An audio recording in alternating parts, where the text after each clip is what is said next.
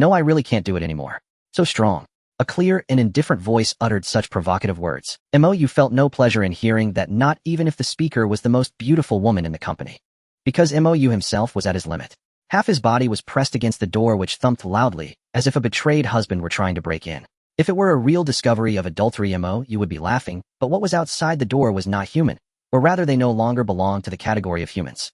Feeling the increasing pressure on the door, Mo gritted his teeth and turned to look at his terrified superior, asking an embarrassingly stupid question. Director, Han, what should we do now?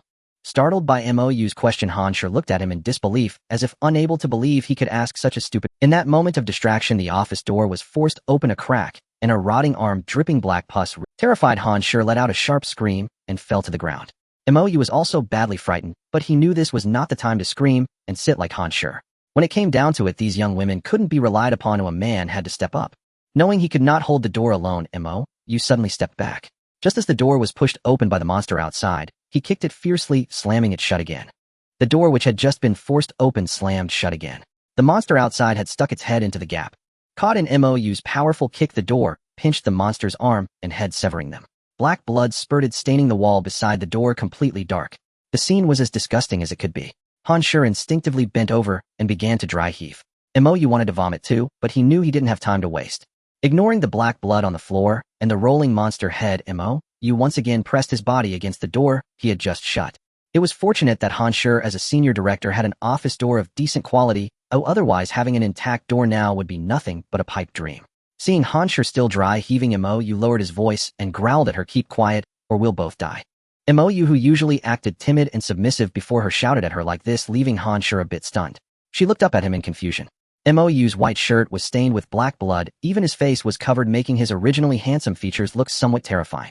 Frightened, she immediately covered her mouth with her hand, indicating she would not make a sound. Mo sighed in relief and pressed his ear against the office door to listen. Faint screams could be heard in the distance, mixed with chilling roars. Mo was covered in cold sweat, unable to understand what was happening. Just moments ago, he was enjoying a pleasant day at work, drinking tea.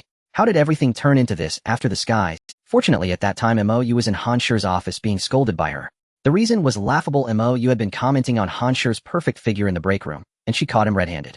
That was why when the sky suddenly darkened, neither Mo nor Han Shi paid much attention, thinking it was just a sudden. It wasn't until they heard screams and chaos from the office area outside that they realized something was wrong. Han Shi wanted to go out and check. It was fortunate that Mo was alert and held her back, otherwise both of them would have become a meal for those monsters. Mo had seen such humanoid monsters before, at least often in American TV shows. They had a fitting name, zombies. Through the office glass, they saw the horrible scene in the work area. Both were terrified, covering their mouths and hiding under Han Shi's huge desk. After waiting for nearly an hour and hearing no more noise outside, they thought about making a run for it. But as soon as they opened the office door, a zombie was right outside, leisurely gnawing on an arm. Han Shi had never seen such a scene. She jumped and screamed, attracting the creature's attention.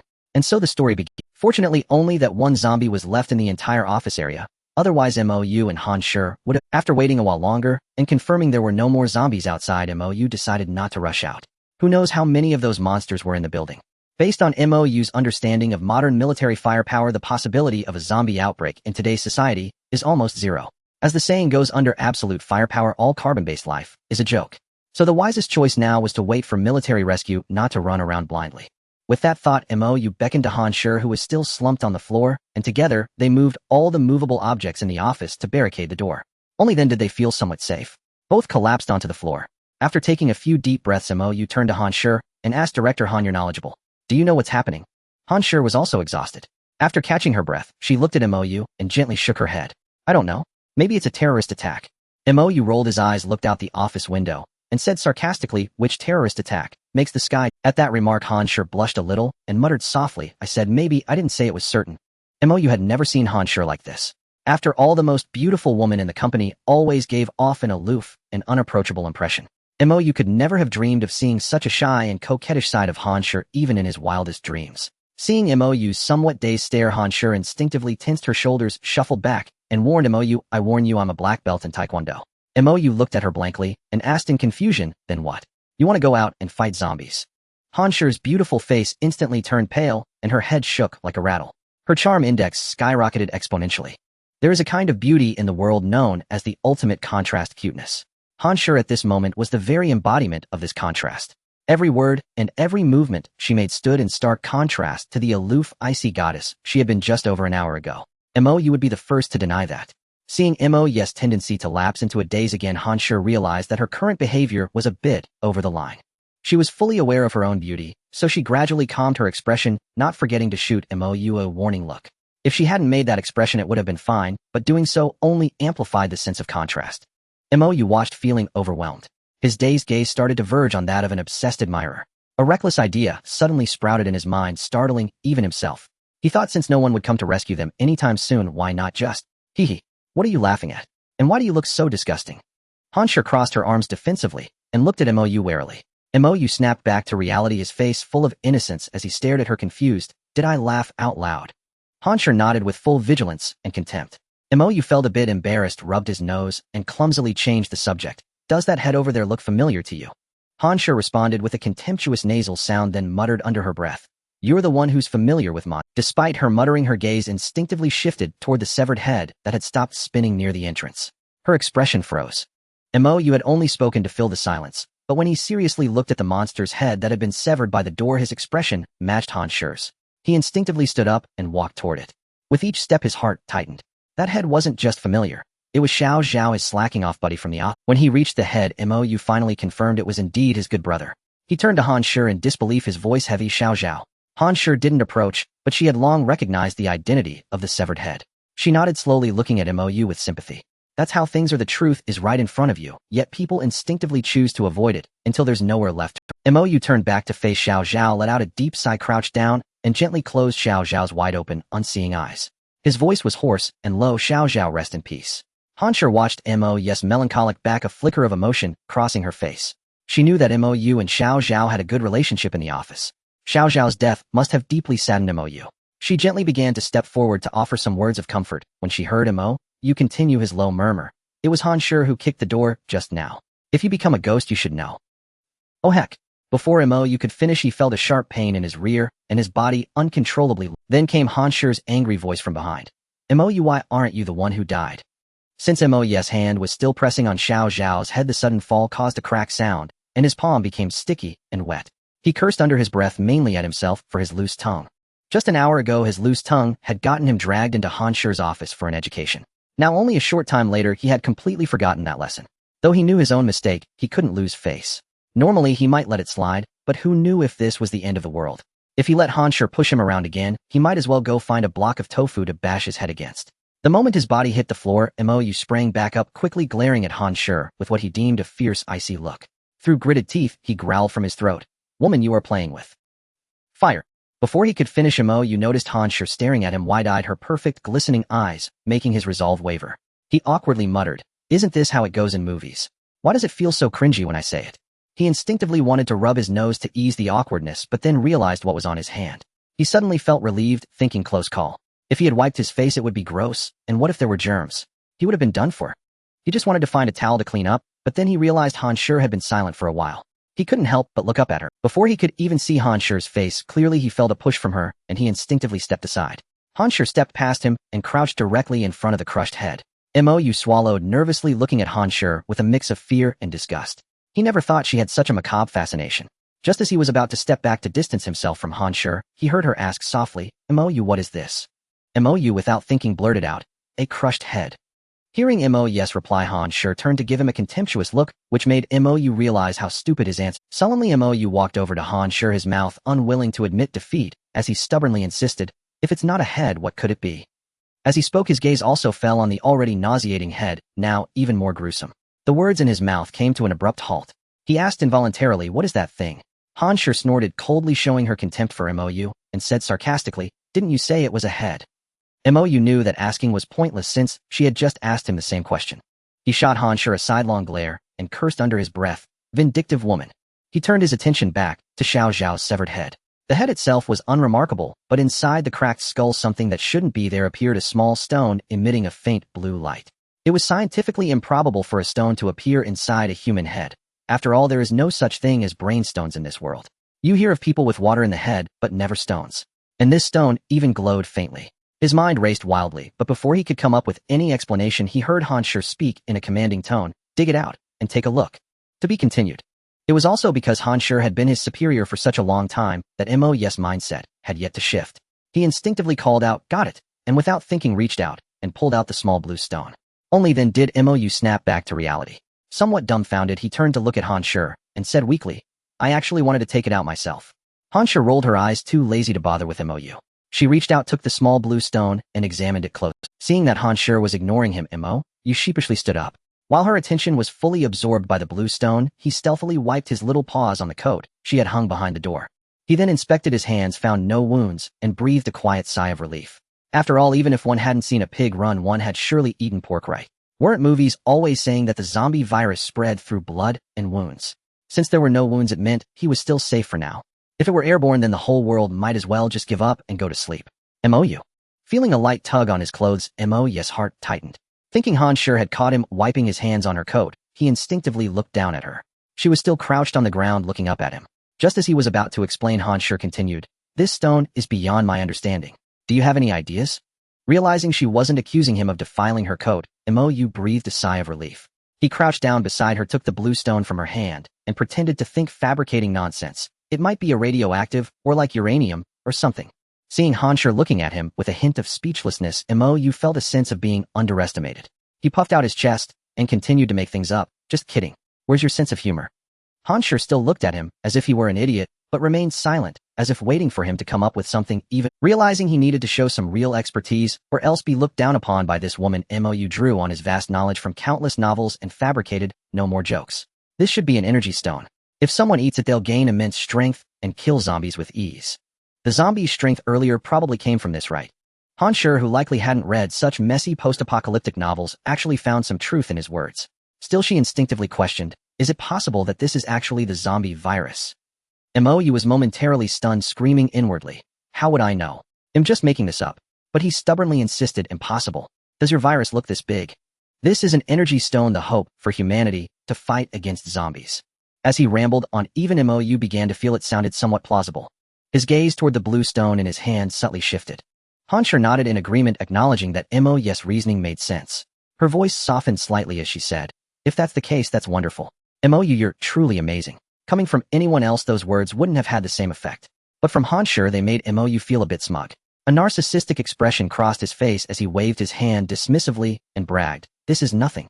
Let me prove it to you right now and show you how I become a Superman." With that, he opened his mouth wide and slowly brought the hand holding the blue stone toward his lips. Han Shi looked at him with admiration, as if she had turned into a fangirl. As the small blue stone drew closer to MOU's mouth, Han Shi clasped her hands together tightly, but her gaze inadvertently drifted to a broken wooden stick nearby, the makeshift weapon MOU had crafted after they had barricaded the door. An action that should have taken just 2 or 3 seconds was deliberately dragged out by MOU into a slow-motion performance, leaving Han Shi's expression somewhat stiff. Yet she still played hard to get, speaking gently. "MOU, can you not do it? Maybe we should just forget it." Whether intentional or not, those words were lethal to any man.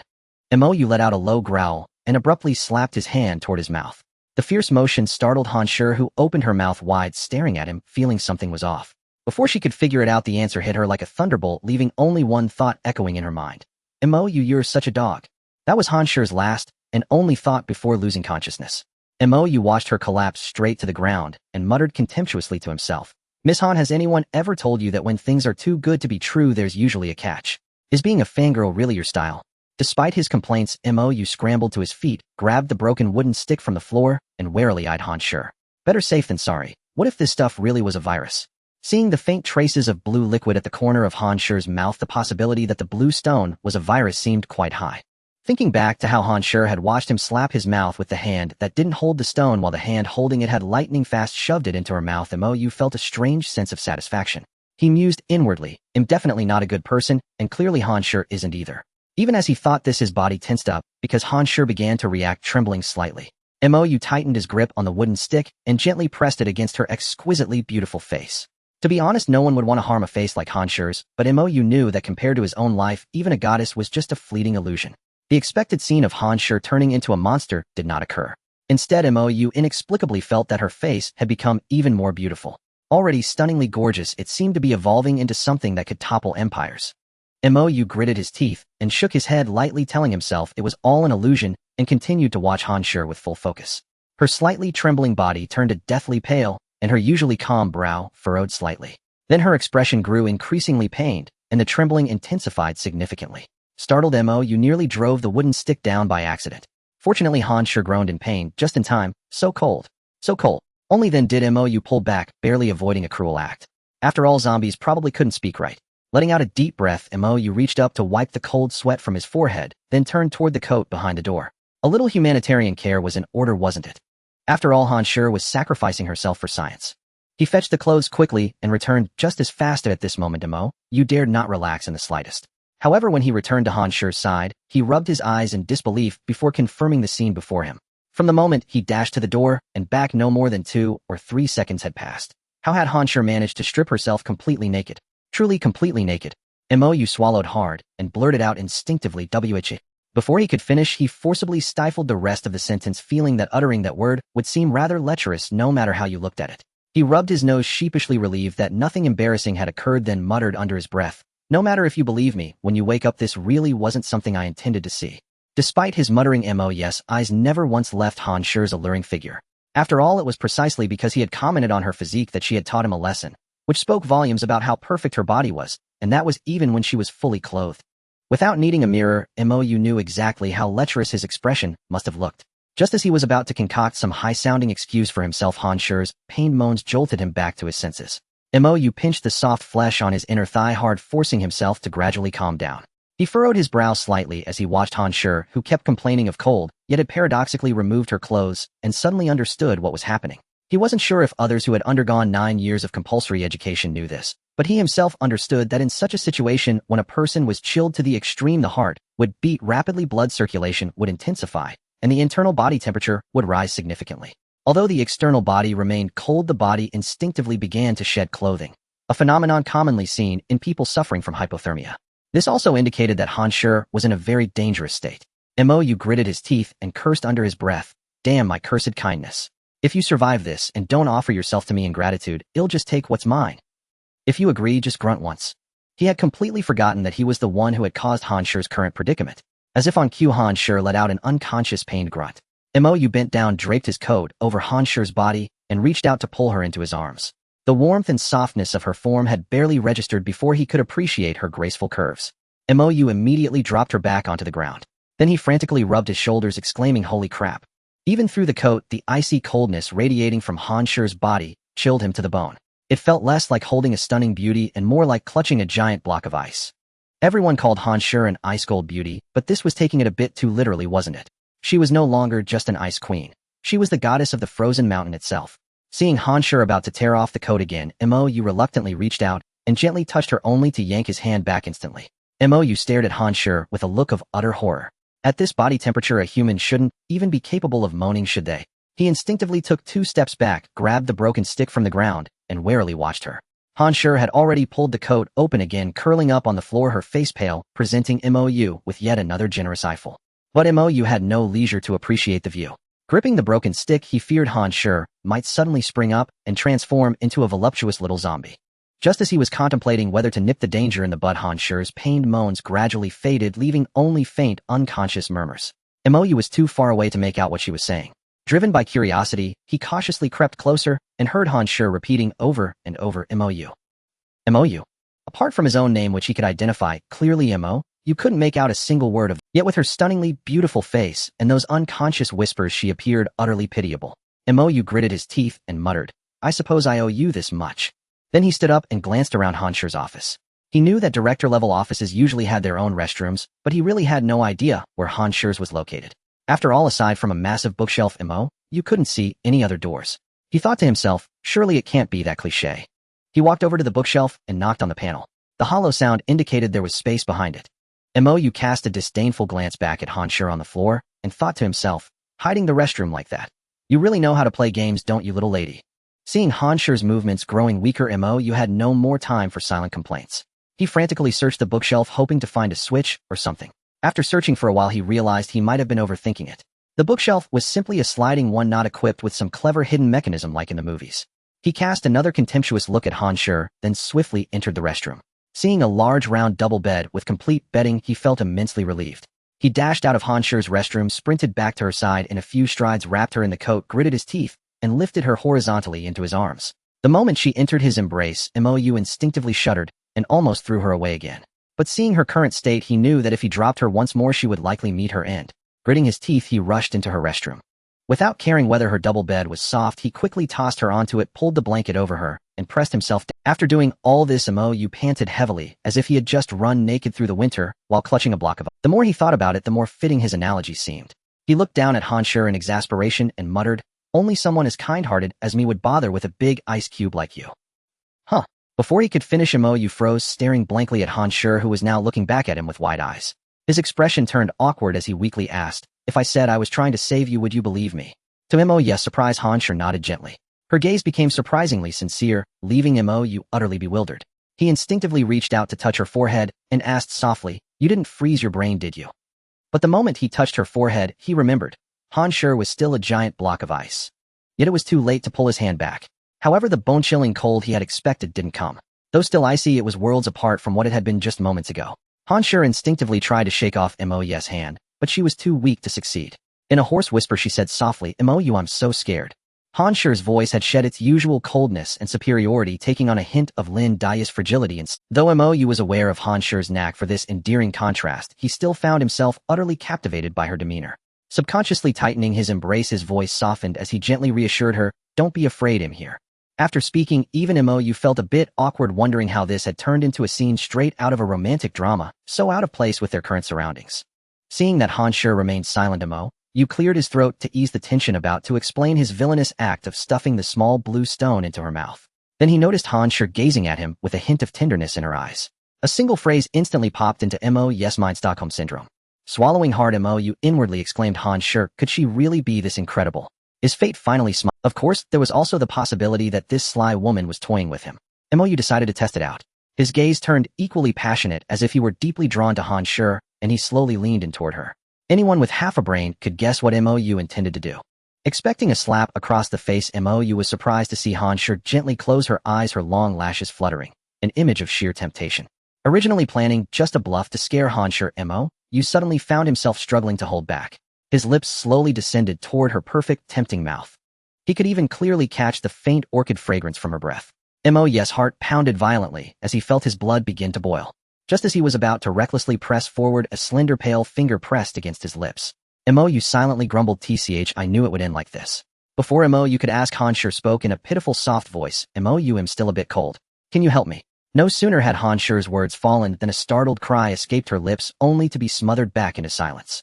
Her eyes flew wide open as she stared in disbelief at the mischievous face inches from her own. Her mind went blank as she screamed inwardly, "Is this guy even human? Does he have any sympathy at all?" For a moment, she forgot to close her mouth, allowing Mo to take full advantage. By the time she came to her senses and wanted to bite off his wretched tongue, Mo suddenly sat up straight and reached for his own shirt, starting to tear it off. Frightened, Han Shi forgot about the slight loss she had just suffered.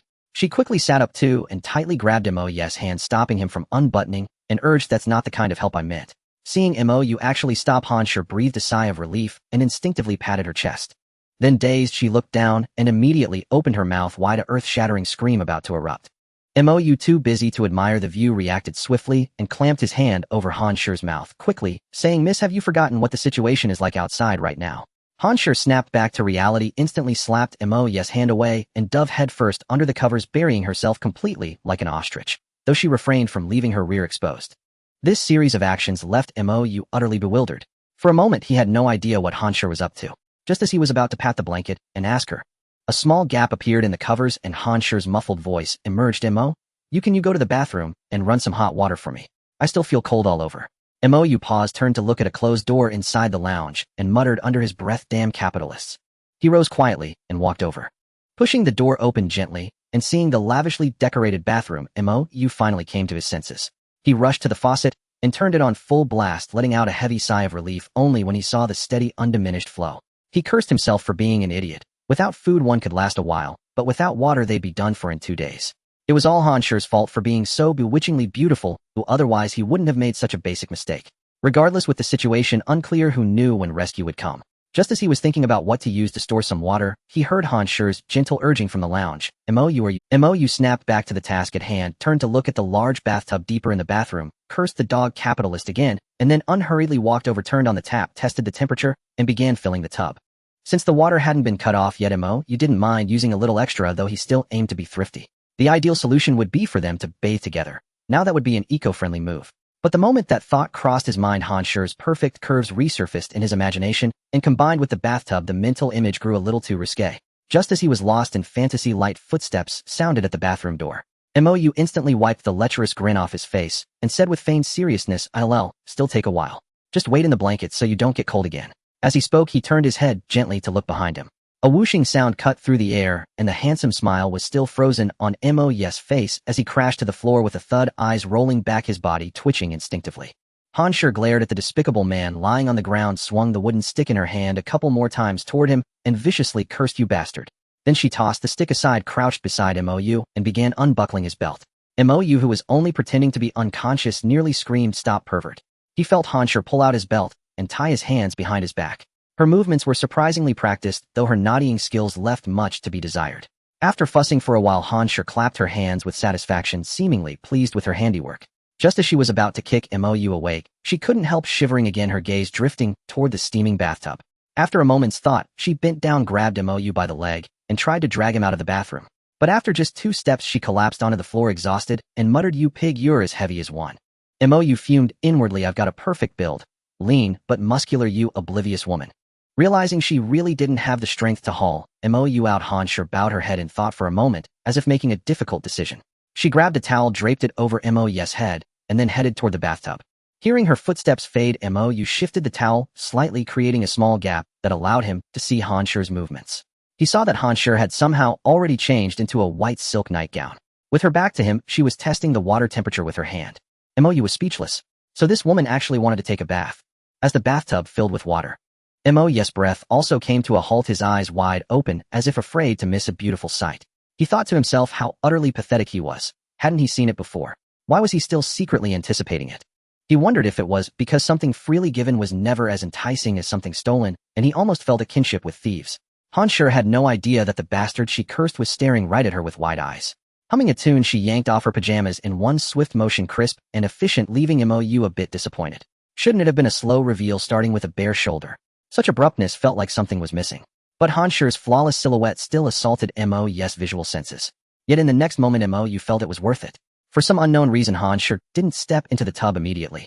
Instead, she glanced down at herself, then extended her hands, as if to weigh something. Although Mou couldn't see her front, he knew exactly what she was doing. The corner of his mouth twitched as he muttered inwardly, "Director Han, you're quite the ruthless one too." Han Shi seemed very pleased with her figure, murmuring to herself with a hint of narcissism, "Still so beautiful." Then she twisted her body, striking a seductive pose. Mou nearly had a nosebleed, screaming internally, "Foul, this is absolutely foul." He dared not look any longer, afraid he would transform into a wolf and charge at her recklessly. The water rippled, and Mou slowly moved the towel aside from his head. Han Shi was already sitting in the tub, lifting water to her face with her hands. In that instant, Mou understood what it meant to witness an ultimate visual feast, to see a lotus emerging from the water. Fortunately, most of Han Shi's body was submerged in the bathwater. Otherwise, Mou couldn't guarantee he could remain so calm. He lost track of how long he stared, barely blinking. It wasn't until Han Shi placed a towel over her face and lay fully relaxed in the tub that Mou snapped out of it, cursing himself as a pervert. He moved his wrist, struggling to undo his belt with his fingers. He dared not make any sudden movements, fearing the noise would alert Han Shi. Though he had been feigning unconsciousness, that blow from Han Shi was no joke. If he hadn't pretended to be out cold, who knew if she would have hit him a few more times. The thought made his scalp tingle, and he silently vowed, "Han Shi, you forced my hand. This is sheer ingratitude, you scheming bitch." As a woman, Han Shi was certainly less knowledgeable than Mou about a man's belt. Once Mou managed to pry the belt open a crack, the rest was simple. In a few quick moves, he re-threaded the belt through his waistband. After all, he couldn't take off his pants to get back at Han Shi, could he? It wasn't about modesty, he simply didn't trust himself. Han Shi's current state was too tempting, and if he lost control, there would definitely be consequences.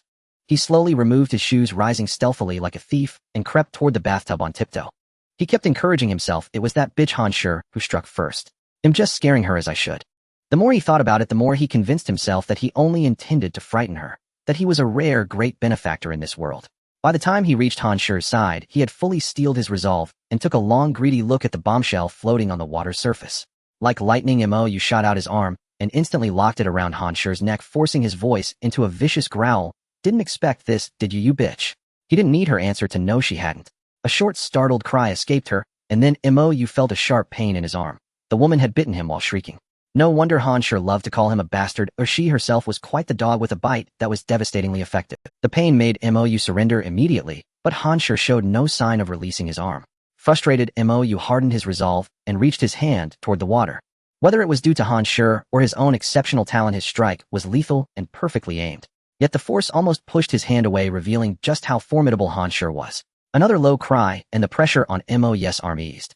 Before he could smirk in triumph, two pale, slender fingers shot straight toward his eyes. Terrified, Mou ducked his head without regard for his dignity, narrowly avoiding the venomous woman's fingers while simultaneously tightening his grip. He felt Han Shi's body go limp, and he knew the scales of this peculiar duel had tipped entirely in his favor. He looked up at her triumphantly, ready to declare victory. But Han Shi's hand, which had failed to gouge his eyes, transformed into an embrace wrapping around his neck. Mou felt a tremendous force, and his entire body was lifted and flung by Han Shi. The only thought in his mind was, if she's a black belt in Taekwondo, he'll eat my belt. With a loud crash, Mou flipped midair and slammed straight into Han Shi's bathtub. Fortunately, Han Shi was a despicable capitalist with a bathtub large enough to prevent his demise, but Mou was far from comfortable. Caught off guard, he swallowed several mouthfuls of Han Shi's bathwater, nearly drowning instead of being killed by the fall. Though he was in agony, Mou dared not pause for a second. As he surfaced, he rolled over and lunged at Han Shi, grabbing. Han Shi, perhaps surprised by her own strength, froze for a moment, and in that instant Mou had already pressed his entire body against hers. She was a fraction too late to react, and Mou caught her squarely. And this bastard was utterly shameless. Han Shi was about to explode with rage, but before she could struggle violently, Mou said with unparalleled audacity, "I wonder if something falls off, will it ever grow back?" Han Shi felt a surge of murderous intent within her. Her eyes turned icy cold as she glared at Mou. Unmoved by her gaze, Mou shrugged nonchalantly and said, "If looks could kill, I'd be dead 1,000 times." Mou was uncertain whether it was due to his provocative words or his actions. He felt that the icy coldness in Han Shi's eyes was so intense that it gave him a chilling illusion, as if murderous intent was surging towards him from all directions. Involuntarily, he shuddered slightly. If he hadn't, Han Shi might have thought he was further provoking her. She gritted her teeth so tightly that Mou could audibly hear the grinding sound, a testament to her fury. Was he really being made to feel that everything was his fault? Just as he was about to apologize instinctively, he caught himself and stiffened his neck, pretending to be tough. "I kindly ran a bath for you, worried you'd catch a chill, and you stabbed me in the back. Is that how you repay kindness with enmity?" Arguing with a woman was a lost cause for Mou. Han Shi growled in an icily cold voice, "If you hadn't shamelessly put that blue stone in my mouth, I wouldn't have suffered so much.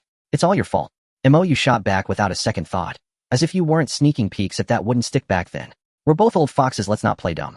With that, he cast a contemptuous glance at Han Shi. She immediately stiffened her neck and retorted, "You say I looked. Prove it. Even if I did, what can you do? Save your explanations for the judge." "Judge? Judge my foot. Don't think your money and power can twist the truth and frame an innocent—" Before Mou could finish, he suddenly realized that this verbal sparring with Han Shi was utterly pointless. He stared blankly at Han Shi and said again, "Miss, it's the end of the world. Can we call a truce first?" Hearing Mou's words, Han Shi also snapped back to reality, acknowledging his reasoning. In this situation, survival was paramount.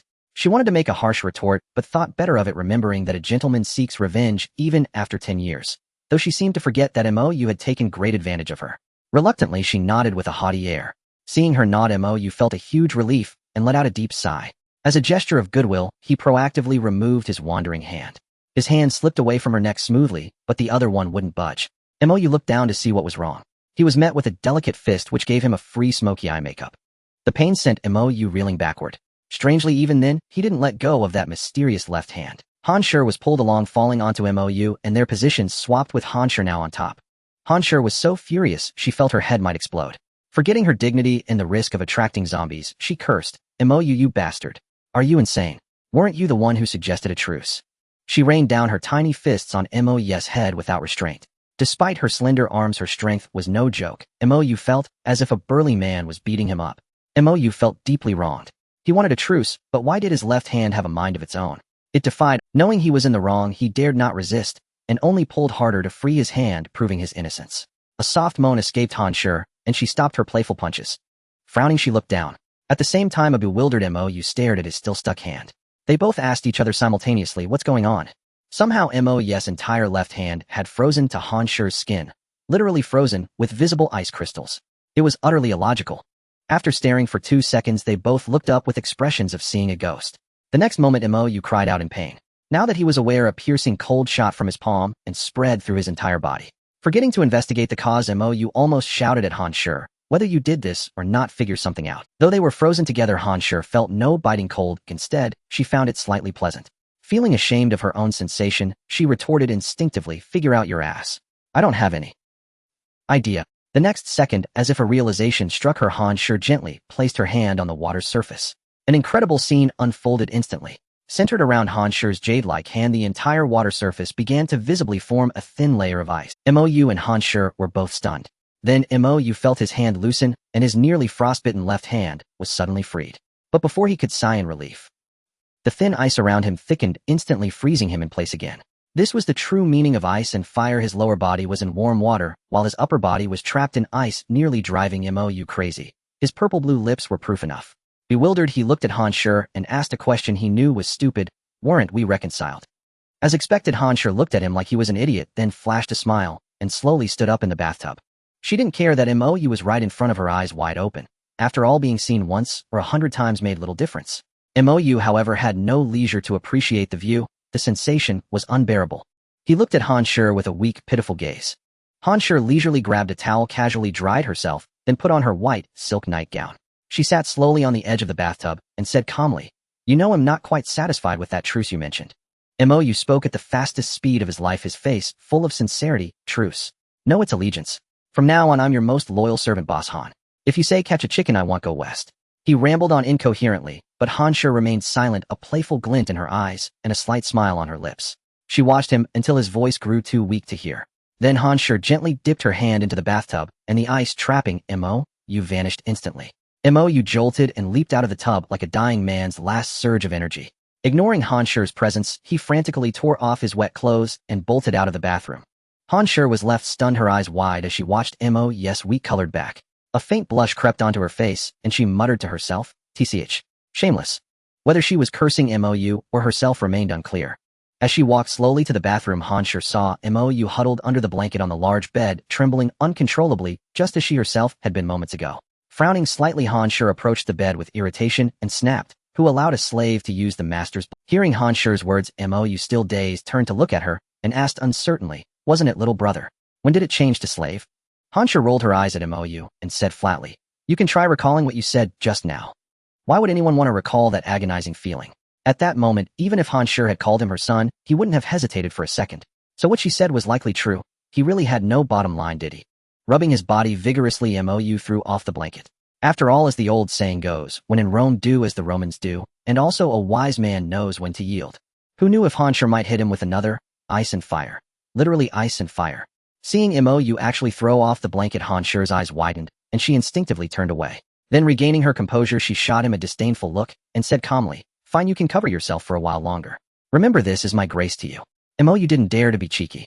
He quickly said, "Thank you, your majesty," and hastily wrapped himself back in the... After all, survival was paramount. Trembling, he watched Han Shi walk to the window and look out at the building. He could visibly see her shiver, as if something terrifying lay outside. Mou didn't need to look to know she had probably seen something. Their little altercation had almost made them forget the apocalypse outside. Were they both just too carefree, or simply dense?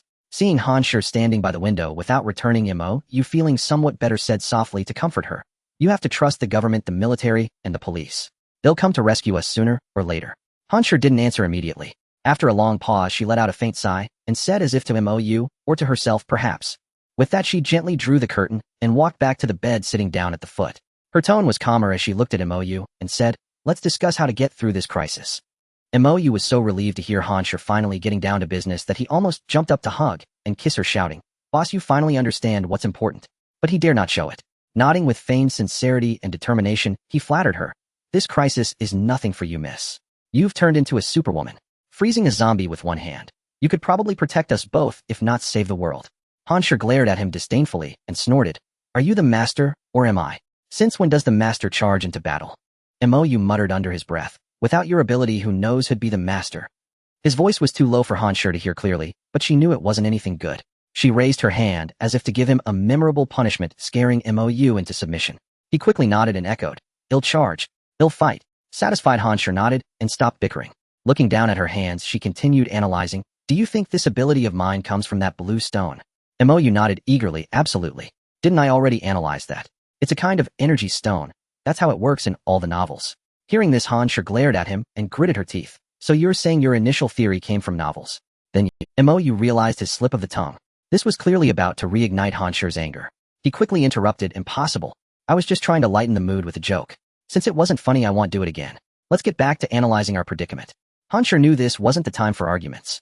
Clenching her fist, she took a deep breath and continued. First, we need to secure our supplies. Next, we need to confirm if all zombies have these stones in their heads. As for the rest, we'll figure it out later.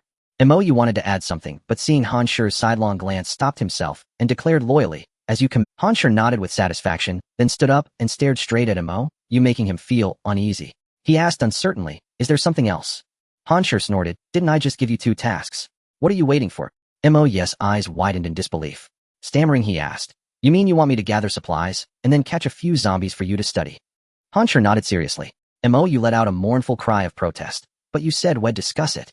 This isn't a discussion, it's an unequal treaty. You're not giving me any rights. Han Shi didn't argue.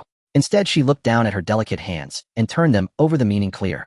You sat up dejectedly and said reluctantly, you win. I give up. Pointing to his wet clothes on the floor, he added, at least let me wait until my clothes are dry. Han Shi glanced at his clothes, walked to the wardrobe, rummaged through it, and tossed a set of men's clothes, of an unknown brand, onto the bed. You stared in shock, thinking to himself, so this is how Han Shi, so young and in such a high position, got there. It's not about ability, but, haha. Seeing you staring at the clothes, Han Shi offered no explanation. She simply looked at him coldly and gave a You snapped back to reality. He glanced at Han Shi, then at the clothes, and gave her a questioning look. She remained unmoved, watching him quietly. You shrugged and thought, if you want to look, go ahead. You were pretty generous yourself earlier. He threw off the blanket and, standing on the bed facing Han Shi, began putting on the clothes she had tossed over. Caught off guard again, Han Shi's pupils dilated. She never expected you to give her such a treat. You, however, coughed awkwardly and quickly turned around, leaving Han Shi with only a view of his sturdy back. He silently cursed himself for still being too inexperienced. Han Shi finally realized what was happening, a faint blush creeping across her cheeks. Seeing that you hadn't noticed, she quickly walked back to the wardrobe, pretending to rummage through her clothes. Soon you was fully dressed. He turned to glance at Han Shi, who appeared busy and was about to speak, when he suddenly slapped his forehead and dashed back to the bathroom. He turned on the faucet, relieved to see the water flowing normally. Although Han Shi's bathwater wasn't exactly undrinkable, he wasn't a pervert. He had no such peculiar tastes, did he? He drained the bathtub, wiped it clean, and quickly refilled it, letting out a long sigh of relief. After all, with water, surviving for 10 days, or half a month, shouldn't be a problem. Thinking it still wasn't safe enough, he turned to rush out, only to find Han Shi standing at the bathroom door, arms crossed like a lazy overseer, silently watching him work. Too exasperated to comment on her tyrannical behavior, he grabbed Han Shi's hand and dragged her to the bathtub, pointing at the water inside. Turn it all into ice. Han Shi shot you a glare and said coolly, are you ordering me? You silently sneered at her pretentiousness, but put on a look of fearful sincerity. Turning it into ice will greatly reduce the chance of accidents.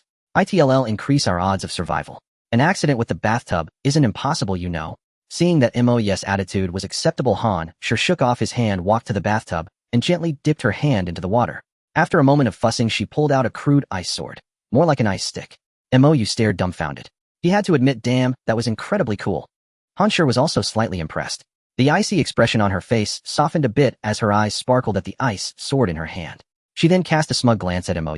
Reluctantly showered her with flattery. Han Shi snorted indifferently, turned back to the bathtub, and said flatly, I'm hungry. Without thinking, Mo echoed, me too. Then he saw the ice sword that had been in Han Shi's hand, now resting on his. Mo quickly changed his tune, grinning obsequiously. He'll go find some. With that, he scurried out of the bathroom. Han Shi nodded in satisfaction, then plunged both hands into the bathtub's water. Stepping out of the bathroom, Mo made a sour face and spat behind him in a self-mocking gesture before reluctantly leaving Han Shi's restroom and returning to her office. He didn't know about others, but his female colleagues usually stashed little snacks at their desks. That was Mo's target, not the break room, since raiding the desks posed the lowest risk. Of course, if Han Shi also had a snack stashing habit, there'd be almost no danger at all. Deciding to act, Mo dashed to Han Shi's massive desk and began frantically searching. However, it turned out Han Shi might not be a woman at all. There wasn't a single edible thing on her desk, absolutely nothing. Refusing to give up, Mo searched twice more, then trudged to the office door with a look of tragic resolve. He had barricaded the door with such effort before, now he had to move everything aside, only this time he was alone. Cursing Han Shi under his breath, he worked without boredom. Finally finished, Mo didn't rush out immediately. Instead, he pressed his ear tightly against the door of Han Shi's office, straining to hear sounds from the outer workspace. He could faintly hear screams and roars, but they seemed distant, though it could also be due to the excellent soundproofing of Han Shi's office. Mo dared not gamble now, a losing meant death. But waiting forever wasn't an option either. Though Han Shi was stunningly beautiful in Mo's mind, she was now even more dangerous than the zombies outside. Gritting his teeth, Mo pushed the office door open, just a crack. Even that tiny gap, barely the size of a thumb, felt like an eternity to him, and he didn't dare take a single breath. He held the door ajar for nearly 5 minutes before letting out a quiet sigh of relief. He had won the gamble. The screams and roars weren't coming from the office area. But Mo still didn't dare relax. He grabbed a small object from the floor, gently opened the door wider, tossed it out, and quickly shut the door again. After waiting a few more minutes, he opened the door a crack again, threw out another small item, and closed it once more. Repeating this several times, Mo finally straightened up, puffed out his chest, opened the office door fully, and strode out with his head held high. But the moment he stepped out of the office, his back hunched again. There was no one around. Who was he showing off for? Even if someone were there, showing off wasn't worth risking his life. Inside Han Shi's office, he hadn't felt it, but once outside, the sensation of the apocalypse hit him immediately. Blood was everywhere, with occasional human organs and shredded flesh, making the floors sticky and slick under his feet. Combined with the hellish screams and howls echoing through the building, Mo's heart nearly jumped out of his chest from sheer tension. Knowing this was no time for fear or lament, Mo set his sights on the desk of a chubby female colleague named. Given that Juan's figure took up 2 desks, Mo was certain she must have hidden snacks there. His reasoning proved sound, but luck wasn't on his side. It wasn't Juan's restocking day. After rummaging through her entire desk, he found only 2 bags of chips. A small mercy. They were the large family-sized bags. Another commotion erupted in the distance. Mo shuddered, abandoned any thought of searching other desks, and tiptoed back to Han Shi's office in a sprint. He repeated his frantic barricading routine, sealing the door once more. He collapsed onto the floor, staring at the 2 bags of chips, and let out a foolish chuckle. Han Shi's irritated voice came from the restroom doorway. What you really needed was some brain pills. Ignoring his sweat-soaked back and Han Shi's mockery, Mo pointed proudly at the chips on the floor. Chips, and large ones. Ever seen those? Han Shi still looked at him like he was an idiot. She walked over, picked up a bag, tore it open without a word, grabbed a huge handful, and stuffed it into her mouth. Mo was stunned. It seemed Han Shi was truly starving. She had abandoned all pretense of her goddess image. Han Shi disregarding all decorum, and Mo also snapped back to reality. These 2 bags of chips were ones she had risked her life to retrieve. If that wretched woman devoured them all, she would surely be crying herself to sleep in the restroom. Without any sense of dignity, she grabbed the other bag, opened it without a second thought, and stuffed a large handful into her mouth. Before she could even swallow the chips in her mouth, her hand was already reaching into the bag again. Then she was utterly dumbfounded, staring blankly at Han Shi, who looked equally stunned, and asked uncertainly, "That's it?" Han Shi, perhaps unable to accept the reality herself, nodded reluctantly, answering Mo's question. Mo let out a "damn it," and threw the empty bag in her hand to the ground, gritting her teeth and cursing bloody profiteers, damn capitalist dogs. Such a huge bag, and there's only this pathetic amount inside. Han Shi nodded in agreement with Mo, tossing the bag down furiously and muttering, "There really are people in this world who can sell air. They sure know how to do business." Then, realizing she herself was somewhat of a capitalist, she rolled her eyes at Mo in annoyance and said, "All right, stop complaining. Shall we keep looking? This isn't even enough to fill a tooth gap." Mo glanced at the office door they had barricaded again, then lay down on the floor with a look of utter despair. The little she had eaten wasn't even enough to make up for the sweat she had just shed. It was clearly a huge loss. Seeing Mo sprawled out and not following her orders, Han Shi walked over and gave him a kick, commanding, "Stop playing dead, or it'll make you regret it." Mo's face twisted in misery, but his tone hardened slightly as he retorted, "Even if you beat me to death, I'm not going out alone to find food again. Either way, I'm dead. Might as well die comfortably. Come on then." Mo's roguish attitude genuinely angered Han Shi, and she wanted to teach him a lesson. But after a moment's thought, she relented slightly and said in exasperation, "Fine, we'll go together. Any objections now?" This was exactly what Mo had been waiting for. After all, Han Shi was now something of a superhuman, and being with her would at least increase his chances of survival. Moreover, Mo understood better than anyone that if he got used to being bossed around by Han Shi, life would become difficult later. If others wouldn't grant him his rights, he had to fight for them himself, didn't he? Without further ado, he scrambled to his feet and began the task of clearing obstacles again. Han Shi, without any fuss, also lent a hand. With 2 people working, especially a man and a woman, the pace quickened considerably. Before long, Mo and Han Shi stood in the department office outside Han Shi's office. Mo had already seen the scene and was somewhat prepared, but Han Shi, witnessing the carnage for the first time, felt nauseous and bent over about to vomit. Startled, Mo quickly supported her, whispering urgently, "Don't throw up. Who knows if we'll find any more food." Hearing this, Han Shi found it reasonable. She struggled to suppress the rising acid, patted her chest, and waved at Mo to indicate she was fine. Mo released her and headed toward a workstation he thought might store food. After just 2 steps, Han Shi grabbed his Mo turned around in confusion to see Han Shi looking at him with a puzzled expression. "What are you doing?" she asked. Mo shot her a look as if she were an idiot, but still explained, "Looking for food." "What else?" Han Shi pointed toward the break room. and said coldly, "Look there." Mo's eyes widened in shock. Though he didn't say a word, his gaze clearly labeled Han Shi as insane. Why risk life and limb when you could find food safely? That was either madness or idiocy. Han Shi immediately understood his meaning. She slapped him and explained impatiently, "Workstations only have snacks to satisfy cravings. Do you think that'll fill your stomach? Even if it does, how many meals can it last? We have to go to the break room." The shock in Mo's eyes faded. Han Shi's reasoning was sound, but he still refused. Between starving to death and being eaten by zombies, he'd choose starvation any day. He shook his head frantically. Han Shi looked at him with utter contempt and asked the soul-searing question, "Are you even a man?" Mo was instantly indignant, screaming inwardly, "Didn't you just see if I'm a man?" He dared to think it, but not say it aloud. He muttered softly, "We can discuss that in the restroom later, but the break room isn't absolutely necessary right now, is it?" Seeing that she couldn't convince him, Han Shi didn't waste words. She pulled out her ice sword from behind her back and stared at Mo. Was completely stunned. He hadn't noticed when she had tucked that thing behind her back.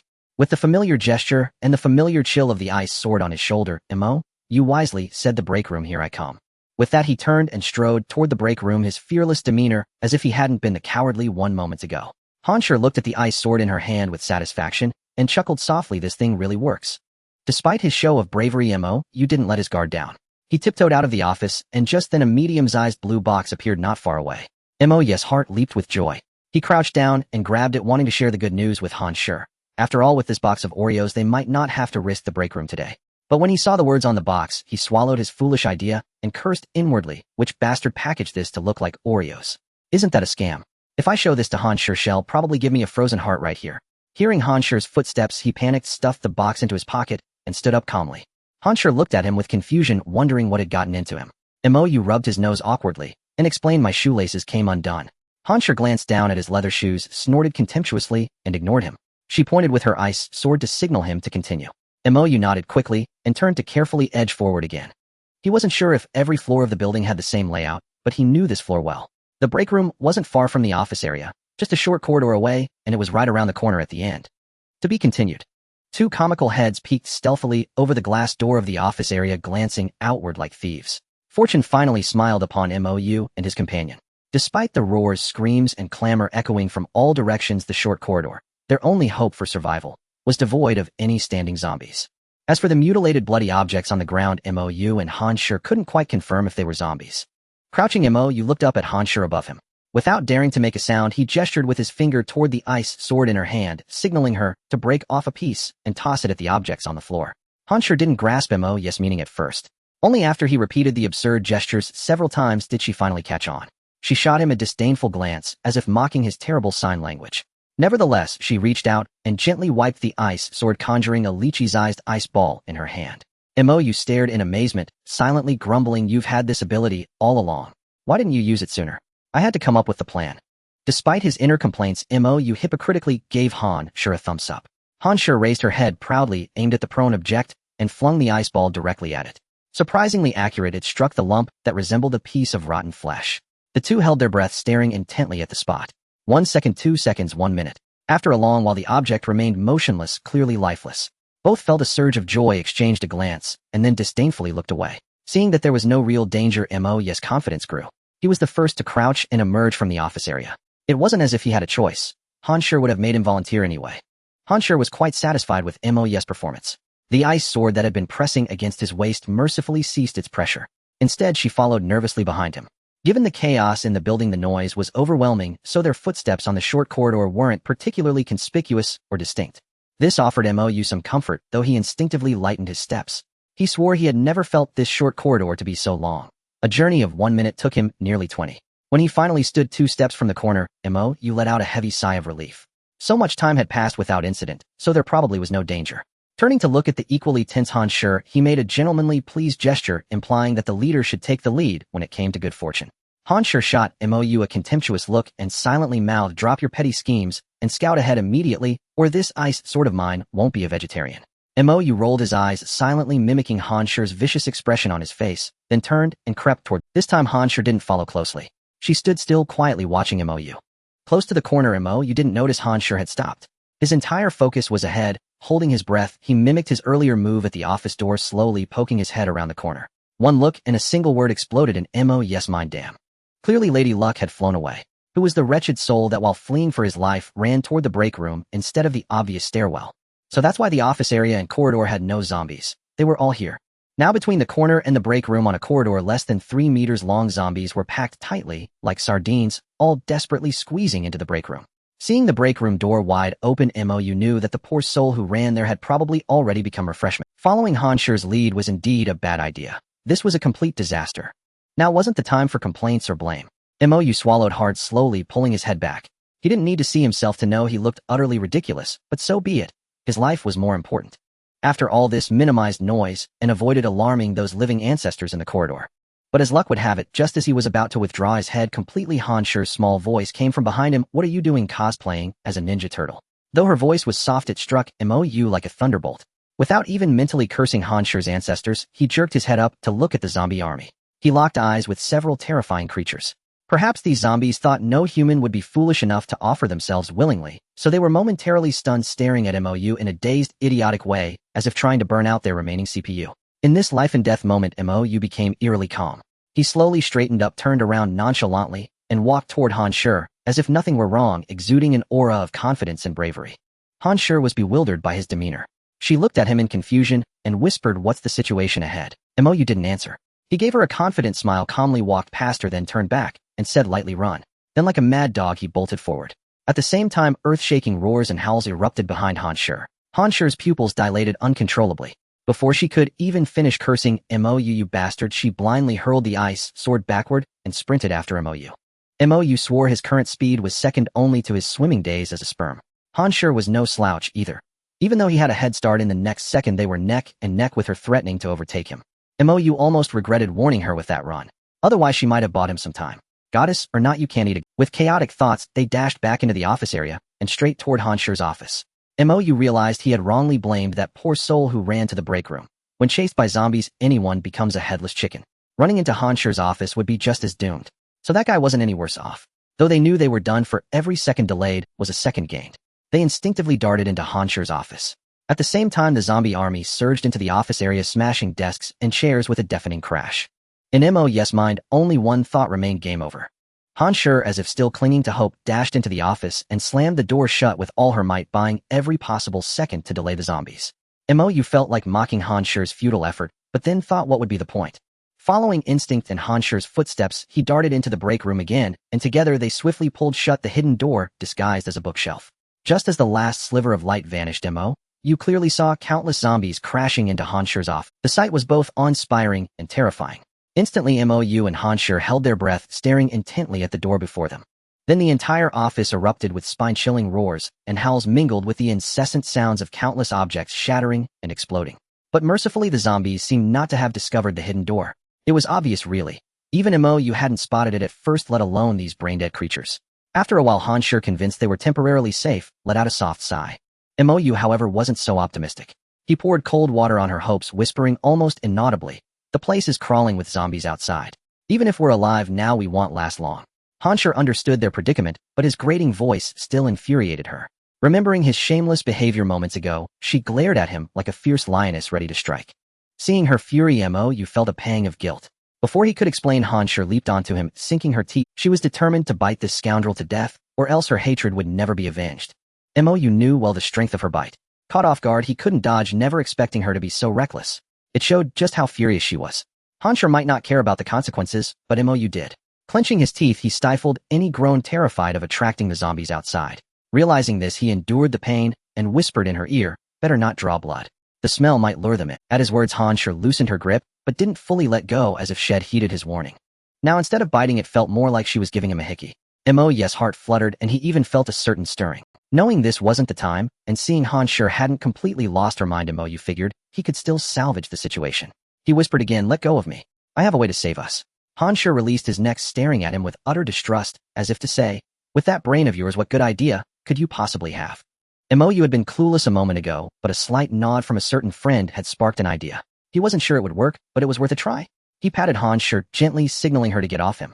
Only then did she realize she was clinging to him like a koala. Biting his neck for revenge was one thing, but now it looked like she was throwing herself at him. She quickly jumped off, glaring at him, as if he were the one taking advantage of her. MOU couldn't be bothered to argue. He pulled out the blue box head found outside, and waved it triumphantly at her, signaling this was their ticket to survival. Han Shi was confused until she saw the label on the box. Then she froze, trembling with rage, her dark hair even seeming to frost over. She was clearly ready to go down together with Mou. Seeing her reaction, Mou knew she had misunderstood again. How could such a perfect goddess have such a dirty mind? Completely forgetting her misunderstanding, he focused on the box of condoms in his hand. Without delay, he gestured for her to wait and watch. He crouched down, tore open the package, pulled out all the condoms, ripped each wrapper, and blew them up one by one. His bizarre actions left Han Shi wondering whether to despise him or pity him. After all, only an idiot would do something. She thought to herself, is he planning to blow up these balloons and jump off the building? The image sent a shiver down. Her gaze shifted to one of sympathy. Mou, unaware of her thoughts, was blowing until his cheeks ached. He cursed the pervert who bought so many at once. He never knew these came in packs of 100, or he wouldn't have mistaken the box for Oreos. As he grumbled inwardly, he quickly inflated all the condoms and laid them out on the floor. Then he looked up at Han Shi with longing in his eyes. Seeing his greasy lips and eager gaze, Han Shi shuddered. She crossed her arms and said firmly, "Don't even think about it. I'd rather die than agree." Mou looked utterly defeated. Too tired to explain, he said weakly, "Can you make a small dagger? I need it for something important. I have a big use for it." Seeing his expression and tone, Han Shi's cheeks flushed briefly, but she quickly recovered. Glaring at him, she slipped into the bathroom and returned with a mini dagger for him, while she held a dagger plus herself, watching him warily. Clearly, she still didn't trust him. Mou ignored her, took the small dagger, and began poking holes in each condom, precisely at the tip. Han Shi winced at the sight. She wanted to ignore him, but curiosity got the better of her. She kept watching, wondering what his brilliant plan was. If it failed, a wicked smile curled her lips as she glanced at her dagger. She thought, then he'll make sure you never use those things. Once the holes were done, Mou stacked all the condoms together, forming a makeshift rubber tube. Proud of his masterpiece, he looked up at Han Shi and mouthed, "Now get ready to witness a miracle." To be continued. Gazing at the object in Mou's hand, Han Shi didn't anticipate any miracles, but she did spot a freak. Her eyes filled with vigilance and contempt, she stared at Mou in silence, as if speaking one more word with him would infect her with his foolishness. Mou looked down at the object in his hand, feeling a bit embarrassed, chuckled awkwardly, stood up, and headed toward the bath. Despite her disdain, Han Shi was still curious about Mou's plan. She lightly followed him, but the dagger plus in her hand never left his lower region, measuring how to fulfill her earlier promise. Little did Mou know he was already on the brink of becoming a civil servant. He busied himself by tying one end of the tube to the faucet. Then, as if cherishing a precious treasure, he cautiously backed out of the bathroom with his rear sticking out, only to bump into Han Shi behind him. Confused, he turned to look at her, a hint of blame in his eyes, as if asking why she was causing trouble instead of helping. Glancing at the dagger in her hand, he quickly behaved himself and flashed her a fawning smile. Han Shi felt disgusted, stepped aside with disdain, and continued watching this oddball work. Without Han Shi's interference, Mou quickly placed the other end of the tube at the entrance of the lounge. Finding the right spot, he squeezed it through a crack into Han Shi's office. At this point, Han Shi vaguely guessed what Mou was up to. She slowly lowered her dagger, touched her chin, and pondered the probability of success. Mou didn't care about probabilities. After securing the tube, he rushed back to the bathroom without delay, and as if possessed by Parkinson's, he slowly began to turn the faucet. After all, it wasn't a real pipe. If he opened it fully, it might cause a disaster. Of course, that disaster referred to the lives of Han Shi and himself. Fortunately, this artifact withstood the test. It slowly expanded, gradually filling the entire hose. Though there was slight leakage, it didn't affect its water conductivity. Only then did Mou truly breathe a sigh of relief. He sat down on the floor and wiped the cold sweat from his. Han Shi had only guessed earlier, but now she was 100% sure what Mou was doing. She thought to herself, this bastard does have some quick wit, he's not completely useless. Seeing Mou looking at her with a smug expression, Han Shi curled her lips and whispered with such a small flow how Mou instinctively wanted to reply, but then heard noises from outside the door. Startled, he jumped up, walked to Han Shi in a few steps, grabbed her hand, and headed toward the large bed. Earlier, without any chance of survival, Han Shi wasn't afraid to perish together with Mou. But now that there was a glimmer of hope, her readiness to die vanished. She didn't struggle much, just glared at Mou angrily. Without explaining, Mou pushed her onto the bed and pulled the covers over both of them. Startled, Han Shi opened her mouth to scream, as if her courage to perish together had returned. As if anticipating this, Mou covered her mouth and complained preemptively, "Why were you talking so loud earlier? Do you want to attract all the zombies?" Muffled by the blanket, his voice still stunned Han Shi. She pushed his hand away and retorted, "As if you weren't talking just as loudly outside." Without hesitation, Mou fired back, "I'm different. Earlier there was no hope. Sooner or later we'd die. Now that I've finally had a moment of brilliance, how could I be careless about details?" Han Shi wasn't backing down, and soon they were locked in a verbal spar. Neither noticed how awkward their position under the blanket had become. Unconsciously, one of their voices faded. Their breathing slowly calmed, and for a long time no sound came from beneath the covers. The first rays of dawn filtered through the half-drawn curtains, scattering specks of light onto the large white surface. A beam of light fell directly on a flawlessly beautiful face. Under the sunlight, her ethereal beauty seemed otherworldly, exuding a sacred, inviolable purity. Had it not been for the large hand on her chest, that sanctity would have been absolute. Han Shi slowly opened her eyes, but the sunlight forced them shut again. She murmured, "Shaoli, why didn't you wake me?" Before she could finish, the events of yesterday flooded her mind. Startled, she sat up straight on the bed, only to be pulled back down by someone and wrapped in a broad chest. She knew exactly who the scoundrel was. Turning her head with burning hatred, she glared at Mo's infuriating face. Consumed by rage, she gritted her teeth and bit down on his arm. At the same time, her hand quickly covered his mouth. As expected, Mo was about to cry out in pain, but Han Shi's hand muffled the sound. After a moment of confusion, he realized their current predicament. He looked at Han Shi with an innocent expression, as if he had no idea why she was suddenly going mad. After biting for a while longer, perhaps feeling the awkwardness of their position, Han Shi let go, sat up, glared fiercely at Mo, and jerked her chin to signal him to get to work. Mo wanted to protest against the heartless capitalist, but knowing he still needed her help, he obediently got up and climbed out of bed. His foot sank into ankle-deep water, and joy spread across his face. If the lounge had this much water, the office must have even more. Careful not to make too much noise, Mo crept to the lounge door and pressed his ear against it to listen. After listening intently, his smile grew wider. The growls were few, but the sound of splashing water was loud, meaning the water outside was far deeper. This greatly increased their chances of survival. Forcing what he thought was a handsome, sunny smile, Mo turned to Han Shi, who was still sulking on the bed, and mouthed silently, "Boss Han, time to get to work." Han Shi initially had no intention of engaging with Mo, but her stomach let out an untimely growl. Left with no choice, she also quietly slipped out of bed, wading through the water to stand beside Mo. With her arms crossed and an arrogant sidelong glance, she seemed to be waiting for Mo to beg her. She had expected Mo to struggle a bit, but to her surprise, he immediately clasped his hands together and gave her This left Han Shi momentarily stunned, followed by a look of utter disdain. When Han Shi still remained unmoved, Mo promptly bowed again, startling her so much that she pressed her hand on his shoulder, afraid this shameless fool would give her a third bow. She shot Mo an exasperated glare, then, without bending down, she slowly closed her eyes. A thin layer of ice began to form around her delicate white feet, spreading like a sentient force toward the office. It was unclear when she had taken off her shoes, but that was beside the point. The real surprise was how not only was Han Shi beautiful, but even her feet were so adorable and alluring. Mo was certain he wasn't some perverted foot fetishist, yet he was still stunned by her feet. He instinctively swallowed, about to look away, when his expression turned bitter as he glanced down at his own feet. Bewitched by lust. Mo, why the hell didn't you get out of the water first? He screamed inwardly. But it was too late. Han Shi kept her eyes closed, and no matter how much Mo gestured, she wouldn't open them. Seeing her face grow pale, he gave up, disturbing her, resigned to endure the bone-chilling cold as punishment for his own lecherous thoughts. Fortunately, it didn't last long. Han Shi plopped down on the ice exhausted, and said weakly, "The outside should be frozen solid now. Go check." Then she looked at Mo, who pointed miserably at his own frozen feet. Han Shi let out a disdainful snort, struggled to her feet, walked over, and placed her hand on the ice around him. The ice vanished instantly. Ignoring the cold, Mo promptly gave her a thumbs up. Flattery always came first, no matter what. Pale-faced Han Shi couldn't be bothered with him. She shot him a look and staggered back toward the large bed. Mo quickly sat on the ice, kicked off his shoes, and frantically rubbed his poor frozen feet. Once he recovered, he dashed back to the restroom door and pressed his ear against it. The howling from outside startled him. It was far louder and more chilling than before. Steadying himself, he listened intently, but heard no splashing amid the roars. A flicker of hope rose, but he remained cautious. He gently tapped the door twice, and the howling intensified, yet there was no sound of impact against the door. Relieved, Mo stood up straight, hands on his hips, and laughed loudly. 30 years in the East, 30 years in the West. Don't bully a young. Before he could finish his boast, a pillow smacked him square in the head, shattering his perfect moment.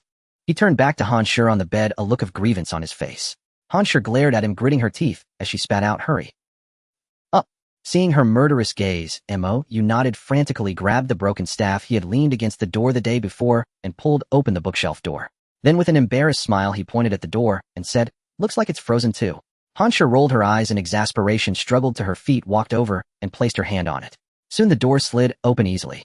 Mo saluted Han Shi and said, "Rest assured, leader, he'll get the job." With that, he yanked open the bookshelf door, revealing the horde of zombies in Han Shi's office. Seeing Mo, the zombies frozen to the ground instantly lit up with green light in their eyes, snarling and lunging toward him. It gave him quite a start, and he nearly turned to flee back into the restroom. But realizing none could break free from Han Shi's ice, his confidence soared. Clutching the broken staff, he inspected them one by one like a general reviewing his troops. There were about 20 zombies in the office, a number that sounded small, but facing them was a different kind of shock. His heart still pounded. To avoid further trouble, he decided to finish them off quickly, but not before a final boast. "Tough luck, you bastards. You messed with the wrong people. With a low growl, he drove the broken staff straight into the eye of the nearest zombie. Reality fell short of expectation. The strike didn't kill it instantly. Instead, the staff lodged in its eye socket, making for a horrifying sight. Embarrassed, Mo glanced behind him. Seeing that Han Shi wasn't watching from the doorway brought him some comfort. Though he avoided some shame, anger surged within him. He grabbed the wildly flailing staff, gritted his teeth, and with a roar drove it all the way through. The zombie, which had been thrashing moments before, went limp like an unplugged machine and crashed to the floor. Mo stepped on its head slowly, pulling the staff free. A grin spread across his face as he charged toward the next one. A bag of snacks landed on Han Shi. Pale-faced, she struggled to lift her head and saw Mo standing by the bed covered in black blood, his expression cold and detached as he looked at her. He did look impressive, but Han Shi wasn't buying it. She opened the snack bag, eating as she said, "If I'm not mistaken, someone was so busy showing off that they forgot to do something, didn't they, eh?"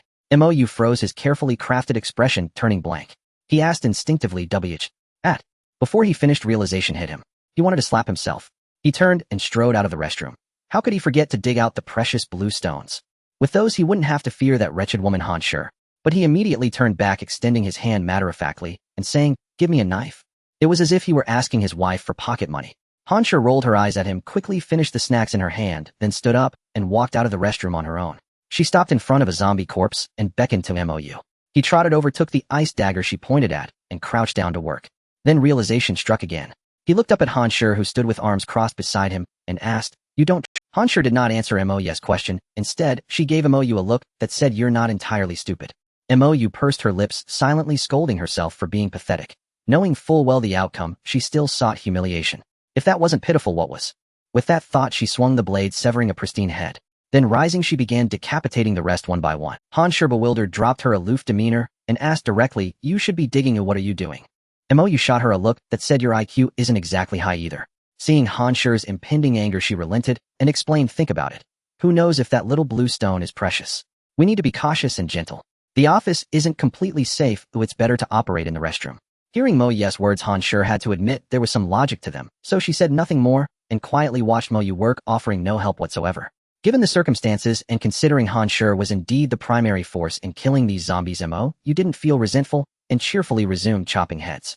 When she finally moved all 19 heads into the restroom, they no longer seemed terrifying in her eyes. In fact, they almost appeared endearing.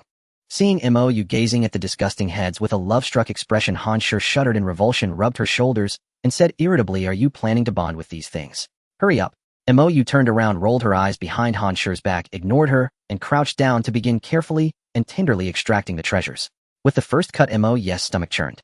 Thinking was one thing, but actually doing it was a visual overload, utterly nauseating. Yet determined to turn her luck around, she endured the immense disgust and groped through the brains bit by bit. At first she was slow and gentle, but soon her movements grew larger and faster. There was no little blue stone. Nothing at all. Only the brain matter reminiscent of some spoiled stinky tofu. Bewildered, she looked up at Han Shi, who was equally nauseated, and said innocently, "You saw it. I didn't hide any stone, did I? There simply isn't one." Though the sight of Mo's operation was sickening, Han Shi forced herself to watch the entire process, and indeed saw no little blue stone pulled from the head.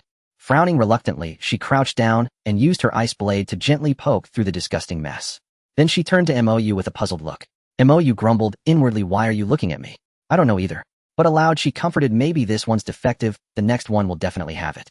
Saying so, she discarded the flawed specimen, tapped on the pile of watermelons, as if selecting one chose a handsome head, and began her delicate work anew. Unsurprisingly, there was nothing again. Not only did Han Shi's disappointment deepen, but even Mo began to doubt their earlier analysis. Could the little blue stones be rare rather than common? If they got one from their very first zombie kill, their luck would be absurdly good. It seemed that was the only explanation. A wave of pessimism washed over them, but despite it, Mo picked up another head and began another craniotomy. 1, 2, 7, 8. The earlier pessimism had turned to despair, their hearts sinking to the lowest point. Clearly things were far from the bright picture they had imagined. With a soft crack, though faint, it sounded like heavenly music to the two despairing souls, so clear and as if grasping at a last lifeline. Mo dropped her ice dagger and, ignoring the disgust, plunged her hands directly into the head to rummage. The next moment, a small stone, emitting a faint blue glow, was pulled out by Mo. Eyes brimming with surprise, Mo looked at the stone in her hand, then turned to Han Shi, whose eyes were also gleaming. Something snapped in her, and she leaned in to kiss Han Shi on her pretty cheek, exclaiming excitedly, "Our analysis was right." What greeted her was a slap from Han Shi. The surprise in Han Shi's eyes turned to anger as she snatched the little blue stone from Mo's hand, disregarding the filth, and commanded through gritted teeth, Let's talk, get to work. Mo looked at the stone in Han Shi's hand with a pitiful expression, wanting to say something, but seeing Han Shi like a little lioness, she could only bend over again and resume her watermelon opening journey. From 19 heads Mo had only extracted 2 little blue stones. Disappointment was inevitable, but something was better than nothing. Remembering how effective one stone had been for Han Shi, Mo felt that a 1 in 10 chance wasn't too shabby. With that thought, without waiting for Han Shi's orders, she proactively threw all the mutilated heads out of the restroom, went to the bathroom to wash thoroughly, then ran excitedly to Han Shi and held out her hand. Han Shi was examining the 2 little blue stones when she saw Mo's gesture and asked suspiciously what. As she spoke, she protectively clutched the stones to her chest. Mo's expression collapsed as she stammered in disbelief, "You're not thinking of keeping them all for yourself, are you?" Han Shi looked utterly entitled and said warily, "They're mine by right, what do they have to do with you?" Hearing this, Mo was fuming, clenching her fists and grinding her teeth. "Don't I get any credit for the hard work?" Seeing Mo's eyes reddening, Han Shi chuckled and patted her on the shoulder. "A grown man, and you can't take it." Opening her palm, she generously said, "Pick one," as if bestowing a great favor. Mo fumed inwardly, "You'll see if you can take a joke someday." Then with a huff, she grabbed one at random. They all looked the same anyway. Without a second thought, she was about to pop it in. Han Shi quickly stopped her. "Wait a moment. Let me eat first. If we both eat and collapse, it won't be fun." Mo instinctively wanted to argue why she shouldn't go first, but Han Shi had already popped the stone into her mouth, employing a classic act first explain later strategy. Watching Han Shi's shameless antics, Mo was both angry and helpless. Truly, even a goddess could be utterly infuriating when she chose to be. Glaring at Han Shi with a mix of grievance and resentment, he silently cursed, pass out now, pass out now." If she fainted again, he thought, even if she didn't strip off her clothes herself, they certainly wouldn't stay on. He would help her, of course, since she insisted on being so stubborn. Later he could just claim she had taken them off herself. Oh, what could she say to that? At this thought, Mo felt a flicker of excitement, his eyes gleaming with anticipation. Han Shi frowned slightly, sensing that he was up to no good. Just as she was about to warn him, a sudden chill ran through her body, and she swayed. Mo's lips curled into a grin as he stood up and strode over to her. He stared at her intently. 1 second, 2 seconds. 10 seconds passed, and then, nothing. Han Shi wobbled for a moment, but then stood steady, gazing at Mo with a confused expression. "What are you doing?" she asked, puzzled. Mo froze, blurting out, "Aren't you supposed to faint?" "I was about to." Seeing her eyes narrow, he quickly corrected himself. "I was going to catch you so you wouldn't hit the ground." Han Shi's expression softened slightly, though she remained skeptical. "Really?" Mo immediately raised his hand, as if to swear an oath. She waved dismissively, pointing at the small blue stone in his hand, signaling him to begin. Only then did Mo remember the task at hand. Excitement surged through him again. He rubbed the little stone on his clothes and eagerly popped it into his mouth. Then they stared at each other, eyes wide. Another second, 2 seconds passed. Mo mumbled indistinctly, "Isn't it supposed to melt on the tongue?" Han Shi nodded seriously in response. Mo's face turned pale and red by turns, and as if refusing to give up, he bit down hard. The pain was immediate. He spat the blue stone into his palm, staring at the unchanged object. Completely defeated, he cursed angrily, "Why the hell won't it dissolve?" Han Shi was also puzzled. She tapped her chin with a finger, thinking, then ventured, "Maybe you simply can't absorb this." Her words struck Mo like a thunderbolt. He staggered, murmuring, "Impossible, impossible. Even if I'm not the protagonist, I can't be just a disposable extra, a useless side character, can I?" Though she had no idea what he was rambling about, Han Shi looked at him with feigned sympathy and sighed, "Accept it. All roads lead to Rome. Maybe when one door closes, another window opens. Besides, you still have me. Just be content with your role as my little slave." With that, she reached out to take the blue stone from his hand. Mo instinctively pulled away, but a cold humph from Han Shi made him reluctantly hand it over. His spirit seemed to crumble, as if he had resigned to his fate. Han Shi wiped the saliva-stained stone on her clothes with distaste and was about to toss it into her mouth when Mo asked, "Boss Han, after you swallowed that piece earlier, did you feel like you had leveled up?" Without pausing, she replied casually, "It felt pretty good. They'll find out exactly how good in a moment." As she popped the stone into her mouth before she could close her lips, she felt a tight grip around her waist. Mo pulled her into his arms before she could even gasp. Her mouth was sealed shut. Startled, Han Shi's eyes flew wide open. Staring blankly at Mo before her, she screamed inwardly, "How dare he, eh? Why would he dare?" As if reading the question in her eyes, Mo thought bitterly, "If there's no opportunity, create one. If I can't dissolve the stone myself, I'll use her little mouth." His seemingly casual conversation with Han Shi had been a ploy to distract her. It was all a gamble. If he won, everyone would be happy. If he lost, then it was game over. Han Shi would surely kill him. A slightly bitter yet strangely addictive taste filled both their mouths. Instinctively, Mo tried to absorb more, and Han Shi, feeling the same, fought to claim it for herself. For a moment, they clung to each other almost like lovers in the throes of passion. When Han Shi finally gasped for air, and the taste was gone, she snapped back to reality. Pushing MOU away fiercely, she wiped her mouth repeatedly and shouted, "I'll kill you, you shameless bastard." Furious, she charged at him only to stop short. MOU lay on the ground, eyes shut, completely still. She paused, nudging him with her foot. No response. Crouching down, she felt for his breath, a faint warmth. She almost sighed in relief, but then the memory of his audacity reignited her anger, and she kicked him hard again. Turning away in indignation, she stalked back to the large bed and sat down heavily, arms crossed. Glaring at MOU's prone form on the icy floor, she ground her teeth, plotting her revenge. The next moment, MOU sat up abruptly. Han Shi was taken aback. The first time she had swallowed the blue stone, she had been unconscious for a long time. Why was he recovering so quickly? Could he be a genius? Shaking off the foolish thought, she pulled an ice rod from the floor and stood up, walking back toward him. MOU watched her approach with the ice stick, a sly smile curling his lips. His voice was teasing as he said, "Don't forget I've eaten that stone too now." Han Shi paused, eyeing him with disdain. She sneered, "So what? Let's see if you're a horse or a mule." MOU's smile widened, taking on a villainous air. He pressed his hand against the icy floor and declared with bravado, "Let me show you, little lady, what real power looks like." And then, nothing. Absolute silence. MOU stared dumbfounded at the ice beneath him, then at his empty right hand. Looking up at Han Shi like an idiot, he asked, "How do I use the skill?" His answer came in the form of a blow from Han Shi's rod. MOU was knocked to the ground, wailing, "This isn't fair. You ate 2.5 pieces, I only had half. Fairness. This is my fairness, MOU, you shameless pervert, despicable scum, utter disgrace."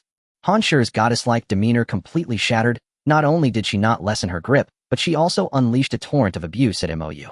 Only after beating MOU until he curled up on the ground, clutching his head and motionless, did she feel a slight release of the pent-up fury in her heart. The ice pop in her hand instantly dissolved into water, trickling down her fingers onto the floor. Panting heavily, she kicked MOU again and snapped impatiently, "This is your punishment for being such a bastard. If there's a next time, it won't be so easy. Stop playing dead and get up to work." MOU felt as if every bone in his body had been broken by Han Shi's beating. The pain nearly brought tears to his eyes. But the thought of being shamed for crying in front of her kept him from shedding a single tear, so he could only indulge in some wild fantasies about Han Shi in his mind. After indulging in a bit of self-consolation, he endured the excruciating pain, sat up straight, and gasped weakly, "You've beaten me to a pulp. How do you expect me to work?" As he spoke, he showed Han Shi the bruises on his arm. Unmoved, Han Shi stared coldly at MOU and asked flatly, "Are you refusing?" The tone of Han Shi's voice sent a shiver down MOU's spine. He shook his head, frantically scrambled to his feet with difficulty, yet swiftly, and stood upright before her. Han Shi nodded in satisfaction and gestured with her chin toward the door, signaling for MOU to find food. MOU understood and limped toward the door.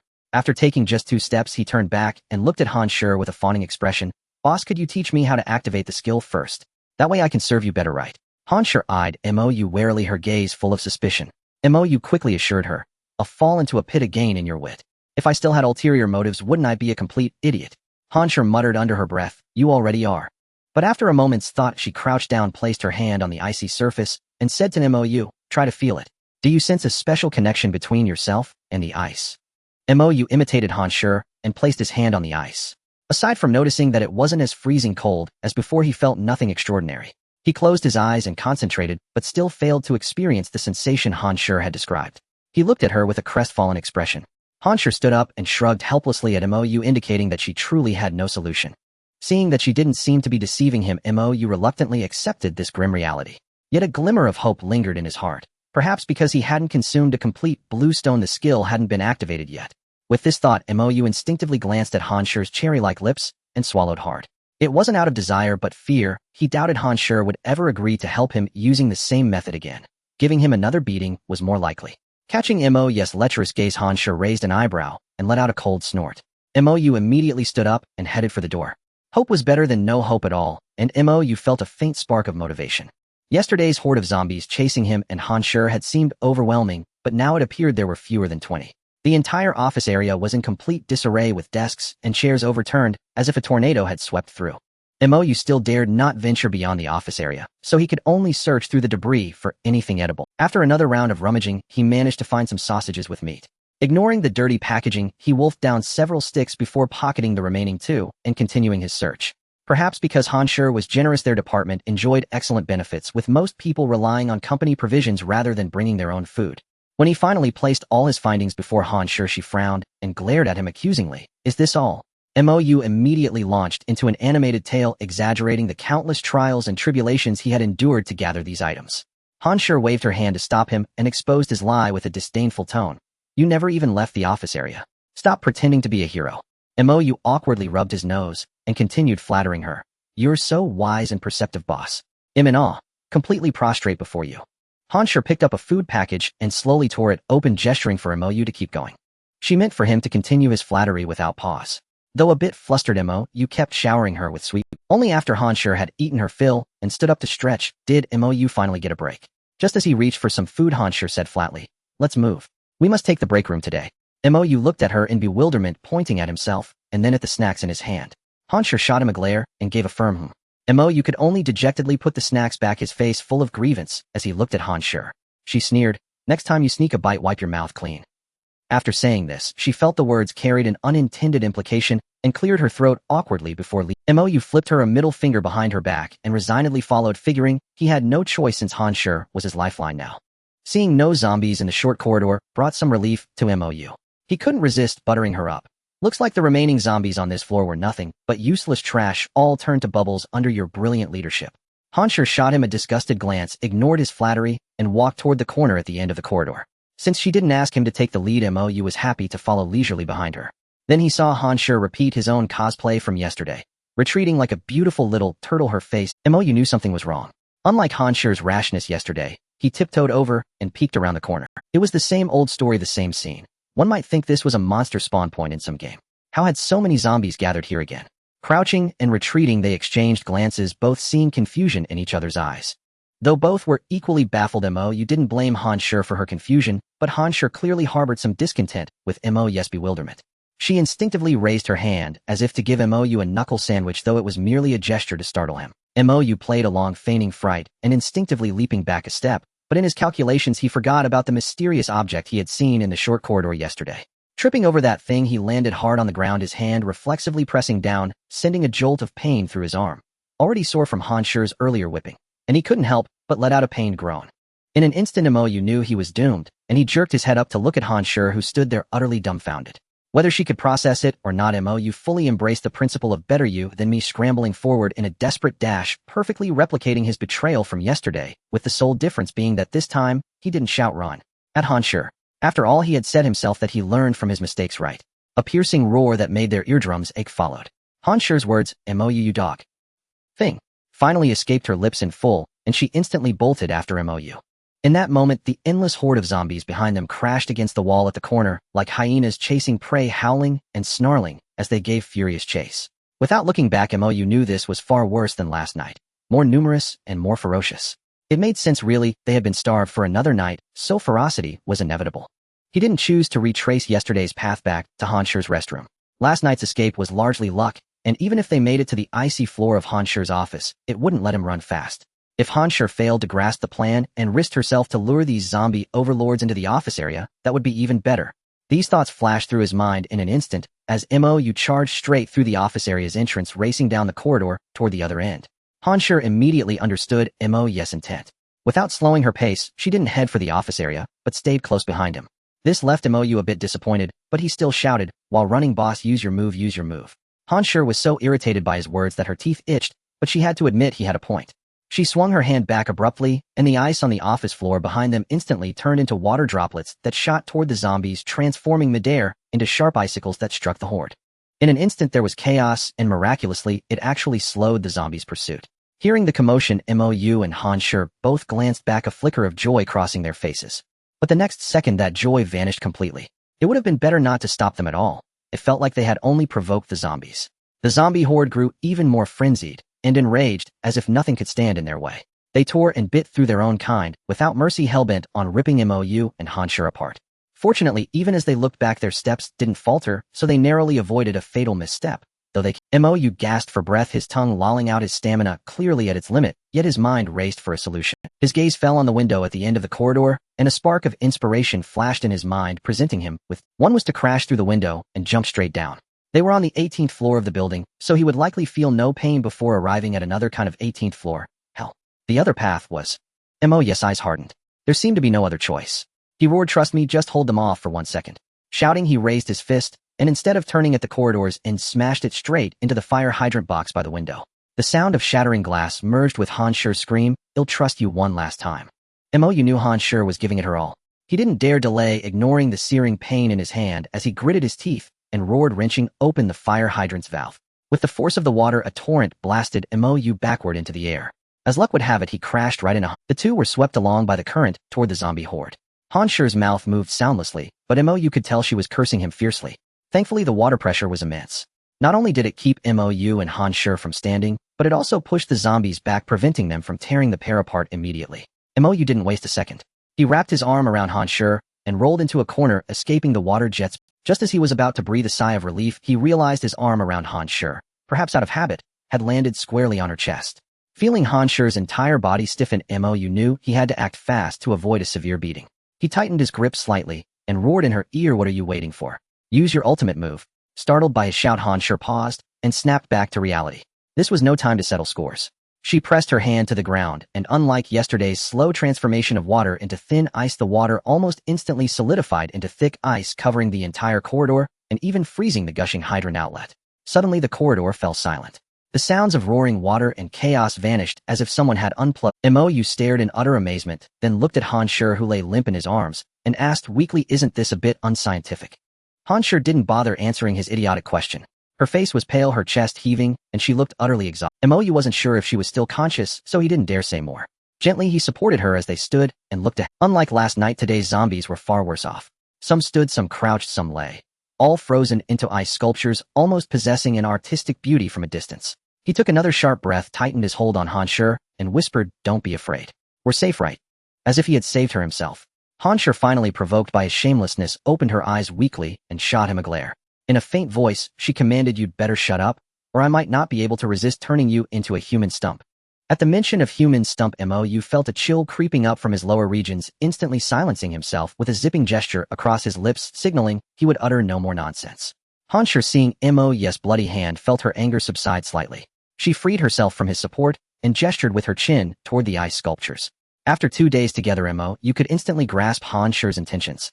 He snapped a salute to indicate compliance and scampered toward the ice sculptures, only to turn back after a few steps. Dashing past Han Shi, he grabbed a fire axe from the fire hose cabinet, brandishing it with a fierce shake of his head and arms before charging back. Gazing at the solidly frozen ice sculptures, Mo instinctively touched one, immediately realizing that Han Shi's ability had evolved. Yesterday's ice was nowhere near as hard as today's, and though the difference was slight, it proved that those blue stones could indeed upgrade powers. The significance of that discovery was immense. Before he could finish his thought, Han Shi let out a cold cough. Mo jolted, raising the fire axe and slamming it into the ice sculpture before him. Instead of shattering into fragments, the ice cracked off the zombie entirely. The zombie inside let out a fierce roar, lunging at Mo with outstretched arms. Such was the creature's tenacity. Cursing under his breath, Mo swung the axe wildly to fend off the zombie's attack. In between, he yelled desperately at Han Shi, "Boss, help. Your most loyal underling is in danger." Han Shi remained unmoved, arms crossed, and said flatly, "If you can't even handle a single zombie, then you're of no use as a subordinate." Mo fumed inwardly at her cold-blooded remark. Though it was true, it was still infuriating. But he dared not voice any complaints or assert his pride. Instead, he spoke hurriedly, "I may not be good at killing zombies, but the dirty work, digging into their heads, can't be done by you, boss. Think of the black pus." Before he could finish, Han Shi grimaced in disgust. With a flick of her hand, the rampaging zombie instantly froze into another ice sculpture, its mouth agape, and eyes glaring menacingly at Mo. Mo let out a long sigh and plopped onto the ground. Before he could catch his breath, the sight of the infuriating zombie made him leap to his feet again. He raised the fire axe high, then hesitated, deciding not to smash it directly. Instead, he carefully chipped away at the ice around the zombie's neck, then, with a swift chop, sent the head crashing to. Watching his method, Han Shi snorted coldly, not entirely stupid. Mo immediately put on a gratified expression, offering a sycophantic smile, before moving on to the next ice sculpture. But in his heart he swore, "Just you wait, you cold woman. If you ever fall into my hands, I'll make you taste the 10 great tortures of the Qing dynasty, the proper version." Just imagining it brought him immense satisfaction, making the labor feel less grueling. Easier said than done. Chipping ice and decapitating zombies was far more exhausting than hauling bricks on a construction. After an indeterminate time, when every zombie in the corridor was headless, Mo collapsed onto the icy floor in utter despair, gasping for air.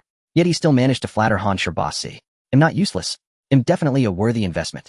Receiving no reply, he turned his head in confusion to find Han Shi leaning against the wall, fast asleep. Mo was speechless. He raised his middle finger at her and muttered, "Damn capitalist, always exploiting us working folks. Aren't you afraid I'll eat all the blue stones?" Then he realized she had nothing to fear. He couldn't even digest the things. Dejected, he got up, gathered the zombie heads, about 30 or 40, and without counting picked one at random to begin his cranial surgery. The first yielded nothing. Undeterred, he moved on to the next, feeling like he was opening blind boxes. Finally, he laid out 3 blue stones on the ground and silently cursed, "Damn, it really sticks to the 10% rule. Not a single extra." Glancing furtively at Han Shi still sleeping soundly, he quickly picked up the stones. Like a thief, he rubbed one against his clothes and stuffed it into his mouth. He knew it probably couldn't be absorbed, but he had to try. Maybe the one from this morning was defective.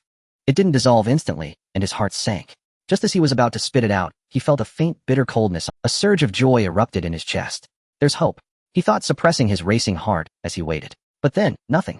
The bitterness faded, and that was it. Unwilling to give up, he spat the stone out and examined it. It seemed to have changed slightly, yet it also looked the same. Mou was baffled. He turned his attention to the other 2 stones, memorizing their shapes and sizes, then rubbed them clean and shoved both into his mouth. This time the bitterness was slightly stronger, but it vanished just as quickly. He spat them into his palm, staring into. Finally, he noticed a barely perceptible change. The 2 stones seemed slightly smaller than before, though the difference was negligible. Yet even that faint hint rekindled a blazing fire of hope in his heart. Eyes gleaming with excitement, he stared at his treasures, almost laughing aloud.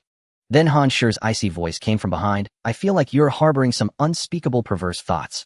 Startled, Mou jumped to his feet, turned around, and respectfully presented the 3 blue stones to Han Shi with both hands, chuckling, "Boss, you know I can't absorb them. What use would they be to me?"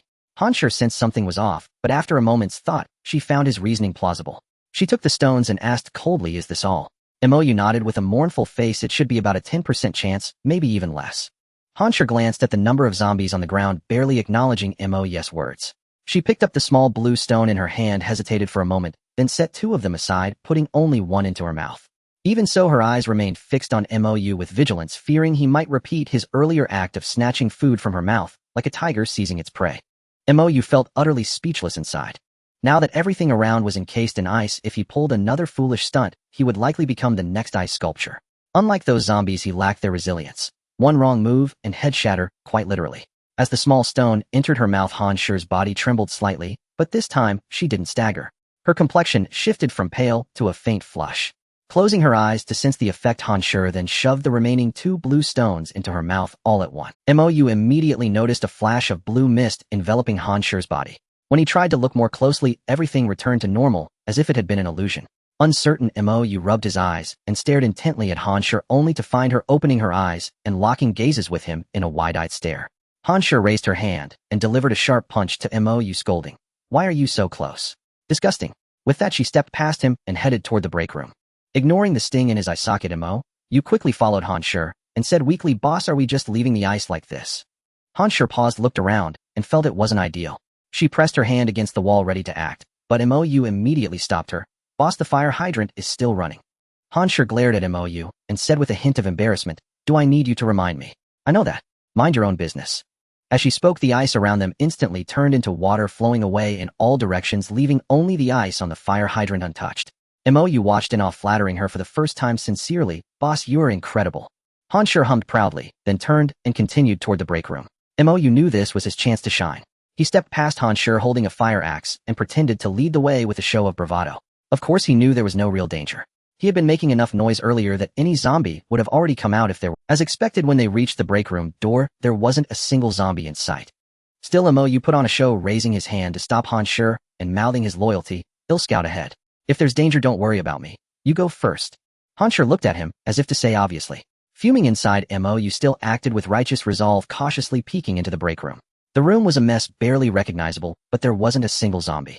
He wondered why the 2 groups of zombies had been so drawn to this place. Did they have a taste for coffee and milk tea? Shaking off his thoughts, he turned and waved at Han Shi, signaling no danger. Just then a faint sound exploded in Mou's mind. Instinctively, he hurled the fire axe toward the ceiling. A woman's shrill scream pierced the air, not the growl of a zombie. Startled, Mou turned and looked up. He saw a woman crouched on an unknown pipe on the ceiling, clutching her head and trembling. A strange liquid dripped from her feet. He knew she had wet herself in terror as the axe had grazed her head and lodged firmly in the ceiling. Embarrassed, he rubbed his nose, realizing he had been overly jumpy, nearly killing a living person. Before he could figure out how to explain, a vaguely familiar male voice called out from the ceiling, "We're human. Don't hurt us. We're really human." Mou then noticed another figure lying on the pipe, covering his head with his bottom in the air, looking utterly pathetic. Frowning, Mou asked uncertainly, "Supervisor Zhao." "Zhao Gang." The man, hearing Mou's voice, cautiously peeked out and recognized him. Instantly deflating like a punctured balloon, he gasped, "Mo, you scared me to death." The screaming woman, upon hearing Mo's name, stopped her cries and looked down at him. Mo recognized her and smiled awkwardly, secretarially hello. Hearing this, Li Xiaoli erupted with rage, pointing at him from above. "Mo, you bastard. Are you blind? You almost killed me." Before she could finish, her voice died as she stared at Han Shi approaching behind Mo. Bursting into tears, she scrambled down the pipe. Mo wondered how they had climbed up there, but seeing Li Xiaoli's movements, he guessed. Normally they wouldn't manage, but being chased by zombies changed things. No wonder this place was like a zombie spawn point. These two were bait dangling there, luring the creatures. Han Shi had already heard the commotion. Seeing Li Xiaoli, she was visibly moved. Before she could reach out, Li Xiaoli hugged her tightly, sobbing. Mo noticed Han Shi's eyes reddening slightly and sneered inwardly, muttering, "After all, she's just a woman." "Mo, give me a hand." Zhao Gang's voice interrupted his thoughts. Looking up, Mo saw Zhao Gang staring at him with a commanding expression. Irritated, Mo thought about snapping back, but decided against it. Raising his hand, he explained, "Sorry, Supervisor Zhao, my hand is injured." Before he could finish, he froze. His hand, which should have been bloody and torn, was now only stained with blood, no wound in sight. Thinking his eyes were playing tricks, he brought his hand closer, examined it, and touched it, muttering, "Where's my injury? Did it run off?" Zhao Gang snorted at Mo's reaction, jumped down from the pipe with difficulty, and patted his shoulder, as if marking a grudge. Mo ignored him, rolling up his sleeve to find the bruises from Han Shi's lesson of love this morning had vanished. Like a madman, he frantically touched his entire body. With a faint glance at Mo's bizarre movements, Zhao Gang cracked a sycophantic smile and scurried over. He exclaimed excitedly, "Director Han, it's such a relief to see you safe. Heaven truly is eyes. I was so worried." Han Shi gently patted Li Xiaoli on the back, then pushed her away lightly before turning to Zhao Gang, who wore an obsequious expression. She said with a faint smile, "I'm fine. Thank you for your concern, Supervisor Zhao. Are you alright?" Zhao Gang seemed flattered, grinning foolishly. I'm fine. Thank you for your concern, Director." "Thank you." The sight left Mo momentarily, forgetting to check himself. He stared in bewildered contempt at Zhao Gang's sycophantic demeanor and Han Shi's beaming smile, silently lamenting, "Why is the gap between people so vast? To me, you Han Shi are all cold and dismissive, yet you greet that old bootlicker with a smile." Before he could continue his inner rant, Han Shi cast a cold glance at Mo, her smile fading. She ordered flatly, "What are you standing around for? Have you forgotten what you're supposed to do?" Mo was utterly speechless, but dared not argue. He quickly nodded, and just as he was about to turn and search for supplies, Zhao Gang beat him to it, striding past Mo to energetically work. Mo stood there dumbfounded, musing, "No wonder he's the supervisor. He deserves it." Han Shi was quite satisfied with Zhao Gang's attitude. She nodded approvingly and turned back to Since Zhao Gang was eager to show off, Mo was happy to take it easy. He looked up at the fire axe embedded in the ceiling, crouched, and leaped abruptly, grabbing the handle. Even Mo was stunned, having only intended to test it. He hadn't expected to actually catch it. Landing in a daze, he glanced at the other three. Finding none of them paying him any attention, he rubbed his nose sheepishly, concluding that sucking on the blue stone might have had some effect. That seemed the only plausible reason. A flicker of joy rose in his heart, and he turned to help Zhao Gang search. Soon they had packed 2 backpacks with food and water and returned to where Han Shi and the other woman were. Li Xiaoli had been somewhat consoled by Han Shi and was no longer sobbing, but she still glared at Mo as if he were her mortal enemy. She shot him a vicious look, then turned her head away, clearly infuriated by his presence. Mo couldn't be bothered with her. He asked Han Shi, "Director, what do we do next?" Before he could finish, Han Shi turned and strode out of the break room, practically ignoring his idiotic question. Mo was left speechless once more. Zhao Gang and Li Xiaoli both shot him a gleefully malicious glance before trotting after Han Shi. Fuming, Mo nearly cursed aloud, but he realized he was no match for Han Shi. Deciding discretion was the better part of valor, he grudgingly followed. A director, a supervisor, and a director's secretary. He figured there was no need for him to rack his brains about the future. Better to let them do the worrying. With that thought, Mo quickly adjusted his mindset. Reaching the corridor, Li Xiaoli and Zhao Gang gasped at the grotesquely twisted corpses of zombies scattered on the floor. "Did you do all this, Director Han?" they whispered. "How?" Seeing their ignorant amazement, Mo wanted to laugh. He cleared his throat smugly and began, "This is just a I don't know. When we came out, they were already like this. Maybe zombies attack each other." Before Mo could finish his boast, Han Shi cut him off abruptly. Bewildered, Mo turned to look at her. A strange glint flickered in her eyes before she met his gaze calmly. Though he didn't understand why Han Shi wanted to conceal the truth, Mo could grasp the reasoning. He quickly changed his tune. "Yeah, Director Han and I were stuck in her office. We only dared come out after hearing the commotion. When we saw this scene, we decided to grab some food. That's when we ran into you." Li Xiaoli didn't trust Mo's words. She looked to Han Shi for confirmation, and when Han Shi nodded in agreement, she shot Mo another venomous glare and muttered, "Worthless." Mo was so enraged he nearly swung his axe at the wretched woman. Compared to Han Shi, Li Xiaoli was far more detestable, though she was pretty compared to Han Shi. Forget it, I want insult Han Shi. As they reached the office area entrance, Mo was about to step inside when Han Shi blocked the doorway and ordered coldly, put the stuff down first. Dispose of all the bodies outside before they rot. Mo pointed at himself in protest. Even the Emperor doesn't send his troops on an empty stomach. Isn't this a bit too inhumane? Seeing Han Shi's gaze turn icy, he swallowed his words and trudged back with a look of utter despair. Here, Mo instinctively turned and reached out, catching a neatly wrapped bread roll. He looked up to thank Han Shi, but she had already turned and walked into the office area. Mo pursed his lips and fantasized inwardly, still can't bear to see me go hungry, huh? A woman of contradictions. He quickly tore open the wrapper, stuffed the bread into his mouth, and trotted off to work.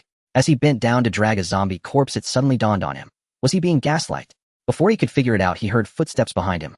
Warily, he grabbed his fire axe and turned. Zhao Gang walked up to him and said condescendingly, "Need a hand." Then he waited for Mo's gratitude. For a moment, he seemed even more authoritative than Han Shi. Mo mentally flipped him off, but replied flatly, "Oh," and continued dragging the corpse. Not receiving the sycophantic response he expected, Zhao Gang was a bit miffed. He wanted to lash out, but glanced at the axe at Mo's waist and thought better of it. He bent down and began mimicking Mo's movements, tugging at the zombie bodies on the floor. Curious about the wet ground, he asked, "What's with all this water?" Mo didn't want to engage, but since he had nothing better to do, he improvised, "Who knows? I wouldn't be surprised if there was oil in the corridor at this point." Zhao Gang quickly retorted, "Oil won't do. It breeds mold." Huh. Mo turned to look at the supervisor, who clearly thought himself hilarious. He cooperated with a dry chuckle. "You sure are full of humorous germs, supervisor." Zhao Gang waved his hand in mock modesty, feeling a bit closer to Mo. He quickened his pace, sidled up, and whispered, "Mo, you feel something's off?" Hearing his words, Mo wondered if he had discovered something. He stopped and turned to look at Zhao Gang seriously, but saw no fear or panic on his face. Instead, it wore a lecherous expression, as if he were plotting something mischievous. With a sudden unease, Mo asked calmly, "Am all ears." Zhao Gang glanced furtively toward the office area behind them, dropped the zombie corpse he was holding, and pulled Mo toward the nearest window. Mo, curious about what the man was up to, didn't resist, and followed him to the window. Without rushing to explain, Zhao Gang pointed outside, signaling for Mo to look for himself. This was Mo's first time seeing the world outside the building. It was nearly dusk and visibility was poor, but he could still immediately make out the hellish scene beyond. Countless overturned cars blazed on the streets, with innumerable zombies either furiously battering vehicles whose alarms still wailed, or violently storming shops and buildings. Severed limbs, shredded flesh, scattered heads, and blood-stained bones assaulted Mo's senses. Fortunately, his company wasn't in the very heart of the city, otherwise the scene would have been 1,000 times more horrifying. With that thought, he involuntarily turned his gaze toward the city center, only to see countless plumes of black smoke rising into the sky, with faint explosions echoing in the distance. Mo suddenly understood what Han Shi meant last night when she looked out, and said perhaps rescue was indeed a distant prospect. Though he had spotted a few helicopters flying overhead earlier, their help was negligible, a mere drop in the bucket for such a catastrophe. Pale-faced, he turned to Zhao Gang, opening his mouth, but unable to utter a word. Zhao Gang patted his shoulder like a seasoned veteran and said in a low voice, "It's the end of the world, Mo." Mo nodded stiffly as Zhao Gang continued, "So do you get my point?" Confused, Mo frowned, urging Zhao Gang to clarify. Zhao Gang shook his head with a look of disappointment, glanced back at the office, and whispered to Mo, "Still don't get it. The world's over. You don't have to grovel before Han Shi and Li Xiaoli anymore. Remember, you're a man." Hearing this, Mo finally realized what the bastard was plotting. He thought to himself, "Damn, this dog has a dirty..." Then he mused inwardly, "Who's the one groveling here? Weren't you just acting like a pathetic simp?" But on the surface, he wore an expression of sudden realization and barely concealed lust. Seeing Mo's apparent interest, Zhao Gang clapped him hard on the shoulder and chuckled, "I'm not being unfair to you. I'll leave that slut Li Xiaoli for you." Though he didn't finish, Mo knew the unspoken implication, "Han Shi is mine." Mo sneered inwardly, "Poor Zhao Gang. You're digging your own grave. Do you really think I enjoy being bossed around by that bitch Han Shi?" But his face showed a conflicted, wavering look. Seeing this, Zhao Gang pushed further. "Final compromise. You can have a taste of Han Shi too. That's my final offer." At this, Mo slapped his thigh and exclaimed excitedly, "I'll follow Supervisor Zhao's lead. Whatever you say." Zhao Gang's eyes flickered with triumph, mockery, and ruthlessness, leaving Mo momentarily stunned by the man's overactive inner drama. Pretending not to notice, Mo grinned foolishly at Zhao Gang. Zhao Gang patted his shoulder again and said, "Let's get back to work. No rush. We'll make our move once we've truly earned their trust." Mo nodded. Zhao Gang bent down, dragged another zombie corpse to the window, and shoved it out. The body smashed onto the ground, splattering into pieces and drawing a swarm of zombies to devour it. The scene was nauseating, and Mo felt sick, but Zhao Gang let out a manic chuckle and went back for another corpse. Watching his retreating figure, Mo shook his head slightly and joined in the gruesome task of dragging bodies. As darkness fell, the two finally cleared all the zombie corpses from the corridor of the office area, and even Han Shi's. Apart from the lingering bloodstains and the overturned desks and chairs, there was little sign that the place had been littered with. Li Xiaoli had changed into what appeared to be one of Han Shi's outfits, her hair still slightly damp, suggesting she had. This sent a jolt of alarm through Mou. He dashed into the bathroom attached to Han Shi's rest area, and upon seeing the bathtub water untouched, breathed a sigh of relief. Han Shi clearly understood his concern and shot him a cold glance without a word. Li Xiaoli, however, snorted in displeasure and said spitefully, "The boss restroom isn't for the likes of you. Why don't you take a good look at yourself?" Mou glanced at her sideways and replied with a cold smirk, "I don't need to look. I'm not the one who wet herself." This reminded Li Xiaoli of the embarrassing incident when Mou scared her into losing control. Gritting her teeth, she glared at him and hissed, "Say that again if you dare." Mou casually pretended to pick his ear, completely ignoring her, which only infuriated her more. She stomped forward, ready to fight him. Han Shi snorted, "Enough." Li Xiaoli immediately turned to her with a pitiful whine, "Boss, look how this jerk keeps picking on me." Han Shi shot Mou a harsh glare, then changed the subject, "Stop bickering. Our priority now is to figure out what to do next." Mou curled his lip in disdain, thinking, "So you don't know either? Then why act so high and mighty?" As silence fell, Han Shi turned her gaze to Zhao Gang and called his name softly. Zhao Gang immediately responded with a sycophantic smile, "Whatever you say, boss. Just give the orders." A flicker of disappointment crossed Han Shi's eyes before she ignored Mou entirely and looked at Li Xiaoli. Li Xiaoli pondered for a moment and suggested, "We should find other survivors in the building. There's strength in numbers." Mou couldn't help but retort, "More mouths to feed too." This nearly provoked Li Xiaoli into another confrontation. Han Shi raised a hand to stop them and said, "Xiaoli has a point. We can try to find other survivors. This building isn't a residential area, so we can't stay here forever. More people will definitely make things easier." Pleased that Han Shi agreed with her, Li Xiaoli held her head high like a victorious hen and snorted contemptuously at Mou. Li Xiaoli's expression seemed to convey that being recognized by Han Shi was an immense honor. Mou, too lazy to engage with her, found a relatively clean corner, leaned against the wall, adopting a posture of complete surrender. Angry Li Xiaoli was about to report Han Shi, but Han Shi waved her hand and softly said, "It's getting late. Hurry and rest. Who knows when the next opportunity for a good rest will come." As she spoke, she pulled Li Xiaoli towards her resting room. Seeing the two enter the room, Zhao Gang leaned closer to Mou and comforted, "Just bear with it. Once we have those two under control, we can do whatever we want with them. When the time comes, you can play however you like. Even if it leads to their demise, it would be entirely up to you, my brother." Mou nodded in agreement, gratefully smiling at Zhao Gang.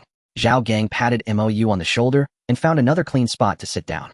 The building had not yet lost power, but in some areas the voltage was unstable, with flickering lights that seemed to accentuate the apocalyptic atmosphere. To avoid unnecessary trouble, the few people in the office area did not turn on the lights.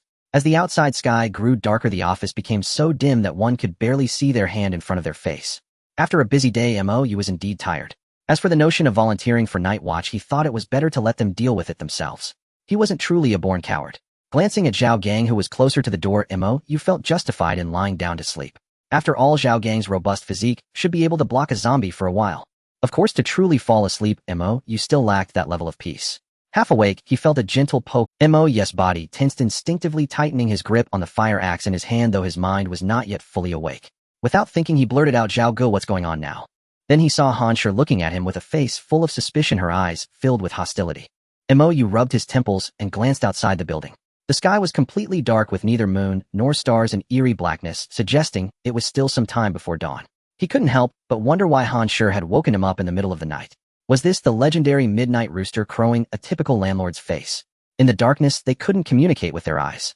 Mou instinctively opened his mouth to ask, but Han Shi placed a finger on Mou's lips, signaling him to be quiet, then pointed toward the office's main door and stood on tiptoe to head that way. This made Mou even more confused, not understanding Han Shi's intentions, yet he followed her with his fire. He instinctively glanced at Zhao Gang's position, seeing him sleeping soundly like a dead dog, which made Mou breathe a sigh of relief. Once they finally left the office area and turned a corner, Han Shi stopped and turned to Mou, whispering, "What did you mean by taking action just now?" There was still some light here, so Mou could clearly see the anger in Han Shi's eyes. Not feeling scared, he smiled calmly at her and said, "Do I really need to explain? Can't you guess? You sneaked out to find me so late at night, isn't it, for this reason?" Han Shi paused, a flicker of surprise crossing her face, making Mou realize that Han Shi's motive for seeking him out was not simply to warn him about Zhao Gang's ill intentions. He couldn't help but look at Han Shi with some disdain. Feeling scrutinized, Han Shi became slightly irritated and muttered angrily, "You men are all useless, you all deserve to die." Immediately, Mou raised his hand to defend the male population. Han Shi interrupted, saying, "Forget it, I never intended to trust him from the start. I need to find an opportunity." As she spoke, she made a slicing gesture across her delicate fair neck. Mou winced at the sight, and gave Han Shi a thumbs up, then remembered to ask her why she had called him out at such a late hour. Han Shi quickly pushed Zhao Gang's matters aside, refocusing on the important issue, and said softly to Mo, "No matter how the future unfolds, the priority is to enhance our own abilities. Only then can we take control of our destinies. You don't need to hide it from those two, at least not from Li Xiaoli, right?" Han Shi blurted out, "I don't trust them." Then, as if realizing something, she glared at Mou, and added with an annoyed tone, "Of course you are not trustworthy either." She was displeased, but Mou was also not pleased. He turned and walked towards the office area, muttering, "So it's just wishing the leader a grand slaughter." Han Shi grabbed Mou's arm, pulling him back, and glared at him, while growling, "Stop talking nonsense, and get to work, or I'll castrate you." Mou feigned indifference, raising his hands in surrender, and gestured to Han Shi, asking what benefits there were. Han Shi's chest heaved with anger. She wanted to give Mou an electric shock, but after thinking for a moment, she pulled out a sausage and placed it in Mou's hand. Mou looked down and immediately complained, "What do I need a sausage for? I already have my own." Han Shi, momentarily puzzled by Mou's cheeky remark, instinctively asked, "You do? Where is it?" After saying this, she noticed Mou's smirk and suddenly realized, feeling embarrassed and furious, she raised her fist ready to strike Mou's mischievous face. Mou immediately raised both hands in surrender, then grew serious, and said to Han Shi, "No more jokes.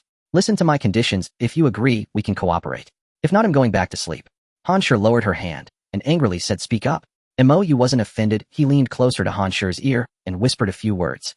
Han Shi's eyebrows shot up in surprise, and she quickly raised her fist and struck Mou with a punch, scolding in a soft voice, "Forget it. Even if I die, I will never call you again." Before she could finish, she saw Mou turning to leave. Immediately feeling like a deflated balloon, she conceded, "At least bring me 10 blue stones, or there's no deal." Hearing Han Shi's words, Mou immediately ran back to her side, grinning with flattery, and said, "Leader him at your..." As he spoke, his eyes inadvertently swept over Han Shi's alluring lips, and he instinctively swallowed, managing to suppress his urges with great determination. Han Shi shot him a disdainful glare, beckoning him to follow. Mou immediately scampered after her. When Han Shi pointed to a large purified water tank, Mou looked at her in utter confusion, his eyes filled with questions. Without explanation, Han Shi commanded, "Fill it up with water and carry it." To be continued. What kind of bizarre move was this? It left Mou utterly bewildered. After asking for a long while, Han Shi ignored him completely, simply walking ahead on her own.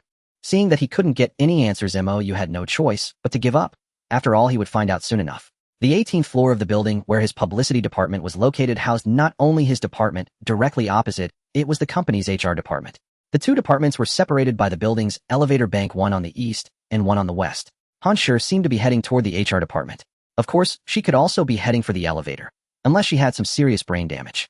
Finally reaching the elevator bank between the two departments, Han Shi stopped, having perfectly mastered Mou's peeking. Han Shi stuck her rear out and peered around the corner, then curled her little hand behind her back, beckoning to Mou. Mou didn't feel like using his brain anymore. He was already too sleepy to bother guessing. Clutching the water bucket, he tiptoed over to Han Shi and craned his neck to look outside as well. According to his common sense, when danger strikes, people usually rush either to the stairs or the elevator. Of course, those who head for the stairs are the ones with their wits about them, while those who dash for the elevator are the ones with holes in their heads. But elsewhere, he didn't know. In his own company, however, there was no shortage of people with holes in their heads. So Mou instinctively assumed that outside the elevator there must be a swarm of zombies. Yet one glance told him he had guessed wrong. Outside the empty elevators there was only a single dull-witted zombie aimlessly wandering about. It made Mou even doubt his own intelligence. Only then did he notice that some genius had pried the elevator doors open in panic. From the pitch-black elevator shaft, faint growls could be heard instantly, helping Mou piece together the scene. The corner of his mouth twitched as he silently cursed, "Truly a bunch of brain-dead idiots." He was about to ask Han Shi if they should take action since there was only one zombie outside.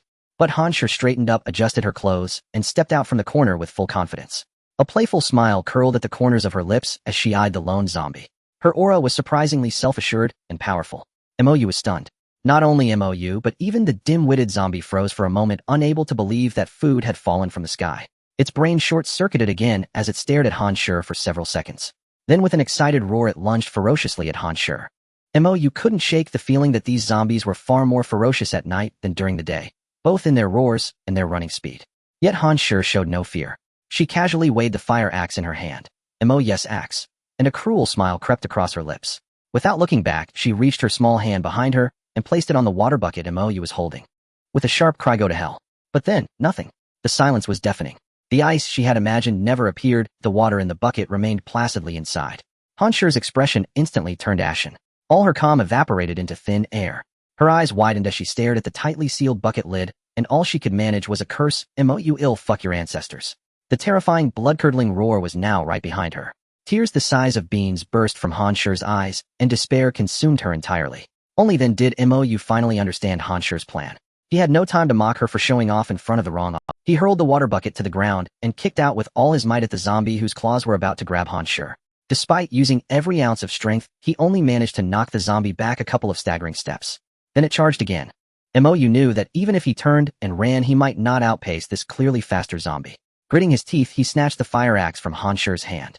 Instead of striking the zombie first, he smashed it against the high-quality bucket he had thrown, the one that hadn't even broken. Whether it cracked or not, he didn't care. The fire axe arced through the air, and with a furious roar he swung it at the... With tremendous force, Mu gritted his teeth and used every bit of strength he had. A thud of axe biting into bone rang out. Before Mu could rejoice, his face paled as he saw the fire axe had gone astray. It had sliced into the zombie's shoulder and collarbone, missing its head entirely, and even sheared off half of its grotesque ear. For a human, a blow to the head or collarbone might be equally deadly. But for a zombie, this was nothing more than a tickle. It showed no sign of being affected. Opening its rotting bloody maw and baring its gleaming, foul-smelling claws, it lunged straight for Mu's face. Terrified, Mu instinctively tried to pull the fire axe out for a counterattack, only to find it completely stuck in the zombie's bones. Despair flooded his heart. Only one thought remained: Han Shi, you goddamn disaster. The stench of decay from the zombie's mouth was now unmistakable. A bizarre curiosity crept into Mu's mind. What would it feel like to be bitten by a zombie? Would he become one too? And where would he find food then? His mind wandered wildly, and the world seemed to grow quiet. Just as he prepared to close his eyes and calmly face the countdown of his life, countless ice shards grazing his hair slammed into the zombie before him all at once. The force was so immense that it pierced straight through the zombie, sending it stumbling backwards several paces before it crashed to the ground dead beyond any doubt. Mu stared blankly at the scene before him. Only then did he belatedly touch his slightly stinging cheek. Bringing his hand to his eyes, he saw blood. Instantly, he could no longer suppress his fury. Without turning around, he roared at Han Shi, "I fucking hate you, you goddamn idiot. You almost got me killed." Then he spun around to fight her, only to see Han Shi sitting pale and trembling on the ground, tears streaming down her face in large drops. The rest of Mu's curses died in his throat. He stared at her in disbelief, screaming inwardly, "Wasn't I the one who almost died? What the hell are you doing?" Though wrong seeing Han Shi like this, Mu couldn't bring himself to vent his anger on her. He spoke softly, "All right, I forgive you. Stop crying like a sissy." The moment the words left his mouth, Han Shi stood up abruptly and, still crying, charged straight at Mu. Mu thought she had come to her senses and wanted to give him a loving hug. So with a show of reluctance, he opened his arms. He fantasized, they say when a woman is vulnerable, she longs for a broad chest to lean on. Looks like Han Shi. As expected, Han Shi threw herself into his arms. But before Mu could smirk, a sharp pain shot through his neck. "Holy shit!" escaped Mu's lips. Han Shi clung to his neck as if she had suffered immense grievance, refusing to let go, leaving Mu feeling equally wronged in his heart. It seemed that tonight the fate of being bitten was inescapable, either by a zombie or by Han Shi. Of course, being bitten by Han Shi was the lesser of two evils. Yet despite this, Mu still felt aggrieved. Though he had considered running, he hadn't actually fled, so shouldn't this count as a hero saving the damsel? The more he thought about it, the more displeased he became. Mu reached out his claw toward Han Shi's curvaceous rear. Before he could claim his reward for saving the damsel, Han Shi suddenly released his neck, leaving Mu with no reason to strike. His hands hung awkwardly in midair, though thankfully Han Shi didn't notice his oddity. She wrapped her arms around his neck, sobbing softly, her tears streaming like pear blossoms in the rain, pitiful and delicate. This moved Mu to instinctively pat her back, gently whispering in comfort, there, it's all over now. Aren't we both safe and sound?" But his comfort only made things worse. Han Shi suddenly broke free from his embrace, glaring at him fiercely, and demanded through gritted teeth, "Why the hell did you cover the bucket?" If not for the tears still on her face, Mu would have doubted that the weeping Han Shi from moments ago was a hallucination. Dazed, he stared at her and retorted, "Are you a dog? How can you change mood so quickly?" Han Shi punched him hard in the chest and continued through clenched teeth, "You're the dog. I asked you, why did you cover the bucket?" Mu raised his hand to return a thunder punch, but reconsidered his current lack of combat prowess, lowering it with a grunt of annoyance. "If I hadn't covered it, all the water would have spilled. And how was I supposed to know you'd suddenly jump out to show off? At least give me a heads up, right?" At his words, a faint blush crept across Han Shi's pretty face, but only for a moment. She quickly regained her ferocity, her voice low and cold as she demanded, "So you're saying it's all my fault?" Mu instinctively wanted to nod, but seeing her clenched fist and the gruesome corpse of the zombie nearby, he chickened out. Raising his hands in surrender, he lied, "No, it's all my fault. How could you ever be wrong? In his heart, however, he had already thanked 18 generations of Han Shi's female ancestors, grumbling inwardly, my mistake was going out to fight monsters with a disaster like you, Han Shi. Seeing that Mo's attitude of admitting fault was passable, Han Shi gave a reluctant snort, temporarily forgiving him. She then cast a glance at the zombie corpse on the ground. Mou understood immediately and crouched down to begin the craniotomy procedure. Perhaps it was heaven's reward for the danger this zombie had nearly cost them, but with one strike a small blue crystal was extracted from the creature's brain, a brilliant blue stone. The oppressive atmosphere between them vanished instantly. Both their eyes lit up as they stared excitedly at the blue stone in Mo's hand. Mou chuckled, waving it teasingly at Han Shi. She instinctively reached for it, but he quickly withdrew his hand, advising now's not the time to consume this thing. It's still a good omen. In truth, Mou had just realized he hadn't even had a taste of it himself yet. Han Shi thought for a moment, then nodded in agreement. Afterward, she fixed him with a serious gaze, as if urging him to plan the next steps of their monster hunting journey. Even if that wasn't her intention, Mou no longer dared to trust this disastrous Han Shi. He spoke directly. The HR department has fewer people than ours, so presumably fewer zombies too. But rushing in blindly now isn't wise. There could be unforeseen issues. Best to let Zhao Gang take the lead tomorrow. Han Shi nodded in agreement, then asked coldly, so you mean we go back to sleep now? Mou fantasized inwardly, I'd love to sleep with you, but would you be willing? When she caught the lecherous glint in his eyes, Han Shi realized the ambiguity of her words and grew furious with shame. Her voice turned even icier. I think you'd make a perfect vanguard. Mou shuddered. Seeing her serious expression, he had no doubt she'd actually make him take point. He immediately put on a fawning smile. Boss, I wasn't finished yet. I have a perfect plan. Han Shi crossed her arms and stared at him sidelong, saying nothing. Mou quickly pointed at the elevators. Look, so many people were heading this way.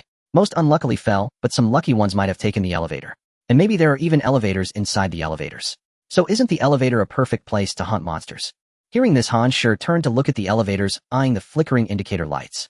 She asked hesitantly, that makes some sense, but can the elevator even function? Mou wasn't sure himself, but decided to take a leap of faith.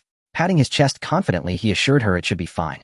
You know our company's standards, boss. The elevators and power systems are top-notch. Han Shi nodded in agreement and strode toward the elevator, reaching out to press the call button. Mou was furious. He wanted to kick her down the stairs. She was truly someone who never learns from a beating. It had only been a moment, and she had already forgotten her earlier embarrassment and panic.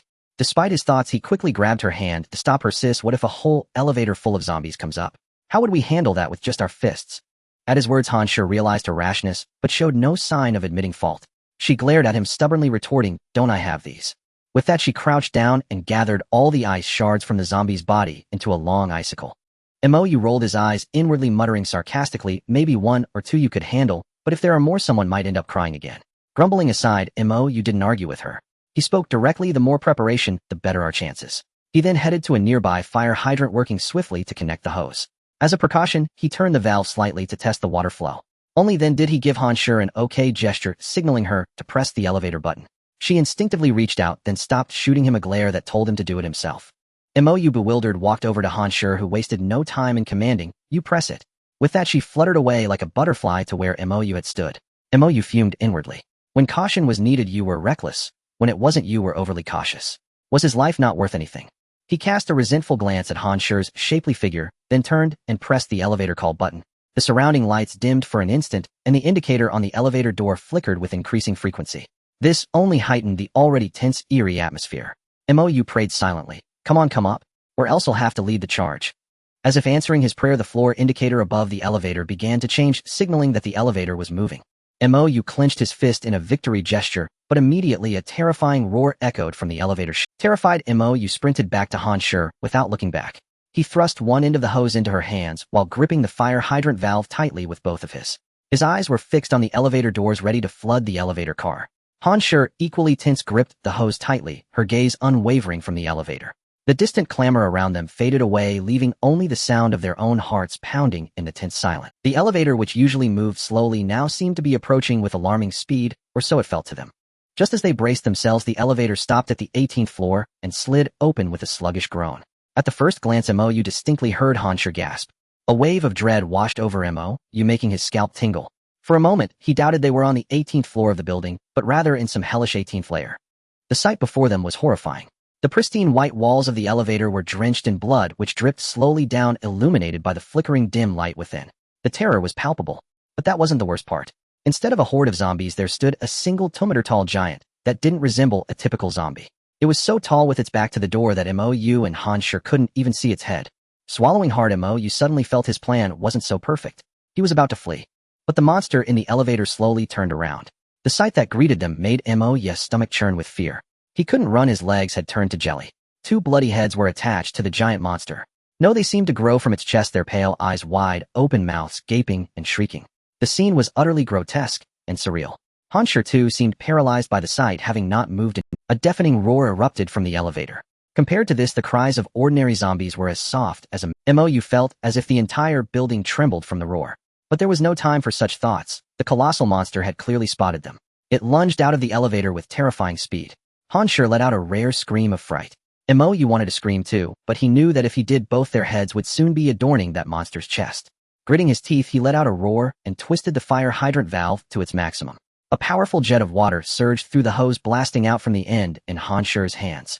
Caught off guard by the immense water pressure, Han Shi nearly lost her grip on the hose, and the water stream shot straight up to the ceiling. Cursing under his breath, Mou lunged forward, wrapping his arms around Han Shi and gripping her hands tightly. With a strained roar, he wrestled the water stream back down. Just as the monster lunged at them, the water jet struck it, halting its advance. Unlike ordinary zombies, this giant creature didn't get knocked back immediately. It only staggered slightly, seeming to push against the water stream as if to charge at them again. Mou's eyes turned red with desperation.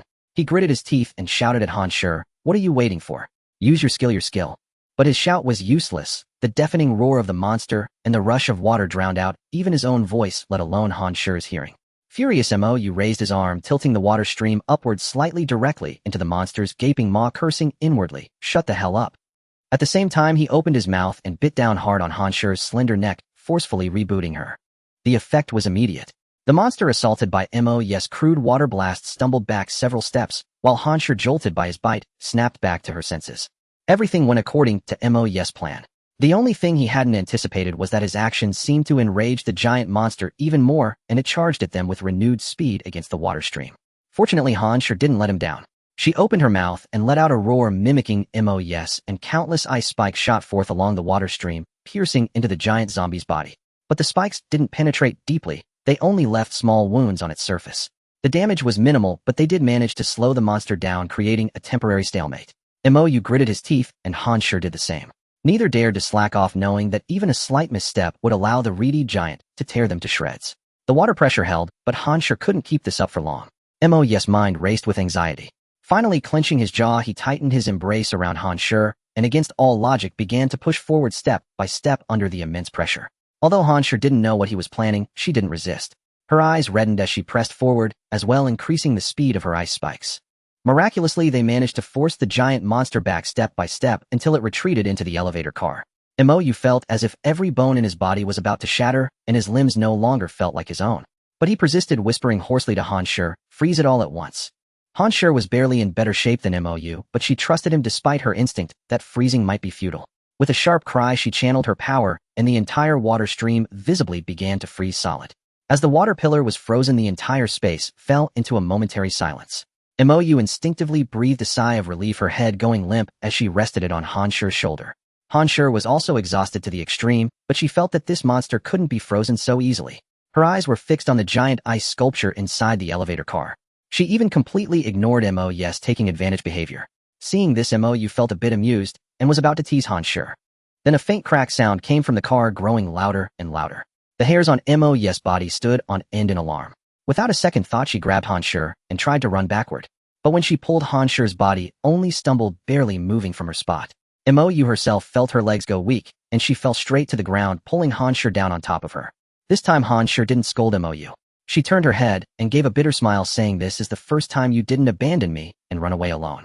Seeing the despair on Han Shi's stunning face, a foolish thought crossed Mou's mind. Maybe dying together with Han Shi wouldn't be so bad. Then he shook his head forcefully. Han Shi was a woman, as she could afford to despair and escape, but he couldn't. Gritting his teeth, he helped Han Shi up, grabbed the frozen fire hose, and shouted at her, "Defrost it." Perhaps infected by Mou's determination, Han Shi swayed, reached out to grasp the hose, and let out a sharp cry. The water immediately resumed its flow, surging violently into the elevator car. At the same time, a deafening roar echoed from the car. Clearly, the giant zombie monster had broken free from Han Shi's ice. At this moment, Mou's mind was exceptionally clear, as if he could only think of a solution when facing life or death situations. He gritted his teeth and quickly said to Han Shi, "Don't freeze it too solid. Just fill the elevator to the brim." Han Shi, with her sharp intellect, immediately grasped his plan the moment he spoke. Her eyes, which had dimmed, suddenly shone with renewed light. Without any regard for her image, she shouted loudly alongside Mou, and countless ice shards and blocks shot into the elevator. Han Shi's face visibly paled. Seeing the giant monster about to charge out of the elevator, Mou, in a desperate move, pulled out the small blue stone he had just obtained and shoved it into Han Shi's mouth. In just 2 or 3 seconds, the ice projectiles shooting into the elevator increased significantly. Han Shi's complexion also improved markedly, which made Mou's heart ache. How wasteful. He hadn't even had a chance to savor that little blue stone himself. The giant zombie monster was forced back into the elevator, and the car was visibly being filled with ice. As the elevator emitted a piercing overload alarm, Mou stared wide-eyed and muttered incessantly, "Fall, fall, you damn broken elevator." As if the heavens had heard Mou's prayer, a loud bang echoed. The sound of steel cables snapping from the elevator shaft. The ice-filled elevator trembled slightly, and then vanished from Mou and Han Shi's sight in an instant. Mou let out an excited scream, turned around, and planted a fierce kiss on Han Shi's cheek, before commanding, "Directly stop the water." Almost as soon as the words left his mouth, the fire hose was frozen again. Han Shi glared at him like an enraged lioness, enunciating each word angrily. "Who do you think you're ordering?" Frightened Mou shrank his neck and was about to explain when the entire floor jolted violently, and it felt as if the whole building shook. Only then did the thunderous crash of the elevator hitting the ground echo from the shaft. Immediately, the entire building seemed to come alive with roars, howls, and the sound of running feet rising in a cacophony. Terrified, Mou grabbed Han Shi, abandoning any plans to fight the monsters, and dashed toward the office area of the publicity department. Han Shi also knew this was not the time to settle scores with Mou. She stepped ahead of him and pulled him along. It was clear that the blue stone had restored a lot of her strength. Before they even entered the office area, they saw Zhao Gang and Li Xiaoli standing at the door, their faces full of terror as they stared at the two. Seeing them, Han Shi immediately reverted to her usual icy demeanor. She shook off Mou's hand and scolded him irritably. "Who told you to wander around at night? Are you trying to get us all killed?" Mou looked completely baffled. He was about to retort, but seeing Han Shi's cold expression, he caught on and said nonchalantly, "I heard a noise and went to check it out. It wasn't aimless wandering. Don't jump to conclusions without knowing the truth." Han Shi snorted coldly, gritting her teeth as she pointed at Mou as if she was furious. Li Xiaoli immediately stepped to Han Shi's side, also pointing at Mou and complaining, "Who asked you to go check out the noise? What if you'd attracted the zombies? Can you bear that responsibility? Apologize to President Han right now." Mou pursed his lips and rolled his eyes at Li Xiaoli, looking particularly infuriating. Li Xiaoli was about to explode again when Zhao Gang stepped in to smooth things over, saying, "All right, we're all a team. In this world, unity is the most important thing. Don't you agree, President Han?" Zhao Gang turned his gaze to Han Shi. Han Shi gave a faint and then looked at Mou, still displeased, and said, "Since you like playing the hero so much, you can keep watch tonight." With that, she walked straight into the office area. Li Xiaoli followed closely behind her. Watching Han Shi's performance, Mou couldn't help but admire her acting skills. After Han Shi and Li Xiaoli entered the restroom, Zhao Gang sidled up to Mou and asked in a low voice, "What was that commotion just now? How did you end up with President Han?" Mou spat in disgust and cursed under his breath, "Only a dog would be with her. I just went out to take a piss. How the hell would I know what she was doing?" Seeing that Zhao Gang was about to ask more, he continued, "That noise was probably an elevator falling from some floor. Must been zombies banging around inside." Hearing this, a flicker of suspicion crossed Zhao Gang's eyes, but seeing Mou still cursing Han Shi incessantly, he dismissed his doubts. After all, he didn't believe anyone could resist the temptation of getting close to Han Shi. With that thought, he patted Mou on the shoulder and said in a low voice, "The more they show off now, the more fun we'll have." Mou nodded in agreement, turned, and walked toward the rest area, grumbling as he went to hell with keeping watch. Whoever wants to stand guard can do it themselves. The more he said that, the less Zhao Gang suspected him. He glanced disdainfully at Mou's back, reached into his pocket to touch a small medicine bottle, and muttered to himself, "Idiot, you think you're going to share with me? Dream on, you fool." The thunderous roar startled Mou, making him shudder. Instinctively, he opened his eyes and reached out for the fire. Only then did he recall that he hadn't brought the fire axe back last night. He shook his head with a self-deprecating chuckle, and turning around saw Li Xiaoli standing beside him, withdrawing her leg. Mou's mouth twitched as he realized she had been about to kick him. He shot her a displeased glare and asked coldly, "What do you think you're doing?"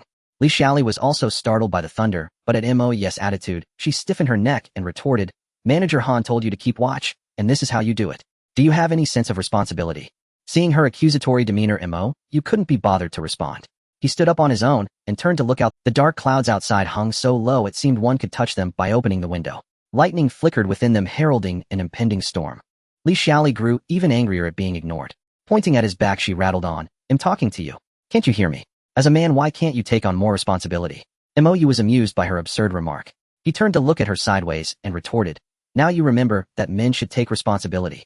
Back when everyone was shouting for gender equality, I bet you Secretary Li were right there leading the charge." Li Xiaoli was momentarily speechless. She opened her mouth, thought for a while, and then stubbornly shot back, "You're not a real man. Bickering with a woman over every little thing." With that, she turned and left before Mou could retort. He stared at her retreating back, utterly exasperated, and flipped her a middle finger before turning his attention back to the window. Just then Han Shi clapped her hands in the center of the office to gather everyone. Mou, still playing the role of a troublemaker, grumbled a few words before reluctantly walking over. Seeing Mou's attitude toward Han Shi, Li Xiaoli opened her mouth to criticize him again. Han Shi raised a hand to stop her and said directly, "Same plan as yesterday, find survivors and avoid direct confrontation with zombies as much as possible. Any objections?" Li Xiaoli and Zhao Gang both shook their heads in agreement. Han Shi glanced at the nonchalant Mou and pointed at him, commanding, "Mou and I will search for people. Xiaoli and Zhao Gang, you two are responsible for bringing back everything from the pantry." Mou immediately raised his hand in protest. "I disagree. I want to carry supplies." Before Han Shi could respond, Zhao Gang, however, spoke up with an apologetic look. "Brother Mou, to be honest, I have severe rheumatism. With this weather, my legs are killing me. I'd love to go with Manager Han, but my legs just won't cooperate." As he spoke, he winked at Mou as if to say we're allies. Mou opened his mouth, but Li Xiaoli added fuel to the fire, making excuses left and right. "And you call yourself a man?" Mou rolled his eyes at her, too tired to argue. He shrugged at Han Shi to signal his agreement. Han Shi nodded, patted Li Xiaoli lightly, and led the way out of the break room. Mou followed behind her, swaying lazily. When they turned the corner at the end of the corridor, Han Shi began. Mou cut her off irritably. "Han Shi, let me tell you. Back then you paid me and were my boss. But now, don't talk to me like that anymore, or I might just walk away." As he spoke, he winked at her. Han Shi quickly glanced behind them, and then snapped back. "What kind of attitude is that? If you think you're so capable, go ahead and leave. Don't stay with us. No discipline, no sense of organization. How did I never see this side of you before?" Mou stammered for a moment as if at a loss for words, then huffed, "Can't be bothered with you." He strode ahead of Han Shi, who spat in annoyance and reluctantly followed. When they reached the elevator from last night, Mou announced bluntly, "I need to pee." "Look away." Han Shi's face flushed with rage. "Do you have any decency? Go somewhere else." Seeing her truly furious, Mou snorted dismissively, clasped his hands behind his neck, and muttered as he walked back the way he came.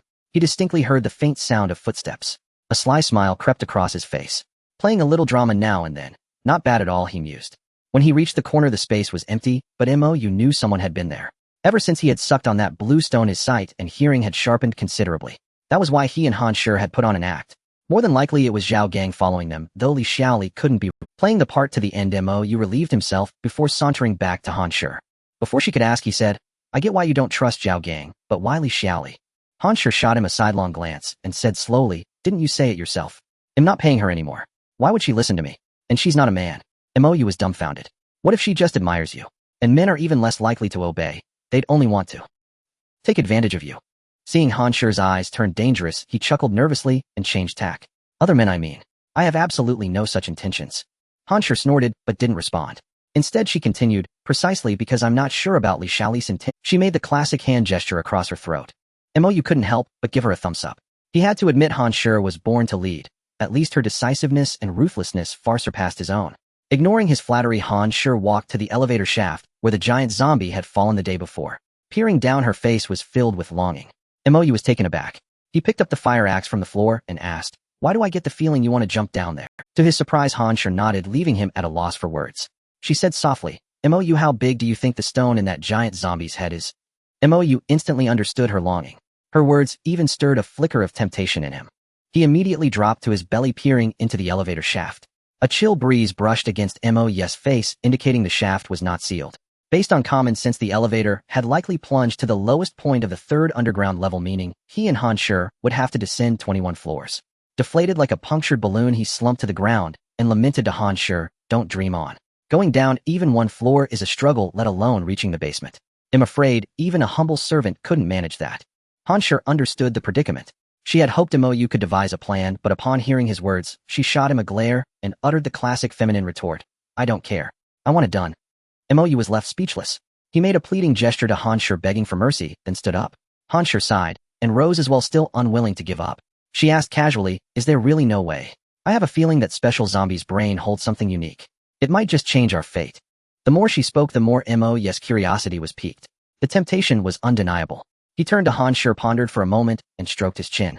It's not entirely impossible. Han Shi had come to appreciate Mo's quick thinking. Her eyes sparkled with hope as she fixed her gaze on him. Mo preemptively warned, I have an idea, but whether you agree or not you can't get mad at me. Han Shi nodded eagerly like a chick pecking at rice, revealing her intense desire for the giant zombie monster.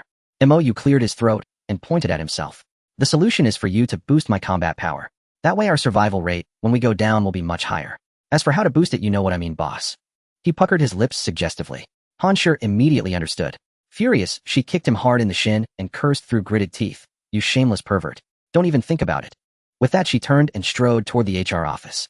Mo rubbed his leg with a pitiful expression, following behind and grumbling. If you don't agree, fine. But didn't you promise not to get mad? Still, after all we went through to kill that thing who knows who'll end up benefiting. Hearing this, Han Shi stopped abruptly and glared at him. Not we. It was me. Mo immediately conceded. Yes, boss. You went through hell to kill it. Happy now. Han Shi found no joy in his words, only a deep sense of resentment. She continued to glare at him, her small fists clenched tight, as if she wanted to punch him for catharsis. Startled, Mo stepped back several paces, eyeing her warily. Then Han Shi's voice, barely audible, came through gritted teeth. I agree. Though faint, Mo caught it. His wary expression shifted to disbelief, then to sheer elation. He walked over to her and said in a low, serious tone, I won't make you regret this choice. Han Shi shot him a sharp glance and said impatiently, Then what are you waiting for? Mo snapped a crisp salute and scurried off to fetch another large water jug. He filled it and hugged it to his chest this time, leaving the lid off. Seeing Mo's excessive excitement, Han Shi began to regret her decision. She gave him a cutting look and gestured with her chin toward the HR department. Taking the order, Mo led the way. Despite his exhilaration, his past encounters with zombies kept him exceptional. Fortunately, the HR department had a different layout from the publicity department. The latter was a large open space with employees working at individual stations, while HR consisted of separate small offices, each housing at most 2 people. It made sense, as HR's main tasks, recruitment and layoffs, were not suited for public discussion. Thus, when Mo and Han Shi entered HR, they found no zombies in the hallway. It would have been odd if there were, given the commotion from the night before. They exchanged glances. Mo whispered, Boss, I feel a bit tense stepping into HR. Han Shi shrugged dismissively. What's there to be tense about? If they couldn't even root out a company parasite like you, they're all useless. Seeing her contemptuous look, Mo thought, if you can't say something nice, just shut up. But aloud he continued chatting. I don't know about the others, but their director, the exterminating nun, is notorious around here. I heard even vice presidents don't faze her. Han Shi gave a soft "oh" acknowledging his words. She said flatly, she's just average. Still, a woman raising a child alone while managing her work so well. It's not easy. Her tone was like a boss evaluating a subordinate, leaving Mo confused. Aren't you two at the same level? Han Shi shrugged nonchalantly, as if his question was foolish. Then she turned cold and demanded, You guys give your bosses nicknames behind their backs. Did you give me one too? Mo was about to deny it, but seeing her menacing look, he resignedly nodded. Han Shi said nothing, just lifted her chin for him to continue. The stone-faced Su-Daji. Han Shi blinked, murmuring, Su-Daji, the fox spirit. Mo quickly raised his hands in innocence. It wasn't me. The nickname was around before I joined the company. Han Shi seemed not to hear his explanation. Her eyes glistened, her cheeks flushed, and she transformed into a picture of delicate allure, casting a pitiful glance at Mo. The impact was devastating. Mo felt all his blood rush downward. Then he snapped back to reality. This was so out of character for Han Shi, it had to be a trap. He instinctively retreated several steps, watching her with full vigilance. Han Shi had initially felt pleased by Mo's smitten expression, but his quick retreat soured her mood.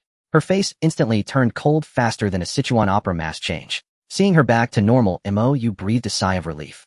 Just as he was about to ask what she was playing at, Han Shi said irritably, So you call this stone-faced? Hearing Han Shi's words, Mo couldn't help but mutter internally, damn competitive spirit. Yet he quickly shook his head and flattered Han Shi, saying, Don't insult my leader with Su-Daji, you are simply. Before Mo could finish his praise, a loud crash erupted behind him, causing him to nearly drop the bucket of water onto Han Shi's face. Startled, he took 2 steps forward, still feeling apprehensive as he glanced back. There he saw a female zombie in a professional suit pressing against the office glass door, continuously howling and banging against it. Perhaps due to the quality of the office glass door, this creature was unable to break through immediately, making its appearance. Realizing that he was terrified by this thing, Mo, feeling a mix of embarrassment and anger, set the bucket down on the ground and gripped the fire axe tightly, saying, No need for your help, leader. Let me take care of this creature. Han Shi chuckled softly and gestured for Mo to proceed. Mo dashed to the glass door, then jumped back, grinning awkwardly at Han Shi as he said, I still think it's unnecessary to act bravely for a moment. We should end this quickly. The giant zombie is waiting for us to harvest. Han Shi shot Mo a disdainful glance, subtly indicating the bucket with her eyes. MOU immediately scampered to place the bucket by her feet, eager to serve. Han Shi gently tipped the bucket over, placing her hand on the rim. Suddenly the water inside surged forth as if it had been given life, rushing straight towards the office. Then to MOU's astonishment, the water flowed through the gap in the door and quickly bound the roaring zombie in play. It was unclear whether Han Shi was conserving her energy or water, but this time, she didn't completely freeze the zombie. She merely restricted its movement. Despite the seemingly minor change, MOU realized that Han Shi's ice control ability had improved. Without further ado, he gave Han Shi a thumbs up, no longer wasting words, and charged forward with the fire axe, kicking the door and aiming for the head in one fluid motion, which made MOU feel a rush of excitement. Han Shi shot MOU a disdainful look as the water flowed back into the bucket, standing up with her arms crossed wide. Understanding her cue, MOU lowered his head and began his harvesting journey. Unsurprisingly, he found nothing, shrugging at Han Shi, who wasn't surprised either, and walked toward the next office. At this moment, the advantages of the Human Resources Department became evident. It was truly a monster hunting paradise. If the zombies in these small offices could respawn, it would be perfect. Of course, MOU only dared to think this in his heart, fearing that if he voiced it, Han Shi would think he was a fool. As they approached each office door, Han Shi would control the situation, while MOU reaped the rewards of familiar routine. As time passed, the two of them gradually became quite in sync. Sometimes they didn't even need to communicate, as a single glance conveyed their thoughts. After a busy morning, even though decapitating zombies was physically demanding, MOU felt no fatigue. Instead, he found himself somewhat addicted to it, especially when he obtained those blue spirit stones, which were infinitely more satisfying than getting paid. Han Shi seemed to share this feeling. Despite her pallor, she showed no signs of wanting to stop, leaving MOU a bit stunned, thinking to himself, is this what they mean by the legendary teamwork of men and women being less tiring? After their relentless efforts, their stomachs finally voiced their dissatisfaction, prompting MOU and Han Shi to plop down on the ground, leaning against each other and gasping for breath. Before MOU could catch his breath, Han Shi's small hand reached out towards him. MOU huffed in dissatisfaction, calling her a greedy pig. Reluctantly, he placed the 3 blue spirit stones he had earned during the day into Han Shi's palm. Han Shi merely glanced at them, then tossed them back at MOU with annoyance, saying, "You give me a hot dog." MOU was momentarily taken aback, and without thinking blurted out, "I don't have a hot dog, but I do have a big sausage." Han Shi initially didn't grasp the meaning behind MOU's words, and casually replied, "That works, give it to me." MOU twitched his lips, and weakly asked, "Are you sure?" Hearing MOU's odd tone, Han Shi instantly understood what he meant, and gave him a sharp elbow jab, scolding, "If you say more nonsense, I'll castrate you. Hurry up and give it to me." MOU rubbed his sore waist from the hit, and grimaced, saying, "If you're talking about the one you gave me in the morning, I already..." Hearing MOU's words, Han Shi immediately sat up straight, glaring at him angrily, biting her teeth, as she scolded, "Do you know that you let a woman down and still ate it all by yourself?" MOU was equally speechless, looking at Han Shi with annoyance. "How was I to know? You only brought one with you. Besides, you were the one who offered it to me this morning." Evidently, MOU's words did little to calm Han Shi's anger. She bit her silver teeth and clenched her small fists tightly. MOU, feeling exceptionally helpless, said, "If you kill me, there will be no hot dogs left. If you want a big sausage, I can get it for you right now." Finally, Han Shi's small fist came flying towards MOU. He dodged easily, instantly conceding, "All right, the distance is short. Oh, let's go back and eat something instead of getting this worked up." Han Shi was also exhausted and had no extra energy to mess around with MOU. She made a firm statement and got up to head back to their nest. MOU quickly grabbed her arm, pointing to the 3 blue spirit stones in her hands, quietly reminding her, "Leader, did you forget something?" Seeing the 3 blue spirit stones, Han Shi instinctively glanced at MOU's mouth.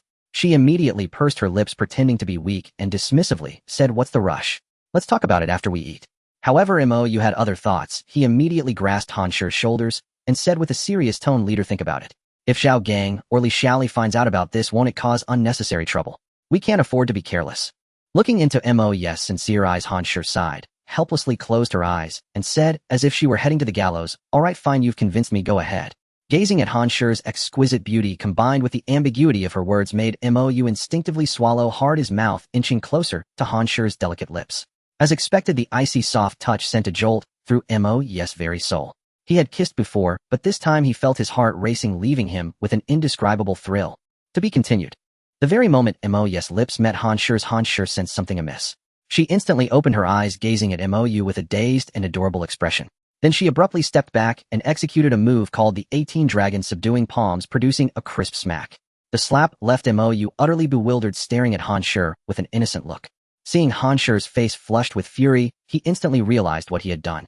He immediately clasped his hands in a bow and said, "Boss, what if I said I forgot to put the stone in my mouth? Would you believe me?" Han Shi glared at MOU, her face brimming with anger, her chest heaving violently, making it clear she would never believe his nonsense. Mo pleaded a few more times, but seeing no sign of Han Shi calming down, he grew slightly irritated. He pursed his lips and muttered under his breath, "It's all your fault for being such a bug. How could anyone resist?" He expected Han Shi to explode with rage, but instead she just shot him another fierce glare and threatened through gritted teeth, "This is the only time. If there's a next time, I'll make sure you can't be a man anymore. Let's continue." Mo was stunned, feeling as if happiness had come too suddenly. He stared at Han Shi foolishly, his face a picture. Seeing Han Shi on the verge of fury again, Mo dared not delay. He quickly took out a small blue stone and placed it in his mouth, then pressed straight toward Han Shi. Before he could get close, Han Shi extended her small hand to push against his chest and warned in a coquettish tone, "Let's get this straight first. If you dare use your tongue, you'll chop off that wretched tongue and that so-called fra." Grants together. Before the threat could finish, she was pulled over by Mo, who wrapped an arm around her neck and sealed her lips with a kiss. Han Shi's heart raced from the shock. Mo's move was indeed full of boyfriend power. If only he would listen to her threats, it would be even better.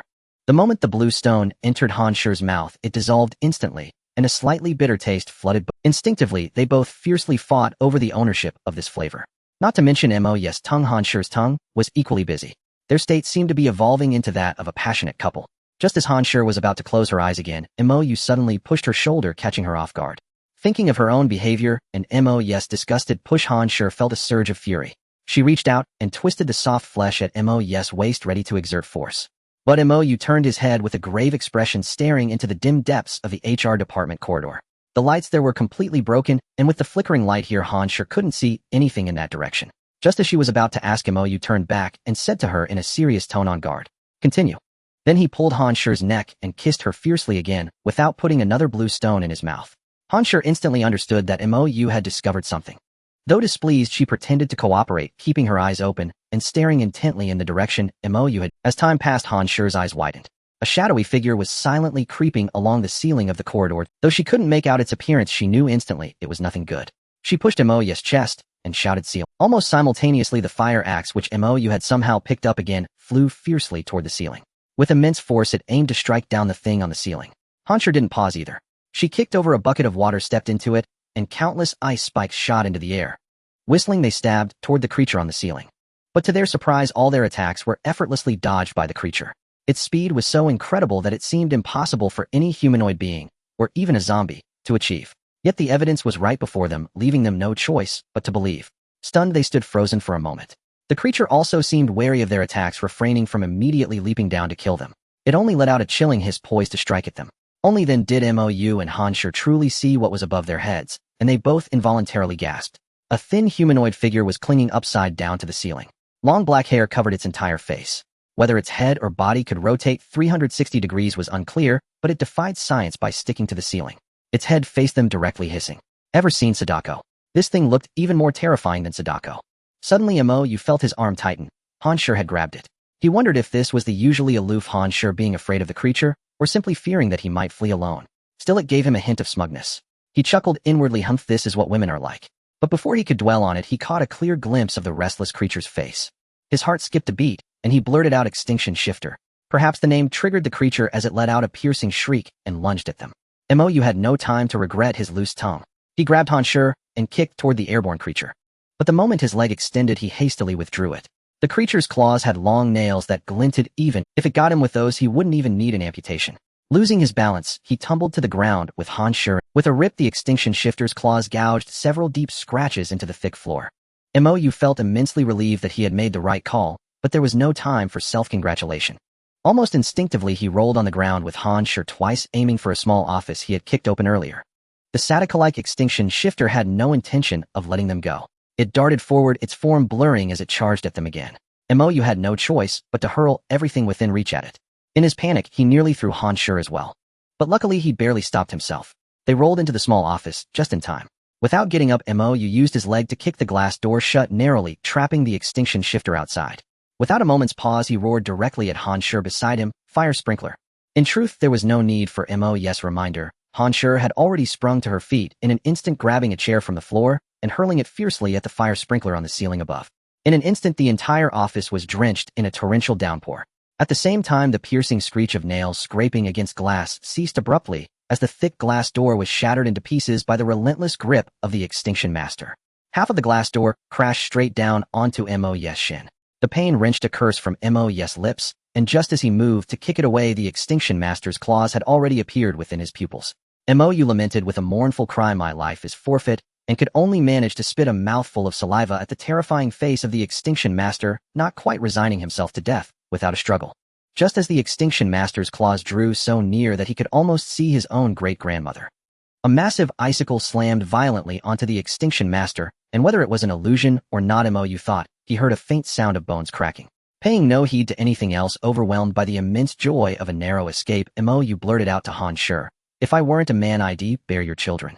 Amidst the gushing spray of water, it was uncertain whether Han Shi had heard Mou's words. Countless half-meter-long ice spikes rained down relentlessly upon the Extinction Master pinned beneath the icicle. Before their very eyes, a seemingly frail body was instantly transformed into a giant hedgehog dead beyond. Mou swallowed hard, mentally retracting his earlier outburst, and gazed at Han Shi with a face full of innocence and naivety. He saw Han Shi's body sway before she collapsed headfirst to the ground. Startled, Mou scrambled swiftly to her side, and seeing her eyes closed, but her chest still faintly rising and falling, he let out a heavy sigh of relief. Clearly exhausted, Mou flopped down beside her, and said weakly, "Do you have a grudge against the Extinction? Weren't you just admiring her for raising a child alone, while managing her career?" Han Shi gave a light snort, her voice equally feeble as she replied, "I've long been annoyed by her. Every time she sees me, she acts all high and mighty. It's not like I owe her anything." Mou raised a thumb in admiration toward Han Shi. "Boss, you really do keep your personal and professional life separate." Han Shi snorted softly, about to say something, but then shifted the topic. Turning her head to look seriously at Mou, she said, "Mou, remember, you owe me your life. I hope you'll repay it with your own someday." Mou also turned to look at Han Shi, nodding slightly as he whispered, "Even if you asked me to give myself to you right now, I wouldn't hesitate." Hearing this, Han Shi couldn't maintain her stern expression any longer. She reached out and patted Mou, laughing softly as she scolded, "This isn't repaying a debt of gratitude. It's clearly repaying kindness with enmity." After saying this, before Mou could respond, she burst into a fit of giggles. Mou felt a wave of dizziness wash over him, musing to himself, "Names can be wrong, but nicknames are never off the mark. Sue Dodgy, a seductress who topples kingdoms." Unable to help himself, he turned sideways and stared at Han Shi with passionate intensity. The look sent a shiver down Han Shi's spine as she crossed her arms over her chest and demanded in a low voice, "What are you staring at me like that for? I'm warning you, don't get too." Before Han Shi could finish her sentence, Mou swiftly produced the remaining 2 small blue stones and said seriously, "Business." With that, he stuffed them all into his mouth, pulled Han Shi's head close, and pressed a heavy kiss upon her lips. Whether he was truly intent on business, only Mou himself knew. Han Shi's words of refusal were stifled against his mouth. As the small blue stones dissolved into a slightly bittersweet liquid, she seemed to resign herself, closing her eyes gently, though her fists remained clenched tightly between them. The downpour and the embrace lent the scene a touch of bittersweet romance. Even Mou found himself losing control, shifting slightly to press Han Shi beneath him, his small hand unconsciously beginning to wander toward forbidden places. Ideals are grand, but reality is harsh. As long as he stayed still, the business could continue a little longer, but the moment he moved, Han Shi snapped back to awareness. Feeling no trace of any taste left in her mouth, she shoved Mou away with force, wiped her lips in disgust, and glared at him with fury. Unfazed, Mou shamelessly said to Han Shi, "Consider this the interest on the life you saved me. Mou have always been a man of principle." Enraged, Han Shi punched him squarely in the eye, then stood up indignantly and delivered a couple more kicks for good measure before waving her hand to freeze the still spraying fire sprinkler. Clearly having consumed those 2 small blue stones, her mana bar had recovered considerably. Witnessing this, Mou immediately snapped to attention, ignoring the pain in his eye as he leaped up excitedly and began counting on his fingers. "Boss, considering I've now eaten 2 small blue stones in total, does that mean I've got superpowers too?" Han Shi crossed her arms and looked at him askance, as if to say, "You're asking me?" Realizing how foolish his question was, Mou crouched down again, placing his hands on the water-covered floor, closing his eyes to concentrate intensely. And then nothing happened. Not a single shard of ice appeared on the water's surface, as calm and mocking as if it were laughing at Mou. After an agonizing wait, Mou finally gave up, accepting that he couldn't control water. He stood up with a look of utter despair, weakly staring at Han Shi. He resembled a delinquent employee who had failed to meet his KPIs. A flicker of disappointment passed across Han Shi's face, but she still reached out to pat his shoulder in consolation. "Maybe it's not enough yet." Hearing this, Mou perked up instantly and said excitedly, "Boss, does that mean you're still willing to help me?" As he spoke, his gaze involuntarily drifted toward Han Shi's delicate lips. Infuriated, Han Shi gave him a hard punch and snapped, "I shouldn't have sympathized with a shameless wretch like you." Mou was about to defend himself when something struck him, and he looked down at his shin in confusion, asking uncertainly, "Was my leg injured just now?" Han Shi shot him a disdainful look, as if to say, "You're asking me if you're injured." Then Mo quickly crouched down, picked up a shard of broken glass, and slashed it across his hand. This made Han Shi take several steps back, staring at Mo as if he were an idiot. Ignoring her, Mo kept his eyes fixed on the wound he had just inflicted. The instant healing he had imagined did not occur, but he could clearly feel a slight itch at the wound, followed by the bleeding stopping remarkably quickly. Even so, Mo's heart raced with wild excitement, the euphoria flooding his mind, and he instinctively moved to embrace Han Shi in a fervent celebration. Yet he noticed that Han Shi had somehow already made her way to the corpse of the Extinction Master, bending down to Despite this, Mo still hurriedly ran to Han Shi's side, looking proud as he licked his lips, and said, "Leader, look at my..." Han Shi gestured for silence, without turning her head, her gaze fixed on the corpse of Master Extinction, her eyes gleaming. Mo felt a chill, and uncertainly asked, "It's dead so gruesomely, aren't you feeling any relief?" Han Shi, infuriated, snorted coldly, and scolded, "Are those things in your eyes for breathing? Can't you see?" In fact, even without Han Shi's scolding, Mo had already adopted a similar expression, mouth slightly agape, staring ardently at the head of Master Extinction. To be precise, it was the head that had been shattered into pieces. A small stone, bluer than any blue stones Mo had ever seen, lay quietly among a pile of unknown objects, its blue light shining through the filth. Rather than a mere stone this could be called a crystal or gem, it was clearly something of value. They involuntarily exchanged a glance, seeing greed reflected in each other's eyes. Simultaneously grinning, Mo reached out to pick up the crystal from the ground. Suddenly his expression changed, and without hesitation, he lunged at Han Shi, rolling away with her across the ground. Han Shi thought Mo had sudden greed, and instinctively reached out to grasp Mo's neck. At that moment, a bolt of black lightning shot toward where the two had just been, near Master Extinction. The speed was terrifying, faster than Master Extinction had been showing just how frightening it was. This scene stunned Han Shi, and her hands that had been grasping Mo's neck instantly transformed into an embrace, holding Mo tightly, nearly suffocating him. Without time to enjoy this unexpected benefit, Mo pulled his head away, fixated on the thing that had just emerged, ready to cheer for Han Shi at any moment. However, just a glance left him somewhat dazed. He thought to himself, "Is that thing a zombie?" He saw a small figure crouched on the corpse of Master Extinction, whimpering and low growling. Unlike the usual horrifying moans of zombies, this creature's cries gave Mo a somewhat cute but fierce feeling. He couldn't help but look at Han Shi in confusion, instinctively asking, "How could there be a child in our company?" Han Shi was also stunned by the small zombie on the corpse of Master Extinction.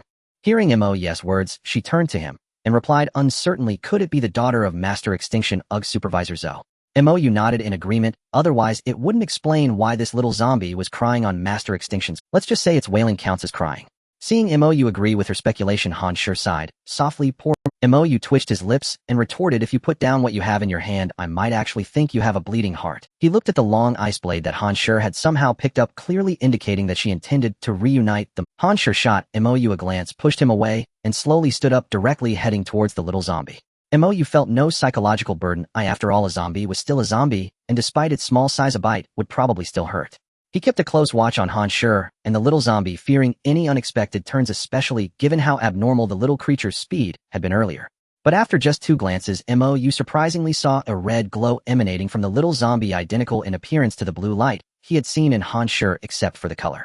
He felt a tightening in his heart. Once could be a hallucination, but seeing it twice made the possibility of it being a hallucination approach zero. Instinctively, he called out to Han Shi, fixating his gaze on the little zombie. This time the red glow didn't disappear as quickly as it had for Han Shi. It lingered, almost inviting Mo to reach out and touch it. Han Shi, puzzled, turned to Mo and stared blankly, not knowing why he called her. Mo was also confused, but gritting his teeth, he fabricated, "Since this little zombie is on its mother's body crying, doesn't that imply it still has awareness and isn't just a mindless zombie?" Han Shi looked at Mo as if he were an idiot, unclear how he could arrive at such a bizarre conclusion. Mo felt awkward, but he stepped in front of Han Shi, took the long knife from her, and grinned mischievously, saying, "We can give it a try. Oh, if it doesn't attack, we can let it go. After all, killing a child would surely weigh on our conscience, right?" Han Shi's mouth fell open in shock, staring at Mo with a bemused look, perplexed. "A bleeding heart." Mo nearly jumped up to give her a smack, cursing, "You're the bleeding heart. Your whole family are bleeding hearts." But thinking about the disparity in their strengths, he chose to swallow this humiliation. He shot Han Shi an eye roll and carefully approached the little zombie with the knife. After taking just 1 step, he regretted it. Han Shi was already taking this risk, and he was being foolish by rushing in. What kind of stupidity was that? Thinking that retreating now would likely yield no good outcome, he could only brace himself and continue walking toward. When he was only 2 steps away from the little zombie, seeing that it showed no signs of attacking, Mo finally let out a sigh of relief. In a gentle voice, he called out to the little zombie, "Little friend, do you want to come play with Big Brother and catch goldfish?" after saying that he felt a bit strange about how he sounded. The little zombie heard Mo's voice and suddenly raised its head, baring its teeth at him, but it showed no intention. Looking at its pale pink face apart from its blood-red eyes lacking any scara, there were no signs of decay or any characteristics of a zombie. He turned to Han Shi and uncertainly asked, "Can you see the red glow on it?" Han Shi crossed her arms expressionless, giving Mo a blank look as if to say, "Red glow? What red glow?" Mo knew that staring was of no benefit, so he turned his attention back to the little zombie, contemplating, "I just want to touch that red glow. Not touching it is driving me crazy." As he spoke, he slowly raised the ice blade and approached the little zombie, continuing to speak gently. "Big brother is not a bad person. I'm your mother's friend, and I like little friends the most." Yet the back of his hand was already drenched in sweat, and he realized he might be the first person in this apocalypse to risk so much out of sheer curiosity. The little zombie continued to growl at Mo, neither attacking nor fleeing, but it appeared extremely fearful. It was somewhat amusing too. It feared Mo, and Mo feared it, as well, creating a rather comical scene. Only when Mo stepped within reach of the ice blade that could touch the little zombie did he halt again. He noticed the little zombie was unusually agitated, but hadn't fled, as if it were protecting its mother. Mo swallowed hard and forcefully snapped a piece off the ice blade in his hand. Without Han Shi's continuous support, and having absorbed 1.5 blue stones, his strength had increased considerably, allowing him to break off a shard of ice. He extended it toward the little zombie, grinning ingratiatingly. "This isn't a blade, it's an ice cream. Why don't you—" The little zombie stared intently at Mo. After what seemed an eternity, it finally appeared to grasp his meaning, and with lightning speed snatched the half piece of ice from his hand, clutching it to its chest. Mo broke out in a cold sweat, silently thanking his stars that the creature harbored no ill intent, otherwise he wouldn't have known how he died. Its speed was simply terrifying. Han Shi was equally astonished, patting her chest in relief. Thinking back to her earlier reckless behavior, she felt a pang of fear. If she had charged straight at the little zombie, she would have been completely outmatched. With this thought, she couldn't help but glance up at the fire sprinkler on the ceiling, then shifted her steps toward a fallen chair, ready to unleash her ultimate move at any moment. The little zombie paid no attention to Han Shi's movements. It stared down at the ice in its arms, looking left and right, unsure of what to do. Mo had to clear his throat softly and mimed holding something in his hand and sticking out his tongue. The little zombie stared blankly with its blood-red eyes for a long moment, then slowly opened its mouth, revealing 2 distinctly incongruous little fangs. It bit down on the ice in one go. The ice shattered instantly, making Mo's teeth ache. He muttered inwardly, "This thing's got some jaw on it. If I bit like that, I'd be spitting out teeth all the way to Grandma's house." As if greatly pleased with the ice, the little zombie's eyes narrowed with enjoyment as it ate. Mo let out a heavy sigh of relief. He took another small step closer, and when the little zombie still showed no reaction, he slowly extended his hand to gently touch the red glow enveloping it. The moment his hand made contact with the red glow, an inexplicable tremor stirred deep within Mo. The sensation came and went quickly, leaving Mo unsure if it was an illusion. Yet as soon as he touched the glow, it vanished from around the little zombie. It was as if the red glow had never existed, but Mo inexplicably felt a hint of affection for the little zombie. A wave of revulsion washed over Mo. Just as he was about to pull his hand back, the little zombie looked up at his large hand, then voluntarily pressed its head into his palm, shaking it with evident enjoyment. Not only was Mo stunned, but even Han Shi, who had been watching closely, was dumbfounded, her expression as if she'd seen a ghost. She then looked at Mo with a gaze that seemed to label him a pervert. Mo felt wronged and raised his hands innocently, saying to Han Shi, "Boss, you be the judge. It was its idea." Han Shi extended her middle finger at Mo in contempt. The little zombie, seeming to understand Han Shi's hostility toward Mo, let out a series of fierce baby-like growls at her.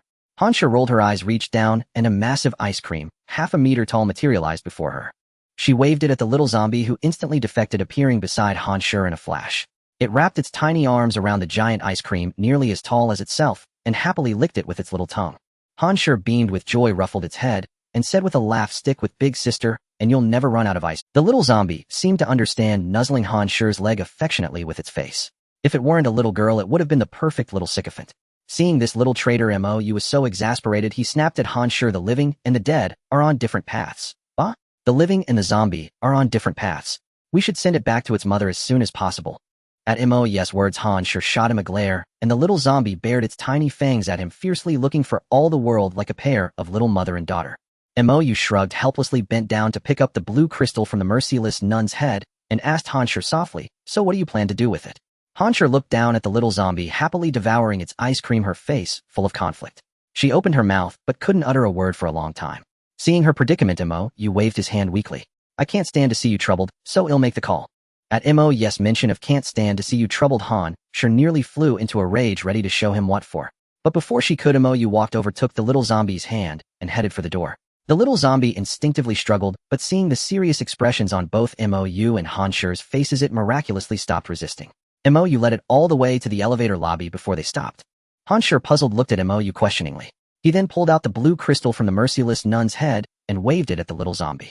At the sight of the crystal, the little zombie's eyes lit up, and Mou caught a glimpse of longing in them, a clear sign that blue crystals held great allure for zombies as well. Mou crouched down, pointed at the blue crystal in his hand, and said earnestly to the little zombie, "There should be another stone like this down there. Go fetch it for Big Brother, and he'll reward you with a huge ice cream and tons of snacks. Deal." The little zombie stared at the blue crystal with its blood-red eyes, tilted its head, and pondered for a long while before nodding emphatically. It abruptly dashed toward the elevator shaft where the giant zombie had fallen, leaping straight down without a moment's hesitation. Mou and Han Shi jumped in fright. Was this thing out of its mind? They rushed to the elevator shaft and peered down anxiously. They could barely make out a shadow moving as if on flat ground along the shaft walls, darting downstairs with lightning speed. They both breathed a sigh of relief and exchanged a glance. Han Shi then asked, "What are you up to?" Mou didn't beat around the bush. "This is the little one's final test. If it passes, we let it live and fend." Han Shi gave him a contemptuous look. "And here I thought you were going to adopt it." Mou rolled his eyes and shot back, "Why don't you adopt it? It's a zombie, for crying out loud. A deadly cr—" Han Shi cast a sidelong glance at Mou and snorted disdainfully, "No matter what, I still despise you." Mou rolled her eyes in return, speaking weakly to Han Shi. "Are you going back for snacks, or should I? Whether or not we retrieve the crystals, we at least need to let the little zombie die with a full stomach." Han Shi extended both middle fingers at Mou, letting out a heavy snort. Mou understood that Han Shi had no intention of returning, so she resignedly turned and headed toward the propaganda department office. The office was eerily quiet, with neither Zhao Gang nor Li Xiaoli in sight, leaving Mou somewhat puzzled.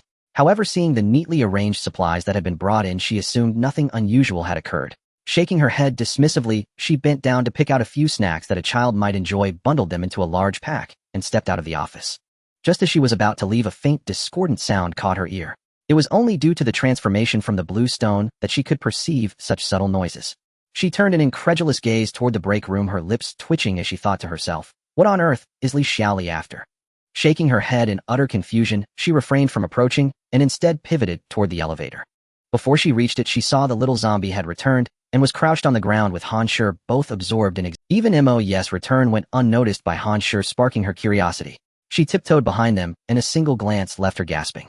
On the ground before the little zombie and Han Shi lay several blue stones and a blue crystal.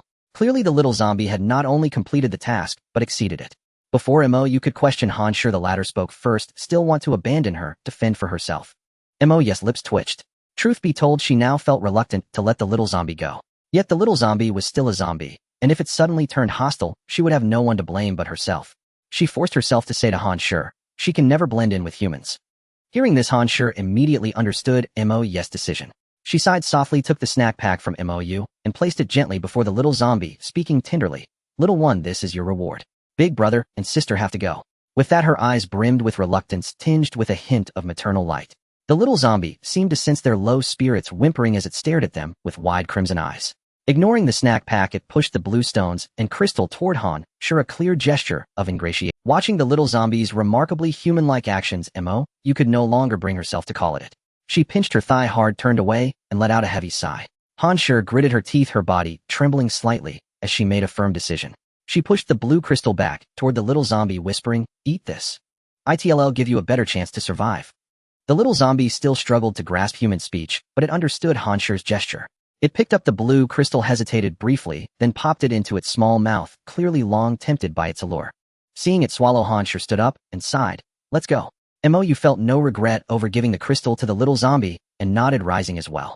Just as they prepared to leave, Mou cast a final glance at the little zombie and noticed a familiar, even more dazzling red light emanating from it. She looked at Han Shi with questioning eyes. Han Shi, sensing Mou's gaze, glanced at the little zombie and then back at her, bewildered. Mou realized that only she could see the red light. She lamented inwardly, "Is this my superpower? A truly useless skill." She shrugged helplessly and turned toward the office. Han Shi cast one last reluctant look at the little zombie before following. Noticing Han Shi's dejection, Mou suppressed her own frustration and forced a smile. "Good thing I went back for the snacks, or someone might have needed to wash their eyes." Han Shi paused, puzzled. "What do you mean?" Mou grinned lecherously, clapping her hands together twice. Han Shi instantly caught on, stopping in her tracks. She gritted out each word, "Li Xiao." Li, how dare she? Before she could finish, a pained howl from the little zombie behind them startled both Han Shi and Mou. They spun around to see the little zombie clutching its stomach, writhing in agony on the ground. Han Shi's earlier resolve vanished as she rushed to the little zombie's side, her face etched with worry. Mou, more cautious, immediately pulled Han Shi back, wary that the zombie might suddenly attack. Han Shi resisted slightly, but stood by Mou, frowning at the little zombie. Fortunately, the pain subsided quickly, and the little zombie lay motionless. Exchanging a glance, they approached. Before Han Shi could act, Mou gently turned the little zombie over. Its eyes were tightly shut with 2 streaks of bloody tears on its pale face, making it look even more pitiful. Turning to Han Shi, whose face was full of concern, Mou sighed heavily. Damn it, I owe you one. She hoisted the little zombie into her arms and rolled her eyes at Han Shi. Let's just go for it, or we'll regret it later. Han Shi's expression softened as she whispered, thank you. Then she tore a strip of white cloth from her clothes and gently wrapped it around the little zombie's closed eyes. Afterward, Mou nodded toward the fire axe and snack pack, signaling Han Shi to carry them. She strode purposefully back toward their base. Seeing Han Shi compliantly pick up the luggage, Mou felt a flicker of satisfaction. Smiling lightly, she said, from now on you're her mother. Why don't you give her a name? Han Shi was taken aback and instinctively retorted, if you're her mother, no, you're her father. As she spoke, she saw Mou grinning at her mischievously and immediately realized the ambiguity in her words. She shot him a displeased glare and commanded in a coquettish tone, I don't care, you name her. Mou chuckled softly and pondered for a moment. Her mother is the merciless nun, so how about calling her? Han Shi rolled her eyes dramatically and retorted irritably, what kind of name is Little Mercy for a girl? It's terribly unlucky. Little Ba, like the sound a sheep makes, would be much better. Mou nodded rapidly at Han Shi and snickered, whatever mother says. This infuriated Han Shi, who gave him a light punch and threatened through gritted teeth, say mother one more time, and he'll bite you to death. Seeing Han Shi's rare adorable expression, Mou cast a teasing glance at her lips, as if to say, when you say bite, do you mean it in a proper way? Catching Mou's wicked gaze, Han Shi was about to hit him again when Li Xiaoli's startled cry rang out. Li Xiaoli trotted over to Han Shi and asked with concern, President Han, why were you gone so long? Did you encounter any danger? Has this wretched man been bothering you? Han Shi noticed the unnatural flush on Li Xiaoli's cheeks, and her smile gradually faded as she replied coolly, no danger and no survivors found except for this little girl. She gestured toward the child in Mou's arms. Li Xiaoli seemed to notice the motionless child for the first time, and peered at her curiously, murmuring, what's wrong with her? Mou couldn't be bothered to answer and strode forward without a word. Han Shi offered a perfunctory explanation, she's just frightened. With that, she followed Mou into the office area.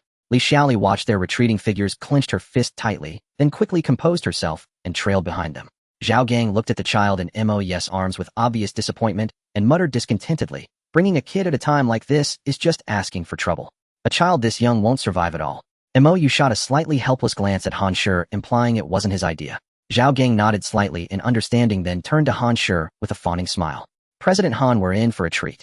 Secretary Li and I found some instant noodles, and I've got water boiling. He pointed to a functioning water dispenser they'd found somewhere. Han Shi nodded faintly, said, good work, took the child from Mou and walked straight into the break room. Once Han Shi was out of sight, Zhao Gang sidled up to Mou and whispered through gritted teeth, we can't wait any longer. Han Shi is getting out of hand. She doesn't take us seriously at all. Mou shrugged nonchalantly and said bluntly, fine, I'll go in and tie her up right now. Zhao Gang let out a sly chuckle and patted Mou's shoulder. That's a brute's approach. No finesse and certainly no charm. Mou looked at him with feigned bewilderment, as if not understanding his meaning. Zhao Gang pulled out a small bottle and leered at Mou, whispering, this is a miracle tool. It'll rob her of her strength, but shall stay fully conscious. You get what I'm saying, brother? Mou gazed at Zhao Gang with exaggerated admiration and gave him a thumbs up. Please. Zhao Gang gestured to the 4 bowls of instant noodles laid out and continued, as long as they both take a sip of the soup, you know the rest. Mou nodded emphatically, and Zhao Gang jerked his chin toward the break room, signaling him to call Han Shi out. Mou immediately put on a lovesick expression and scurried to the break room door, calling out, President Han, come out and have some noodles. Seeing that Mou didn't enter the break room, Zhao Gang's wariness eased slightly. Mou seemed trustworthy. Then he shot a contemptuous glare at Li Xiaoli, who had been silently keeping her head down, and ordered in a commanding tone, Secretary Li, come eat. Li Xiaoli flinched, looked up at Zhao Gang's icy stare, nodded lightly, and walked toward the 4 bowls of noodles. As Han Shi emerged from the break room, Li Xiaoli promptly handed her a steaming bowl of noodles with a cheerful, careful, President Han, it's hot. Han Shi gave Li Xiaoli a serious look, murmured a thank you, and walked over to Mou, saying crossly, make room, as she nudged him aside to stand at a table. Mou snorted in annoyance, but said nothing more to Han Shi. When Han Shi placed the noodles on the table, Zhao Gang said cheerfully, I wonder if President Han has ever had instant noodles before. Let me tell you, the soup is the best part. a real delicacy in this apocalypse. Isn't that right, brother? Secretary Lee. Mo curled his lip and snorted, President Han is a jewel. How could junk food like instant noodles ever catch her fancy? Han sure shot Mo a fierce glare, then raised the bowl to her lips and gulped down the soup noisily. Afterward, she mimicked the classic, not a drop left, gesture, tilting the lid to drain every last bit of broth. Seeing this, Zhao Gang's eyes lit up. His demeanor shifted, but after glancing at Mo, he picked up his own bowl and said jovially, Brother Secretary Lee, since President Han has set such a fine example, it would be disrespectful not to follow suit. Cheers. He took a big gulp of his soup. Li Xiaoli didn't hesitate either, while Mo secretly shot Han Shi a pleading look. Han Shi gave him a wicked wink as if to say, I don't care. What are you going to do, bite me? Mo was so annoyed he nearly dumped the noodles on her head. Once Li Xiaoli set down her bowl, Han Shi stopped teasing Mo. She reached out and pressed her hand on his bowl, saying coolly, Mo, if you don't want to eat, I can take care of it for you. Feeling the bowl turn icy cold under her touch, Mo didn't hesitate. He snatched the bowl away from Han Shi's hand, downed the soup in one go just as she had, and then tilted the bowl to show it was empty. No sooner had he finished than Zhao Gang burst into loud laughter. His laughter grew louder and more manic until even Mo felt a shiver run down his spine, thinking to himself, shouldn't he be cackling at this point? Finally, Zhao Gang's laughter subsided as he gasped for breath. He looked at Han Shi with a smirk and said lightly, President Han, don't you feel your strength slipping away? Han Shi's face instantly darkened. She glared at Zhao Gang with Oscar-worthy fury and growled, Zhao Gang, what do you think you're doing? Have you lost your will to live? Zhao Gang curled his lips, casting a disdainful glance at Han Shi, as if she were an idiot, and sneered, I don't know if he'll die, but I can guarantee that you, President Han, will experience ecstasy soon. Han Shi's chest heaved with fury, gritting her teeth, as if she wanted to devour Zhao Gang, a hint of despair flickering in her eyes.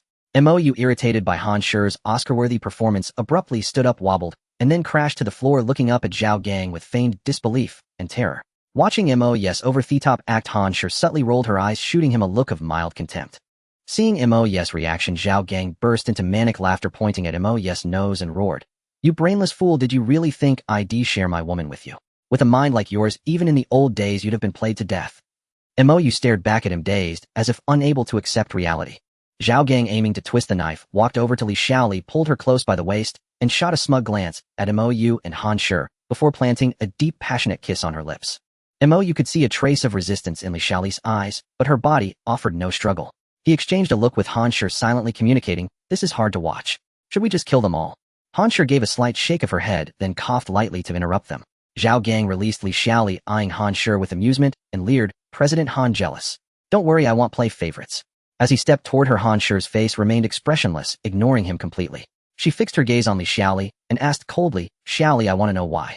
Li Xiaoli trembled under Han Shi's stare, then shook her head, frantically sobbing. President Han, I had no choice at all. I killed someone. I'm not a good person, not a good woman. I'm dirty. Hearing this, Zhao Gang paused, no longer in a hurry, and watched Li Xiaoli with a smirk. Seeing Li Xiaoli's devotion to Han Shi, Mo, you couldn't help but feel a strange blossoming vibe between them, and he stared at Han Shi in mock horror. Han Shi immediately turned to glance at Mo, knowing full well he wouldn't think anything proper. Just as she expected, she wanted to get up and punch him, but Li Xiaoli's frantic voice cut through. It's not my fault. That pipe couldn't hold 3 people. It was either him or me. I had no choice. You understand, don't you, President Han? She looked at Han Shi with desperate hope, but Han Shi remained cold, showing no sign of understanding. Li Xiaoli grew more hysterical, screaming, You're a high and mighty heiress, how could you ever understand the suffering of us little people? I'm dirty, and you'll be dirty too. Let's be dirty together, haha. Watching Li Xiaoli teeter on the edge of madness, Han Shi sighed softly and said calmly, One can't choose their birth, but the path is their own. I can't help you. Zhao Gang chuckled. Then from now on, President Han, your path won't be yours to choose. With that, he lunged at Han Shi, as if oblivious, merely called out, MOU. A whoosh cut through the air as the fire axe flew, followed by the thud of blade meeting bone. Zhao Gang, mid-lunge, stared in disbelief at the axe lodged in his collarbone, too stunned to even cry out in pain. He turned his head with difficulty toward MOU, opening his mouth as if to say something. The fire axe was yanked out, and in the next second Zhao Gang felt the world spin. He vaguely saw a headless body standing on the floor, blood spurting from its neck and splattering against the ceiling. Then everything went silent. Looking at the blood splattered everywhere, MOU grinned sheepishly at Han Shi, who was also covered in blood, and said, Oops, first time, no experience. Han Shi rolled her eyes at him, then turned to the petrified Li Xiaoli. She sighed softly and said, Xiaoli, I won't kill you. Go. I hope we never see each other again. Li Xiaoli snapped back to reality, wiping the blood from her face, and sobbed. I just wanted to survive. What did I do wrong? What did I do wrong? Han Shi waved her hand dismissively, not sparing Li Xiaoli another glance, and walked straight toward the lounge. Li Xiaoli stared at Han Shi's resolute back, opened her mouth, then shot a hateful glare at Mou before stumbling out of the office area utterly lost. Mou glanced at Han Shi, then at Li Xiaoli, and muttered to himself, "Even if I'm not the protagonist, I shouldn't be treated like a piece of background scenery, right?" He called out to Han Shi, "I'll get rid of this guy's body." Then he picked up Zhao Gang's head and dragged the corpse out of at the same window, the same spot. Yesterday Zhao Gang had thrown zombie bodies down to feed the horde, today the roles were reversed. Mou tossed the head with its unseeing eyes downstairs, then muttered to Zhao Gang's headless corpse, "It was all Han Shi's idea. If you become a ghost, remember to haunt her. I'm just a hired hand." After saying this, he felt a bit foolish for talking to a headless body instead of a head. Shaking his head with a self-deprecating laugh, he threw the corpse down as well. Watching the zombies swarm, he let out a twisted laugh mimicking Zhao Gang. It felt oddly satisfying. He looked up in the direction Li Xiaoli had gone, a faint smirk curling on his lips. At the stairwell door on the 18th floor, Li Xiaoli, moving like a zombie herself, saw Mou standing with his arms crossed, and her pupils contracted. Her voice trembling, she asked, "What do you want?" Han Shi said, "Shed, let me go." Mou smiled faintly. "I just worry about a girl like you surviving alone in this apocalypse." His words sent a chill through her. She stepped back, stammering, "Do you want my body? I'll give it to you, just don't kill me." Mou gave a disdainful smirk, which seemed to answer her. Her eyes hardened, and she lunged for the stairwell door, opening her mouth as if to scream and attract the zombies, hoping to drag him down with her. Mou's mouth twitched as he silently cursed himself for overplaying his hand. Who would have thought that Li Xiaoli, that woman, would be so ruthlessly decisive? Just moments ago, thanks to his enhanced hearing, he had heard considerable commotion from the stairwell. What else could it be but zombies? With Li Xiaoli's shout, he would be lucky to escape with his skin intact. He knew it was too late to change anything, but he felt he could still salvage the situation. Without a second thought, Mou leaped up abruptly and lashed out with a whip kick that slammed directly into Li Xiaoli's neck. The crisp sound of cracking bone and Li Xiaoli's scream rang out almost simultaneously. Her entire body was sent hurtling toward the stairwell door by Mou's vengeful kick. Whether it was an illusion or not, Mou thought he saw Li Xiaoli turn her head midair, a triumphant grin spreading across her lips. Illusion or not, Mou had no time to dwell on it. The deafening roars from the stairwell erupted at the same moment, startling him so much that as soon as he landed, he bolted backward. Li Xiaoli wasn't heavy, but she weighed at least 80 or 90 pounds, enough to hold off a few zombies at least, provided there weren't too many. As for where Mou was headed, to find a powerful ally, of course. In just 4 or 5 breaths, he had dashed into the office area and then burst into Han Shi's restroom. He didn't see Han Shi at first glance, only Xiao Mia sleeping peacefully on Han Shi's bed. The sound of trickling water came from the bathroom. Without a moment's hesitation, the panicked Mou slammed open the tightly closed bathroom door and shouted inside, "Boss, don't be afraid. I'm here to protect you." Before his words even faded, Mou had already shamelessly jumped into Han Shi's bathtub. He made a show of reaching out to shield her while warily watching the door. Mou's series of outrageous moves left Han Shi, who was soaking in the bath, utterly dumbfounded. She blinked, feeling as if she had lost her sense of identity. Almost instinctively, she followed Mou's gaze toward the door. A long silence ensued, followed by an even longer one. With her arms crossed over her chest, Han Shi glared at Mou with an icy expression grinding out through clenched teeth. "If you don't give me a reasonable explanation, I swear I'll make sure you end up serving in the palace." Seeing that no zombies had pursued him, Mou was about to breathe a sigh of relief when Han Shi's words sent a chill down his spine. He turned his head stiffly to see Han Shi completely unclothed behind him. He swallowed hard and said, "Boss, what if I told you zombies were chasing me just now? Would you believe me?" A sharp slap was Han Shi's answer. Mou covered his reddened cheek and stumbled out of the bathroom in Han Shi's restroom, not forgetting to obediently close the door for her. Only then did he straighten up, stick out his tongue at the bathroom door, and muttered in complaint, "It's not like I haven't seen it before." Was a slap to the face really necessary? Complaints aside, Mou was also curious why the zombies hadn't charged through the stairwell door after him. It didn't make sense. The commotion he had caused was far from quiet. Overcome with curiosity, he picked up the fire axe, and like a fool courting death, made his way back to the scene. The closer he got, the more unreasonable it seemed. Zombies were never this quiet while feeding. It would be a miracle if they didn't start fighting among themselves. His thoughts in disarray, he pressed his ear against the stairwell door. After just 2 listens, Mou's expression shifted dramatically, and he cursed inwardly, "What a trap." He leaped backward again in an instant. Almost simultaneously, the stairwell door was kicked open. A sharp whoosh flew straight toward Mou's back. Mou's heart tightened. The sound of the projectile was oddly familiar, but he had no time to think. His fire axe instinctively swung back in a horizontal slash. A metallic clang rang out, leaving Mou even more bewildered. He muttered to himself, "Zombies using weapons now. Are they trying to ascend to heaven?" Still grumbling inwardly, he rolled across the ground, and then snapped his head up, staring intently at the zombies. And then there was no then. Mou tossed his fire axe to the ground, dropped into a crouch with his hands on his head, a textbook captured pose. He lamented in his heart, no one told me there would be police in the apocalypse either. A middle-aged man in a uniform with a stubbly beard raised a steel pipe slightly. Behind him stood several young men. Some sheathed their machetes, others holstered their pistols. Yes, pistols. That was the main reason you had surrendered.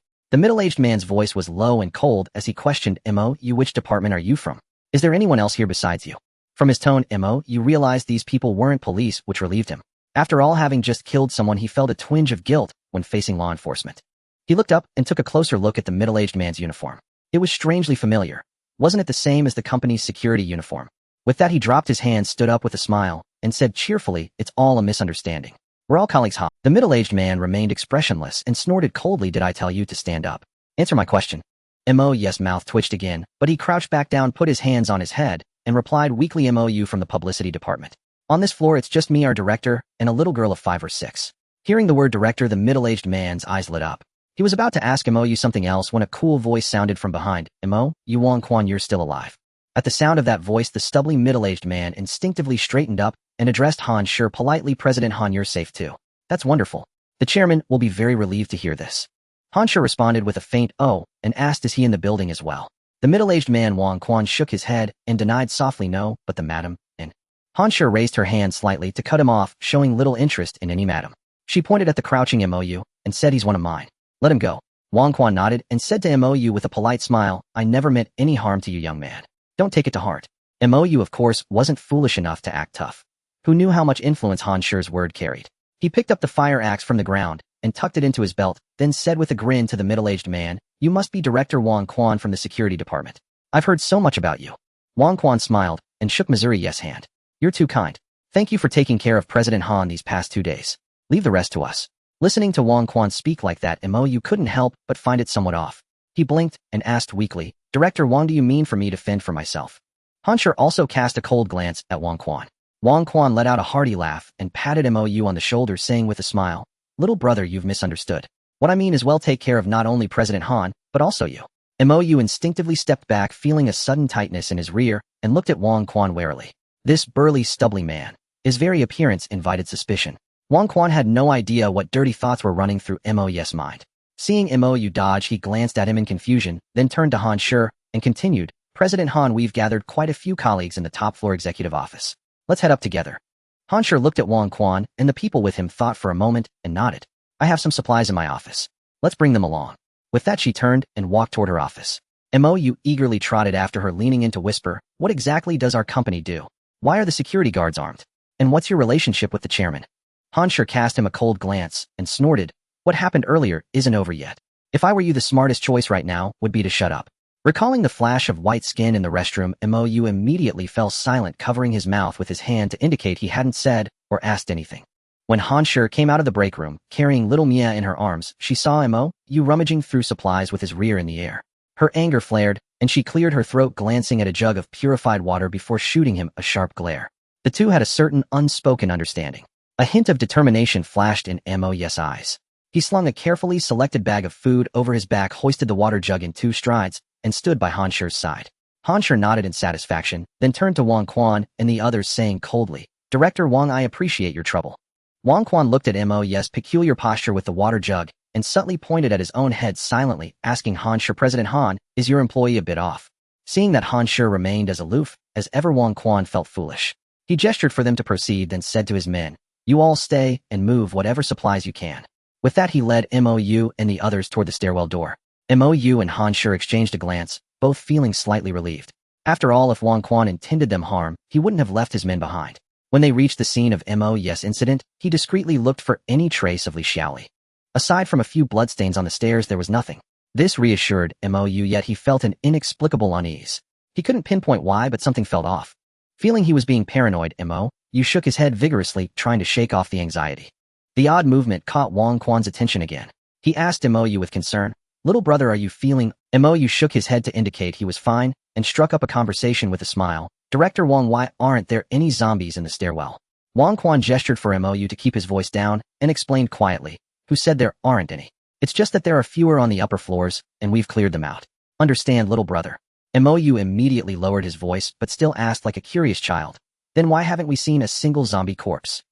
Wong Quan was annoyed by MOU's foolish questions and initially didn't want to answer, but seeing curiosity in Han Shi's eyes, as well he patiently replied, "We dragged them all into the various floors. Otherwise their bodies would attract more zombies, and all our effort would be wasted."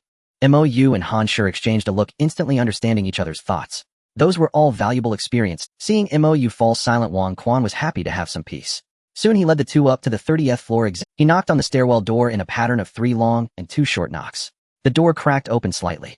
Wang Quan nodded to them and entered first. Mou tightened his grip on the water jug and gave Han Shi a cautious look before following Wang Quan inside. The moment he stepped in, Mou knew Wang Quan hadn't deceived them. The spacious hall was crowded with people, some standing, some sitting, some lying down. There were both men and women, all wearing expressions of exhaustion mixed with hopeless numbness. Mou's arrival caused little stir. Everyone merely glanced at him briefly before lowering their heads again, lost in their own thoughts. It wasn't until Han Shi walked in carrying little Mia that Mou heard gasps of awe. Almost everyone, regardless of gender, looked up and stared at Han Shi. This made Mou inwardly resentful. He grumbled to himself, "I'm not bad looking either. Why such different treatment?" But there was nothing he could do. Han Shi was the company's undisputed beauty queen, and in a company where pretty women were the norm, that said a lot about her status. Han Shi seemed long accustomed to such attention. She walked calmly into the hall, nodding politely when someone greeted. Then a discordant voice rang out. "Who else could have such charm? If it isn't our Miss Su Daji." The voice was crisp and pleasant, tinged with youth, but the words were remarkably bold. Mou quickly screwed the cap back on the water jug, fearing Han Shi might make the speaker bleed on the spot. After doing that, he looked up at the brave soul who had challenged Han Shi. His heart skipped a beat, and only one word came. A short-haired girl, like a character straight out of some anime, around 18 or 19, was staring at the indifferent Han Shi with big, adorable eyes like an enraged little lioness. Mou was bewildered. He wondered, "I don't get it. Who was challenging whom here?" Han Shi looked at the girl calmly, without saying a word. Wang Quan, however, addressed her respectfully. "Miss, please, let's talk this out. President Han has finally..." The beautiful girl shot another glare at Wang Quan, cutting him off, then fixed her gaze back on Han Shi and gritted her teeth, continuing her provocation. "It's truly heaven's oversight that you weren't devoured by the zombies." Before she could finish, a voice, elegant yet tinged with a hint of husky irritation, rang out, "Xiao Lu, do not be so rude." At the sound of that voice, Mou's body felt as if a gentle electric current had passed through him, sending a wave of tingling pleasure throughout his frame. He abruptly turned his head toward the source of the voice. With just one glance, Mou's body trembled again, and his heart screamed, "What is happening today? How can everyone be so outrageously beautiful?" Though Mou, already steeled by Han Shi's stunning looks, shouldn't have been so astounded, it was simply because the woman speaking was the very embodiment of his aesthetic ideal. She possessed the gentle, fresh temperament of a Jiangnan water town, coupled with a devilish figure and flowing straight black hair. Even without a trace of makeup, her face left Mou instinctively breathless. Her peach blossom eyes, though seemingly angry, exuded a poignant, almost obsessive allure. He instinctively stepped back, shouting inwardly, "God save me. I think I've fallen in love." Then a thunderclap exploded in Mou's mind, twice in rapid succession, as Wang Quan and the anime-like beauty cried out almost simultaneously, "Madam, little mother." Of course Wang Quan had said madam. Mou could almost hear the sound of his heart shattering. The word married woman instantly flooded his thoughts. But after a moment his gaze returned to the stunning young matron, and a strange flicker of excitement stirred within him. Perhaps Mou's lecherous expression enraged the beauty. She turned her verbal assault on him. "You ugly freak, Han Shi's lackey, who allowed you to ogle my little mother with such a filthy look." The exquisite young matron was not pleased with Mou's gaze either, but she lightly tapped the beauty and said with annoyance, "Lin Lu, you're not a child anymore. Don't be so impolite. Apologize to Sister Han and this young man." Hearing that the matron had even stopped calling her Xiao Lu, Lin Lu's face twisted with grievance. She grabbed the matron's arm and whined, "Little mother, how can you ask me to apologize to that vixen and her lackey? Have you forgotten?" The matron gave Lin Lu another firm slap, cutting her off. Despite this, Mou turned to Han Shi with a look of utter shock, feeling the world had gone mad. Could someone with Han Shi's icy demeanor really be a mistress? No matter how he thought about it, it seemed utterly absurd. Yet from Lin Lu's words there seemed to be some evidence. Mou could only inwardly scorn and envy the legendary chairman of the Lin Group, Lin Chongqing. Wasn't he the very picture of a life winner? Despite being labeled a mistress, Han Shi remained cold and aloof. She stared at the matron and said flatly, "Even if you're just a stepmother, you're still responsible for failing to discipline a brat." With that she turned without a backward glance, carrying Xiao Mia toward a corner by the window in the hall. Hearing herself called a brat, Lin Lu flew into a rage. She stomped her feet ready to fight Han Shi, but the matron held her back. As they struggled, Mou felt dizzy once more. But before he could put on a lecherous face again, a cold snort from Han Shi brought him back to reality. Reluctantly, he trailed behind her. After a couple of steps, he couldn't resist catching up to Han Shi. He opened his mouth to speak, but Han Shi snorted, "If you dare ask any nonsense, he'll throw you off this building right now." Mo shrank his neck, but his curiosity burned. Don't worry, I won't pry into your romantic history. I just want to know, is that woman our company's boss wife? Han Shi's mouth twitched. She turned to glare at Mo and gritted out, looks like you've got a thick skull after all. Mo suddenly realized he had misspoken. He quickly raised 4 fingers and explained, boss, I absolutely believe you're not a mistress. If you don't trust me, I swear on 4. A pained grunt escaped him as Mo crouched on the ground, clutching his leg, ending the conversation. His face full of misery, he began to doubt his own intelligence. Just then Wang Quan approached Mo and asked with concern, young friend, what's wrong? You really don't look well. Mo forced himself to stand, ignoring the pain in his leg, and smiled at Wang Quan. It's nothing, just a leg cramp. Is there something you need, Director Wang? Hearing this, Wang Quan said somewhat sheepishly, well, you see, young friend, given the current situation, as men we should naturally shoulder more responsibility, shouldn't we? Do you understand what I mean? Mo immediately grasped Wang Quan's intent and patted his chest in assurance. Director Wang, rest assured, I won't be a freeloader. Just tell me what needs to be done. Pleased with Mo's attitude, Wang Quan patted his shoulder and smiled approvingly. I enjoy making friends with smart people, and you, Mo, you are a smart one. With another pat on Mo's shoulder, he walked toward Han Shi. Mo lamented inwardly, if you knew how I just talked to Han Shi, you might not say that. Wang Quan approached Han Shi and spoke respectfully. President Han, madam, has invited you to stay in the CEO's office. Please don't refuse, you have a child with you after all. Han Shi wasn't one to be overly stubborn. She nodded lightly and said softly, thank you, Director Wang. Please also thank Zhong Chu for me. Wang Quan nodded and turned to leave. He gave Mo a slight nod as he passed. Mo responded politely before turning his attention back to Han Shi. Han Shi had already set Xiao Miao on the floor and gently pushed open the window in front of her. A gust of cold wind mingled with raindrops blew onto her. Unmoved, she extended her fair, slender hand out the window, feeling the raindrops land on her palm. She seemed to be savoring the moment. Seeing her in a good mood, Mo sidled up to her again, grinning cheekily. What's that name? It sounds so thrilling. Han Shi's good mood evaporated instantly. She snatched her hand back and drove her fist into Mo's eye socket. She cursed through gritted teeth, get your ass to work. If you miss a single stone, it'll smash your dog head. Mo's face fell as he wailed inwardly. Why is it so hard to just learn the boss wife's name? The fierce storm outside the building showed no signs of abating, making the oppressive atmosphere in the hall even more. Mo had already seen no fewer than 5 female employees quietly sobbing. Mo didn't let sympathy overflow to comfort these pitiful women, for compared to others, being able to sit here safely was itself a form of happiness. Finishing the small piece of bread that had just been distributed, Mo stood up and walked directly toward Wang Quan, who had just returned to the hall. Wang Quan's face was stained with spots of black blood, clearly having encountered zombies. Yet seeing Mo approach, he still revealed a hearty smile. Young man, since this is your first day, get familiar with the environment first. We'll talk about work tomorrow. Mo's face immediately showed a hint of embarrassment. Then he said seriously to Wang Quan, Director, Wang, could you give me some tasks? Otherwise I feel a bit uneasy. Wang Quan looked at Mo with approval and patted him on the shoulder, but insisted you should rest well first. Sharpening the axe won't delay the woodcutting. Rest is more important than anything. Then he called to a uniformed man, Xiao Li, find a uniform for Brother Mo. Xiao Li responded, and quickly fetched a security uniform, handing it to Mo. Seeing that Wang Quan truly wouldn't assign him any tasks, Mo could only look at him with gratitude and say thank you. He walked back to the corner of the hall, changed his clothes, leaned against the wall, and gently closed his eyes. Since there was no high-sounding reason to go out, he had to find his own way. No sooner had he closed his eyes than a soft footstep crept toward him. Mo instinctively thought someone might be suspicious of his backpack and subconsciously reached out to protect it, but before he could open his eyes, he was suddenly kicked hard in the butt. Though the force was not great, it left Mo stunned. Opening his eyes, he saw the anime-like beauty standing over him, looking down arrogantly and saying in a coquettish voice, "You're in luck, I've taken a liking to you."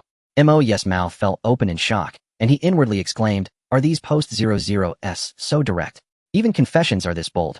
Seeing Mo's obviously misinterpreted expression, the beauty Lin Lu immediately kicked him in the butt again. But Mo was now too fast to be caught twice in the same spot. He shifted his butt slightly, and Lin Lu's foot hit the wall behind him.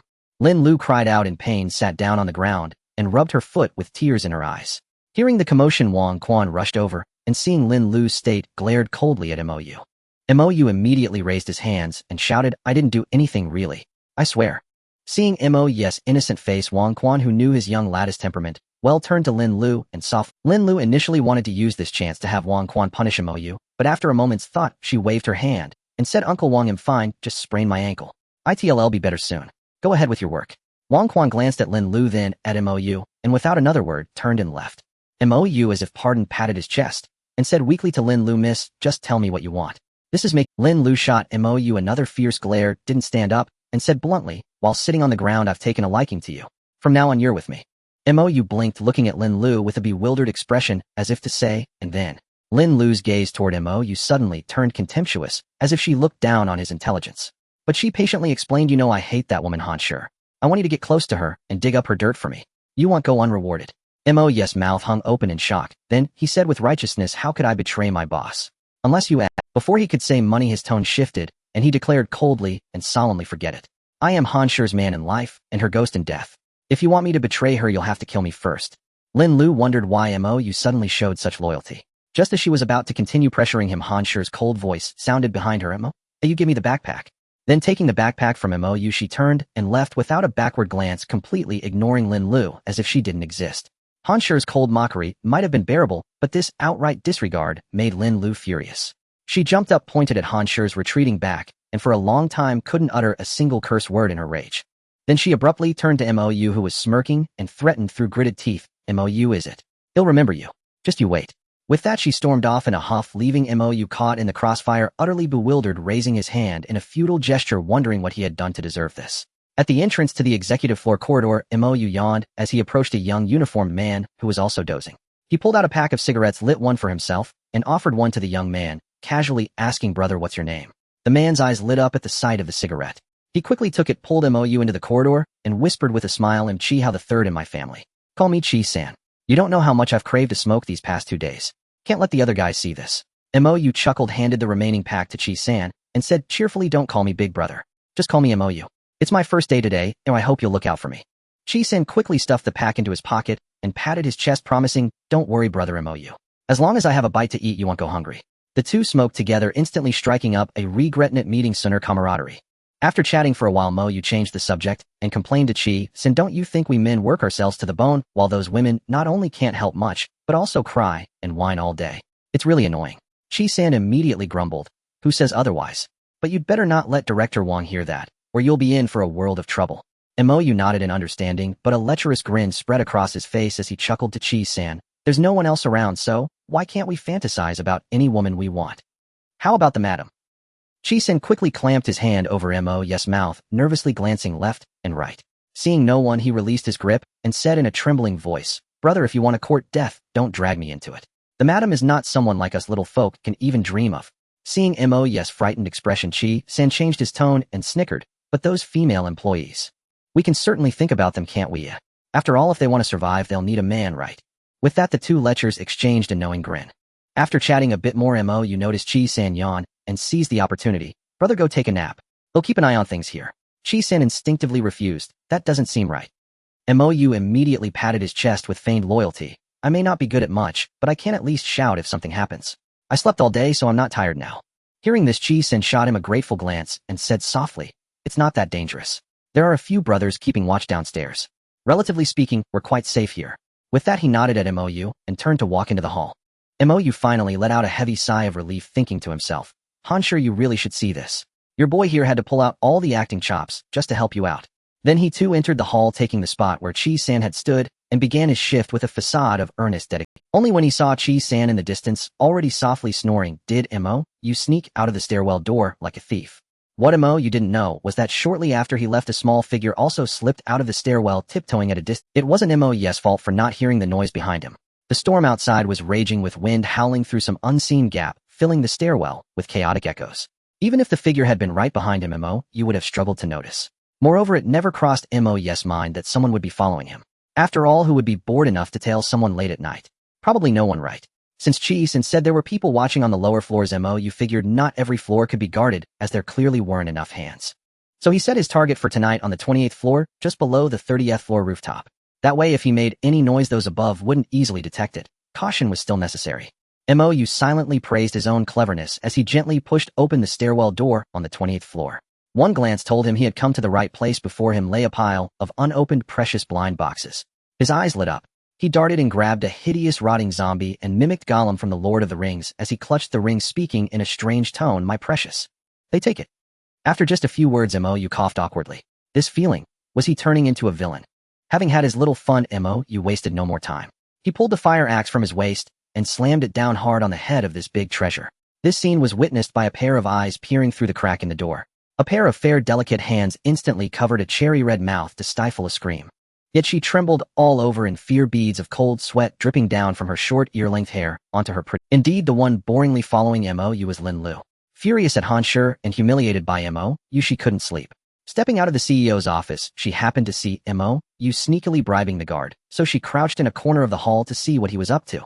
And now she had stumbled upon something huge. The only thought in Lin Lu's mind was, run. I have to run and expose this pervert's behavior to everyone.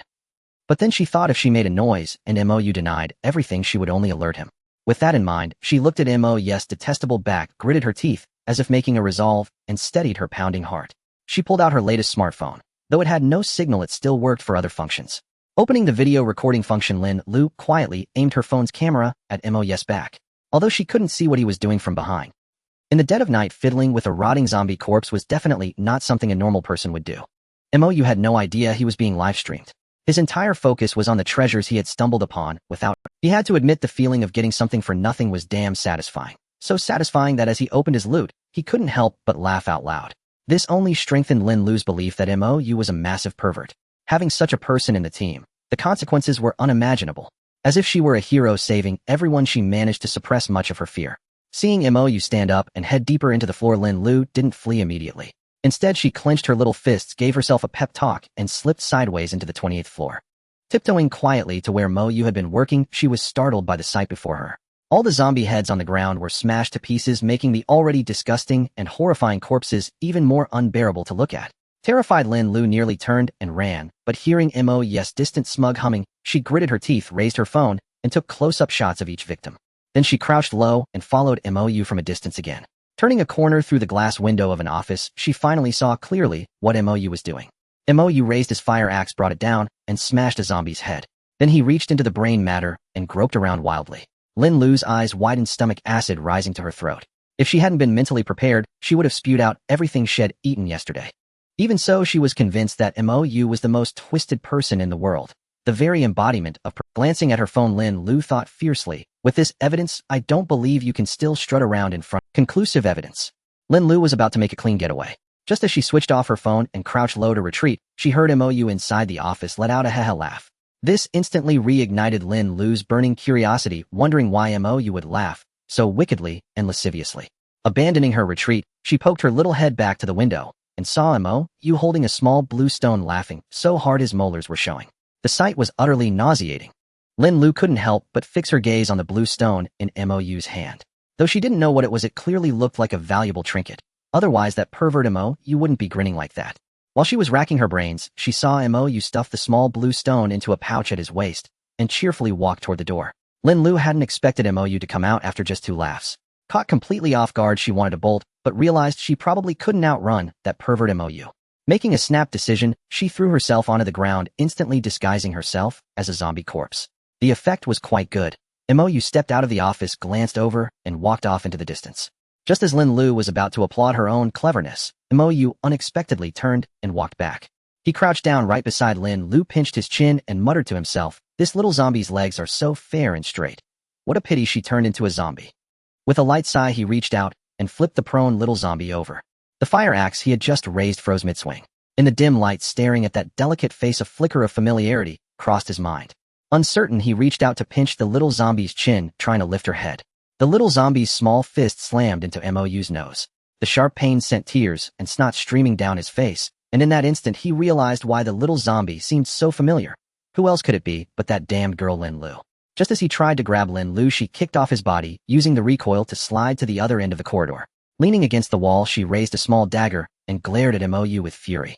MOU was momentarily stunned. That series of moves was almost valiant and dashing. He wanted to wipe the tears from his face and argue with Lin Lu, but then realized his hands were still smeared with brains. Narrowing his eyes, he called out to Han Shi, "Don't you leave. Wait till I wash up, then I'll settle the score with you." With that, he turned and walked toward the restroom nearby. Don't ask how MOU knew it was there. The big sign was obvious. He washed his hands thoroughly, then splashed his face clean, finally feeling somewhat better. Stepping back out, he saw Lin Lu still sitting there in a fight-to-the-death posture. MOU was a bit baffled, thinking to himself, is this girl really that obedient? I told her not to leave, and she actually stayed. Is she missing a few screws? If Lin Lu knew what MOU was thinking, she would have exploded with rage. It wasn't that she didn't want to leave. If her legs weren't so weak, she would have been long gone by now.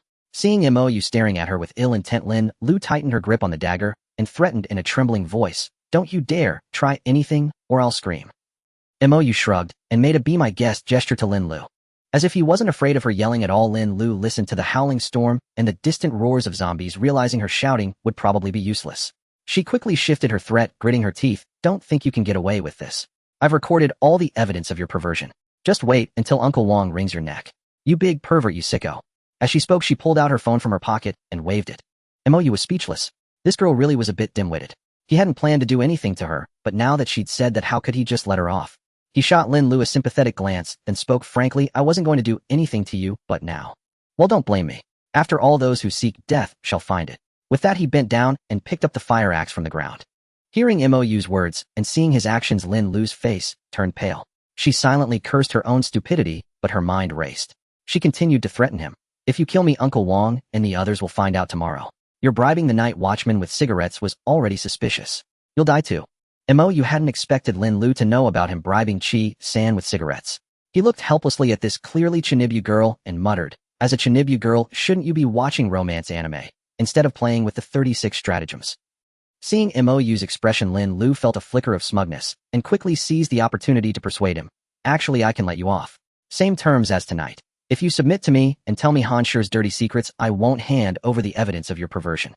Mo seemed to resign himself to fate. He tossed the fire axe aside, plopped down on the ground, and said weakly, "Fine, I submit. I hope you keep your word. Han Shi has killed people." Seeing Mo surrender, Lin Lu's lips barely curved into a smile before she was stunned by his words. She stared at him blankly and asked instinctively, "Killed? Who?" Mo didn't hold back and replied bluntly, "Zhao Gang and Li Xiaoli from our propaganda department." Lin Lu's mouth fell wide open, clearly shocked by this revelation. A smirk curled at the corner of Mo's mouth. He lunged forward, striking the hand holding Lin Lu's dagger, sending it flying far away, while his other hand snatched for her phone. In the blink of an eye, Mo hadn't expected Lin Lu to react so quickly. She opened her mouth and bit down hard on his arm, causing him to yelp and fall back to his original spot. Nevertheless, he waved the phone triumphantly and sneered at Lin Lu, "My dear lady, you still lack social experience. This is called all is fair in war." Lin Lu didn't seem fazed by his smugness at all. A faint smile also curled at her lips as she raised a small black pouch and shook it at him, saying smugly, "Touche he." Gazing at the handbag in Lin Lu's hands, Mo's mouth twitched. He lowered his head in disbelief to glance at his own waist, and the expression on his face instantly turned icy. He stared coldly at Lin Lu as she slowly rose to her feet, casually picking up the fire axe. He looked at her flatly and sighed softly. "Everyone has their limits, Lin Lu. Of all things, you should never have crossed mine." Seeing Mo's utterly expressionless face and hearing the tone of his voice, Lin Lu instantly realized that this time Mo was genuinely murderous, nothing like his earlier playful demeanor. Panic truly set in. She raised the small black handbag and said hurriedly, "They'll just give you back this little blue stone, won't that do?" Must it come to this? Had she not mentioned the little blue stone, perhaps it would have been different. But the moment she did, Mo's gaze turned even colder and his resolve hardened. Lin Lu instantly knew she had taken things too far. Tears gushed forth as she shook her head frantically. "I truly know I was wrong. I'm sorry." But seeing Mo still advancing toward her without a hint of hesitation, Lin Lu realized nothing she said would change his mind. Gritting her teeth, she abruptly reached into the handbag and pulled out a blue stone. Holding it to her lips, she threatened, "Come any closer, and he'll swallow this stone. You'll have to cut me open to get it back, and then my stepmother will surely avenge me." Mo was momentarily baffled by the logic in her words, but seeing her action, he did pause his steps. It wasn't that he feared Lin Lu's stepmother's revenge. His main concern was that if Lin Lu absorbed the little blue stone, all his hard work over half the night would be for nothing. Those precious treasures would be lost. Seeing Mo stop, Lin Lu's eyes lit up. She immediately reached into the handbag to grab the remaining blue stone. Mo quickly stepped back, unwilling to take the risk. He raised a hand to stop her and said, "You win. Tell me, what exactly do you want?" Seeing Mo's hesitation, Lin Lu breathed a deep sigh of relief. She slowly stood up against the wall, but kept the blue stone pressed against her lips, never daring to move it away. She quietly retreated 2 more steps. Only when she saw that Mo made no move to follow did she speak. "Is what you said about Han Shi killing someone true? Does Han Shi have any other dirt?" Mo pinched his chin, noticing that Lin Lu seemed to truly hate Han Shi given how persistently she dug for incriminating evidence. He opened his mouth as if hesitating to speak, which only piqued Lin Lu's curiosity. Seeing him still reluctant, she urged, "I hold all your secrets. You'd better be smart about this." Hearing this, Mo seemed to make a decision. He muttered something so quietly that Lin Lu only caught fragments like D and C. She hadn't heard a single clear sentence. Unconsciously, she leaned a step closer and demanded angrily, "What did you say? Can't you speak up?" Mo coughed and practically shouted, I said Han sure doesn't have a 36D, only a 36C. Both the volume and the content of MOU's words stunned Lin Lu. At the same time, with a whoosh, the fire axe spun through the air and hurtled straight toward her head. Without thinking, Lin Lu instinctively tilted her head. The fire axe grazed her hair and embedded itself deeply into the wall behind her. Terrified, Lin Lu's legs gave way and she collapsed onto the floor. But she immediately looked up at MOU, whose face was stern as he charged toward her. Her eyes, which had been on the verge of tears, hardened. She shoved the blue stone into her mouth. At the same time, she heard a reluctant cry of no. Lin Lu felt a flicker of vengeful satisfaction, a trace of triumph flashing in her eyes. Then she collapsed to the ground unconscious. MOU looked down at Lin Lu lying on the floor, his face full of misery, though he already knew the answer in his heart. After all, her reaction to consuming the blue stone was exactly the same as Han Shi's the first time. He still couldn't give up hope. He gently pried open Lin Lu's small mouth and saw the faint traces of blue liquid. That last shred of hope died. He slumped down beside her. Dejectedly, he picked up the handbag from beneath Lin Lu and tipped out the remaining 3 blue stones. A whole night's struggle across an entire floor had yielded only 4 stones, and now that wretched Lin Lu had wasted 1. No wonder MOU was furious. In his anger, he even kicked Lin Lu's backside, then glanced at the fire axe embedded in the wall, still unsatisfied. After a moment's thought, he suppressed the urge to destroy the beauty. Lin Lu had said many things, but one point was correct: if she disappeared, he would be the prime suspect. At this moment, no one would care about evidence. If they couldn't find Lin Lu, they would likely kill first and ask questions later. Given his current strength, he probably couldn't even flee this building. And even clinging to Han Shi's leg wouldn't help again. Thinking it over, how had this Chinibu girl become such a hot potato? Just as he was pondering how to deal with Lin Lu, suddenly he spotted Lin Lu's phone lying nearby. His eyes lit up as he realized he could turn the tables on her. He rushed over, picked up the phone, used Lin Lu's face to unlock it, found the evidence she had taken of him being a pervert, and deleted it all in one go. Then he scooped up Lin Lu from the floor and carried her back to the office where he had been working. He laid her down on the large desk, pinched his chin, and looked at her with a wicked gleam in his eyes. He turned on the phone's video recorder and muttered softly, "Little Lu, you took off your own clothes. This upright gentleman has nothing to do with it, right?" And then, nothing happened. Lin Lu lay quietly on the desk, as if asleep, without any reaction. MOU was baffled. He thought to himself, shouldn't she be taking off her clothes by now? Is there a bug? He waited stubbornly for a while longer, then gave up the fantasy of Lin Lu doing it herself. He couldn't delay any longer. If he did, Lin Lu would wake up on her own. He let out a heavy sigh and mumbled to himself, "Can't I just be the good guy for once? Why does it have to be so hard?" He positioned the phone at an angle to capture Lin Lu, then, without a hint of hesitation, stripped her completely naked. His speed was so swift that it betrayed not a shred of guilt. A textbook case of saying one thing, and he had thought Lin Lu, being such a young girl, would have a figure that was just average. Long legs aside, probably just a little sprout. But now he realized he couldn't have been more wrong. The slender waist, delicate as a gentle grip, was adorned with a pair of assets that definitely did not belong to Lin Lu's age. It was evident that her family's diet was exceptionally good, otherwise how could they all grow in such an unscientific manner? Recalling Lin Lu's almost perfect figure, MOU's eyes gradually took on a foolish daze, and a shameless thought suddenly sprang to mind: should I try the feel? However, before he could even finish that thought, MOU's rebellious hands had already fully covered her. He was taken aback, muttering, "This is so wrong, this is so wrong." Yet those small hands showed no sign of letting go. It wasn't until he noticed Lin Lu's brow slightly furrowing that he reluctantly released his grip, remembering that he seemed to have forgotten his main task. He grabbed his phone and directly took a perfect 360-degree photo of Lin Lu. Just as he was about to put down the phone in satisfaction, MOU looked at his work and felt that the impact might not be enough. Lin Lu looked as if she was being forced. Lin Lu, on the other hand, had completely given up, realizing that he had just wasted half a day. Thinking about how his hard work was about to go to waste, MOU slowly reached out his hand. Perhaps feeling a bit perverted, he quietly justified himself. "This is just positioning. It's all fake, all fake." Imagining the scene, Lin Lu let out a soft moan as she slowly opened her eyes. Then, as if recalling something, she abruptly sat up straight, first touching her head, then randomly checking her entire body. Feeling that her head and clothes were all in their rightful places, she let out a heavy sigh of relief. Lifting her gaze, she saw MOU, that weirdo, starting his work again. She had no idea where he had dragged back a few zombie corpses, expertly opening them. Lin Lu felt a wave of nausea again.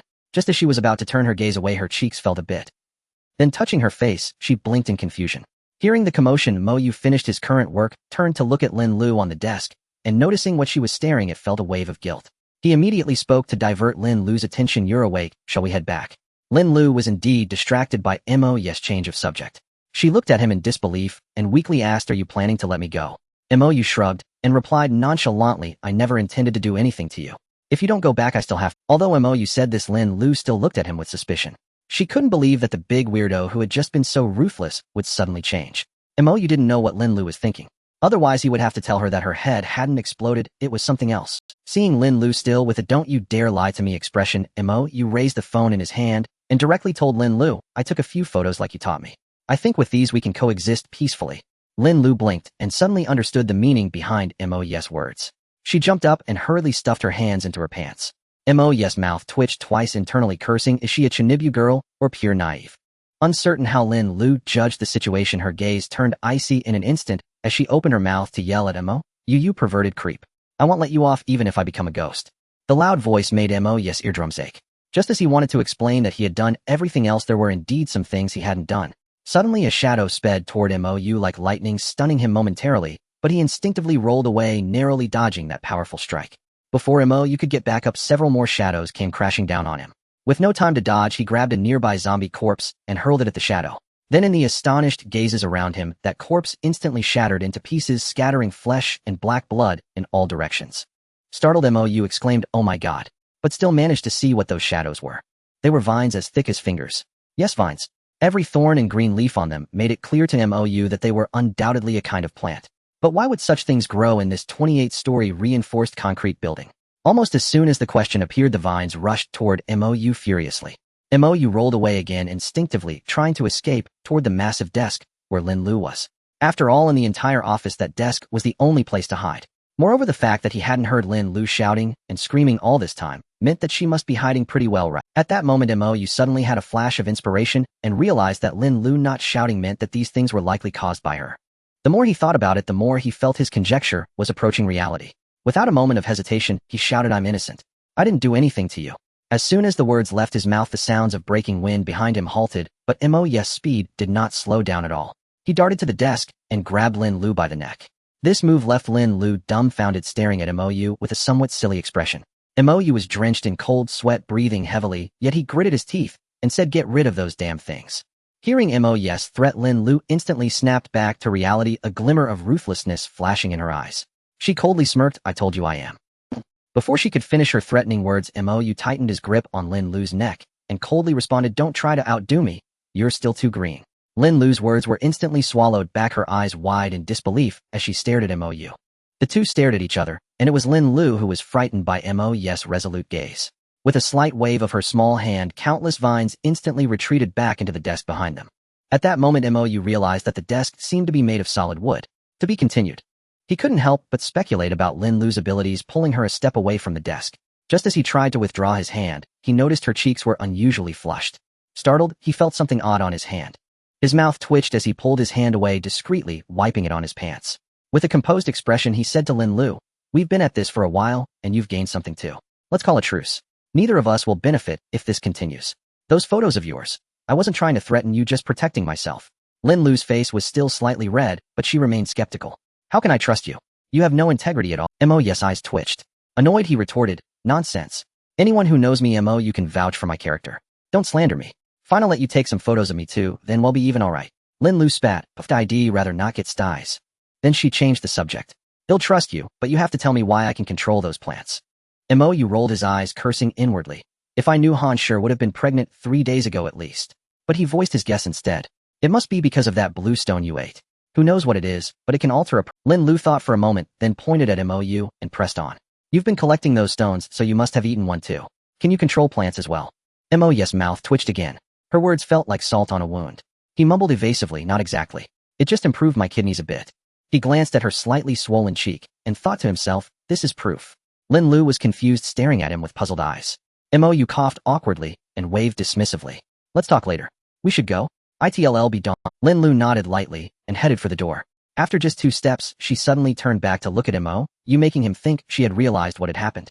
Startled, he stepped back half a pace.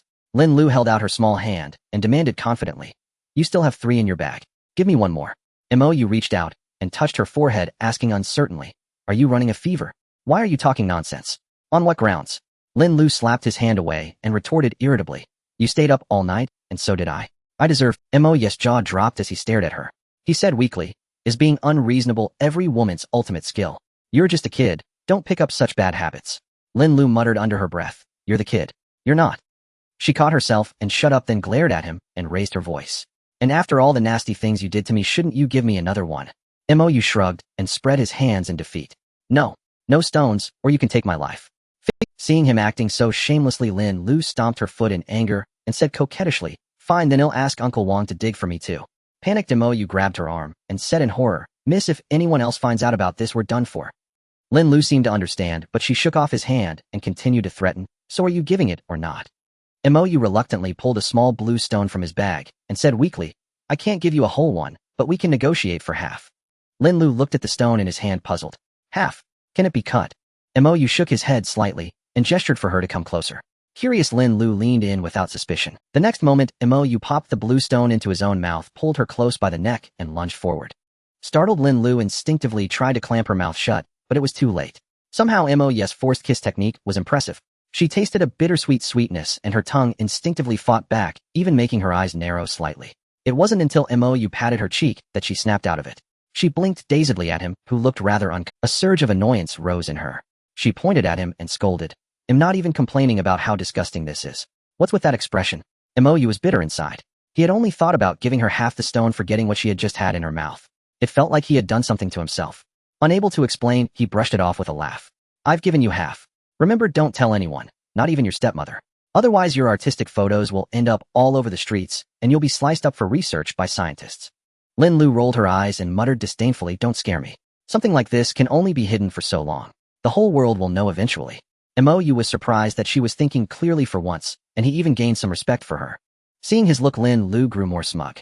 She continued, but the sooner you know, the bigger the advantage. So don't think you can ditch me. I want a piece of this too. Mo blinked, feeling bitter. Half for Han Shi, half for Lin Lu. What would be left for him? But then he reconsidered. Splitting one stone with Han Shi and another with Lin Lu still left him with a profit. He extended his hand to Lin Lu with a smile. Pleasure doing business. Lin Lu beamed and shook his hand. On the top floor, the two of them sneaked back into the hall. If anyone had seen them, they would have known they hadn't been up to anything. Mo returned to his post, watching Lin Lu scamper into the CEO's office. He yawned and leaned against the doorframe, starting to doze off. He felt as if he had just closed his eyes when someone nudged him. Instinctively, he reached for the fire axe at his waist, only to see Wang Quan looking at him with a gratified expression. Confused, Mo heard Wang Quan say with a smile, "You rascal, I told you to rest. Why won't you listen?"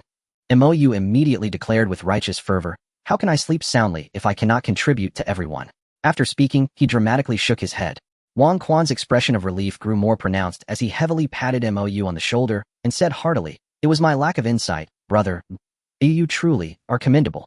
Come today, this task counts as your share." After saying that, he turned around and clapped his hands loudly in the hall, sternly shouting, "Come over and gather. Look at how you all are behaving. You learn from brother Mo. No matter how great the difficulties, one must maintain a positive spirit."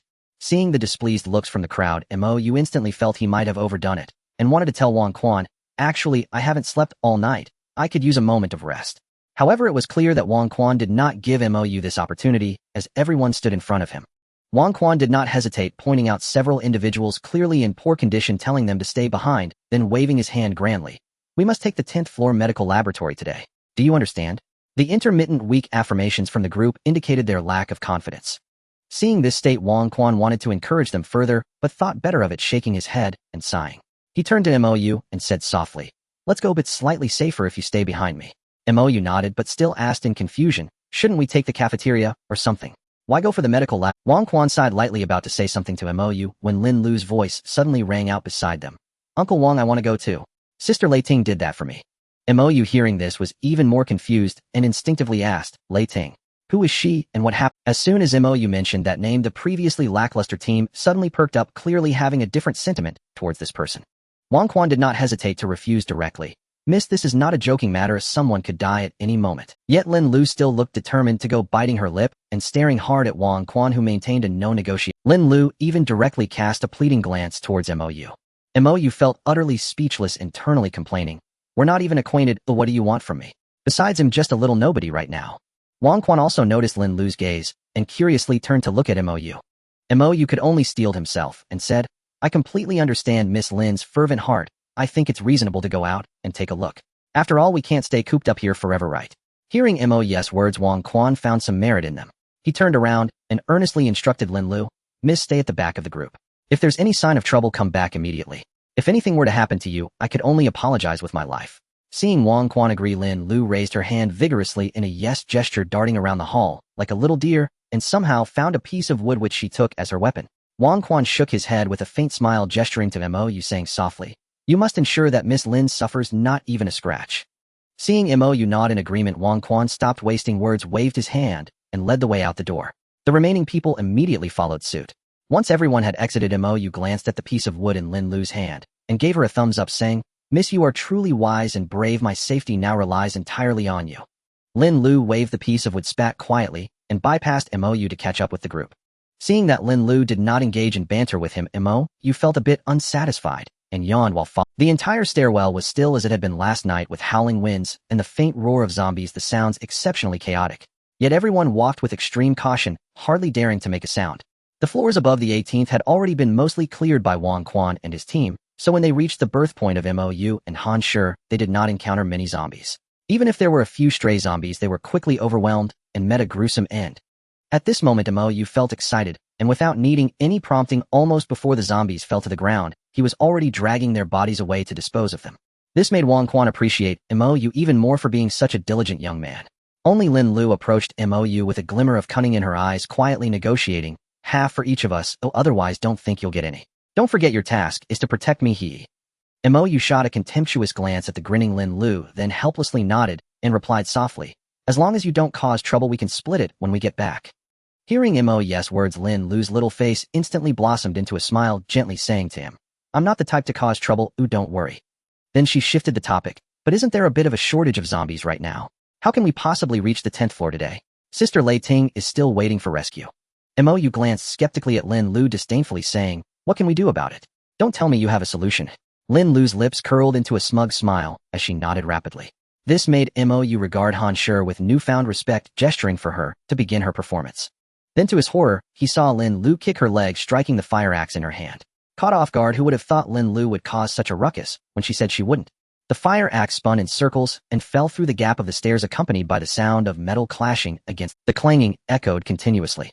Everyone turned in bewilderment to look at Mou, who was at the back of the group. Mou felt utterly wronged, wishing he could turn the pouring rain outside into snow. After all, this was a grave injustice. Before he could explain, the earth-shaking roars of zombies erupted from below.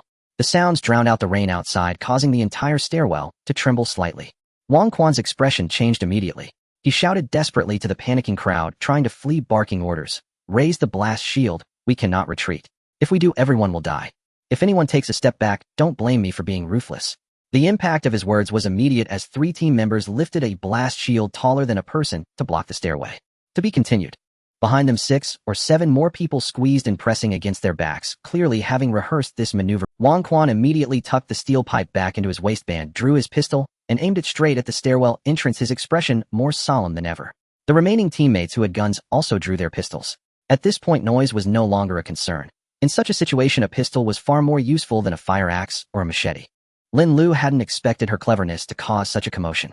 She stared at Mou in terror, the wooden stick in her hand trembling slightly, even sprouting a few tender shoots. Mou was utterly speechless. He reached out and pressed down on the stick in Lin Lu's hand, grumbling, "Are you trying to present flowers to the zombies and move them to tears?" Lin Lu shook her head frantically, leaving Mou even more exasperated. He stopped wasting words with this hopeless girl squeezed into the middle of the group and drew the machete from Chi-san's waist. Chi-san sensed the movement, glanced at Mou with his pistol in hand, and lowered his voice. "We're even. You can't ask me for another cigarette, right?" Mou grinned. "If we make it out alive, I'll get you a whole carton." Chi-san's eyes lit up, and he grinned back. "People who say that usually end up as cannon fodder who never return. Good luck, brother." As the words left his mouth, he raised his hand and fired a shot into the stairwell. Then gunfire erupted like a torrent, pouring recklessly into the darkness. Only then did the tide of zombies surge through the darkness, crashing violently against the riot shields at the front. Everyone, including Mou, gasped in unison. They had anticipated many zombies, but never this many. An endless pitch-black sea filled every inch of the roars deafened their ears. Without a second thought, everyone without a gun, including Mou, rushed behind. They gritted their teeth and held the line with all their might, knowing that if the defense broke, not only would they die, but everyone on the top floor would perish as well. A blessing in disguise, though the zombies were numerous, the staircase was narrow, limiting how many could press in at once. Moreover, the zombies lacked the virtue of courtesy, even showing a hint of mutual destruction. Miraculously, Mou and his group managed to hold them off for a while. But it was only temporary. Once the pistol ammunition ran out, they wouldn't have long to survive. Mou felt both like crying and laughing. crying because he was still a virgin facing death, laughing because he was about to be killed in such an absurd way by Lin Lu, that brainless, cringy Chibibu girl. The thought of Lin Lu jolted him.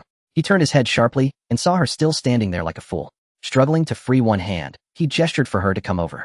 Lin Lu shook her head in terror at first, but seeing Mo's baring teeth expression, she quickly ran behind him, pressed her small hand against his lower back, and began pushing with all her might. The sensation was refreshingly painful for Mo. He looked at her, as if she were an idiot, furious enough to slap her silly. Grinding his teeth, he grabbed her hand and forced it onto the staircase railing. He pressed so hard that Lin Lu cried out in pain. She looked at Mo with a face full of grievance, almost making him curse her ancestors back 18 generations. But knowing this wasn't the time to argue, he forcefully knocked on the railing and gritted out wood. Hearing those two words, Lin Lu's eyes lit up instantly. She retreated several steps to the corner behind everyone, gripping the railing tightly with both hands. Mo felt a bit relieved that Lin Lu had the sense to hide from others. He continued pushing against the zombie onslaught, thinking bitterly, entrusting my fate to such a hopeless case. How pathetic is that? As it turned out, even the most hopeless could come through sometimes. The pressure at the front noticeably decreased, allowing Mo to lift his head and look into the zombie horde. In the faint darkness, countless thick shadows rose up, wildly whipping and thrashing through the crowd. The whooshing sound of their movement was like music to Mo's ears, filling him with renewed strength. Though the others didn't understand what was happening, the lessening pressure lifted their spirits. Somehow they began to push the zombie army back, slowly descending the stairs. Seeing this glimmer of hope, Wang Quan signaled for everyone to stop firing. He drew his iron pipe and charged to the front, madly smashing the heads of the foremost zombies. As he struck, he roared at his team, "Let's finish these bastards in one go and take over the 10th floor medical lab." His fervor ignited everyone else, boosting their morale even higher. They all shouted and roared, attacking any zombie within reach through the gaps. Mo felt a surge of excitement too, but after glancing at the zombie corpses on the stairs, he decided to stick to his old. He bent down and began dragging away the obstacles on the ground. With his help, the team's counter-push became more efficient, which only spurred him on further. These were treasures after all. The thought lifted his spirits. If only I could hire someone to do the work for me, he mused as he dragged two zombie corpses up the stairs. He found Lin Lu sitting on a step, her face pale, but her small hands still clutching the railing. It dawned on him that this poor worker was still here. He immediately went over, pulled a small blue stone from his bag, and slipped it into Lin Lu's mouth. After all, you can't expect a donkey to work without feeding it, can you? After swallowing the blue stone, Lin Lu's condition improved somewhat, but she still asked weakly, "When will this end?" Mo patted her shoulder earnestly and painted a rosy picture. "See all those zombies? They're ours. Think of all the blue stones we'll get. We're going to be rich." Hearing this, Lin Lu's eyes sparkled. She jumped up as if injected with adrenaline and declared fiercely, "They're all mine. Every single one." Mo nodded with satisfaction, but still whispered a warning, "Be careful. Don't let anyone find out." Seeing her nod, Mo plunged back downstairs to gather his spoils. Freeloading was without a doubt the most wonderful thing in the world. In the stairwell of the 12th floor of Lin's building, the last zombie fell. Everyone collapsed onto the stairs, gasping for air. The endless battle had numbed their expressions. Only one busy figure tirelessly dragged the zombie corpses away, seemingly oblivious to the fatigue. Wang Quan watched with a look of deep satisfaction. Leaning against the wall, he slowly rose and encouraged his team. "Only 2 floors left. Let's push through and finish this in one go." A collective groan erupted from the group. They glared at Mo, the workaholic, with malicious intent. Almost everyone thought it's the apocalypse, and this jerk is still grinding. Yet no one dared to oppose Wang Quan's words. They helped each other stand, staring straight at him, awaiting orders. Wang Quan nodded heavily and gritted his teeth. "Brothers, I thank you here." With that, he led the way downstairs. Though no more zombies charged up for a while, everyone remained cautious, not daring to be careless. After all, their lives depended on it. Caution proved wise. As they neared the stairwell door on the 11th floor, it burst open with a loud crash, and a dark shadow rushed out. Instinctively, someone fired a shot. A heart-wrenching scream followed, startling everyone. Even Mo, the workaholic who had just returned, was baffled, wondering since when do zombies curse. Then it hit him. This was no zombie, just a fat man. Wang Quan also realized it and stopped others from shooting further, stepping toward the man. Before he could take 2 steps, the fat man clutched his leg, rolling on the ground and wailing, "You're done for." "Do you know Li Gang, the deputy general manager of the group, who fired the shot? They'll have them killed." Wang Quan recognized him without the self-introduction. He glanced back at a pale-faced team member holding a gun who stammered, "Boss, I didn't know he was the deputy. I didn't mean it. I'm sorry." Wang Quan said nothing, merely beckoning with his finger and pointing at the gun in the man's hand. The team member's face grew even paler, his body trembling with fear as he sobbed, "Boss, I really didn't mean it." Wang Quan snorted in annoyance, stepped forward, and snatched the gun. As the team member watched in terror, Wang Quan took a step back, raised the gun, and shot Li Gang in the head. The pig-like squeal ceased abruptly. Everyone's jaws dropped, unsure how to process their emotions. Wang Quan calmly tossed the gun back and said coldly, your only mistake was not aiming for the head with the first shot. If that had been a zombie, you wouldn't get a second chance. Understand. The word understand was emphasized, making not only the team member shout yes, but everyone else straighten up, and Wang Quan nodded in satisfaction, pulled out a steel pipe, and wedged it into the handle of the 11th floor stairwell door. He continued coldly, today's goal is to clear the 10th floor medical lab. Ignore any other survivors. With that, he calmly headed downstairs. Mo watched stunned, but silently gave Wang Quan a big thumbs up, thinking another ruthless one. But then he wondered why Wang Quan, who didn't care about the deputy, showed such respect to Han Shi. Was it just because she was beautiful, or did she really have a connection with the chairman? Feeling a bit annoyed, he muttered, that shameless woman. Just as he was about to follow, he felt a tug on his clothes. Startled, Mo spun around, fearing Han Shi had heard his insult. But no one was there. His heart skipped a beat, wondering if he'd seen a ghost. Then a weak voice came from near his leg. Bewildered, Mo looked down to see Lin Lu sitting weakly on the steps, pale-faced, as if she'd been through an ordeal, staring up at him. Mo rolled his eyes and teased, don't you know scaring people can kill? One brave soul just lost his life. He pointed at the fat man's corpse downstairs. Lin Lu glanced briefly, then fixed her gaze on Mo, grinding her teeth. Don't change the subject. Give me my share, and since I did all the work, I want 70%. Mo gave her an exaggerated eye roll. Why not 90%? Lin Lu's eyes lit up with a naive look, as if annoyed. Mo gave her a sharp rap on the head and whispered, is this the time to discuss splitting loot? Go back to the top floor and wait for me. Hearing this, Lin Lu tightly hugged Mo's leg and wailed, I knew you were a liar. I won't let go until… Mo was speechless. Afraid the others would hear, he quickly pulled out a small blue stone and handed it to her, whispering, keep it down. Do you want the whole world to know? Though a bit spoiled, Lin Lu knew when to quit. She snatched the stone and stuffed it into her mouth, securing it first. Mo snorted disdainfully. Can you go back now? Lin Lu stood up, shook her head, and declared righteously, you think I like following you? I'm here to protect everyone. Mo rolled his eyes again, ignoring her, and headed downstairs. Lin Lu flashed a triumphant smile, and as they reached the back of the group, Wang Quan gave orders, Xiao Li and Qi Xin scout ahead. Stay safe. The two familiar faces Mo knew stepped to the front, nodded at Wang Quan, and crept toward the 10th floor stairwell. Seeing Xiao Li with a fire axe and Qi Xin with only a pistol, Mo called softly, Qi Xin, catch. He tossed the machete head taken from Qi Xin earlier, knowing it might be more useful than a gun in some situations. Qi Xin snatched the machete Mo tossed to him, flashed a grin, and was about to speak when a thunderous bang made everyone instinctively glance toward the door on the 10th floor. Gasps echoed through the corridor. Lin Lu, standing beside Mo, shrieked, a monster. Her scream jolted everyone awake. Wang Quan, eyes blazing with fury, roared, Xiao Li. He raised his pistol and fired wildly at the creature. Gunfire erupted once more. The monster, protruding from the 10th floor doorway, perhaps stung by the bullets, abruptly, though it appeared and vanished with startling speed, Mo instantly recognized what it was. It resembled a massive python in length, but Mo's instinct screamed it was a maggot. White, plump, slimy, as she could imagine nothing else. Yet such size could only mean it had become a spirit. As the monster retreated, Wang Quan rushed to save the knockdown Xiao Li, but only retrieved his corpse, headless, unmistakably dead. Qi Xin, close to Xiao Li, roared in fury and charged toward the stairwell. Wang Quan grabbed him, shouting, retreat. That pull saved Qi Xin's life. The monster burst out again, grazing his shoulder and slamming into the wall opposite the door. The impact shook the entire staircase. Mo's face paled. In that instant, she glimpsed a purple glow on the creature, a sign it far surpassed the three-headed giant zombie she and Han Shi had faced in the elevator. Without a second thought, Mo scooped up Lin Lu, who was about to grab the handrail, and sprinted upward, shouting, run. Wang Quan, realizing bullets might be useless, yelled, go. He dragged Qi Xin, firing backward as they fled. Chaos erupted on the stairs. Everyone wished for extra legs as they scrambled upward. But screams of agony punctuated the air. Others had met Xiao Li's fate. Mo at the rear, and having consumed many blue stones, had enhanced speed and strength.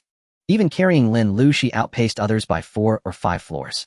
Adhering to the old adage, better you than me, Mo slowed, not a jot, ignoring Lin Lu's cries to help. Lin Lu pounded Mo's head in fury until Mo snarled, you're not even a snack for that thing.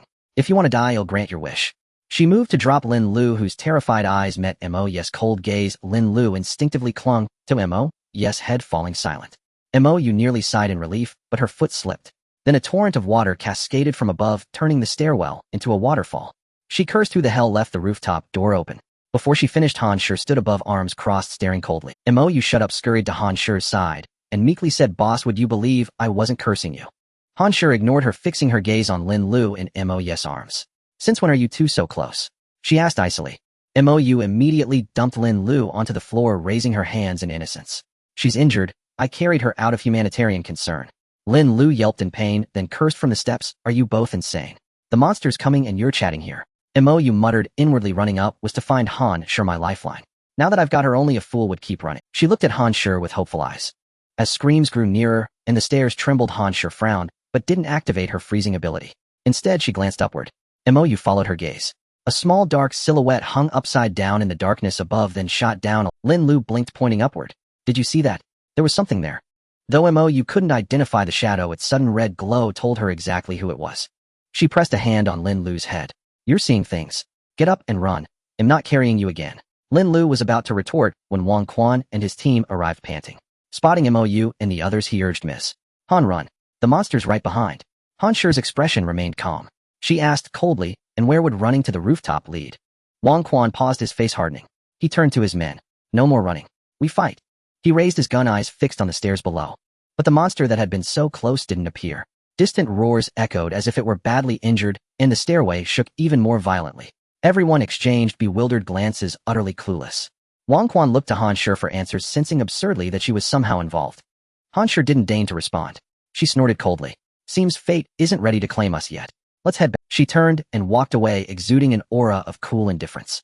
Seeing Han Shi finish showing off, he headed upstairs without any hesitation. Mou, still uneasy, quickly hurried to Han Shi's side and whispered, that monster doesn't seem easy to deal with. Xiaomi, are you sure it's okay? Han Shi shot Mou a glance and replied coldly in a low voice. I'm just having Xiaomi lure that thing away. With Xiaomi's speed, what could possibly go wrong? Mou immediately gave a thumbs up, praising Han Shi. No wonder you're the boss. I'm in awe, bowing down to you on all 6 limbs. Although Han Shi's expression remained icy cold, Mou, you could still detect a hint of smugness in her eyes. Mou sneered inwardly, manipulating her is just that simple. Just as Mou was lost in his self-indulgent fantasies, the stairway door on the top floor was suddenly slammed open. Reacting instinctively, Mou thought another monster had burst out and stumbled back a step, nearly tumbling down the stairs. Then the breathtakingly beautiful landlady, her face streaked with tears, stumbled toward him with her arms wide. Mou felt as if the heavens had finally taken pity on him. Was this romantic fortune coming too fiercely? It seemed reasonable. After all, with his own heroic and mighty demeanor, attracting a young wife or a married woman was nothing special. He had only been idly daydreaming, but his body seemed to misinterpret his brain's signals. Driven by some inexplicable impulse, Mou actually opened his arms and pulled Zhongchu into an embrace. Suddenly, the entire hallway fell into a dead silence. Everyone stared wide-eyed, utterly bewildered. Even Zhongchu looked dazed, staring blankly at Mou, who held her in his arms. Cold sweat instantly drenched Mou's back, and his mind went almost blank. But just before his brain shut down completely, he scrambled to fabricate an excuse. Madam, be careful. It looks like you tripped. Others might not know, but Zhongchu certainly knew whether she had fallen. However, seeing everyone staring at them, she quickly regained her composure, pulled free from Mou's embrace, and said gently, thank you. She walked past Mou and directly embraced Lin Lu behind him, sobbing and scolding in a coquettish tone. You little brat, I told you to go down. Do you want to die? Are you trying to worry your stepmother to death? Then she slapped Lin Lu's bottom several times heavily. Lin Lu, however, acted like a little adult, holding Zhongchu and patting her back to comfort her. Stepmom, see. I'm perfectly fine. I'm not a child anymore, I can take care of myself. Though her words comforted Zhongchu, her eyes were fixed on Mou. If looks could kill Mou, you would have been reduced to act, but Mou paid no attention. He turned to Han Shi and whispered in explanation. I swear she really slipped. Boss, you have to believe me. Han Shi let out a cold laugh and turned to leave. If she had scolded him a few words, it might have been better, but her silence made Mou's heart sink with guilt. He immediately stepped forward to chase after her, hoping to explain further. But as soon as he stepped onto the next stair, his foot slipped. Mou tumbled head over heels, rolling down the stairs like a dog eating filth, finally crashing miserably against the wall after a long fall. This incident made everyone believe that Zhongchu had indeed slipped earlier, and Mou had simply caught her. After all, facts speak louder than words. When Mou finally made it back to the top floor hall, clutching his aching waist and looking utterly pathetic, he saw a middle-aged woman in white gripping Wang Quan's arm, speaking with great agitation about something unknown. Han Shi, Zhongchu, and Lin Lu were all gathered around them. Confused, Mou turned to see Qi-san sitting slumped by the door, looking dejected. He sidled over and whispered, what's going on? Is that woman Minister Wang's wife? Qi-san's voice was hoarse and low as he shook his head gently. We didn't conquer the 10th floor. Big sister is beyond saving. Hearing this, Mou was even more baffled. He couldn't help asking, Big sister, you mean that Lei Ting? What happened? Qi-san nodded and was about to speak when Lin Lu suddenly let out a loud wail, turned and ran toward the door, crying, I don't care. I have to save Sister Lei Ting. I must save her. Mou, being closest to the door, caught Lin Lu around the waist as she rushed past. Just as he was about to ask what was wrong, Zhongchu dashed over and hugged Lin Lu tightly, inadvertently pulling Mou into the embrace as well. Mou immediately looked up at Han Shi with pitiful eyes, as if to say, see, it wasn't me who hugged her, right? Han Shi shot Mou a cold glare, stepped forward, and pulled him away. She asked Zhongchu calmly, what exactly happened to Lei Ting? With tears streaming down her face, Zhongchu clung tightly to Lin Lu to prevent her from running off. She turned to Han Shi and said softly, she's injured and urgently needs the medical equipment from the 10th floor medical lab. Han Shi snorted coldly. It can't be that simple, can it? Zhongchu paused, then sighed softly, come with me. With that, she pulled Lin Lu firmly and walked toward the depths of the hall. Han Shi cast a brief glance at Zhongchu's retreating figure, then gave Mou a meaningful look. Mou understood and obediently followed behind Han Shi. They passed the president's office and walked a long way before arriving at the door of the deepest room on the top floor. Zhongchu gently patted Lin Lu and whispered, don't cry when you see Sister Lei Ting, or shall worry. Lin Lu, with tears glistening in her eyes, nodded solemnly. Only then did Zhongchu softly push the door open. A putrid stench hit Mou's nostrils. Though faint, his extensive experience with corpses immediately brought the word zombie to mind. He reached out and gently pulled back Han Shi, who was about to step inside, shaking his head slightly. Han Shi instantly understood and returned a cautious glance before carefully entering the room. The dim room contained nothing but a large bed, not even a single table or chair. The lights were off, and Mou could barely make out the shape of someone half laying on the bed. As they entered, the figure seemed startled and let out a chilling, piercing roar. Mou was so frightened that he grabbed Han Shi's hand, ready to pull her out of the room. But the eerie roar abruptly ceased, replaced by an unusually hoarse female voice that growled weakly, Dr. Wu, kill me, I beg you, kill me. Hearing this, Mou was stunned, thinking to himself, how can a zombie speak? Before he could figure it out, Lin Lu burst into loud sobs, completely forgetting her stepmother's earlier advice. She tried to run toward the bed, but Zhongchu held her back. Then the hoarse voice from the bed cried out tearfully, Xiao Lu, don't come over. I beg you, don't come. Lin Lu froze in her tracks, collapsing to the floor in a heap, wailing, it's all my fault. I'm so sorry, sister. With a soft click, the room was suddenly flooded with light. Lin Lu, sitting on the floor and crying, was startled and slowly turned her head to see Mou with his hand on the light switch. For a moment, she even forgot to cry.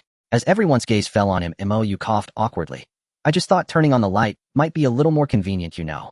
Then his voice turned ice cold as he looked toward the bed and said sharply, besides, it seems you're raising a zombie. Lin Lu immediately burst into loud sobs, completely forgetting her stepmother's earlier words.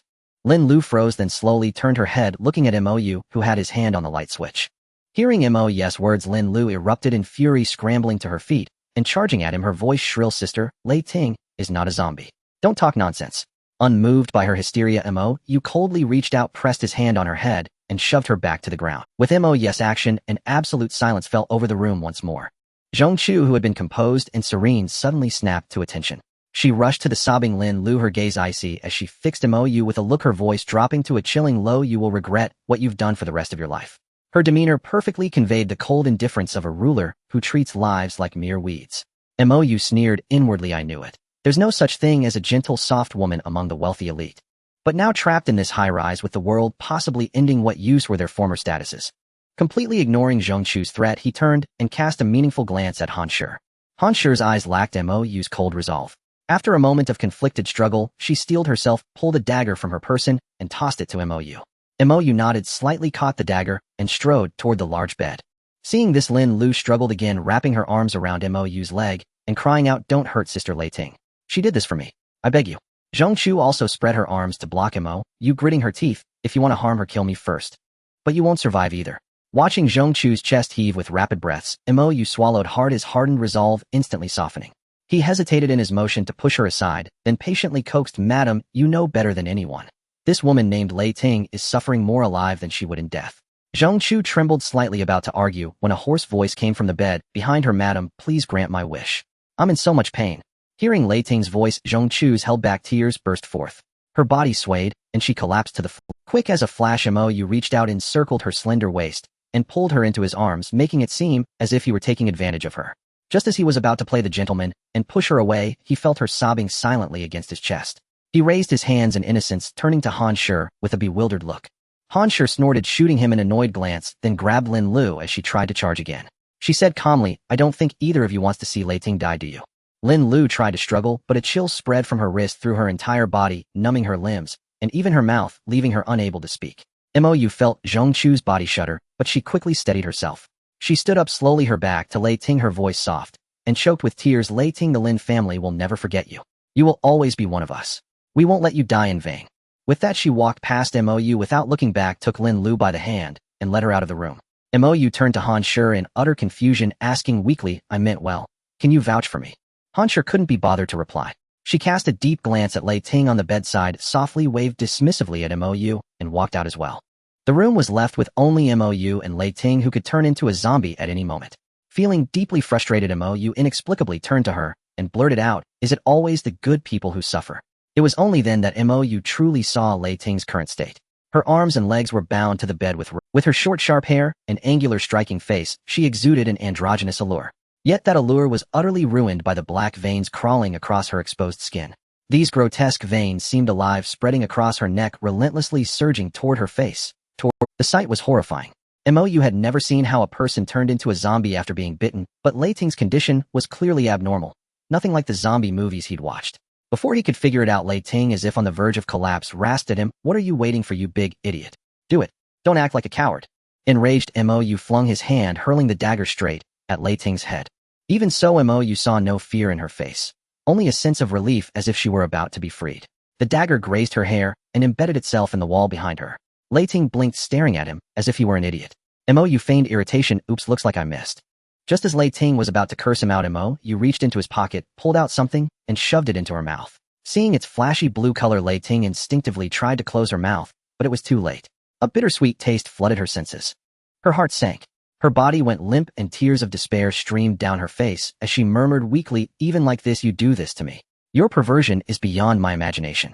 As Lei Ting's feeble voice faded, the black veins on her neck seemed to break through barriers, slowly creeping up her exquisite face.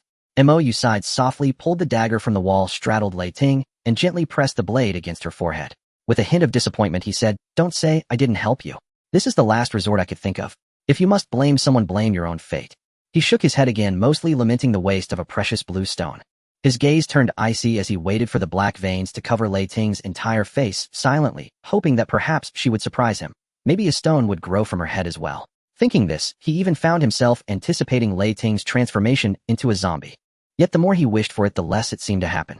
The already sluggish black veins, upon reaching just below Lei Ting's eyes, slowed to an almost complete halt. Mou was so anxious, he nearly cheered the black veins on. Lei Ting's eyes flickered wildly between clarity and gray, as if battling for the final ownership of her mind. This left Mou torn, unsure which side to root for. Finally, gritting his teeth, he blurted out, damn it, why does this lousy virus have to fail at the critical moment? Perhaps fate, like Mou, was equally rebellious. The fiercely contesting black veins suddenly collapsed like a defeated army. In the blink of an eye, they receded from Lei Ting's face, retreating toward her chest.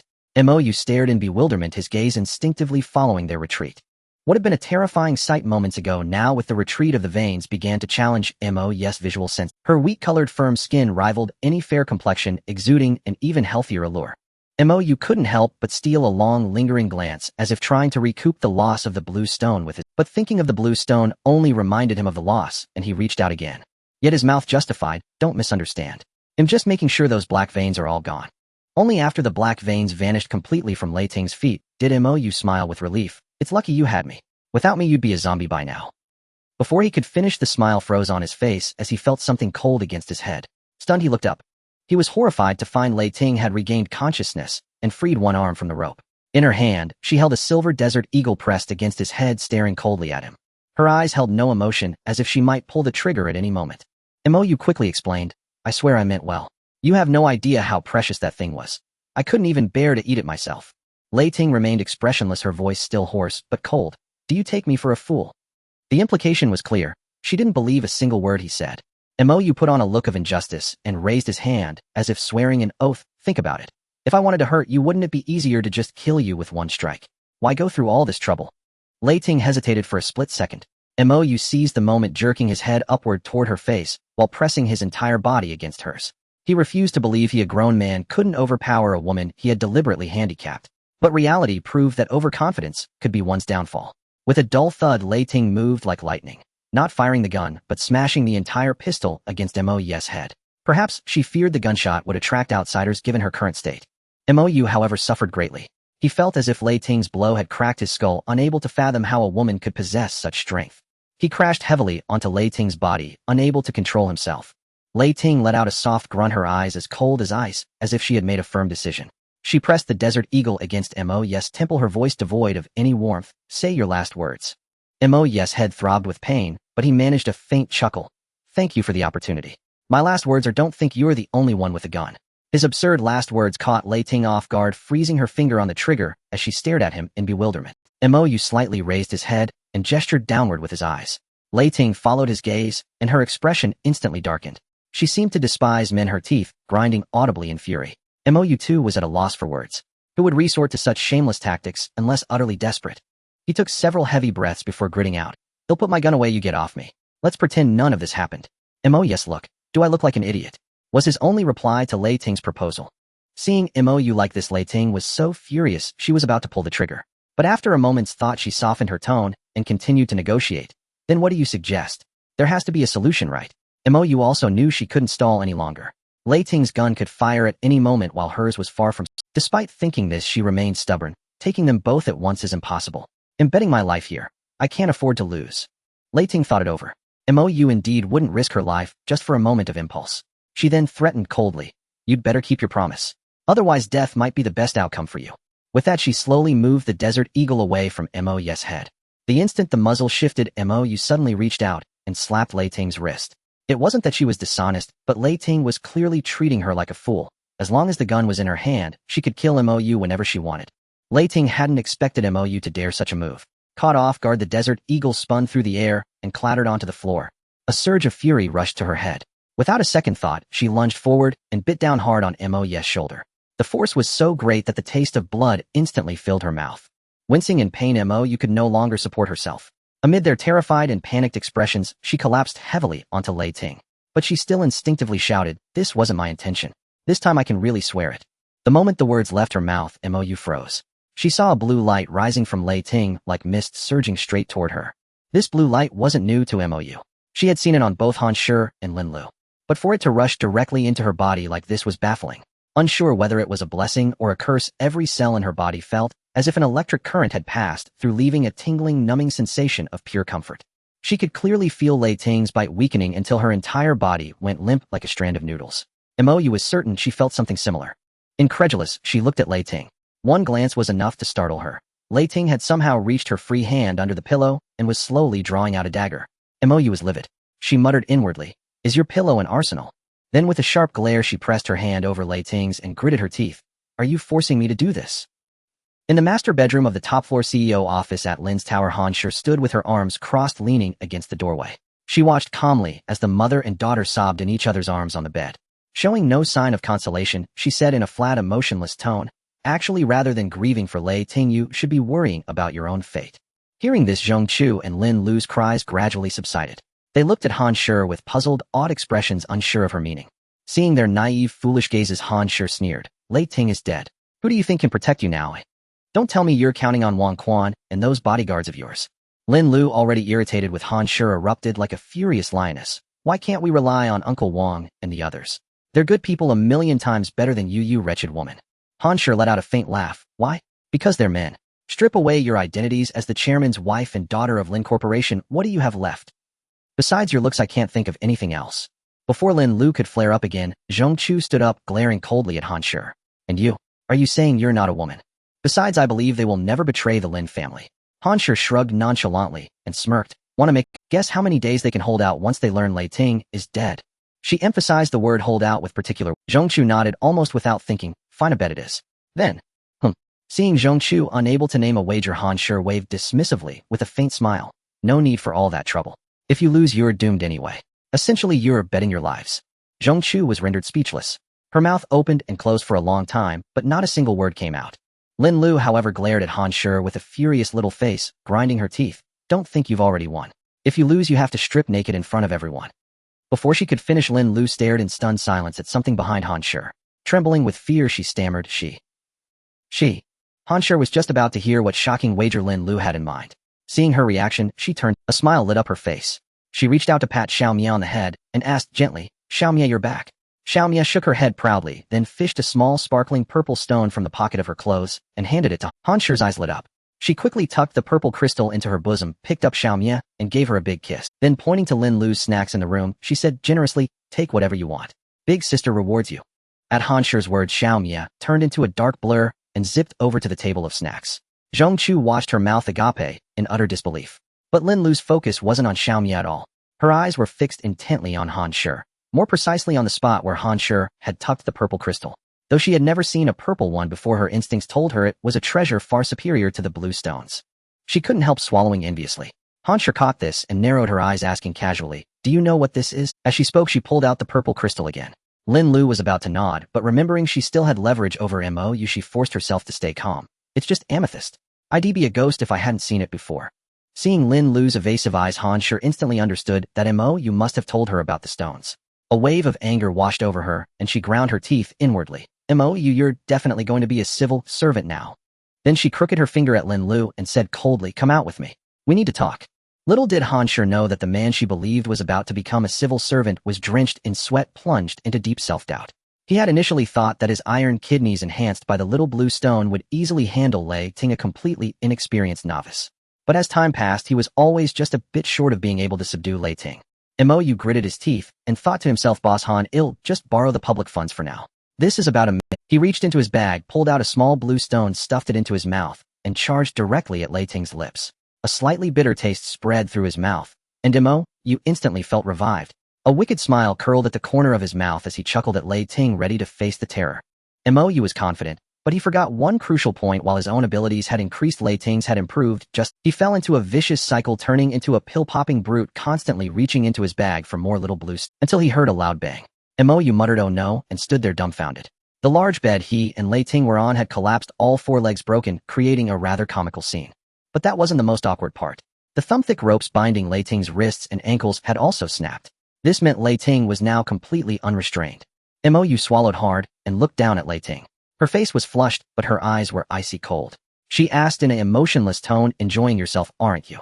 Mo instinctively nodded, then quickly shook his head. Before he could speak, a sharp pain struck his chest, and he flew backward, crashing heavily onto the floor. Mo winced in pain, bitterly complaining to himself, "Isn't it always the men who are heartless? This woman is..." As he tried to get up, a white figure instantly appeared beside him and stomped hard on his chest. Before Mo could even cry out in pain, Lei Ting let out a soft moan, which made him forget his own agony. What he saw was another shock. Lei Ting's posture and Mo's angle offered an incredibly revealing view. Lei Ting reacted instantly, stomping on Mo's face again before flashing back onto the bed. Mo ignored the pain on his face, turned over, and scrambled toward the door on all fours. Forget about his pants. His life was far more important. Running naked was no big deal. But just as he had crawled a few steps, a sharp pain hit his back, and he was kicked to the ground again. Before he could curse, a cold blade pressed against his neck. Mo stared in shock at Lei Ting, who was now fully dressed, and asked with difficulty, "Sis, are you the Flash? Does science even apply to you?" Lei Ting's eyes remained icy, her murderous intent palpable. Ignoring his nonsensical question, she gritted her teeth and said coldly, "You have two choices: die or become a eunuch." Mo instinctively clamped his thighs together and whined pitifully, "Can I have another option?" Lei Ting simply said fine, but before Mo could feel relieved, she punched him in the eye and snorted, "That option is to become a eunuch first, then die." As she spoke, the dagger changed direction, heading straight for his lower region.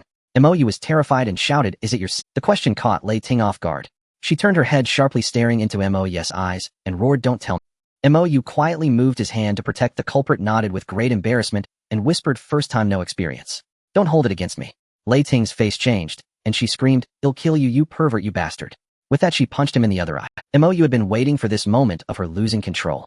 Just as her fist landed on his eye, he grabbed her wrist, twisted his body, and pinned her beneath him. He gritted his teeth and cursed, "Woman, hasn't anyone told you I hate being hit in the eyes?" Lei Ting struggled violently, her strength so great that Mo could barely hold her down, even with all his might. Unable to break free, Lei Ting shouted in fury, "I'll not only hit your eyes, I'll gouge them out and play marbles." Her strength grew with her words. Seeing that he was doomed if this continued, Mo decided to go all the way. He lowered his head and bit her on the nose. He threatened in a muffled, unclear voice, "I don't care if I die, but if you move again, I'll bite your nose off, and make sure you can never show your face again." No woman is indifferent to her face, not even Lei Ting, who clearly didn't rely on her looks. At Mo's threat, she visibly calmed down. She panted heavily, staring at Mo as if she wanted to tear him apart with her eyes. Mo was long used to this killing stare. He rolled his eyes indifferently, snatched the dagger from Lei Ting's hand, released her nose, and jumped up, putting distance between them. This time, Lei Ting didn't charge at him. She sat up straight, looking at him coldly, and asked, "How do you plan to take responsibility?" Seeing that she wasn't attacking Mo quickly grabbed his pants from the floor and pulled them on. Only after he was dressed did he process her words. He looked at her in disbelief and asked weakly, responsibility. For what? Marry you. Hearing this, Lei Ting completely lost it. She jumped up and pointed at him, screaming, I'd rather marry a dog than you. I'm talking about the child in my belly. What are we going to do? Mou was utterly stunned by her words. His mouth hung open and he was completely dumbfounded. He thought to himself, does this woman actually think that if it's not a safe day, she's definitely pregnant? Was her middle school biology taught by the gym teacher? Seeing that she was about to explode again, Mou cleared his throat and with the attitude of a teacher quickly said, actually, it's very likely that you're not. Before he could finish, a gunshot rang out from outside the door. The abrupt gunshot startled both of them, and they turned their heads sharply toward the door. The next second, Mou pointed at the somewhat neat clothes on Lei Ting and dashed out of the door first. Lei Ting, who had also intended to rush out, was stopped by Mou's gesture, realizing that her attire was still a bit revealing. As she paused, Mou had already slipped out of the door. Furious, Lei Ting stomped her foot heavily and punched the wall behind her. Then she stared in shock at the crack she had created in the wall before lowering her gaze to her own fist. Her mind flashed back to Mou's earlier actions, skipping the inappropriate parts, and suddenly recalled the small blue stone he had stuffed into her mouth. She murmured, how is this possible? Mou, unaware that his little secret was exposed again, and with no time to dwell on it, instinctively raised his hands the moment he rushed out of the room. There was no choice. The dark muzzles of the guns were neatly aimed at him. If he didn't raise his hands, he would be asking for trouble. He had no idea what was going on. A frantic male voice rang out in front of Mou. I told you Lei Ting was already dead, didn't I? Why don't you? As the man's voice sounded, the guns aimed at Mou instantly shifted toward that man. Mou finally looked over and saw a young man in uniform holding a pistol in one hand while his other arm was wrapped around the neck of the female doctor surnamed Wu. The situation was clear. This was a hostage-taking. But why on earth would this guy kidnap a female doctor? He cast a puzzled glance at Han Shi and Lin Lu, who stood at the periphery. Han Shi's face was cold, but Mou still caught a hint of smugness in her eyes. Lin Lu, on the other hand, was exceptionally agitated. Especially when Mou looked over, she was consumed with rage, glaring at him as if she wanted to tear him apart. Seeing that these two unreliable people couldn't give him an answer, Mou turned his gaze to the frenzied man in uniform. The man seemed extremely agitated. Seeing Mou still shaking his head, he raised his pistol and fired at the ground near Mou's feet, shouting harshly, tell everyone, did Lei Ting turn into a zombie, and you killed her? Mou was about to shake his head in denial when he saw the man raise the gun slightly. He cursed inwardly. Damn it, this is clearly forcing a confession. Is this how you question someone? Despite his cursing, he reluctantly nodded. After all, on some level, he had indeed killed that girl Lei Ting. With Mou's nod and Lin Lu's wail, all the guns immediately turned on him. Startled, Mou quickly raised his hands again and shouted, don't act rashly. This big brother also said Lei Ting became a zombie. I know you all couldn't bring yourselves to do it, so I did it out of kindness. He spouted nonsense while desperately signaling Han Shi for help. Han Shi seemed to understand his meaning, nodded and rubbed the head of Xiaomi, who stood beside her munching on chips. Mou felt speechless. He knew Xiaomi was fast, but could she be faster than a bullet? Before he could signal Han Shi to think of another way, the crazed man in uniform burst into laughter. Haha, well done. She deserved to die. How many brothers did we lose because of her? Weren't they born of mothers and fathers too? Wang Quan, standing at the front of the crowd, shouted sternly, Bin Zi, shut up. Do you know who Lei Ting is? The man called Bin Zi continued laughing maniacally. Of course I know. She's the Lin family's most vicious watchdog. And you, Wang Quan, are one too. The pathetic thing is I am as well. All of us here are. Huh. His words stunned Wang Quan, who was about to retort. But Zhong Chu stepped to the front of the crowd, her demeanor dignified and cold, and asked Bin Zi, you eat the Lin family's food and use their resources. Why do you speak like this now? Bin Zi stared at Zhong Chu's exquisite face, momentarily dazed, but quickly snapped out of it. He grinned. Madam, aren't you being a bit naive? Look at the world now. No laws, no order. We were beasts of burden before, so why should we still be beasts of burden now? Are we born lowly? Although Bin Zi seemed somewhat unhinged, his words were remarkably logical and persuasive. Even Mou found. He looked up at him and thought to himself, this guy's a talent. Zhong Chu, without a moment's hesitation, replied, whether there are laws or order, we are still human. As humans, we must have basic moral boundaries. If you don't want to serve the Lin family anymore, you can leave anytime. No one is forcing you. Bin Zi grinned. Leaving is fine, but it would be even better if I could take the madam with me. How dare you? Zhong Chu and Wang Quan both shouted simultaneously. Both glared at Bin Zi with fury, while Mou silently gave the man a mental thumbs up. This guy was truly. Seeing Zhong Chu's chest heave slightly with anger, Bin Zi licked his lips and sneered, Madam, aren't you curious why only the boss is speaking up for you? His words startled Zhong Chu. She thought to herself, could Han Shi have been right? Her eyes darted around anxiously. Those she looked at either avoided her gaze slightly or wore cold expressions. Without exception, no one denied Bin Zi. Bin Zi seemed to have achieved the desired effect and continued to escalate. The apocalypse is here. None of us know when we'll die. Brothers, why not live it up? Why should we risk our lives for these pampered noblewomen young ladies and these useless crying women? The ones who should be risking their lives are them. Don't you agree? Before he could finish, a loud bang echoed. Bin Zis' head shattered like a smashed watermelon, scattering into pieces. Everyone was stunned, their gazes turning in terror toward the direction of the gunshot.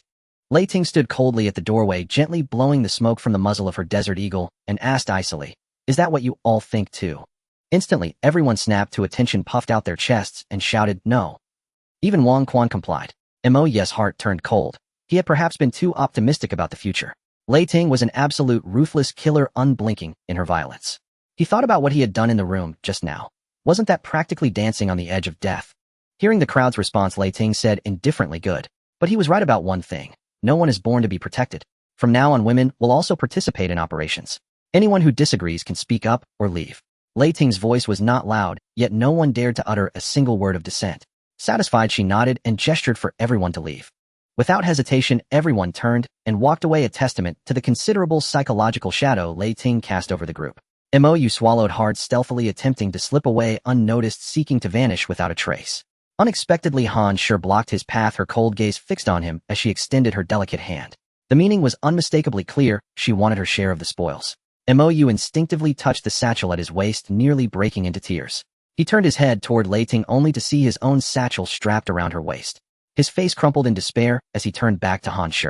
"If I said it was lost, would you forgive me, eh?" Han Shi crossed her arms and replied coolly, "Forgiveness is God's business. You know what I mean, don't you?" Caught between two formidable women, Mou decisively chose Han Shi. He ducked behind her and pointed accusingly at Lei Ting. "It's in the satchel." She took it. Mou's outburst startled the few remaining people. Lin Lu in particular followed his pointing finger and immediately recognized the familiar satchel. Her expression darkened as she cursed inwardly. "That bastard Mou is utterly unreliable." Zhong Chu looked utterly bewildered, staring blankly at the satchel on Lei Ting's waist. "Lei Ting, what is that?" Before Lei Ting could answer, a shadow flickered, and the satchel now rested in Xiao Mai's hand. In the next instant, it was placed in Han Shi's outstretched palm. Han Shi nodded in satisfaction, patted Xiao Mai's head, and smiled at Lei Ting. "Sorry, Lei Ting, but this belongs to me." Lei Ting's face registered shock before her eyes turned icy. "Han Shi, you heard that man's words just now. There's no law to protect you now. Do you understand?" Han Shi shrugged nonchalantly, a faint smile playing on her lips. "Needing protection is a sign of weakness. Care to test that, Sister Lei Ting?" Lei Ting shot a wary glance at the diminutive Xiao Mia, then rolled her neck with a light laugh. "Just joking with you, Sister Han. 3 little stones aren't worth causing a rift between us sisters, are they?" At the mention of 3 stones, Han Shi's eyes widened as she stared at Mou. Even Lin Lu blurted out, "Impossible." There were over 30. Her words only made matters worse. Mou felt the world crumble around him and bolted, sensing the temperature drop by several degrees. A clear sign of Han Shi's genuine fury. But Mou was no match for Xiao Mai's speed. What followed was a tragic experience, a first-hand lesson in utter brutality. Slumped in his corner of the CEO's office, bruised and battered, Mou counted on his fingers, miserably tallying his tasks under his breath. First, he had to repay Han Shi the demonist those blue stones, at least 30 of them, meaning nearly 300 zombies to deal with. The thought alone made his scalp crawl. Next, he was responsible for Lei Ting, and obtaining the 7 Titwohor post-event pill was no easy feat. As for the blue stones he owed Lin Lu, Mou simply ignored them, still holding a little leverage over her. Even so, he let out a despairing groan, his mind a tangled mess. Chi San's grating voice sounded beside him. "Brother, have a smoke to drown your sorrows." Mou looked up uncertain. "How did you know I was upset?" Chi San plopped down beside him and handed him a cigarette with a sly grin. "Because you crossed the big sister. Those who cross her are lucky to just be upset." Mou's mouth twitched. "And what about the unlucky ones?" Chi San chuckled. "You saw what happened earlier. Could you make her angrier than that?" Mou's jaw dropped as he nodded dumbly. Chi San jumped up and walked away, pretending not to know him. But it was too late. Lei Ting was already standing before them, arms crossed, her gaze icy. Chi San immediately bowed and scraped, but Lei Ting remained unmoved. "No need to leave. You two can go carry out the mission now." Chi San's mouth fell open. "But I don't even know what the mission is, and I don't know this bastard behind me." Lei Ting left a cold remark. "That bastard knows the mission details." Then she turned and walked away. Chi San was dumbfounded. He turned to Mou. "What floor is the big sister's mission on?" Seeing his bewilderment, Mou felt a surge of satisfaction. He stood up slowly and patted Chi San's shoulder. "Brother, you're overthinking it. It's not about a few floors." Chi San was about to sigh in relief when Mou pointed out the window. "It's just a few streets away." The moment the words left his mouth, Chi San's eyes rolled back, and he collapsed like a log. The commotion drew a few glances, but no one approached. Mou's mouth twitched as he muttered inwardly, "Han Shi, you should see what real acting looks like. This is Oscar-worthy." He leaned down and lightly tapped Chi-san's face. Brother, you're overdoing it. This isn't worth such a dramatic. Instead of stopping, Chi-san's eyes rolled further and foam bubbled from his lips. Disgusted, Mou stepped back. Fine, you win. He'll go alone. Hearing this, Chi-san scrambled to his feet and fled as if afraid Mou might change his mind. Mou shook his head with a faint smile. He never intended to drag Chi-san along. Not only was the 7 Titwohur post-event pill an awkward matter, but he also didn't want Chi-san to know about the blue stones. Having him around would only be a hindrance. Rolling his shoulders, Mou waved toward the distant darkness. A shadow appeared instantly beside him, and he scooped her up, placing her around his neck. Xiaomia, uncle's taking you to see some goldfish. No sooner had the words left his mouth than Mou's rear end received a vicious kick. Caught off guard, he nearly stumbled face first into the dirt, dragging Xiaomia along with him. Fuming, Mou didn't even bother turning around. He swung Xiaomia forward and shouted, "Go Pikachu, scratch his face." But the very next second, he snapped to attention, standing ramrod straight. He saluted Han Shi, who was glaring coldly at him from behind, and said with a fawning smile, "Well kicked, boss. Absolutely top-notch." Han Shi rolled her eyes at Mou and asked icily, "What did you just say you were taking Xiaomia to do?" Mou immediately raised his hands in surrender, crying out in protest, "I was just joking. I was actually taking Xiaomia to help you settle your debts. I swear on my honor, every word is true." Han Shi nodded in satisfaction and said coolly, "Good to see you're aware. Now go on." Mou turned and bolted, but after 2 steps, he sheepishly trudged back. Pointing at Xiaomia by Han Shi's leg, he asked weakly, "Boss, did you forget to tell Xiaomia to follow me?" Han Shi shook her head bluntly. "I have other plans for Xiaomia. Go on your own." Before Mou could wail in despair, she turned and walked away. He raised a hand in a dramatic plea and asked feebly, "Boss, what could be more important than working for you?" Han Shi waved a hand behind her without looking back. Clearly her business was quite important. Seeing this, Mou completely deflated. Without Xiaomia, going out of the building alone was nothing short of suicidal, wasn't it? Mou wasn't that foolish. Just as he was about to slink back to his corner and continue loafing, another kick landed on his rear. He spun around, forcing a broad smile. "I knew you wouldn't be so hard." "Less. Huh, it's you." Lin Lu hugged her own chest, looking at Mou with a cocky expression, and retorted, "Why can't it be me? Don't forget I'm your creditor too." Mou flexed his wrist and gave a light O.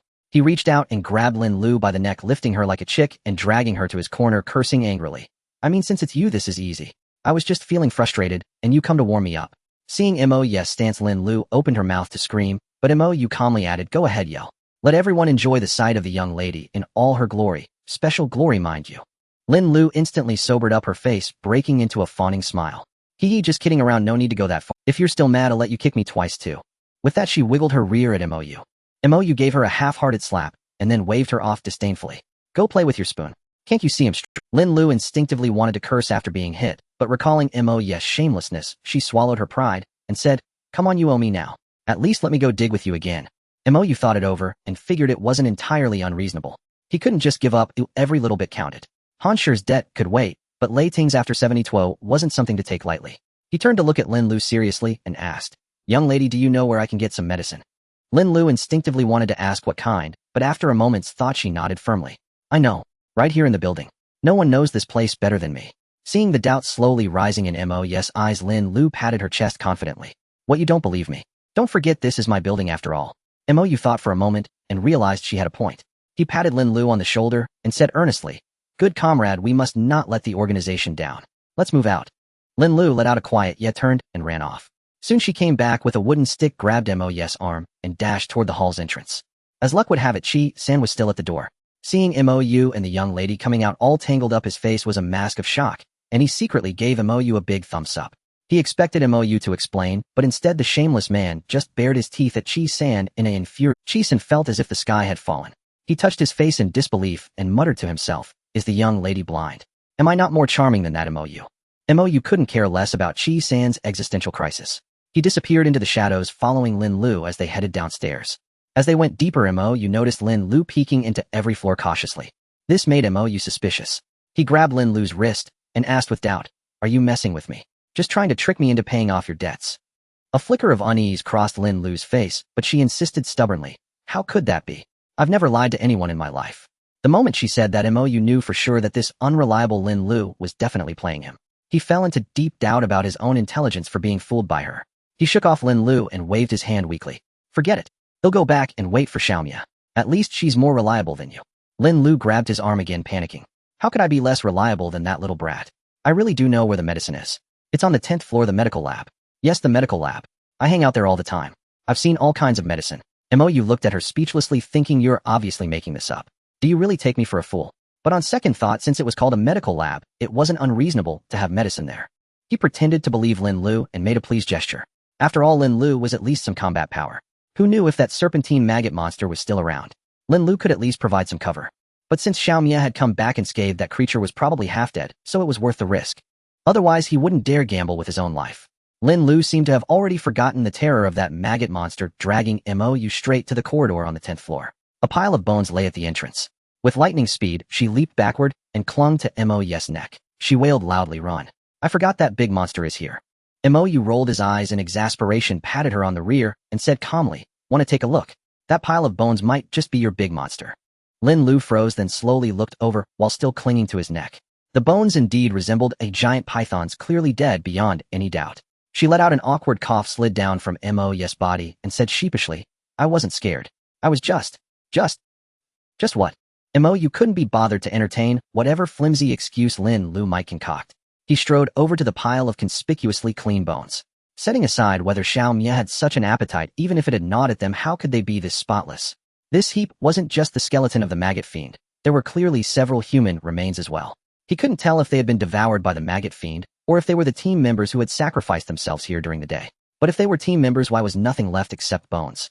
The more he looked, the more baffling it became. He couldn't help but ask Lin Lu, "What do you think?" No sooner had he asked than he regretted it. If Lin Lu had a good idea, that would be the real miracle. Before she could respond, he quickly added, "I think something's off here. We should reconsider our plan." But Lin Lu bristled at the suggestion of retreat. "Are you even a man? You've come all this way, and now you want to back out. What's the difference between you and a coward?" She snapped. Mo's mouth twitched. He turned and glared at Lin Lu. There was no helping it. The girl's words were just too harsh. She had no idea how much damage such a remark could do to a man. Before he could retort, Lin Lu reached out and pressed her hand on the wooden stair railing. A vine as thick as her wrist shot past Mo, crashing straight into the door on the 10th floor landing. Startled, Mo leaped back several steps up the stairs. When no strange sounds emerged from the door, he stopped and pointed at Lin Lu's head, cursing angrily. "If I ever bring you this disaster magnet out again, I'll take your surname." Lin Lu stuck out her tongue and rolled her eyes disdainfully. "Don't flatter yourself. Even if you were my son, you wouldn't get a single cent from the Lin Corporation." Furious, Mo walked over to Lin Lu and gave her a sharp rap on the head. "Want to be my mother? You'd better check if you've got the right equipment first," he gritted out. As he spoke, he cast a disdainful glance at Lin Lu's small chest before quickly looking away. "How did you grow up eating at such a young age?" he muttered inwardly.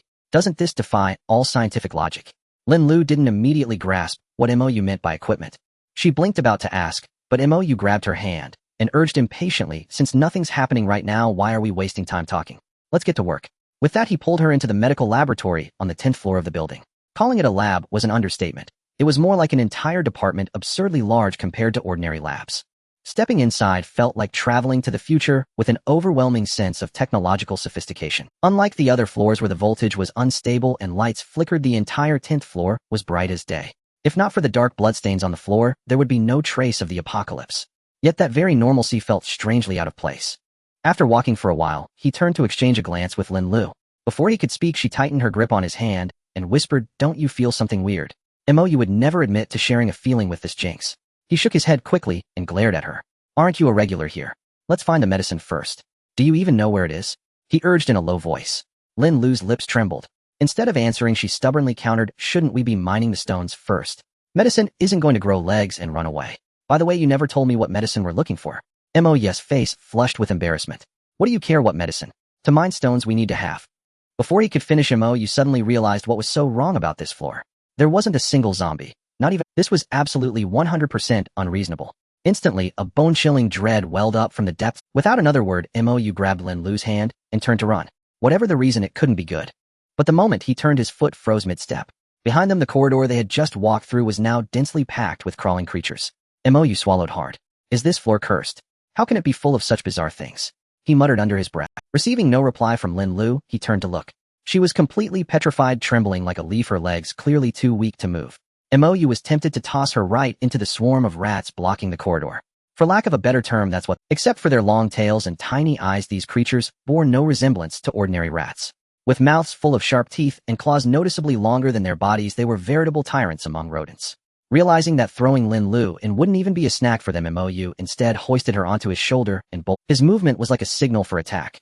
The tidal wave of white rats surged after them like lightning, their terrifying screeches filling the air. Mo was better off just running for his life with his head down. Lin Lu, however, was in a sorry state.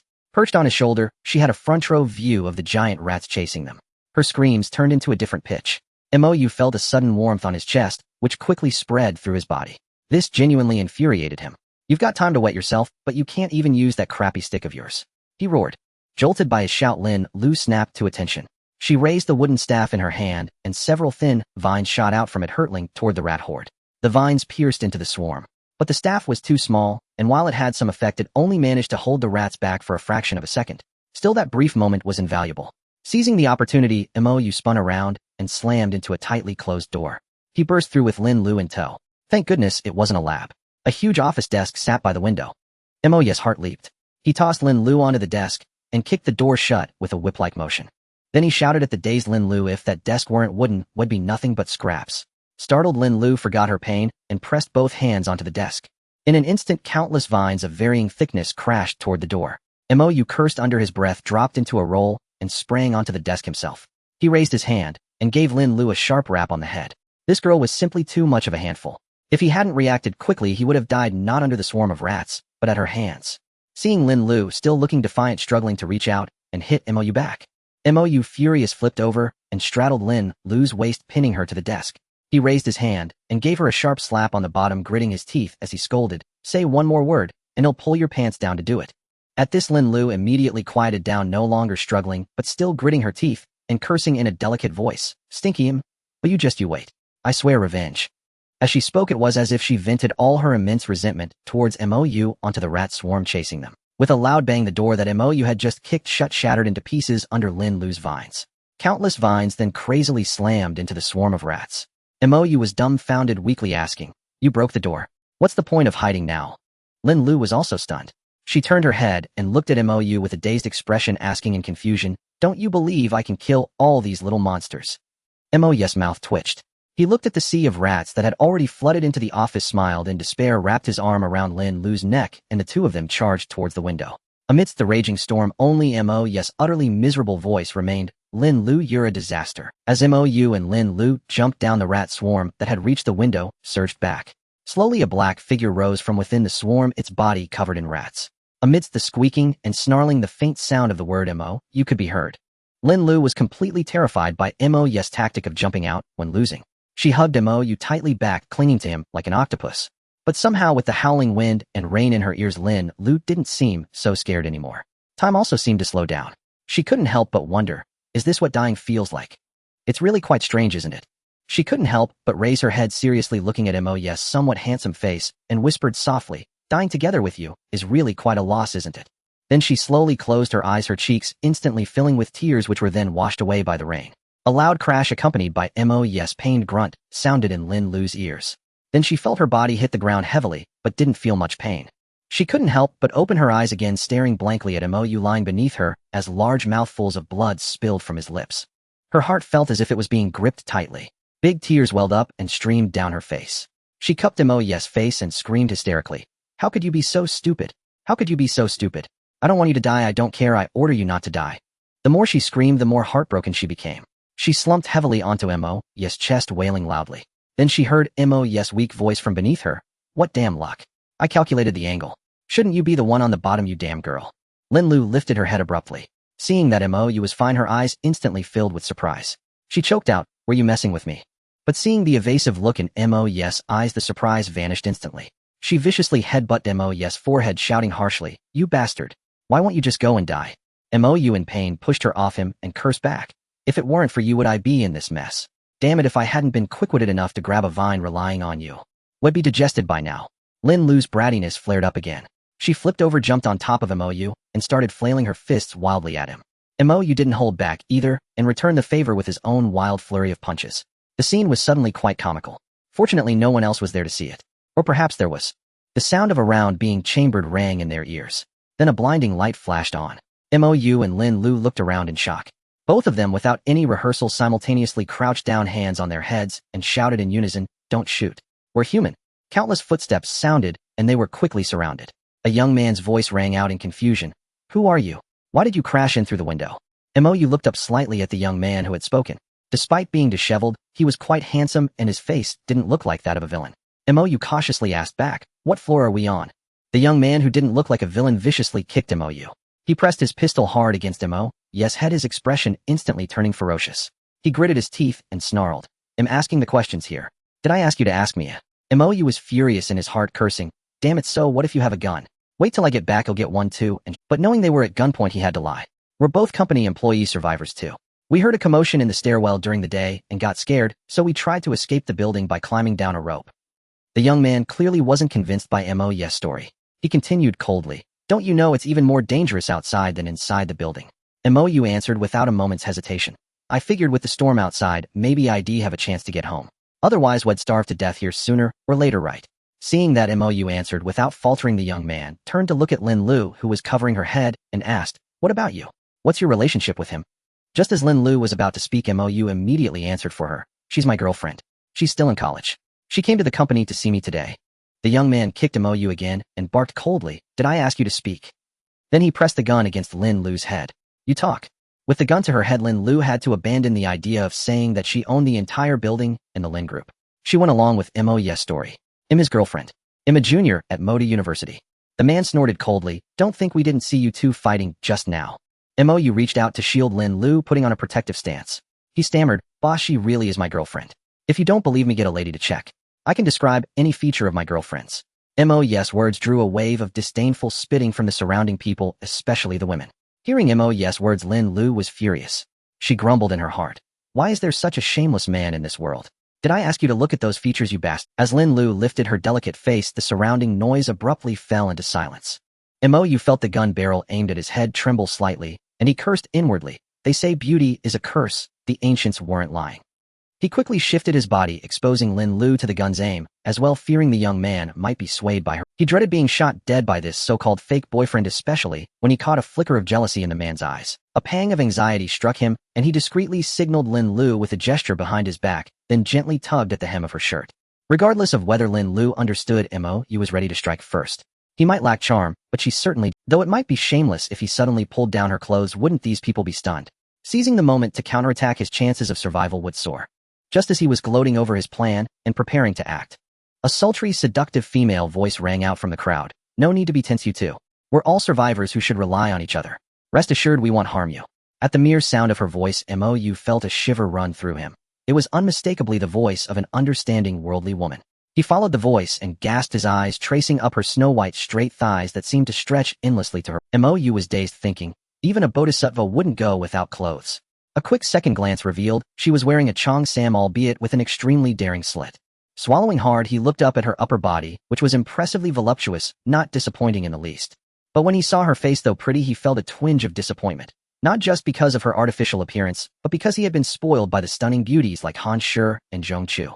Nevertheless, Mou didn't show his disappointment, instead wearing a dazed, infatuated expression as he gazed. The woman seemed pleased with his reaction, glanced at Lin Lu with a smug smile, and waved at the young man, saying, "Li Kong, put the gun away. It's for killing zombies." Without hesitation, Li Kong holstered the pistol at his waist and replied respectfully, "I understand, Sister Ing." Seeing Li Kang's obedience, Mou's wariness of Sister Ing heightened. After all, mere charm alone couldn't command such deference from an armed man, could it? Sister Ing smiled seductively, swayed over to Li Kong, gently caressed his face, and winked playfully, "Be good, there's a reward for you later." She then turned to Mou and Lin Lu, cooing, "Little brother protecting your girlfriend despite such severe injuries. I like that. Come with me, and I'll bandage you up." She bent down and extended her hand to Mou. He felt dizzy again, cursing inwardly. Going without armor is a deadly temptation. Seeing Mou's besotted expression, Lin Lu pinched the soft flesh of his waist hard, took Sister Ying's hand before he could, and stood up, saying politely, "Thank you, Sister Ing." Sister Ing chuckled softly, not offended, and held Lin Lu's hand warmly. "Little sister, you're so beautiful. Even more so than our company's director, Han Shi." Lin Lu beamed with pride at being called prettier than Han Shi, and was about to boast, when Mou coughed violently, spitting blood onto the ground. Lin Lu immediately dropped her smugness, crouched down, and supported him, anxiously asking, "Mou, what's wrong? Don't scare me." Mou thought bitterly, "If you weren't foolish enough to fall for her probing, I wouldn't have to spit blood." Seeing his condition, Sister Ing waved the crowd away and said to Lin Lu, "Follow me. Your boyfriend is worse off than I thought." She then helped support Mou and led them to an office. Mou stole a sidelong glance at something rubbing against his arm and was certain it was genuine. In the modest office, they settled Mou onto a sofa. Sister Ing gave Lin Lu a few instructions and quickly left presumably to fetch a medical kit. Lin Lu looked at Mo's bloody back and choked up. Why didn't you tell me you were hurt this badly? Mo shot her a glare and whispered harshly, stop acting. See that wooden coffee table? Pull it over. Our lives depend on you. Lin Lu looked aggrieved and muttered, I wasn't acting. But she quickly dragged the table in front of the sofa and sat on it. Just then the door opened again, and Sister Ing returned with the medical kit. She paused at Lin Lu's odd position. She opened the kit and began to remove Mo's shirt, but Lin Lu quickly stopped her. Sister Ing, I can do it myself. No need to trouble you. Mo echoed. Thank you, Sister Ing, but my girlfriend might get jealous. He blushed with feigned embarrassment. Sister Ing rolled her eyes, playfully patted Mo's bottom, and teased. You young couples are always flaunting your love. Fine, I'll wait outside. Call me when you're done. She swayed out of the room. As the door closed softly, Lin Lu huffed. You passed the vixen's test or else. Mo rolled his eyes, stripped off his shirt, and examined its shredded back from the glass shards. He snapped, less talk. Bandage my back quickly, or we'll be exposed. Exposed to a... Lin Lu leaned in confused and saw that his back was covered only in faint scabs with no wounds at all. Her mouth fell open in shock. Mo pinched her lips shut and scolded. You can control plants, my fast healing is nothing special. Hurry up and bandage me. I need to put on a show. Lin Lu rolled her eyes and shot Mo a fierce glare. Reaching into the medical kit, she pulled out some gauze and said with some hesitation, but I have no idea how to bandage this. Mo's lips twitched. He snatched the gauze from her and scolded in annoyance. Everyone says a big chest means no brains, but you've just proven that theory wrong. It took Lin Lu a moment to grasp the meaning behind Mo's words. She stood up and kicked him hard, cursing through gritted teeth. It's a real shame that fall didn't kill you. Heaven must be blind. Mo quickly wrapped the gauze around himself, while signaling to Lin Lu with his eyes. Lowering his voice, he said, cut the act for now. Did you notice something on Sister Ying's chest just now? Lin Lu spat in disdain, pouting as she turned her head away. I've got my own, why would I bother looking at hers? Having finished bandaging himself, Mo stood up and gave Lin Lu a sharp rap on the head. Can't you use that brain of yours? I'm talking about the pendant on her necklace. Doesn't it look familiar to you? Lin Lu turned around with a face full of grievance, ready to fight Mo. But then a memory of the scene she had secretly glimpsed earlier flashed through her mind. The word blue had just escaped her lips. Suddenly her waist was pulled tight, and Mo yanked her into his arms, silencing the rest of her words. Lin Lu was utterly bewildered, unable to fathom why Mo had suddenly been overcome with lust and pulled such a stunt. Just then the office door was pushed open softly. Sister Ying's sultry and seductive voice rang out again. Oh, you young folks are hopeless. Loving each other even unto death, aren't you? Hearing her words, Mo hurriedly released. Lin Lu scratched his head in embarrassment and gave a shy smile. Sorry you had to see that, Sister Ing. We just had a narrow escape from death. Surely you can understand, right? Lin Lu also played the part of bashfulness, perfectly burying her entire face in Mo's chest. If she hadn't been biting his flesh so hard, her acting would have been even more convincing. Sister Ing chuckled at the affectionate couple before her. Carrying 2 glasses of water and some bread, she entered the room and set them gently on the coffee table. All right, you two must be starving, right? Have something to eat first. Mo's eyes lit up. He snatched the bread from the table, tore open the wrapper impatiently, and was about to stuff it into his mouth when he seemed to catch himself. Instead, he fed it directly to Lin Lu's lips. Lin Lu's eyes instantly welled up with gratitude, and she gazed at Mo with tender affection. Sister Ing let out a soft laugh and clapped her hands. Resources are scarce for now, so bear with it. Things will get better. Mo looked at Sister Ing with emotion, his voice sincere. This is already more than enough, Sister Ing. You're a living bodhisattva. Your kindness is unforgettable. We don't know how to repay you. Sister Ing waved her hand and sat down on the reception sofa with a seductive smile. Don't keep calling me Sister Ing, it makes me feel old. Just call me Lu Ing. I used to be in the PR department of the group. Judging by your outfit, little brother, you're from security, aren't you? Upon hearing that Lu Ing was from the PR department, Mo found it all too fitting. None of them were naive little bunnies, dressed like that. She was practically the embodiment of PR. He gave a shy smile and nodded. Yeah, just earning a living under Director Wong. Lu Ing casually crossed her legs and flashed him another seductive smile. So do you know what's going on in the upper floors of the building? Mo paused for a moment, then shook his head. Not really, but there should still be quite a few people. We heard a lot of gunfire coming from the stairwell today.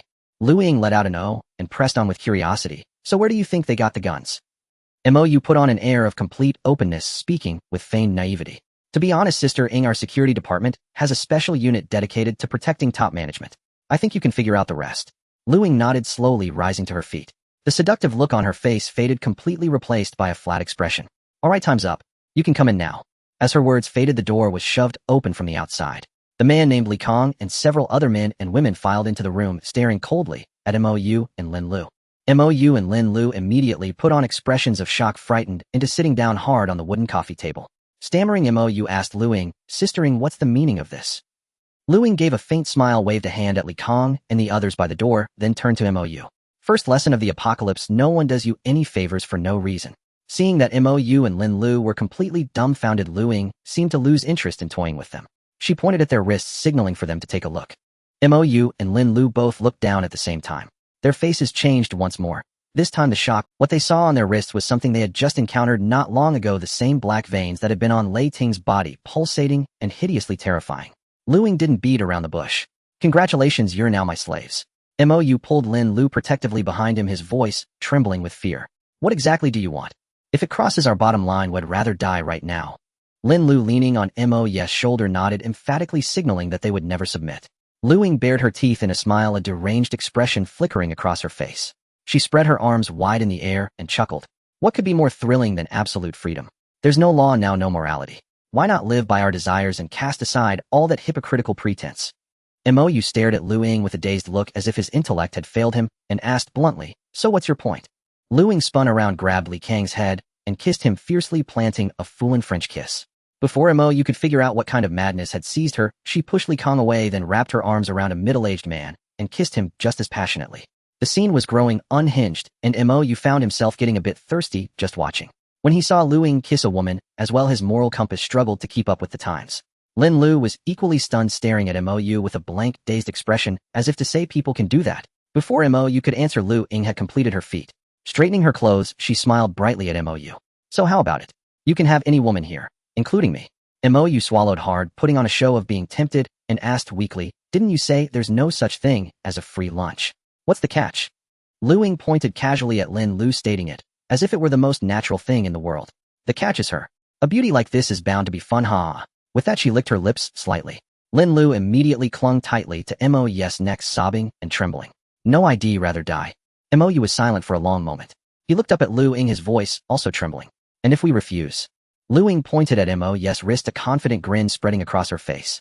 "You don't have the right to refuse, and you absolutely can't. But I can give you a chance." Mou clutched at the lifeline, as if his life depended on it, his voice urgent. "What chance? They'll do anything as long as you don't hurt my girlfriend." Luing smiled faintly, walked back to Mou and Lin Lu, and said with a light laugh, "It's simple. Just lure all your colleagues with guns upstairs down here, all right?" Mou instinctively shook her head, ready to refuse, but then reconsidered and retorted, "They're all armed, and you only have one gun. Wouldn't that put you at a disadvantage?" A flicker of disdain passed through Lu Ying's eyes as she smirked at Mou. "That's none of your concern. Just tell me, will you do it or not?" Mou hesitated for a long moment before raising her wrist and asking softly, "And if I refuse?" Luing curled her lips, her voice seductive as she leaned close to Mou's ear and whispered, "You'll turn into a zombie, dear. You have only one night to decide. Otherwise, I can't help it." With that, she reached out and gently caressed Lin Lu's delicate face, then turned and leaped vigorously onto Li Kang, laughing lewdly. "Little Li Kang, hey, race your reward." Then came another burst of unbridled laughter. Moments later, they all filed out of the office, except for Li Kang, who shot Lin Lu a fierce glance before leaving as if he wanted to devour her. The office door closed. Mou turned to look at Lin Lu, who was still frightened, and gave her a sharp knock on the head. "Oscar winner, drop the act, will you?" But Lin Lu was genuinely terrified. Ignoring the knock, she thrust her little hand in front of Mou, tears streaming, and sobbed, "What do we do? We're both poisoned. We're going to turn into zombies. It's all because you insisted on acting. Now we've blown it. I should have struck earlier." Wah. The more she spoke, the angrier she grew, and she fiercely choked Mou's neck, vowing to perish together with her. Mou nonchalantly reached out, pulled Lin Lu around, and sat her astride her lap, looking at her as if she were. Lin Lu froze, then, as if remembering something, abruptly switched from choking to hugging, exclaiming excitedly, "You healed Sister Lei Ting. You have a way, don't you?" Mou's lips twitched as she recalled the treatment process. She nodded reluctantly and reached out to undress Lin Lu, but stopped before Lin Lu could react. She sighed in frustration, "Damn, I don't have a single blue stone on me right now." Lin Lu stared at Mou blankly and asked weakly, "You mean the blue stones can cure the poison? Then why were you trying to take off my clothes?" Mou, acting on habit, gave Lin Lu another knock on the head. "Adult matters. Kids shouldn't pry. I'm figuring out how to cure the poison." Before Lin Lu could protest, Mou pushed her onto the coffee table, stood up, and paced around the office, staring at the black veins on her wrist. Knowing better than to disturb Mou's thoughts, Lin Lu fell silent and scurried to the office door, pressing her ear against it to listen for any sounds outside. But after just 2 seconds, her face flushed crimson. She plopped to the floor, then scrambled up and rushed to the reception sofa, burying her head like an ostrich. Mou was bewildered. She also walked to the door and pressed her ear to it. Then her lips twitched as she muttered, "Damn, do they have no shame?" Her curiosity piqued, she peered through the crack in the door. What she saw was a fool-in assault, an unabashed orgy. MOU noticed that not far from the group, several men and women looked on with discomfort. Clearly some still didn't want to join in this activity. But that wasn't the point. The point was that Sister Ring. Just as she was enjoying the view, Lin Lu gave her a hard kick on the rear. Before MOU could curse, Lin Lu grabbed her ear and scolded, "They're not human, but are you? Don't you remember we're both poisoned? How can you still be peeping? Do you even care about the poison?" MOU rolled her eyes, pushed Lin Lu's hand away and protested, "The ones doing it aren't perverts. How am I one for just looking? If that counts, you're no better for eavesdropping."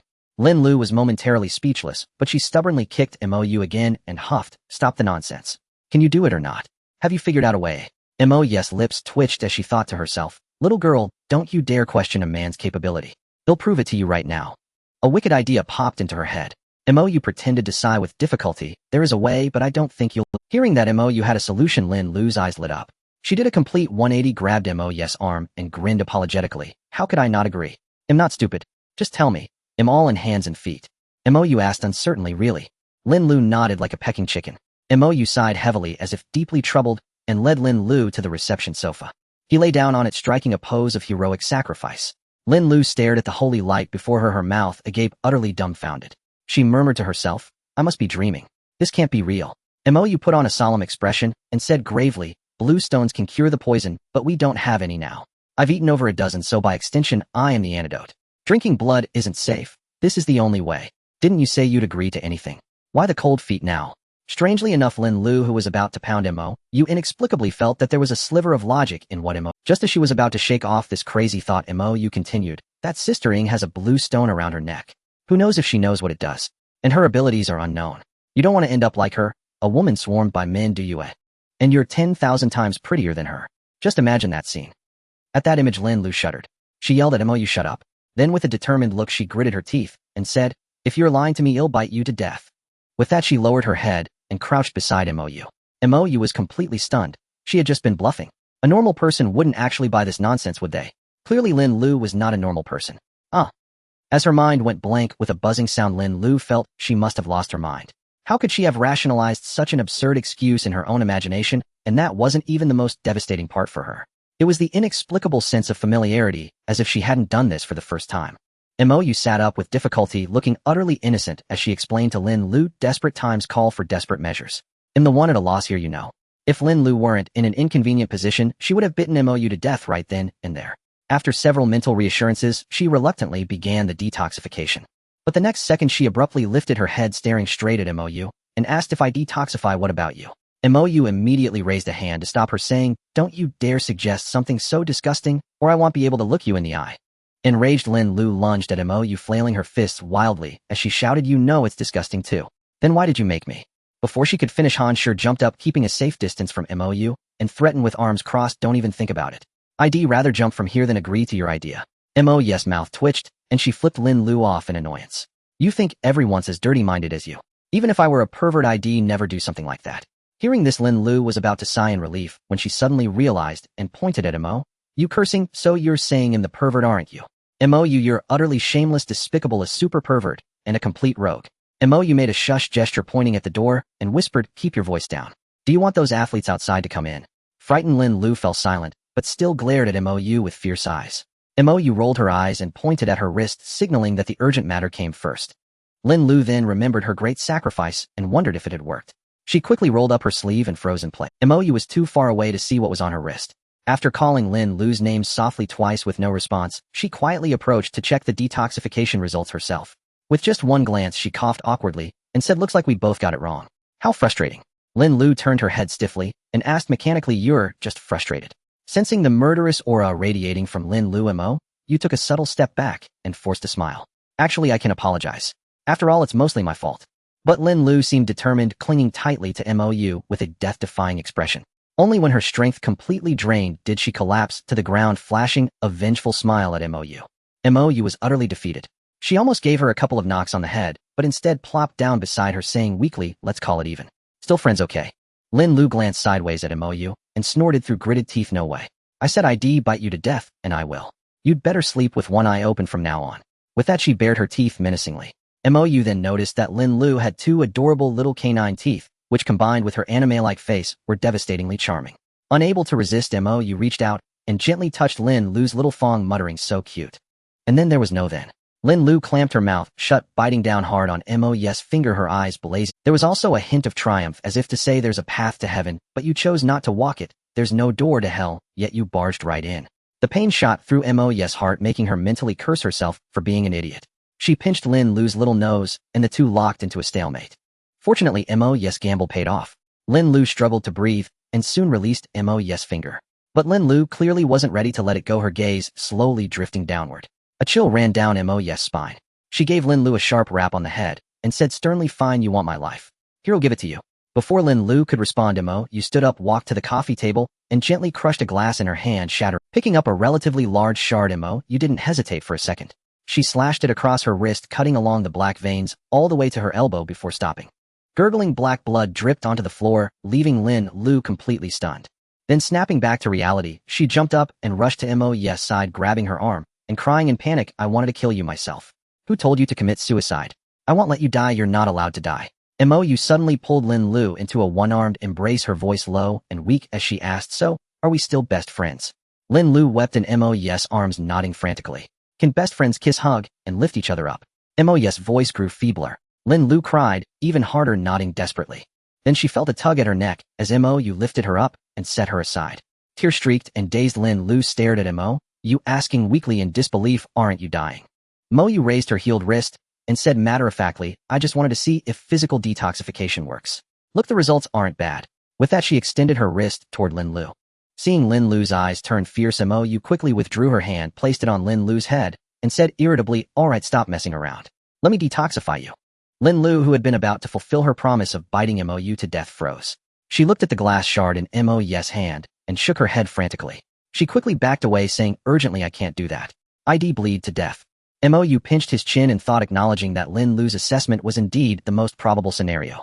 A hint of worry crept into his voice as he spoke. "What do we do then? There's no other way for now. How about we each shed a little blood first?" Lin Lu's little head shook vehemently, hiding her wrists behind her back. Mo walked helplessly to the reception sofa and plopped down, saying with resignation, "Suit yourself. When you turn into a zombie, it's on you, not me." Despite his words, Lin Lu remained steadfast, covering her wrists and retreating far from Mo.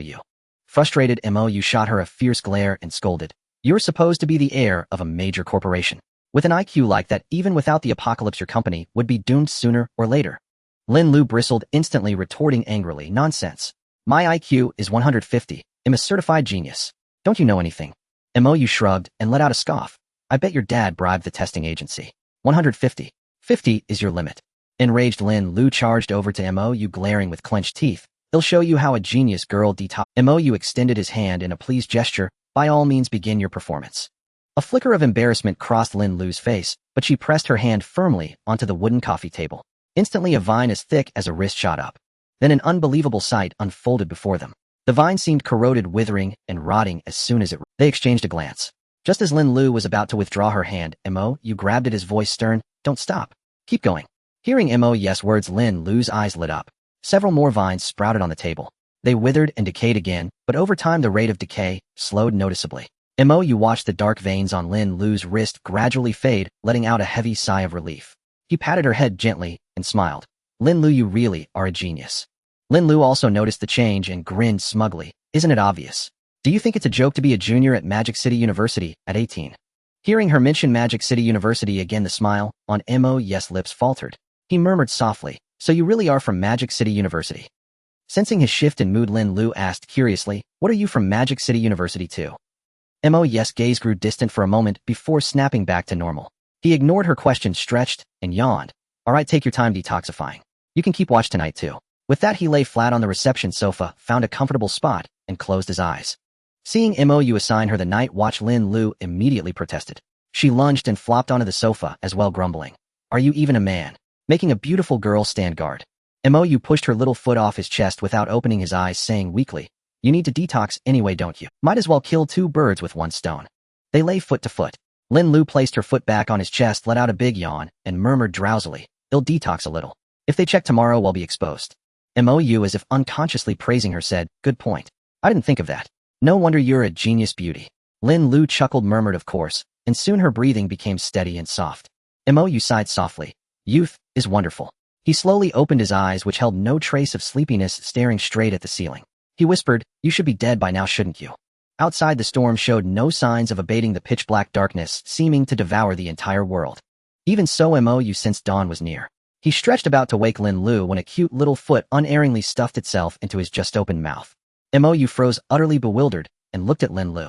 She stared back with wide, innocent eyes as if looking at a huge pervert. Mo felt terribly wronged. He pulled her foot out and was about to give her a few flicks on the forehead when the office doors. Lu Ying paused at the entrance, then flashed a flirtatious, teasing grin. "So little brother has this kind of taste. Look, sister's feet are pretty too." As she spoke, she bent down and gently caressed her own thigh. Mo inexplicably compared hers with Lin Lu's, quickly concluding that Lin Lu's won by a landslide. An awkward expression crossed his face. Hastily pulling Lin Lu's foot from his mouth, he said nervously to Lu Ying, "Sister Ying is joking. I've made up my mind. I'll lure the people upstairs down." Lu Ying cast him a seductive glance, her voice honeyed and tempting. "What I said before still stands. Wanna try? No strings attached." Mo wrapped an arm around Lin Lu, avoiding Lu Ying's gaze. "Sister Ying, I love my girlfriend very much." Seeing Mo unable to look her in the eye, a flicker of contempt passed through Lu Ying's gaze. Then her smile returned, as bright as a flower. She waved dismissively. "All right, stop showing off. If we don't leave now, you and your little girlfriend won't make it." Mo nodded, frantically jumped off the sofa quickly, put Lin Lu's shoes on, and pulled her toward the door. Lu Ying reached out and gently blocked them, her eyes signaling toward Lin Lu. She said calmly, "You go alone. She stays." Mo immediately shielded Lin Lu, looking at Lu Ying with shock. Lin Lu in turn clung to Mo's back, feigning a look of fear.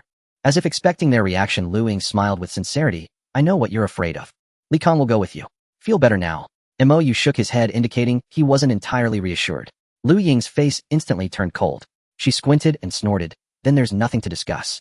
Without another word, she turned and headed for the door. Mo panicked and quickly grabbed her arm, gritting his teeth. "Fine, I agree, Sister Ying. But promise me you won't hurt my girlfriend." Lu Ying's face broke into a smile. She patted Mo's cheek lightly and chuckled. "Don't worry. How could I bear to hurt such a pretty girl? I promise you'll get back an even more perfect girlfriend." Mo nodded reluctantly, then turned and hugged Lin Lu tightly, as if trying to meld her into his body. Lu Ying curled her lips into a disdainful, amused smirk. "I'll give you 5 minutes." With that, she walked out the door. The moment Lu Ying stepped out of the room, Lin Lu violently pushed Mo aside, her face etched with panic as she opened her mouth to ask what to do. Mo's gaze turned icy cold. He pressed a finger against Lin Lu's lips, gently guiding her to sit on the tea table. Leaning close to her ear, he whispered softly, "If there's any danger, kill." Then he stood up and turned to walk out. Lin Lu stared blankly at Mo's retreating figure, gritted her teeth, and called out softly, "You will come back, won't you?" Mo turned around, flashing a radiant smile at Lin Lu, and nodded gently. Lin Lu felt a daze and blurted out instinctively, "I'll wait for you." Outside the door, Lu Ying glanced at Mo, then at her watch, and chuckled lightly. "That was quick, little brother." Mo's mouth twitched as he muttered gloomily, "Sister Ying, that word doesn't seem quite right for complimenting a man, does it?" Lu Ying rolled her eyes at Mo with a seductive charm, then leaned close to his ear, her breath like orchid, as she whispered, "I'm waiting for you to prove it to me." With that, she lightly brushed her hand over Mo's abdomen, then turned to look at Li Kong, whose expression was far from pleasant, and said with a sweet smile, "Little Kong, I'm leaving him to you." Li Kong nodded, coldly shot a glare at Mo, and turned to leave. Mo cast one more glance at Lu Ying, and whispered softly, "Take care of her." He then fell into step behind Li Kong. Lu Ying watched their figures disappear through the hall with a charming smile, but the moment they were gone, her smile vanished. She clapped her hands lightly. Instantly, 4 or 5 burly men approached Lu Ying and stood respectfully with their heads bowed. Lu Ying glanced at the office behind her and said flatly, "Before that Mo kid gets back, I don't want his girlfriend to have any free time. Understand?" The men's faces lit up with wild glee as they nodded frantically. Lu Ying smiled smugly, turned, and walked away, murmuring softly to herself, "I can't wait to see the look in his eyes when he returns. It's going to be so much fun." In the stairwell, Mo looked at the large 6 on the wall, confirming his floor. He was about to double-check with Li Kong, but Li Kong, without a word, headed straight upstairs. Mo curled his lip, cursing inwardly, a green-hatted sprout and a little bean sprout all in one. What's this bastard so cocky about? Too lazy to bother with him, the two climbed the stairs in silence. Due to the large-scale battle the day before, there were hardly any zombies on the stairs. Even if a stray 1 or 2 appeared, Li Kong seemed fairly capable handling them with a pistol in one hand and a fire axe in the other without much trouble. Mo noticed that after killing each zombie, Li Kong would turn his back to him and secretly touch its head. Mo sneered disdainfully in his heart, "I invented that trick. So they really do know what those bluestones are for." His gaze toward Li Kong grew icier, as if he had already passed a death sentence on him. Li Kong suddenly felt a chill down his spine and spun around, only to see Mo wearing a cowardly expression, staring in terror at the zombie corpse. Li Kong scoffed contemptuously. Tch, how does a guy like you end up with such a beautiful girlfriend? The world really. With that he stood up and continued climbing. Mou muttered softly as he followed, but when they reached the 10th floor his entire body tensed up. His footsteps became lighter. Li Kong, unaware of the danger on the 10th floor, only found the bones on the stairs puzzled. As he was about to crouch down for a closer look, Mou quickly grabbed his arm and dragged him straight up the stairs. After all, if Li Kong wanted to court death, Mou wasn't about to be buried with him. Li Kong seemed disgusted by Mou's touch on his arm. He shook him off, grabbed Mou by the collar, and snarled, "What the hell do you think you're doing?" Mou immediately raised his hands in surrender and explained, "Those bones look seriously wrong. We should finish Sister Ying's mission first before any more trouble crops up. I'm really worried about my girlfriend." Li Kong snorted disdainfully and muttered, "By the time you get back she might not be yours anymore." Mou pretended not to hear and asked, "What did you say?" Li Kong didn't answer. He shot Mou a glance and strode toward the higher floors. At the stairwell corner on the 16th floor of Lin's building, Li Kong pointed at a uniformed man above and mouthed to Mou, "Do you know him?" Mou followed his finger, felt a surge of relief, and nodded quickly. A smirk curled at the corner of Li Kang's mouth as if he was pleased. He made a gesture for Mou to go up. Mou didn't hesitate and ran up shouting, "Captain, don't shoot. It's me." Li Kong initially thought Mou had abandoned his girlfriend and was calling for someone to capture him. He instinctively wanted to flee, but upon hearing Mou's words he relaxed a little. Then he wondered why the line sounded so familiar. Before he could figure it out, Mou had already thrown his arms around the uniformed man at the post, wailing with tears streaming down his face. "Do you have any idea how much I've suffered?" "Boo-hoo." Chi-Sin, wrapped in Mou's embrace, was completely baffled. He stammered, "Mou, have you lost your—" Before he could finish, a heavy punch landed on his stomach. He couldn't even let out a groan of pain before Mou clamped a hand over his mouth and dragged him upstairs, continuing to yell, "I have something urgent to report to the boss. Let's go." From the shadows below, Li Kong watched the scene with great satisfaction. Then, without a backward glance, he sprinted down. His descent was far quicker than his ascent. Something seemed to be drawing him. As he reached the entrance of the 6th-floor hall, he skidded to a halt and called out warily, "Sister Ying." Lu Ying stared at him coldly and snorted dismissively. "How did it go?" Li Kong made an okay gesture and recounted everything he had seen. Then he sneakily peeked into the hall. Lu Ying seemed to read his mind. She said flatly, "Shall be yours soon enough. Focus on the task at hand for now." With that, she gently placed the blue stone hanging around her neck into her mouth. Chi-Sin broke free from Mou's grip and looked down the stairs, his eyes serious, as he asked Mou, "Was there someone following us just now?" Mou listened. The sounds below had faded. He dropped his act, patted Chi-San on the shoulder, and said, "Good job. They'll put in a good word for you with the boss lady." Chi-San punched Mou in return and cursed her, "You out of your mind. Don't joke about the boss lady like that. By the way, have you seen the young lady?" At the mention of Lin Lu, Mou let out a startled, "Oh no," and bolted upstairs, leaving Chi-San even more. Mou had a clear goal. Though he didn't know what schemes Lu Ying was plotting, he was certain she must have a way to deal with Wang Quan. Otherwise, why would she have him lure them down to throw a party? Therefore, upon reaching the rooftop, Mou completely ignored Wang Quan, who attempted to approach him, and stormed straight into the CEO's office. As expected of the CEO's office, even the lounge was divided into 2 rooms and a hall. Mou charged into the secondary bedroom, without hesitation, reasoning that Lin Lu and Zhong Chu would never yield the master bedroom to Han Shi. The moment he burst through the door, before he could even congratulate himself on his cleverness, a dark figure shot toward his face. Moving with such speed that Mou had no time to react, 5 tiny fingers pressed against his cheek. Though the fingers appeared soft and delicate, Mou had no doubt they could pierce his skull. Swallowing hard, he managed to stammer, "Xiaomia, it's me, Uncle Mou." Xiaomia had already recognized Mou, otherwise he would not have been able to speak. The little one lightly stepped on his chest, instantly straddling his neck, and giggled while playfully tugging at his hair. Mou had no time to play. He turned, searching the room for Han Shi. Spotting her lying still on the large bed, he saw her expression shifting between calm and pained. Before Mou could wonder what was happening, a blue mist materialized around Han Shi, strangely tinged with hints of. Mou immediately realized that Han Shi must be absorbing a spirit stone. Though he did not understand the purple hue, it seemed extraordinary. His mouth twitched as he silently cursed her for hogging the resources. His face fell. Since Han Shi was leveling up, where could he find a protector? He turned his attention to Xiaomia, intending to scoop her up and flee. Xiaomia flickered back to Han Shi's side, shaking her head vigorously. This made Mou understand what Han Shi had meant yesterday about needing Xiaomia. He sneered and flipped Han Shi a middle finger. Mou turned and ran, steeling himself to find Lei Ting. Though he was still unsure of her abilities, her terrifying combat prowess should be enough to give that arrogant Lu Ying a run for his money. Racing to Lei Ting's room, Mou was about to push the door open when a gust of wind came from behind. Cursing inwardly, he thought, "Is everyone out to get me?" Instinctively, he ducked and threw a punch backward. But before it could land, he froze, pulling back with all his might, though it was already too late. A bizarre tableau unfolded in the hallway. Zhong Chu stood frozen, staring incredulously at Mou's hand pressed against her chest. Perhaps his mind short-circuited, but Mo even gave a slight squeeze. Then snapping back to reality, he looked up at Zhong Chu's eyes and stammered, "Madam, if I said this was all a misunderstanding, would you believe me?" Zhong Chu, whose mind had gone blank, was jolted awake by Mo's words. Her elegant composure evaporated as she lunged at him, her delicate fingers clawing at his head. But her speed was no match for his. After failing to scratch his face, she lost all reason, wrapped her arms tightly around his head, and bit down hard on his ear, determined to turn him into a one-eared man. Mo never expected Zhong Chu's madness to rival Lin Lu's. They truly seemed like mother and daughter. Before he could dwell on it, he jerked his head aside, trying to explain. But his lips were caught in her mouth. The scene grew even more scandalous as Zhong Chu's eyes trembled, her mind threatening to shut down again. In the midst of this monumental awkwardness, the door behind Mo was kicked open violently, sending him stumbling forward.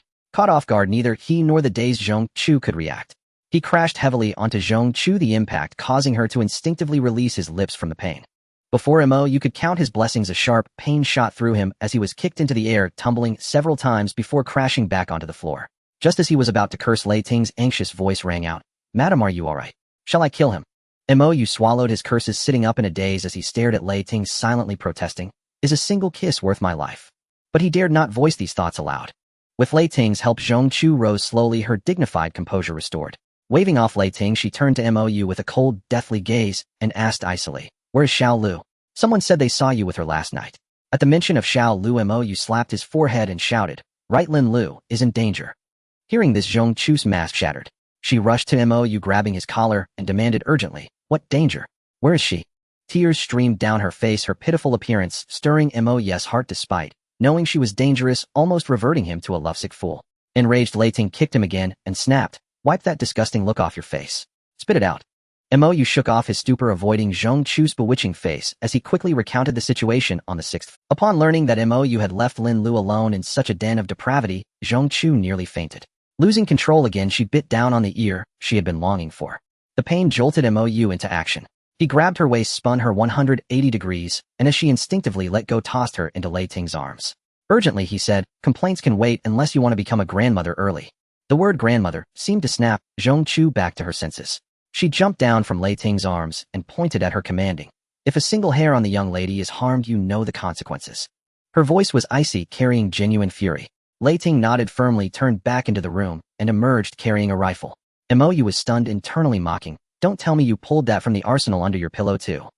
Unaware of his wild thoughts, Lei Ting grabbed his arm and dragged him out, her expression colder than ever. Wang Quan and the others seemed to catch on, swiftly falling in behind Lei Ting without waiting for orders.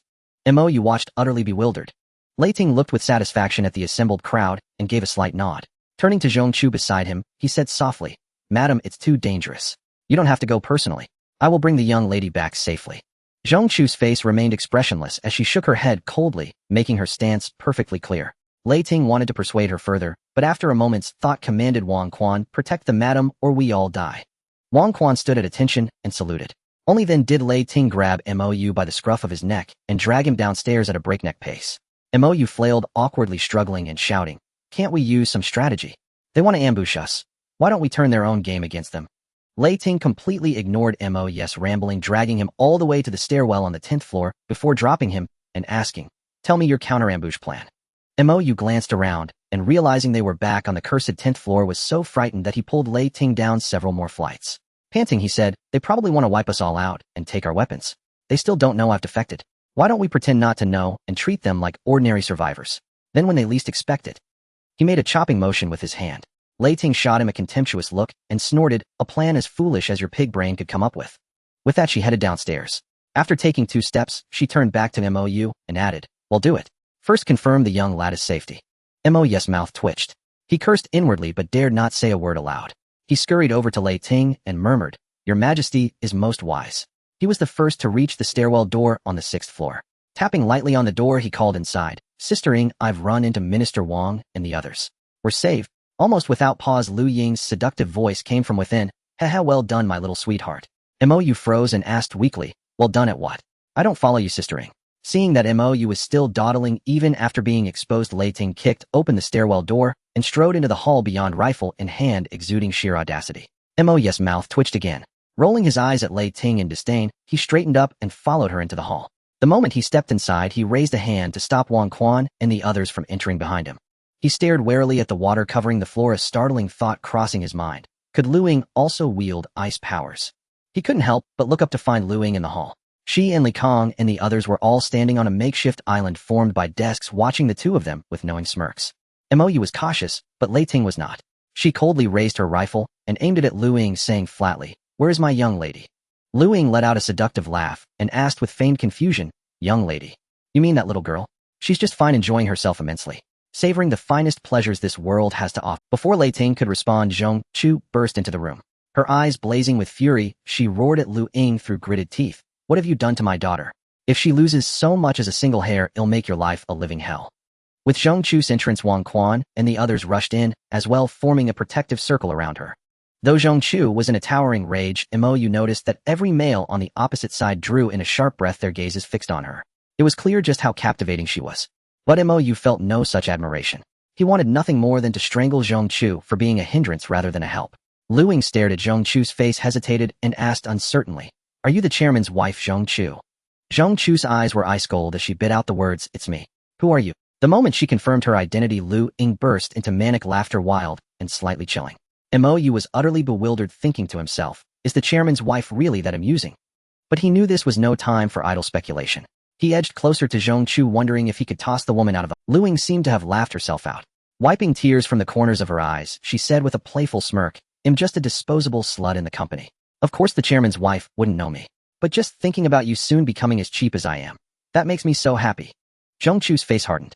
She waved her hand and said coldly, "Tell me where my daughter is or die." At her command, Wang Quan and the others instantly raised their pistols. Even so, Lu Ying merely waved a hand dismissively, completely unflustered. "Fine, if you want to see, go ahead. Just don't regret it, okay? Oh, and little sweetheart, you'd better open your eyes wide too." She gestured toward the office where Mou and Lin Lu had been the day before. She emphasized the words, "Open your eyes wide," making Mou's heart skip a beat. He immediately demanded, "You broke your word." Lu Ying let out a scornful laugh. "I said I'd give you an even better girlfriend, and I will. Yes, that expression on your face right now. It might get even more interesting soon, ha." Mou rolled his eyes in exasperation, his face instantly returning to normal. He snorted coldly. "Just because I said she's my girlfriend doesn't make it true. Sistering, how can you be so naive?" Lu Ying was taken aback by his retort.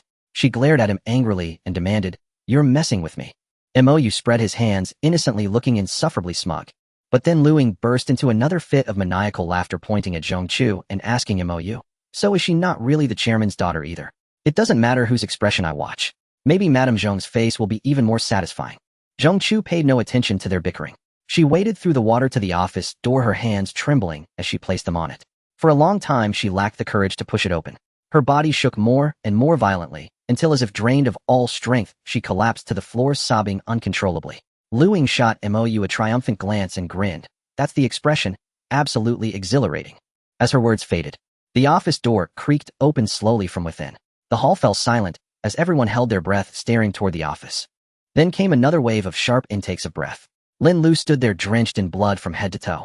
Apart from the stark white of her eyes, not a single part of her was free of crimson. Zhong Chu was frozen in shock. "Xiaolu, is that you?" she asked uncertainly. Lin Lu bared her teeth in a smile. "Stepmother, they tried to bully me, so I..." She turned and glanced up at the office ceiling. Another wave of gasps echoed through the room. Hanging upside down from the ceiling were 5 humanoid figures. Dripping with blood, they bore little resemblance to anything that could be called human. Even Mou felt a tremor in his heart, lamenting inwardly, "I said we could kill, but did I say anything about..." A shrill hysterical scream erupted. Lu Ying roared like a madman, "No, that's not the expression, not the expression. You all deserve to die." Instantly, everyone snapped awake, instinctively turning to look at Lu Ying. They saw him yank a cable from the ceiling and smash it violently against the ground. Mou's scalp tingled with fear as he cursed inwardly, "You're not using magic anymore. What's with this sudden physical attack?" Without a moment's hesitation, he lunged toward Zhong Chu and Lin Lu, shouting, "Lin Lu, hang us from the ceiling." Lin Lu didn't hesitate either. She pressed her small hand against the wooden office door, and instantly 3 vines burst forth, one wrapping around Zhong Chu, one around Lei Ting, and the last naturally around herself. Mou stared in stunned disbelief, landing with a splash in the water and looking up at Lin Lu with a face full of grievance. Lin Lu ignored him, her eyes fixed anxiously on Lei Ting, who stood in the center of the hall. She cried out in desperation, "Sister Lei Ting." But the vines were too slow. A flash of electric arc rippled across the water's surface, and countless bolts of lightning converged like silver dragons, all surging straight toward Lei Ting. In an instant, every light fixture in the hall exploded. A blinding white light erupted from Lei Ting, and her figure vanished into its brilliance. Seizing the moment as the currents surged toward Lei Ting, like sentient beings, Mou leaped upward, grabbing hold of Zhong Chu's calf and hoisting himself into the air. Though he felt sorry for Lei Ting, self-preservation came first, didn't it? Almost as soon as Mou was suspended in midair, the spot where Lei Ting had stood coalesced into a sphere of pure electric arcs, which hurtled toward Lu Ying and his group. It looked like something out of an anime, a laser electromagnetic cannon. Half of the small island made from office desks vanished in an instant along with the wall behind it. Mou swallowed hard and muttered to himself, so that's what Lei Ting's ability controls. He gulped again and turned his gaze to where Lu Ying had been. Lu Ying was completely dumbfounded, slumped on a desk, muttering over and over, impossible, this can't be this. Seeing Lu Ying essentially defeated, Mou glanced at the Wang Quan group, who stood frozen on the ground, showing no signs of being electrocuted. Mou finally let go of Zhong Chu's calf, landing on the ground. He spread his arms toward Lin Lu, signaling her to jump down. Lin Lu eyed him suspiciously, but chose to trust him and leaped into his arms. Mou sidestepped and Lin Lu crashed straight onto the floor, sending a splash of water into the air. He rolled his eyes, thinking, I never hold grudges overnight. I settle them on the spot. He spread his arms again toward Zhong Chu, gesturing for her to jump since she had kicked him earlier. But Zhong Chu wasn't as naive as Lin Lu. She shot him a contemptuous glance and was about to find an angle to land on her own. Then Lu Ying let out an inhuman shriek, I haven't lost yet. You're all still going to die? The sound startled Zhong Chu so much that her hands went limp and she fell straight into Mou's arms. Mou was also jolted by Lu Ying's scream. Instinctively, he didn't dodge, but caught Zhong Chu and turned to Lu Ying, leaped off the desk and plunged both hands into the water, a manic gleam flashing across his face. Instantly, a green hue spread across the water's surface in all directions. Terrified Mou didn't even have time to put Zhong Chu down. He snatched the pistol from Wang Quan's hand and emptied the magazine at Lu Ying with one hand. Mou knew all too well how deadly Lu Ying's poison was. If so many people were poisoned, he didn't have enough blue stones to cure them all. But good intentions met harsh reality. Not a single bullet from the entire magazine hit Lu Ying. Embarrassed, Mou awkwardly explained to Zhong Chu in his arms, it's all because you're too heavy. Threw off my aim. The word heavy made Zhong Chu punch him hard in the chest as she struggled to get down. Mou instinctively tightened his hold and shouted to everyone, fall back. The water is poisoned. He was about to retreat when a loud bang rang out. Lu Ying's manic laughter stopped abruptly. He stared in disbelief at Lei Ting, who was calmly lowering her gun. His mouth opened, but no sound came out, and he collapsed onto the floor. Lei Ting shot Mou a contemptuous glance and ordered Wang Quan indifferently kill the rest. At Lei Ting's command, the remaining members of Lu Ying's group panicked. Some kowtowed frantically, while others wept. Wang Quan didn't hesitate. He raised his hand, and a volley of gunfire erupted, silencing all cries for mercy in an instant. Mou shrank back, looking down at Zhong Chu in his arms and asking quietly, what kind of people did your family hire? Zhong Chu shot him a cold glare and said icily, if you don't put me down, I'll give you a first-hand experience.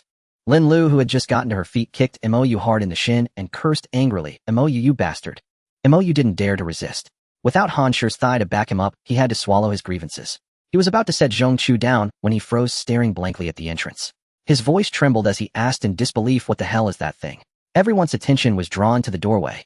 Gasps and exclamations of holy shit filled the air. A humanoid figure made entirely of rats stood silently at the entrance.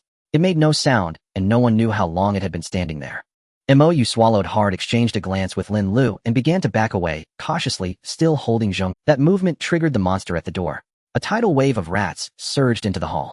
The two uniformed men closest to the door didn't even have time to scream before they were engulfed by the swarm and vanished instantly. Gunfire erupted in panic. Lei Ting's face was grim. She tossed her automatic rifle to Wang Quan and growled in a low voice, get the madam and young miss out of here. She plunged both hands into the water at her feet, and countless bolts of lightning turned into silver dragons, charging straight at the swarm of rats. In an instant, countless rats were blasted and scattered in all directions by the electric arcs. The scene was quite shocking, yet it was clearly insufficient. The number of rats blown away was far from proportional to their total population. Wang Quan took the rifle, glanced at Lei Ting, who was clearly forcing herself to hold on, then turned to look at Mou and said softly, I entrust the missus and the young lady to you. Then he roared at the remaining uniformed team members, anyone who isn't afraid to die, hold the line. He abruptly pulled the trigger, as if he had already cast aside all thoughts of life and death. Mou was deeply moved by the scene, silently giving Wang Quan and the others a mental thumbs up, yet his steps retreating backward did not pause for a moment. Lin Lu, however, thought otherwise. As she retreated, she shouted at Mou, I want to go back and help. I want to go back and help. Mou rolled his eyes at her and said, without any intention of stopping her, please go ahead with your performance. Lin Lu abruptly turned her head and glared at Mou, you gritting her teeth and cursing bastard, have you no conscience? How good have Uncle Wang and Sister Lei Ting been to you? Mo grumbled, inwardly Wang Quan is alright, but you Lei Ting. I'm afraid ID switched sides directly. As he thought this, he had already dashed to the large hole Lei Ting had blasted, holding Zhong Chu in his arms. Without further ado, he shouted at Lin Lu, remember how we escaped from the 10th floor. Use the same trick again. As for me, I don't care if you go back to save people or not. Lin Lu gritted her teeth and yelled coward. Yet her small hand pressed firmly onto the wooden office desk beside her. Instantly, several thick vines sprouted from the desk, rising up, which made Mo heave a sigh of relief. The hope of escape was right before them, but suddenly a fierce gust of wind arose beside their ears. Mo cursed under his breath, and without even having time to grab Lin Lu rolled sharply to the side, while holding Zhong Chu. A massive ball of flesh entirely composed of rats grazed Mo's shoulder and crashed out of the building. Mo was stunned for a moment, thinking to himself, could it be that everyone has already been finished off so quickly? He instinctively looked back and felt an overwhelming sense of what the hell. The rat horde, paying no attention at all to Lei Ting and Wang Quan who were attacking them, charged straight at him with terrifying precision. Their speed was so great that by the time Mo turned his head, the sharp teeth of the rats were already right in front of his face. With almost no time to think, Mo instinctively kicked off the ground and leaped backward with Zhong Chu in his arms. Without the expected pain of his back hitting a wall, Mo's heart skipped a beat as he cursed himself for being an idiot. Then as raindrops pelted his face, he realized he had jumped out of a building once again. Immediately, two miserable screams rang out beside his ears. One calling Mo was piercing and shrill, the other calling Little Mother was filled with despair and sorrow. Mo absurdly felt a bizarre notion that these rats seemed to recognize him. Suddenly a weight pulled at his waist, and Mo, who had been on the verge of despair, shouted joyfully Lin Lu.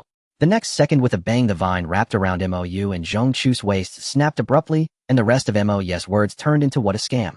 The two plunged straight into the darkness. Having witnessed everything, Lin Lu let out a despairing roar and collapsed onto the floor on her knees. The next moment, she stood up almost without hesitation, ready to jump down after them. But someone grabbed her arm.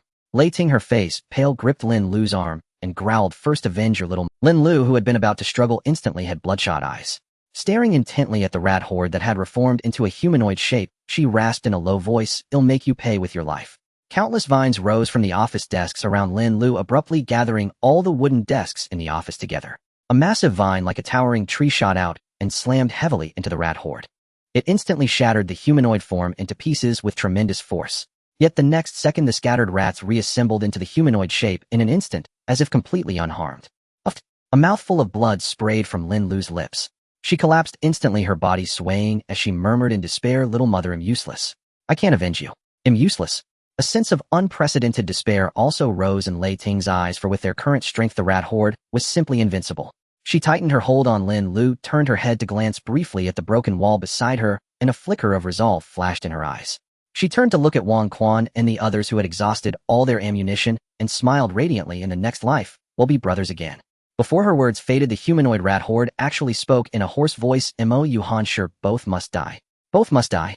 This stunned Lei Ting, who was about to jump off the building with Lin Lu in her arms. She turned her head in bewilderment to stare at the humanoid rat horde, utterly unable to explain the scene with scientific reasoning. Just as she was about to voice her doubts, after all, dying with curiosity is an unsatisfying death. A voice so cold it sent chills down one's spine rang out faintly, "You want to kill me?" Everyone's gaze was instantly drawn to the voice. There stood Han Shi, cold and expressionless at the entrance of the hall, staring at the humanoid rat horde without a flicker of emotion. A thunderous, enraged roar erupted. Han Shi! Han Shi! Han Shi! The voice was piercing and blood-curdling, as if confronting a mortal enemy.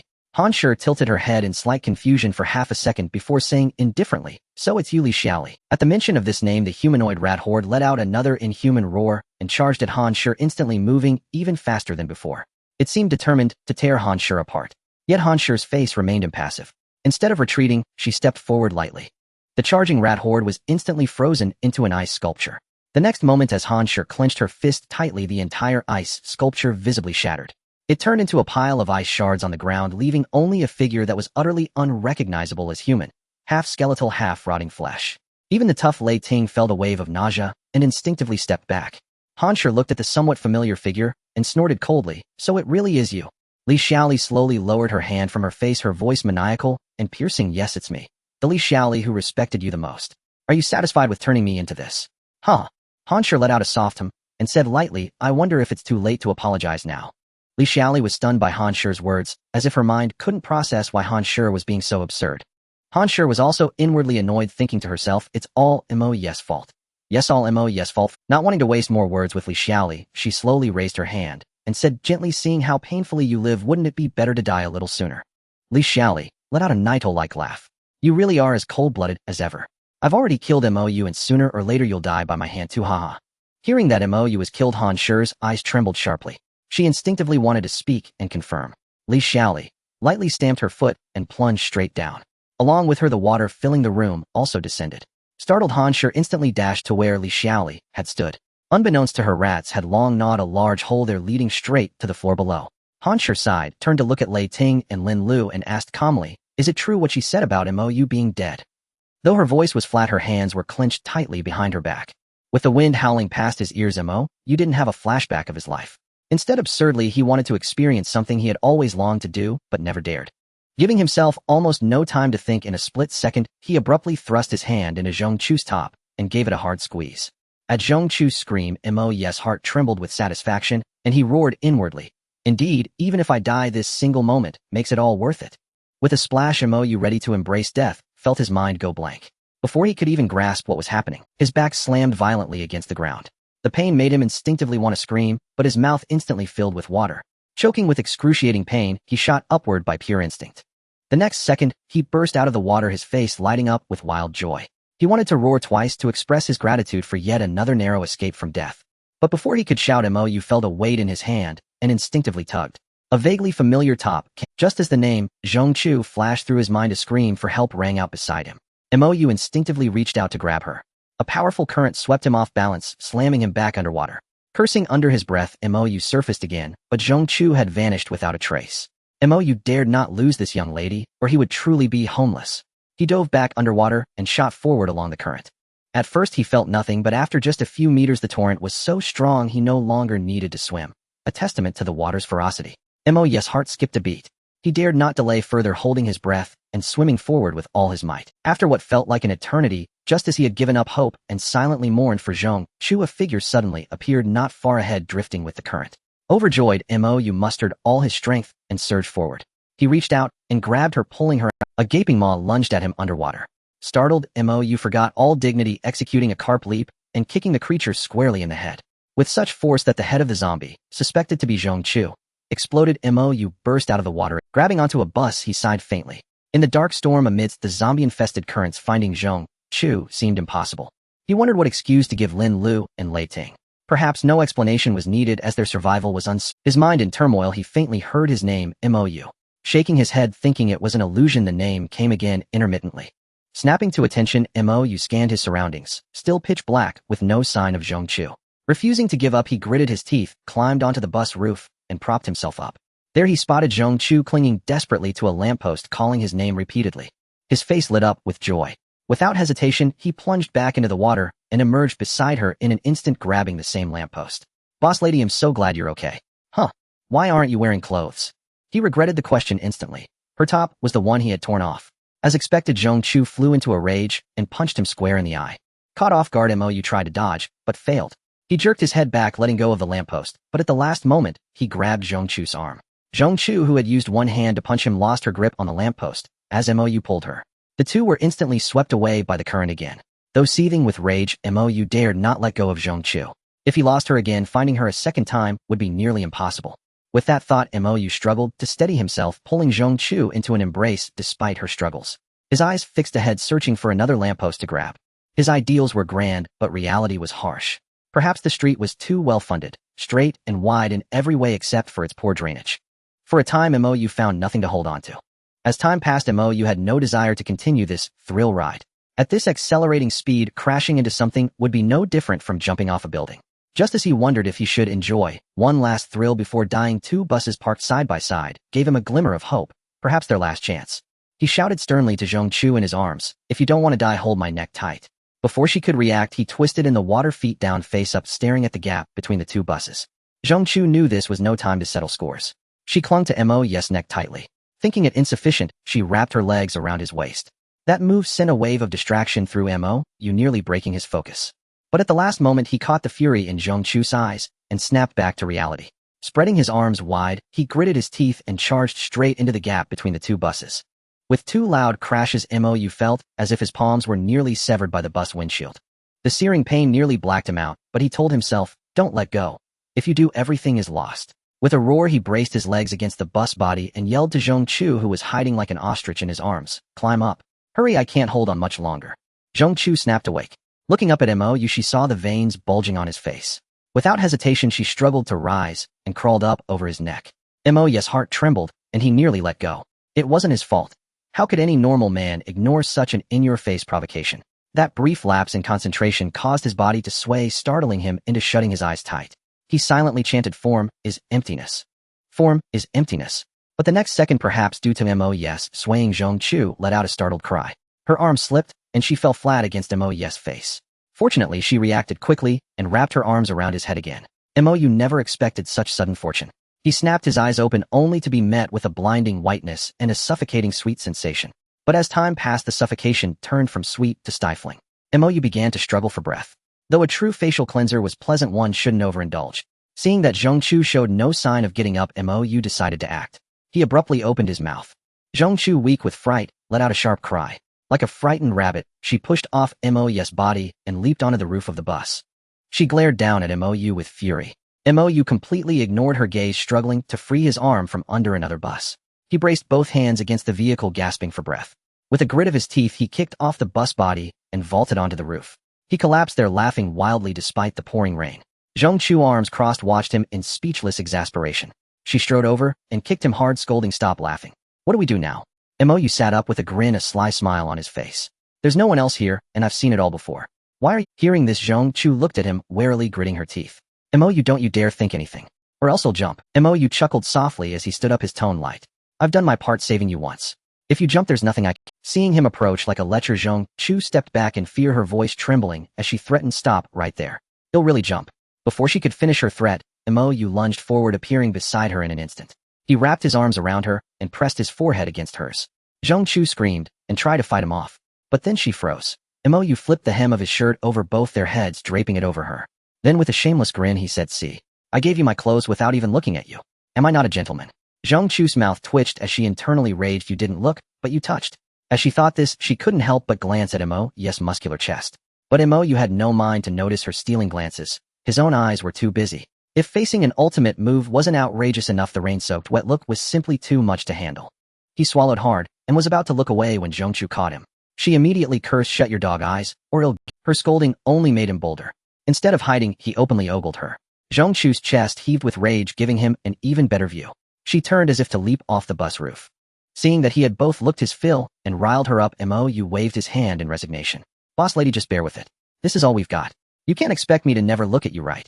Hearing him back down, Zhong Chu perked up. She pointed at him and ordered, "I don't care. Figure it out, or he'll..." Mo thought, what do I care if you live or die? But then he reconsidered. She had given him quite the treat. It wouldn't be right to just abandon her. He put his hand on his belt and said helplessly, "Don't get the wrong idea. This isn't me being a pervert." With that, he pulled off his pants. Zhong Chu's jaw dropped as she stared, then burst out, "If this isn't being a pervert..." Mo tossed the pants to her with an air of innocence. "Just make a simple wrap. I want look." He turned his head toward the front of the bus. Zhong Chu looked at the pants, then at his turned back. She muttered a curse under her breath and slowly pulled open her top. Mo silently pinched his nose, staring at the reflection in the bus rearview mirror. In looking at the mirror, he thought, that's not sneaking a peek, right? After Zhong Chu fixed her clothes, seeing that Mo hadn't turned around, she softened slightly. She called out gently, "You can turn around now." "What do we do?" Mo touched his nose, relieved to find no blood. He turned, glanced at her, then quickly looked away, scanning their surroundings. Bewildered, he cursed, "Damn it, where the hell are we?" Zhong Chu slowly walked to his side and followed his gaze. All she saw were dark clouds and the blurred outlines of skyscrapers. The oppressive scene was suffocating. Instinctively, she grabbed Mo's arm and asked in a trembling voice, "Can you see where the company is?" Mo shook his head blankly and shot back, "That's your family's business. Why are you asking me?" Zhong Chu hadn't expected such a biting retort. She rolled her eyes and said sarcastically, "Do I look like someone who takes the bus to work?" Mo was left speechless. He gave her a thumbs up and praised her. "You're amazing, you big capitalist." Zhong Chu pinched him, then looked down at the raging currents below. She turned her questioning gaze back to Mo. Mo knew it was wishful thinking to expect a plan from her. He looked around, spotted the nearest building, estimated the distance, and said, "Let's go to that building to take shelter from the rain." Zhong Chu followed his finger, then looked at him as if he were an idiot. "How? Don't tell me we're swimming." She pointed at the zombies tumbling in the torrent.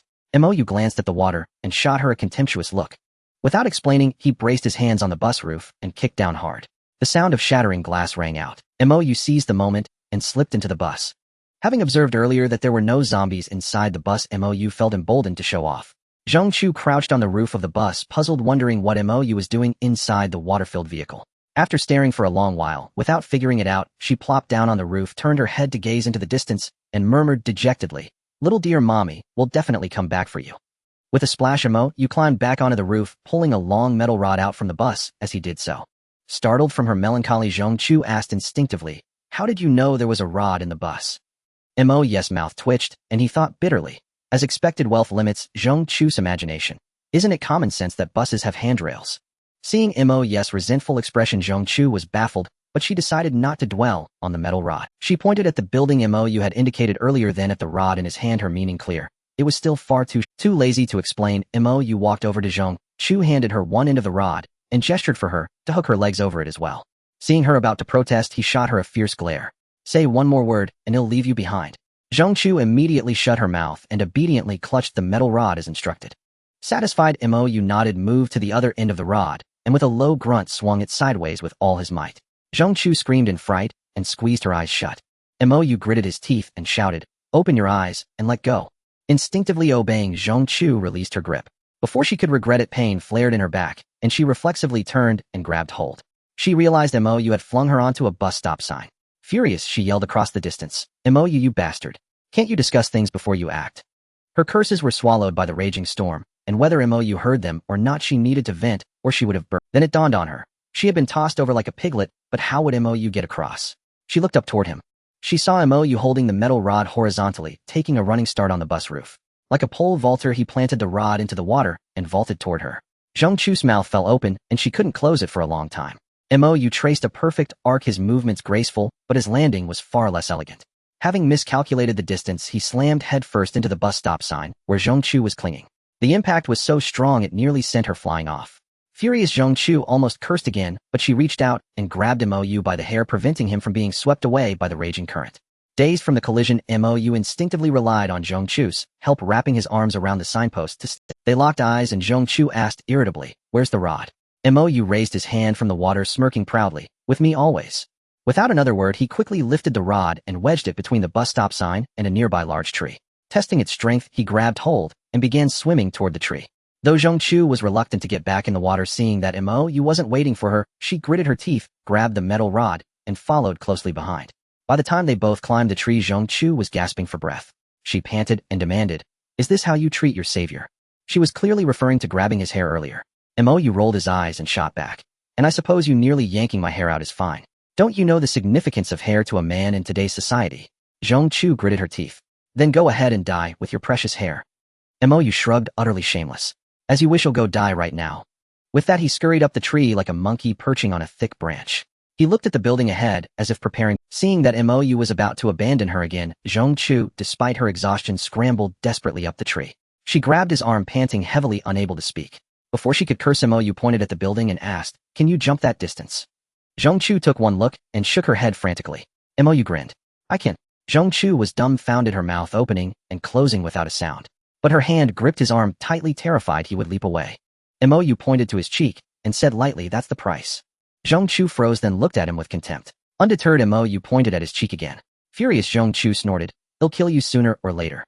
Reluctantly, she leaned in and pursed her lips. Just as her lips were about to touch his cheek, he grabbed her waist and flung her away. A scream and a grunt sounded almost simultaneously.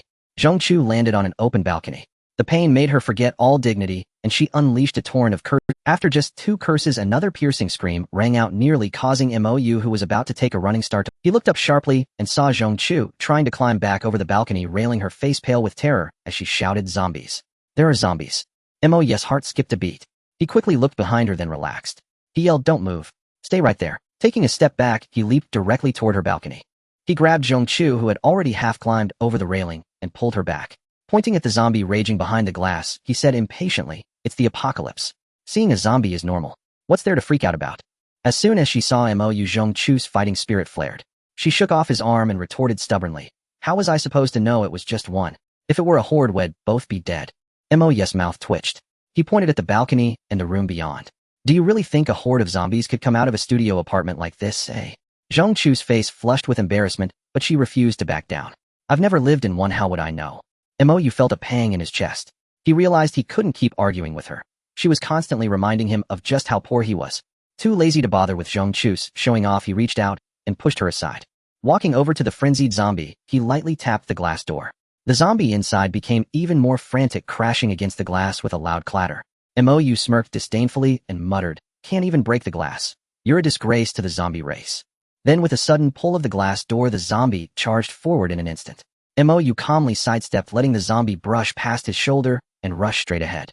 Before the zombie could turn around for another attack, Mou lightly tapped its back with his foot, sending it tumbling, head over heels off the balcony. Zhong Chu watched in stunned amazement, murmuring softly, "You can do that." Mou gave a faint smile. "I'm a bit tired today, otherwise I wouldn't have let it off so easy." Zhong Chu didn't understand what Mou meant by let it off easy and looked at him with confusion. Mou waved his hand and replied casually, "You'll understand later." He walked back to the glass door and gave it a heavy pound. A chilling roar echoed from the room, startling Zhong Chu. She grabbed Mou's shoulder tightly and asked weakly, "Didn't you say this was a single apartment?" Mou gave Zhong Chu a dumb look and chuckled. "Boss lady who said a single apartment can only have one person. Can't they have a little happiness in their lives?" Shaking off Zhong Chu's hand, he leaned closer to the glass, peering into the room with a puzzled expression, wondering, "It just roars, but doesn't come out. What's the deal?" In the pitch-black room, he saw a half-bodied zombie writhing and crawling on the floor with a ghastly roar. Mou's mouth twitched as he quipped, "What a pair of useless zombie lovers." He strode directly into the room, with Zhong Chu following closely. She also caught sight of the horrifying and nauseating scene on the floor, immediately hiding tightly behind Mou. Mou glanced around the room, walked over to a chair, picked it up, and approached the half-bodied zombie. Turning to Zhong Chu, he said calmly, "If I were you, I'd go hide on the balcony." Zhong Chu suppressed her fear, forcing a composed sneer, "You underestimate me." Mou raised an eyebrow and slammed the chair down onto the zombie's head. White and black matter splattered in all directions. Zhong Chu shuddered, but gritted her teeth to maintain her. But when Mou crouched down and thrust his hand into the zombie's shattered skull, she could no longer hold on, rushing to the balcony to vomit violently. Mou shook his head with a faint smile, then his face lit up with joy as he yanked his hand out of the zombie's brain, bursting into laughter. Hearing the laughter, Zhong Chu turned back with difficulty and saw Mou holding a small blue stone, laughing with unbridled delight. His laughter sent a chill down her spine. Instinctively shrinking her neck, she glanced at the rushing water below, feeling that jumping might not be a bad idea. Just as the thought crossed her mind, Mou dragged the mutilated zombie corpse onto the balcony and flung it into the... Turning to Zhong Chu with a puzzled look, he asked, "Boss lady, do you enjoy getting caught in the rain?" His expression was so insufferably smug that all of Zhong Chu's fear vanished in an instant. She glared at him and roared, "You're the one who likes rain. Your whole family likes rain." She stormed back into the room without looking back. Mou scratched his head, utterly bewildered as he watched her retreat. Shrugging, he followed her into the room. As the glass door slid shut, the howling wind and rain outside fell silent. Mou glanced at Zhong Chu, who sat sulking on the bed, and ignored her, beginning to rummage through the room. Soon a set of underwear and a women's pajama were tossed beside Zhong Chu. Mou picked up a set of men's pajamas and headed for the bathroom, without looking back, saying, "Change into these first.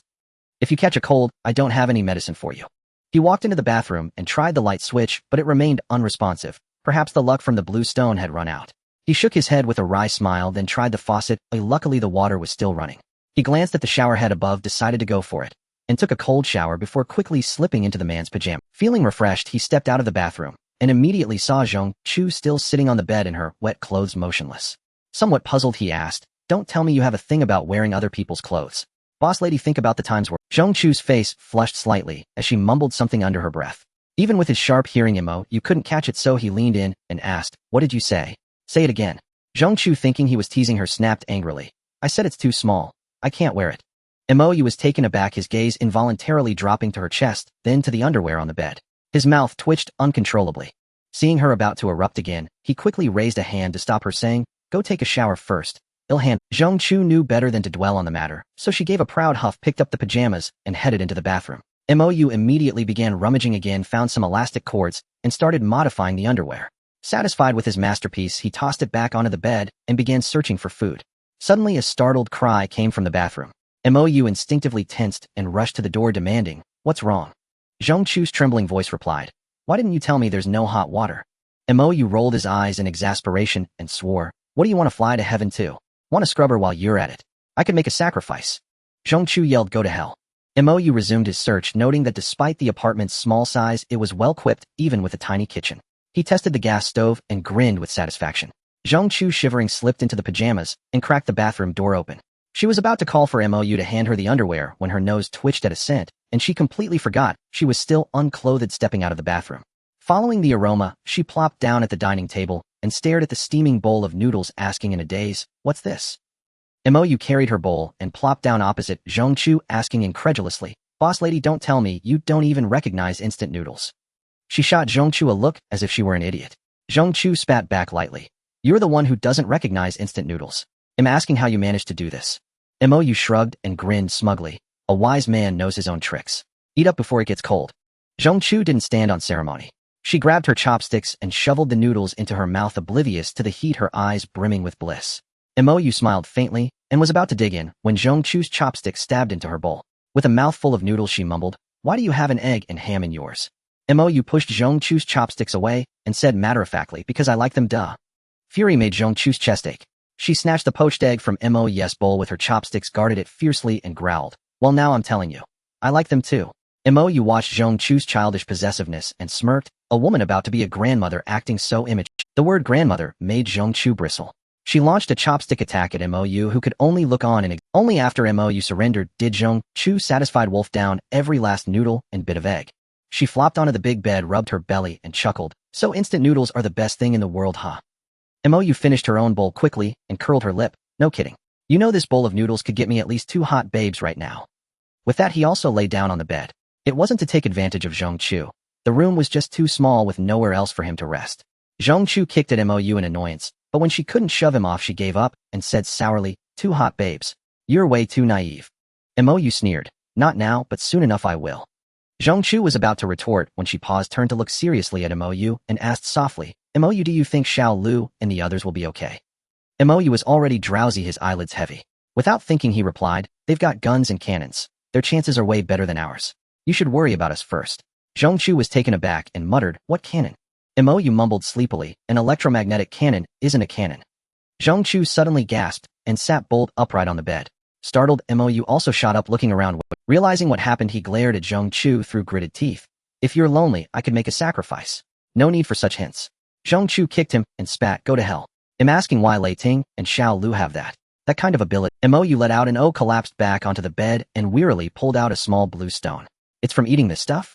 Take it and study it. Just don't bother my sleep." He placed the blue stone in Zhongchu's hand, turned over, and soon began to snore softly. Zhongchu stared at the small blue stone in her hand, her expression shifting between uncertainty and inner turmoil, until only MOU's words echoed in her mind, "It's from eating this stuff." Her gaze hardened. She whispered, "Xiao Lu, your little mother will come find you." And without hesitation, she popped the blue stone into her mouth. As if suddenly realizing something, MOU shot up again and said to Zhongchu, "Study it by all means, but don't go eating my precious." "Eating it?" His voice trailed off as he saw the odd look on her face. He asked in disbelief, "You?" Zhongchu nodded gently, then her eyes rolled back, and she collapsed onto the bed motionless.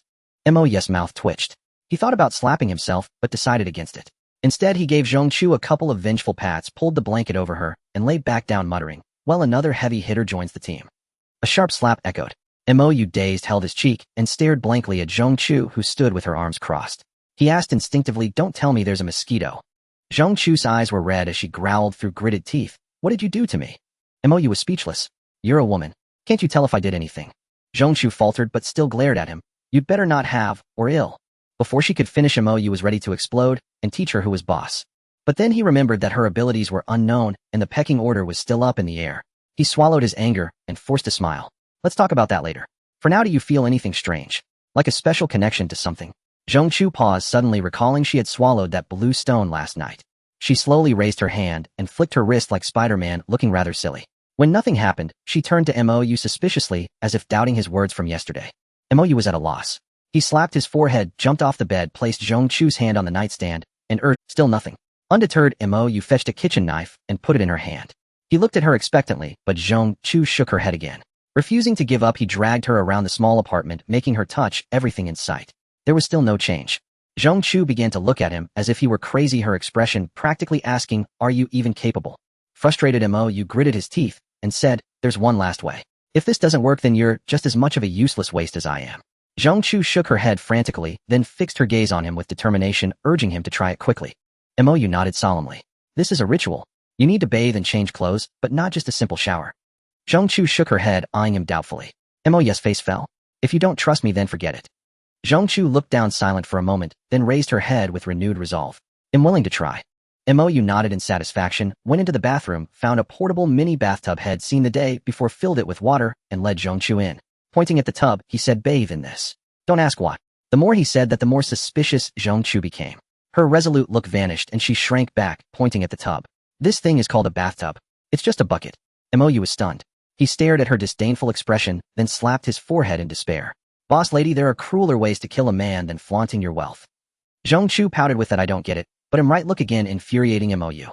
He leaned in and reached out. Fine, I'll do it myself then. Zhongchu again stood with arms crossed, watching Mou warily. Mou instantly raised 4 fingers, swearing solemnly, I swear on my 4 fingers, I will never sneak a peek at you, or may I be bitten by a zombie later. Seeing Mou's innocent expression, Zhongchu gestured with her eyes toward the bathroom door. Mou understood and walked out, locking the door behind him. She angrily pounded her head and muttered softly, Zhongchu, what are you even thinking? Letting that scoundrel take advantage of you for nothing. The more she thought about it, the more she felt wronged. She resolved that if she ever gained a special ability, she would make Mou her first target. With that thought, she impatiently shed her clothes and stepped into the bathtub. The icy water made Zhongchu shiver, but she quickly adapted and even found it somewhat pleasant. She splashed the water with her hand and stretched lazily. With a loud bang, Zhongchu, arms wide open, turned in bewilderment to see Mou standing at the door, one leg raised.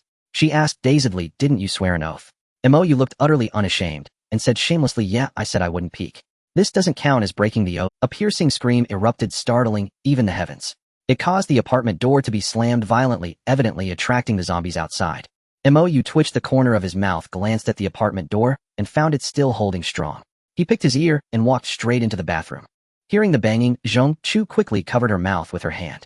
Seeing Mou's roving eyes glance downward, she instinctively moved her hands to cover below, then realized that wasn't the main point and plunged both hands into the water. The sight made Mou dizzy and a stream of warm fluid shot from his nose. He tilted his head back, covering his nose, and explained this is part of the experiment. I can't help it. Zhongchu refused to listen to a word Mou said.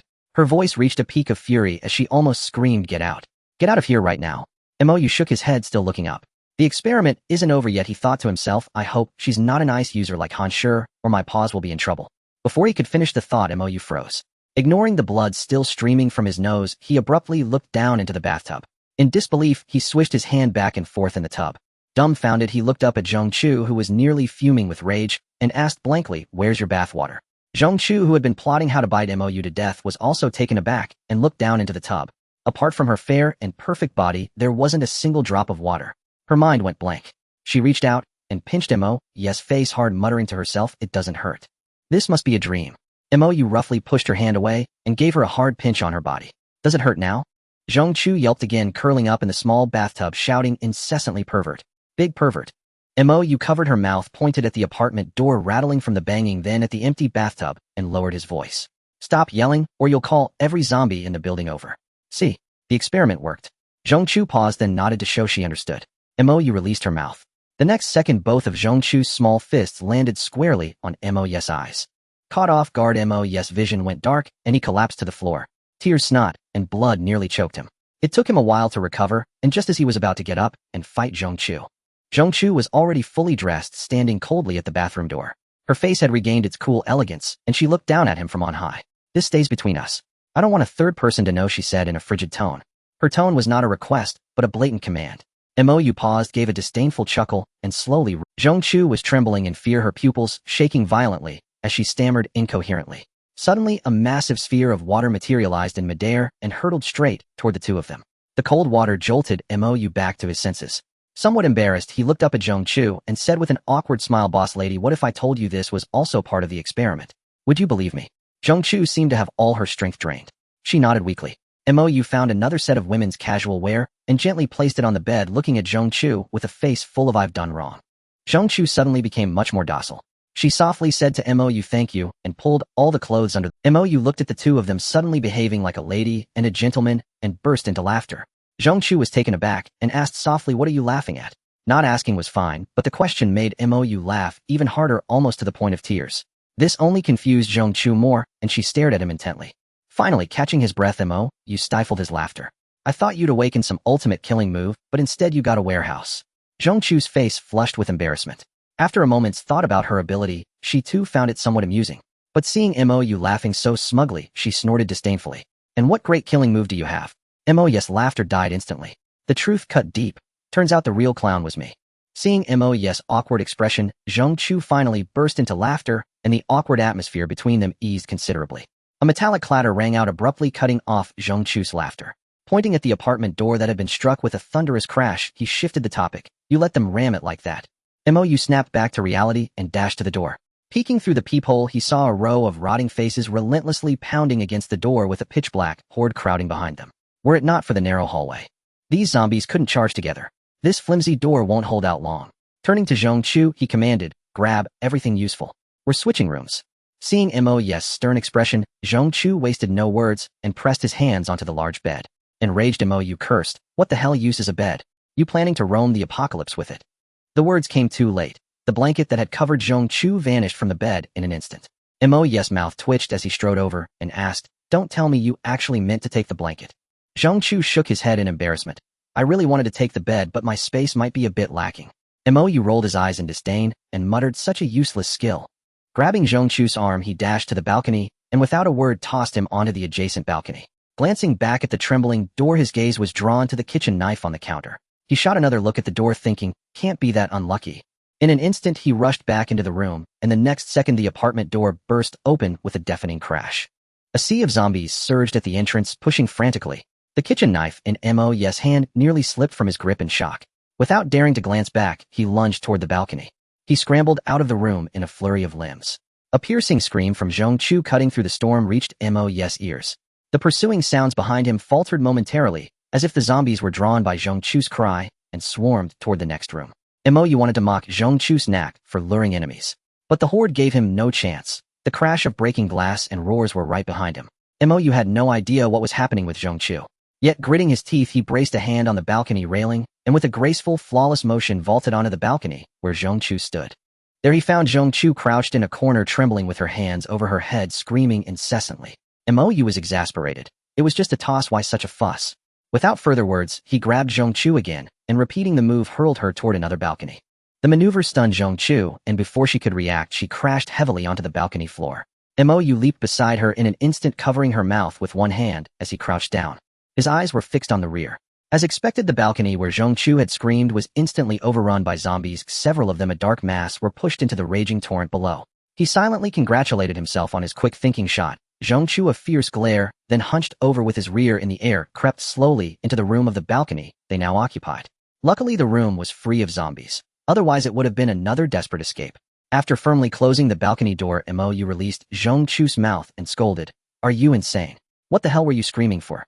Tears streaming down her face, Zhong Chu shook her head frantically and stammered, "Just now on that balcony, there was a zombie lying there."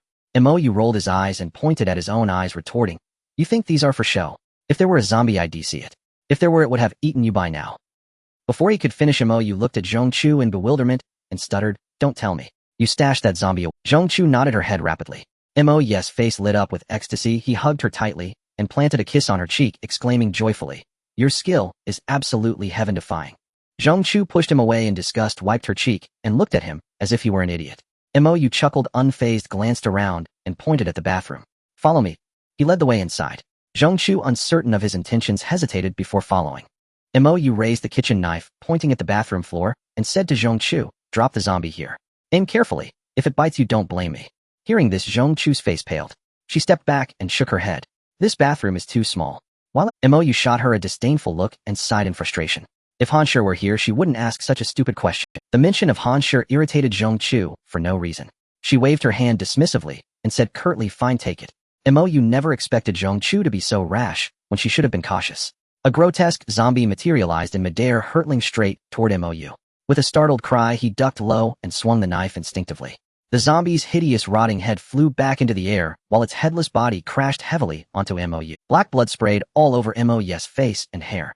Seeing Mou pinned under the zombie corpse without moving, Zhong Chu felt a pang of guilt. She called out cautiously, "Sorry, Mou, I can't control my ability very well yet." Mou let out a soft grunt from the floor. Slowly rising, he said nothing, simply tossing the zombie's body and head out the door. Then with a cold face, he grabbed Zhong Chu by the collar, pulled her clothes, and hissed through gritted teeth, "I don't like your way of apologizing." With that, he kicked the bathroom door shut. From inside came Zhongchu's indignant voice. Mo, you can't do this to me, or you'll die right here. On the large bed in the room, Zhongchu pounded the pillow in her arms with her tiny fists, her eyes glaring at the bathroom door as if she could devour it. When Mou emerged from the bathroom, looking refreshed, she ground her teeth in fury. Mou shrugged innocently. I didn't touch you, why so angry? Zhongchu hurled a pillow at him, cursing, You're shameless, despicable, and vile. Mou curled his lip and retorted cheekily. You covered me in blood, was it too much to ask for a wash? Mou's explanation only poured fuel on the fire, igniting Zhongchu's fury. She leaped off the bed, flailing wildly, as if to charge at Mou and fight him to the death. Mou didn't dodge, but instead smiled faintly. You've had plenty of chances. You don't really think I wouldn't dare to devour? He emphasized the word devour, and Zhongchu instantly understood his meaning. She halted abruptly, her feigned rage vanishing as she extended her hand to Mou and said nonchalantly, Just kidding. Give me the little blue stone. Mou couldn't help but give the landlady who knew when to bend and when to stand firm a thumbs up. He then lightly tapped her hand and rolled his eyes. You didn't think every zombie has one of those, did you? What wishful thinking, he added, turning back to the bathroom. He picked up the zombie's head, which he had smashed to pieces, and tossed it off the balcony. Zhongchu stared blankly at Mou, tilting her head in confusion. Then what do we do? She asked softly. We still need to go back and find Xiao Lu and the others. Mou rubbed his chin in frustration and sighed. Don't just ask me why all the time. As if you're the big boss and I'm just a lowly employee. Zhongchu rolled her eyes at his words and muttered, Aren't you the man here? Why don't you say something? Seeing that Mou was about to turn perverted again, she quickly interjected, I can use my skill to throw things at them. Mou curled his lip in disdain. You'd be better off tucking them in. You want to throw things at them. Before you even make a move, they'll have bitten you into one of them. Zhongchu spat in annoyance, shoving Mou angrily. I come up with ideas and you shoot them all down. Am I supposed to catch them one by one? Hearing this, Mou's eyes lit up. He snapped his fingers. That's it. Zhongchu immediately crossed her arms, looking at Mou with a guarded expression. Don't even think about it. They're in groups. How am I supposed to catch them? Mou chuckled without responding. He walked straight to the apartment door and peeked outside. He saw that the zombies in the corridor had mostly rushed toward the room he had been in earlier, as well as the room where Zhongchu. He returned to the room, rummaged around, and found a small alarm clock. Setting the time, he quickly opened the apartment door and hurled the clock down the corridor, sending it skidding into the distance. Then he swiftly closed the door and waited silently, peering through the peephole. The jarring ring of the alarm clock erupted, and the zombies in those two rooms, along with those lurking in the darkness, all surged out at once. A faint smile curled at the corner of Mou's mouth. He turned and gave Zhongchu an okay sign. Zhongchu was baffled by Mou's maneuver. Are you trying to tire them all to death? She asked, looking adorably dazed. Mou rolled his eyes, took Zhongchu's hand, and led her back to the balcony door. Seeing that the adjacent balcony was now clear of zombies, he gave her a mysterious smile. Guess an idiom for you Jiangxia fishes. Zhongchu wiped the rain from her forehead and glared at Mou. Do you think I'm an idiot? Even a kid knows that. Mou chuckled, then pushed Zhongchu down onto the floor, making her lie on her stomach. He extended his hand over the balcony, letting it soak in the rushing water. Zhongchu instantly understood. Mou was using her as the willing fish on the hook. She turned her head and glared at him. Mou, you bastard.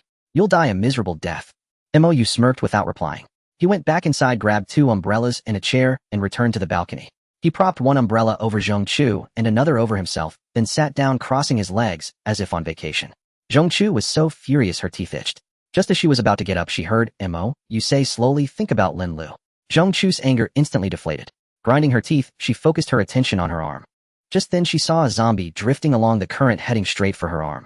Her expression froze and she cursed inwardly, there really are fish. With a flick of her hand, the zombie vanished into the water. She scrambled to her feet, looking at Mou with a proud expression. Mou hadn't expected her to catch a fish so quickly. He gave her a questioning look, almost in disbelief. Seeing her nod firmly, he tossed aside his umbrella and pointed to the empty space on the balcony, signaling for her to drop the zombie there. Zhongchu didn't waste a word. With a wave of her hand, a snarling, roaring zombie landed on the balcony floor. Before it could even turn over, Mou's blade fell, and the zombie's head rolled away with a thud. Mou tossed the corpse off the balcony with one hand and clapped Zhongchu on the shoulder with the other. I told you your skill was godly. The landlady really is something else, he praised. Zhongchu lifted her chin smugly. Without waiting for Mou's urging, she lay back down on the floor and stretched her hand out over the balcony again. Watching her take the initiative, Mou sighed inwardly. Fishing really is an addictive sport. He didn't stay idle either, picking up the zombie head and resuming his melon opening routine. Before he could even crack it open, Zhongchu stood up again. Mou stared at her dumbfounded. Before he could speak, Zhongchu urged him, hurry up. With a wave of her hand, another poor zombie baby fish landed on the floor. Mou scrambled, rushing over to swing his blade. No sooner had he tossed the corpse into the water than another zombie appeared in the same spot. Moyu was thrown into a dizzying frenzy, feeling like he was working on an assembly line. Their production line went into. It wasn't until the pile of zombie heads filled half the balcony and there was no room left that Moyu grabbed Zhongchu's arm, panting. I thought you capitalists were ruthless to us working folks, but I didn't expect you to be this hard on yourselves. Zhongchu was already numb from exhaustion. She slumped to the floor, also gasping for air. You think our money just falls from the sky? If we weren't ruthless, would have been eaten alive long ago. Moyu collapsed beside her, giving her a thumbs up in admiration. All right then, please, Madam Chairwoman, go make us some food. I'll stay here and open the blind boxes. Zhongchu, already disgusted by his Milanopening, nodded with difficulty. Instead of standing, she crawled back into the room. Moyu felt dizzy watching her, screaming internally. Don't you know white clothes shouldn't get wet? Moyu couldn't help but take another glance. Gritting his teeth, he crouched back down to open the blind boxes. A single hit struck true. His luck wasn't bad, filling Moyu with a surge of motivation. Yet in the end, with only a 10% chance out of nearly 100 heads, he managed to extract merely 9 small blue stones. Even so, Moyu was exceptionally delighted. The fatigue melted away from his body as he stood up and strode straight into the room. But the moment he pulled open the balcony door, he froze. He stood utterly dumbfounded at the sight before him. Zhongchu was clad in a pristine white men's shirt, its hem barely covering her shapely legs, with slightly damp straight hair cascading over her shoulders. She was holding a small spoon, gently placing it between her lips. Hearing Moyu enter, she turned her head slightly and smiled tenderly at him. Dinner's ready. Come eat. It gave Moyu an unreal feeling, as if the apocalypse didn't exist, as though he had returned to a warm, cozy home after a long day's work with his wife preparing a meal. His heart pounded uncontrollably, recalling the breathtaking impression he had of Zhongchu the first time they met. He cried out inwardly, God, kill me now. I think I've fallen for her again. He couldn't help but step into the room, staring at Zhongchu in a daze. She chided him playfully, go wash your hands. Moyu snapped back to reality, dashing into the bathroom to wash his hands swiftly, then splashed his face clean. He even carefully rinsed the small blue stones before rushing back to the dining table, placing them down. He waited eagerly for Zhongchu's culinary creation. Seeing his foolish expression, Zhongchu smiled knowingly and set a bowl before him. She sat down across from Moyu, propping her chin on her hands, watching him with anticipation. With a light laugh, she said, give it a try. You're in for a treat today. This is my first. Before she could finish, Moyu lifted the bowl and took a big gulp. His expression shifted instantly as he caught her concluding words. This is my first time cooking. With a splat, the mysterious liquid he had swallowed sprayed all over Zhongchu's face. Along with it, her perfect wife illusion shattered into pieces. Without even apologizing, Moyu stared down at the bubbling green liquid in the bowl and asked in horror, don't tell me you've cooked up some zombie brains. Zhongchu frantically wiped her face, fuming indignantly. You're the one cooking zombie brains. This is century egg and lean meat congee, got it. Moyu stirred the green liquid with a spoon, unable to connect it to century egg and lean meat congee. He pushed the bowl back to her in alarm. Didn't you taste it yourself earlier? Zhongchu declared shamelessly. I was about to, but then you came back. Moyu made a go-ahead gesture, urging her to. Zhongchu wasn't foolish. She took the bowl, walked to the small kitchen, and tossed both the bowl and pot off the balcony. Moyu blinked in bewilderment, staring at her. Zhongchu plopped back onto her chair with an air of arrogance. Fine, I admit I can't cook. Moyu's mouth twitched. He asked weakly, but did you have to throw away the pot too? How am I supposed to cook now? Zhongchu paused, realizing her mistake, and looked at him with a feigned apology. Moyu slapped his forehead, utterly defeated by Zhongchu. He found a kettle in the small kitchen and managed to whip up 2 bowls of instant noodles. I thought whoever married you would be blessed from a past life, but now it seems they must have committed some heinous sin. Poor Chairman Lin. Zhongchu yanked her bowl of noodles over and shot him a glare. I'd never marry you, so save your worry.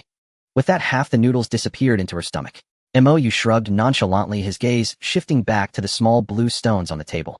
He let out a surprised sound, eyeing Zhongchu with suspicion. She averted her gaze. Fury surged within him. He pointed at her nose and roared. Do you take me for a fool? There were 9 stones, and now one's missing. You think I wouldn't notice? Zhongchu's face reddened as she retorted stubbornly. I thought 9 would be hard to split, so I didn't want you to struggle late. Moyu was left speechless with rage. He ground his teeth. Well, thank you so much. Thank your whole family. Zhongchu pouted, feigning grievance. Is it that big a deal? Fine, you take 5, and he'll take 3. By the way, what's your ability? Moyu froze, withdrawing his hand awkwardly. My ability. It's so powerful I can't even speak of it. Catching the fleeting unease on his face, Zhongchu let out a long oh. Don't tell me you can't absorb these little blue stones. No wonder you laid them all out so generously. Haha. Enraged, Moyu slammed the table and shot to his feet. Who says I can't absorb them? I'll show you right now. Under Zhongchu's expectant gaze, Moyu shoved the remaining 8 small blue stones into his mouth, strode over to her, wrapped an arm around her neck, and pressed his lips firmly against hers. Zhongchu was caught off guard, frozen in shock. When she came to the bittersweet taste, stirred an instinctive response, and she found herself vying for it. Their tongues tangled in a fierce dance until they were breathless, and the flavor had faded. Zhong Chu shoved Mou away, her eyes blazing with fury. You shameless, despicable, vile creature. Mou returned to his seat, wiping his mouth with a straight face. You said I couldn't absorb them, so I proved you wrong, didn't I? Zhong Chu was at a loss for words, pointing at him, and then herself in a fluster. Mou reached for her noodle bowl. You're not eating anymore, are you? Like a dog guarding its food, she snatched the bowl back, glaring at him. It's mine. Don't even think about it. And from now on, without my permission, you'll never kiss me again. Mou shrugged indifferently and focused on his own meal. After absorbing the blue stones, he no longer felt hungry. Instead, his body brimmed with boundless energy, and his hearing had sharpened significantly. He could even hear the distant roars of zombies outside the apartment more clearly. Soon Zhong Chu finished her noodles, pushed the bowl aside, and collapsed onto the big bed, patting her belly contentedly. If I could have instant noodles every day, maybe the apocalypse isn't so bad after all. Mou chided her with frustration. Coming from a ruthless capitalist like you, that's hard to believe. Zhong Chu sat up abruptly and shot back. Do you really think a rich person's life is as happy as you imagine? Mou shrugged, and she broke into a grin. Wrong. A rich person's joy is beyond your wildest dream. Her blatant mockery sent Mou leaping toward her with a roar. Then let me show you what a rich man's life is. Zhong Chu let out a startled cry and rolled to the side. Mou slammed straight onto the floor. Before he could even feel the pain, he touched the floor in bewilderment, then stared blankly at Zhong Chu and asked, Where's the bed, oi? Zhong Chu stood on the ground, waving her hand with a triumphant grin. I'm terrifyingly strong now. I hope someone recognizes the reality. Mou rolled his eyes, flipped over, and lay on his back with his hands behind his head. Let me see how strong you are, he snorted. The next second, a massive bed came hurtling straight toward him. Startled, Mou yelped and shielded his handsome face with his arms. But he felt no pain for a long time. Peeking through his fingers, he saw the bed had vanished without a trace. Adhering to the principle that a good man doesn't fight a woman, Mou sprang up and pointed at Zhong Chu, declaring with feigned firmness, Truce. Let's coexist peacefully. Zhong Chu snorted coldly and gestured with her chin toward the balcony. Less talk, more work. Mou acknowledged with a cheerful, yes ma'am, and scampered to the balcony. Only then did he realize he had somehow turned into a lackey again. He regretted not having seized the moment to conquer Zhong Chu earlier. Now he could only rely on his irresistible charm. Thinking it over, the odds seemed slim, and a wave of despair washed over him. Just then Zhong Chu, clad in a white shirt, stepped onto the balcony. It appeared she still hadn't grasped that white clothes should never touch water. In just 2 seconds, Mou found his will to live restored. Fearing Zhong Chu might realize she was offering a treat, Mou, with a poker face, made a polite after-you gesture. He then crouched at his workstation, waiting for Zhong Chu to serve the fish. Zhong Chu wasted no time lying flat on the floor again to fish. But after consuming so many blue stones, it could no longer be called fishing. It was more like scooping with a net. Each scoop yielded a massive haul, as if zombies were hurling themselves onto the balcony for free. Mou, who had managed to slack off earlier, now found himself mechanically swinging his cleaver. Even so, Mou struggled to keep up with Zhong Chu's pace. She had to get up and plop onto the lounge chair he had prepared. Holding an umbrella in one hand, she leisurely served the fish with the other. With a glass of wine, this would have been more relaxing than a vacation. Seeing Mou sulking with his back turned, Zhong Chu gave him a gentle kick and cheered him on with a sweet voice. Keep going. Remember, the rougher the sea, the pricier the fish. Your efforts are worth it.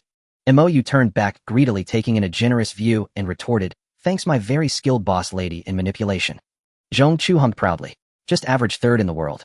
Go ask around my reputation. A loud bang-bang at the apartment door interrupted her. Mou looked up at Zhong Chu in confusion. Did you call someone to prove you're not bluffing? He asked dumbly. Zhong Chu shook her head, equally puzzled. Can zombies knock? She asked uncertainly. Mou shook his head, quickly stood up, and pressed a finger to his lips. He then pointed at the pile of zombie heads on the balcony, signaling Zhong Chu to hide them. Gripping his cleaver, he crept softly toward the door. After 2 knocks, there was silence. Still cautious, Mou leaned in to peer through the peephole. He ducked down, thinking to himself, black and white, definitely not a zombie's eye. That means the person outside is alive. But how did a living person— He ducked down, thinking to himself, black and white, definitely not a zombie's eye. That means the person outside is alive. But how did a living person get to my door with zombies filling the hallway? As he pondered, he heard a woman's awkward voice outside. This one seems empty. Let's try the next. Uncle, and the others can't hold out much longer. A man's voice softly replied, Then Mou heard knocking on the apartment door across the hall. He returned to the peephole and saw a man and a woman furtively knocking on the opposite door. Just then Zhong Chu, having tidied the heads, came over and tugged at Mou's shirt. What's going on? She whispered. Mou glanced at her and pointed at her chest. Looking down, Zhong Chu's face flushed crimson. She punched him hard and dashed to the wardrobe, rummaging frantically. Mou wasn't having a change of heart. He simply felt that Zhong Chu's view was for his eyes only. Letting others see it felt like a loss. Yet he mused, since he wasn't her boss, his concern was almost laughable. In that moment of distraction, chaos erupted across the hall. The man and woman had barely knocked twice when the woman instinctively twisted the doorknob. Before she could fully open the door, countless arms reached out from behind it, followed by thunderous roars and growls. Fortunately, the man reacted swiftly, yanking the woman back and throwing all his weight against the door to hold it. The woman stumbled but quickly recovered, rushing to his side and bracing the door with her shoulder. Seeing the multitude of arms behind the door, Mo-yu pursed his lips, silently mourning for the pair. The man rasped, "Get that door open. It might be our only way out." Seeing the multitude of arms behind the door, Mo-yu pursed his lips, silently mourning for the pair. The man rasped, "Get that door open. It might be our only—" Mo-yu glanced at Zhongchu, now fully dressed, and without a word yanked the door open. Sidestepping the woman's axe swing, he pulled her inside. In the next instant, he appeared beside the man and delivered a fierce kick to the apartment door. The zombie arms protruding from the door snapped instantly, spraying black blood everywhere. Without pause, Mo-yu grabbed the man's arm and retreated into his own room. As the door slammed shut, Mo-yu pressed his eye to the peephole again. The opposite door burst open, and over a dozen zombies roaring and snarling poured into that room. Some even crashed into his own door. Mo-yu's lips twitched as he muttered inwardly, "How can a single apartment hold over a dozen people? Either you're into some wild group activities, or you're running a pyramid scheme." After watching the zombies disperse, he finally turned to the two people he had pulled into the room. They were both young. The man was tall and somewhat handsome, though Mo-yu considered himself far superior, and the woman was pretty with a fiery style. Yet she gave Mo-yu an inexplicable sense of déjà vu. He couldn't help but take a second look. Noticing the peculiar look in Mo-yu's eyes, the young man stood up and positioned himself directly in front of the girl, staring at Mo-yu with icy vigilance. Mo-yu paid it no mind, extending his hand and introducing himself politely. "Mo-yu. I mean you." The young man glanced at Mo-yu's hand, but hesitated to reach out. The girl, however, seemed lively and immediately grasped Mo-yu's hand, beaming as she said, "Sun Xiaojun. It's a pleasure to meet you, and thank you for saving us, Appa Mo-yu." Hearing her awkward phrasing and the term Appa Mo-yu asked uncertainly, "You're from South Korea?" Sun Zaizen's face lit up as she replied, Yes. I'm from the Great Republic of Korea." Mo-yu's mouth twitched as he realized why she looked familiar. South Korean beauties all seemed somewhat similar and had watched enough TV to recognize that. Seeing that Sun Xiaojun still held his hand, he awkwardly pulled away and turned to the young man, asking leisurely, "Are you a foreign friend too? And why were you knocking on doors everywhere? Don't you think things are exciting enough already?" The young man, visibly annoyed by Sun Zaizen's warmth toward Mo-yu, replied coldly, "Sujiu, a local from Shanghai. We were knocking to find survivors. Why didn't you open the door earlier?" His tone felt like an interrogation. Mo-yu rolled his eyes and glanced at Zhongchu, silently regretting. Both of them followed Mo-yu's gaze and looked back. They gasped, especially Sujiu, whose eyes widened as if he couldn't believe he was seeing such a stunning goddess. Sun Xiaojun, perhaps due to being a foreigner unfamiliar with Chinese customs, blurted out dramatically, "Wow, sister, you're so beautiful. Are you a member of some girl group?" Mo-yu rolled his eyes again, thinking to himself, Zhongchu isn't from a girl group. She's from a damn financial— Zhongchu, unbothered by Sun Zaizen's insult, stepped forward and shook her hand, asking softly, "Isn't it a bit reckless and dangerous to search for survivors like this?" Sun Xiaojun spoke freely. After listening for a while, Mo-yu finally understood they were all residents of this building gathering together after the apocalypse began. Today someone heard an alarm from the second floor and thought it was a survivor calling for help, so they split up to rescue. The two of them were responsible for knocking on doors. Mo-yu felt a bit embarrassed, realizing his alarm had lured them down. Though it seemed naive, he couldn't exactly fault them for meddling. After all, that would be too heartless. Just as he was about to ask what they planned to do, a crackling static came from Sun Zai. Mo-yu, puzzled, moved closer to Zhongchu and gave her a subtle look while adjusting his cleaver. Zhongchu returned a knowing glance, her body tensing slightly. Sun Xiaojun pulled a walkie-talkie from her backpack, fiddled with it for a moment, and a fragmented voice emerged, "Xiaojun-ji, are you okay? Where are you?" A joyful smile spread across Sun Zaizen's face as she quickly replied into the device, "We're in room 2012 on the second floor. We found 2 survivors." Hearing the room number of his own apartment, Mo-yu couldn't help but complain internally, "Damn numbers. Never anything good." The voice on the other end was thrilled to hear they were alive, shouting, "Copy that. Stay put, we're coming to get you." Mo-yu looked curiously at the walkie-talkie in Sun Zaizen's hand and asked, "Phones have no signal, so how is this?" Sun Xiaojun waved the device and said sweetly, "It barely works within this building. Any farther, and it's useless. Even here it's hit or miss." Mo-yu nodded in understanding, then asked curiously, "So how will your teammates come to?" Before he could finish, a loud thud came from the balcony. Mo-yu didn't need to ask further. A thick coil of rope landed on his balcony. Sun Xiaojun cheered, ran over, grabbed the rope, and waved frantically upward. Hearing a response from above, she ran back, her face alight with excitement, and said to Mo-yu and Zhongchu, "It's ready. Appa's sister want to come up with us." Mo-yu didn't hear a word she said, completely distracted by Sun Zaizen's generous figure. Another one who didn't know white clothes shouldn't get wet. Seeing Mo's lovesick expression, Zhongchu instinctively felt annoyed. She nudged him and nodded lightly to Sun Xiaojun, saying, "We'll pack a few things. You go up first." Sun Xiaojun nodded, turned, and dragged the reluctant Su Jiu to the balcony, where they both climbed the rope. Once they were gone, Mou asked Zhongchu in confusion, "We could have refused. Isn't it better to just lie low and fish here?" Zhongchu rolled her eyes dramatically and retorted, "I'm worried about my safety, okay?" Mou threw up his hands and feigned innocence, protesting, "I've been on my best behavior this whole time. Don't you trust my character?" Zhongchu shot him a disdainful glance, making even Mou question his own integrity. "Mainly because there's strength in numbers," Zhongchu continued. "We can gather more information and get back to the Lin building faster." Mou muttered, "I still think playing it safe is the smarter move." Zhongchu punched him lightly and said, "It's not like we can't work overtime. Less talk, more action. Let's open all those heads first." With that, she walked to the bathroom and waved her hand, sending a cascade of heads tumbling into the small space. Mou's mouth twitched as he gave her a thumbs up, praising her. "What can I say? You're a true capitalist." Resigned, he began the tedious task of cracking melons. Working swiftly, he finished ahead of schedule, while Zhongchu had already stored all usable supplies in the room. To keep up appearances, she left a single backpack, as if that was all they'd packed. Mou looked at the now bare room and gave Zhongchu another exaggerated thumbs up. Zhongchu rolled her eyes and crooked her fingers, signaling Mou to hand over the blue stones. Mou immediately stepped back, his face dead serious, as he said, "The situation upstairs is unclear. I demand we split them right now." Zhongchu nodded in agreement. Mou shoved a handful into his mouth, then grabbed her head and pressed forward. Zhongchu's eyes flew wide open, her mind blank. Instinctively, she reached out to touch Mou, trying to store him in her space. But the next second, her pupils dilated violently as she shoved him away, staring in bewilderment. Mou was equally stunned, looking down at his naked body and screaming internally, "I want this skill too." Thinking that if he possessed such a miraculous skill of disrobing, he would be invincible. Just a flick of his wrist could strip anyone bare, leaving them utterly humiliated. Lost in his delightful fantasy, he suddenly snapped back to reality, grabbing Zhongchu by the shoulders and demanding coldly, "You weren't planning to stash me away too, were you?" Zhongchu's initially flustered and indignant eyes turned panicked as she evasively replied, "No, I wasn't." Her voice trailed off, clearly showing guilt. Furious, Mou seized the back of her neck and hissed through gritted teeth, "You damn well were. You wanted me dead." Zhongchu struggled vigorously, explaining urgently, "I said you couldn't kiss me without my permission. I just panicked. I never meant to harm you." Seeing her sincere expression, Mou felt a sliver of solace, but still gripped her neck, insisting, "You agreed to share equally, so you can't blame me for not asking. I don't care about anything else. I've been emotionally damaged. How are you going to make it up to me?" Zhongchu, who initially felt justified, now found herself slightly guilty. She lowered her voice and asked weakly, "Then what do you want?"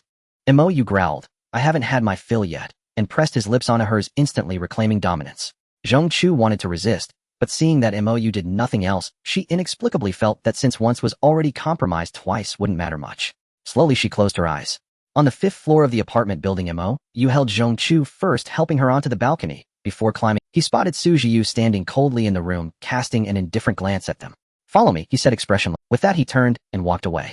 Mou, irritated, whispered to Zhongchu, "Did I eat rice from his family's pot? Why is he so hostile?" Zhongchu shot him a contemptuous look and snorted, "He's afraid you'll eat his family's cabbage." Saying this, she followed Su Jiu. Mou scratched his nose, puzzled by Zhongchu's annoyance and the meaning of. The next moment, he understood. Sun Xiaojun, having changed clothes, bounced into the room and linked her arm with his, giggling, "Brother Mou, uncle is waiting for you. Come on." Mou's mouth twitched at Sun Yizin's radiant smile and Su Zi's hostile glare. He silently lamented, "Is it my fault for being handsome?" He tried to pull his arm free from Sun Zizin's grasp, but failed to exert enough force, making it seem like he was taking advantage of her.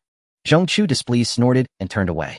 Unfazed, Sun Xiaojun tightened her hold and led Mou out. The entire 5th floor corridor was devoid of zombies, with many rooms left wide open.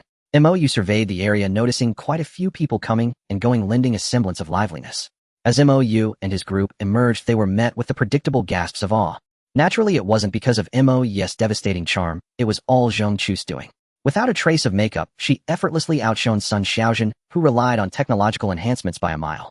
Accustomed to such attention, Zhongchu remained unfazed and glanced at Su Jiu, signaling him to lead the way. Su Jiu, momentarily entranced by her gaze, stole a look at Sun Xiaojun, clinging to Mou. His attitude toward Zhongchu warmed instantly, and he nodded with a smile, taking the lead. Mou rolled his eyes and muttered inwardly, "Looks really are everything. Such shallow humans." At an apartment door, Su Jiu knocked softly, and a deep male voice responded. The group entered the room. A burly man in black looked up at them, pausing momentarily upon seeing Zhong Chu. Mo instinctively tensed. This man didn't seem like a pushover. The burly man let out a hearty laugh, approached them, and made the sign of the cross. God bless you. You're truly fortunate children, he said with a smile. Mo and Zhong Chu exchanged bewildered glances, looking at the man in confusion.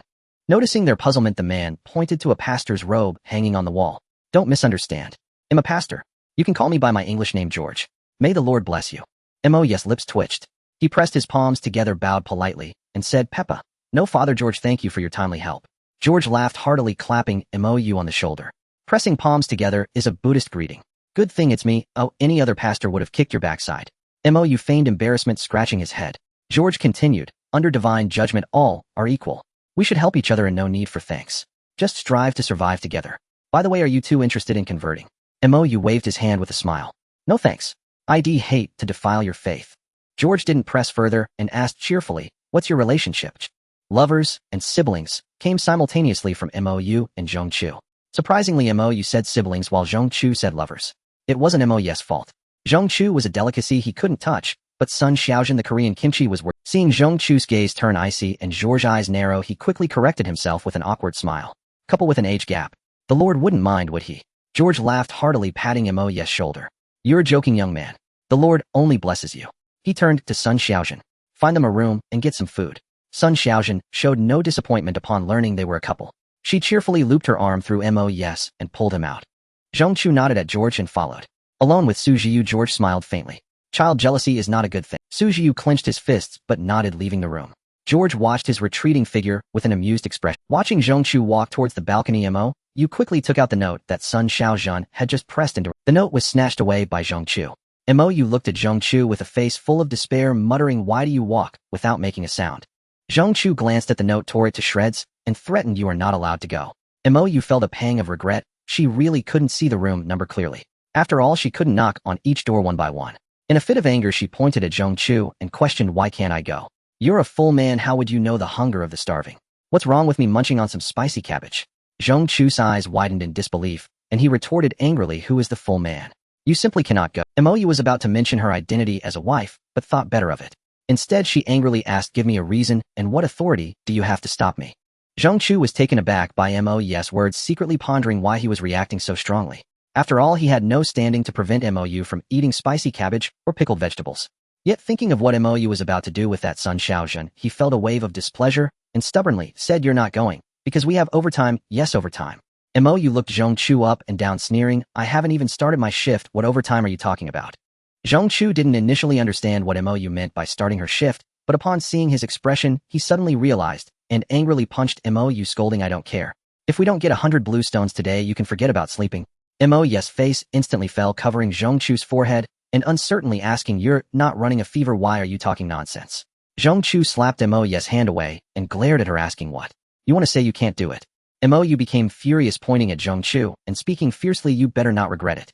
She then stormed out of the room, leaving Zhong Chu confused, not understanding what Mo was planning. Fortunately, it wasn't long before Mo returned holding a bundle of ropes. Zhong Chu instantly recognized them as the ropes they had used to climb up earlier. Zhong Chu looked at Mo in confusion. Mo turned around, locked the door, and without saying a word returned to Zhong Chu's side, starting to tie the rope around him. Zhong Chu was even more bewildered, questioning, what are you trying to do, you scoundrel? Mo replied nonchalantly, didn't you say we have overtime?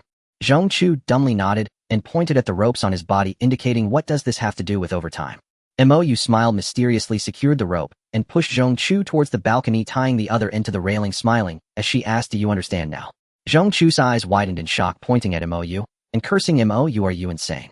You actually want me to? Before his curses faded, his body was suddenly lifted into the air, flying towards the darkness, with only Zhong Chu's curses echoing in the air. Mo cupped her hands to form a telescope, grinning, what's wrong with the supreme goddess? Even when cursing, she has a high maternal value. With a loud splash, the sound of him hitting the water echoed in the darkness. Mo was merely punishing Zhong Chu for blocking her romantic prospects, never expecting it would lead her to the brink of disaster, and now she had to rely on her fishing skills. Almost as soon as the sound echoed, she yanked the rope, pulling Zhong Chu back up from the water. Although it was still pouring rain, it was daytime, allowing Mo to see Zhong Chu's pale face as he raised both middle fingers at her.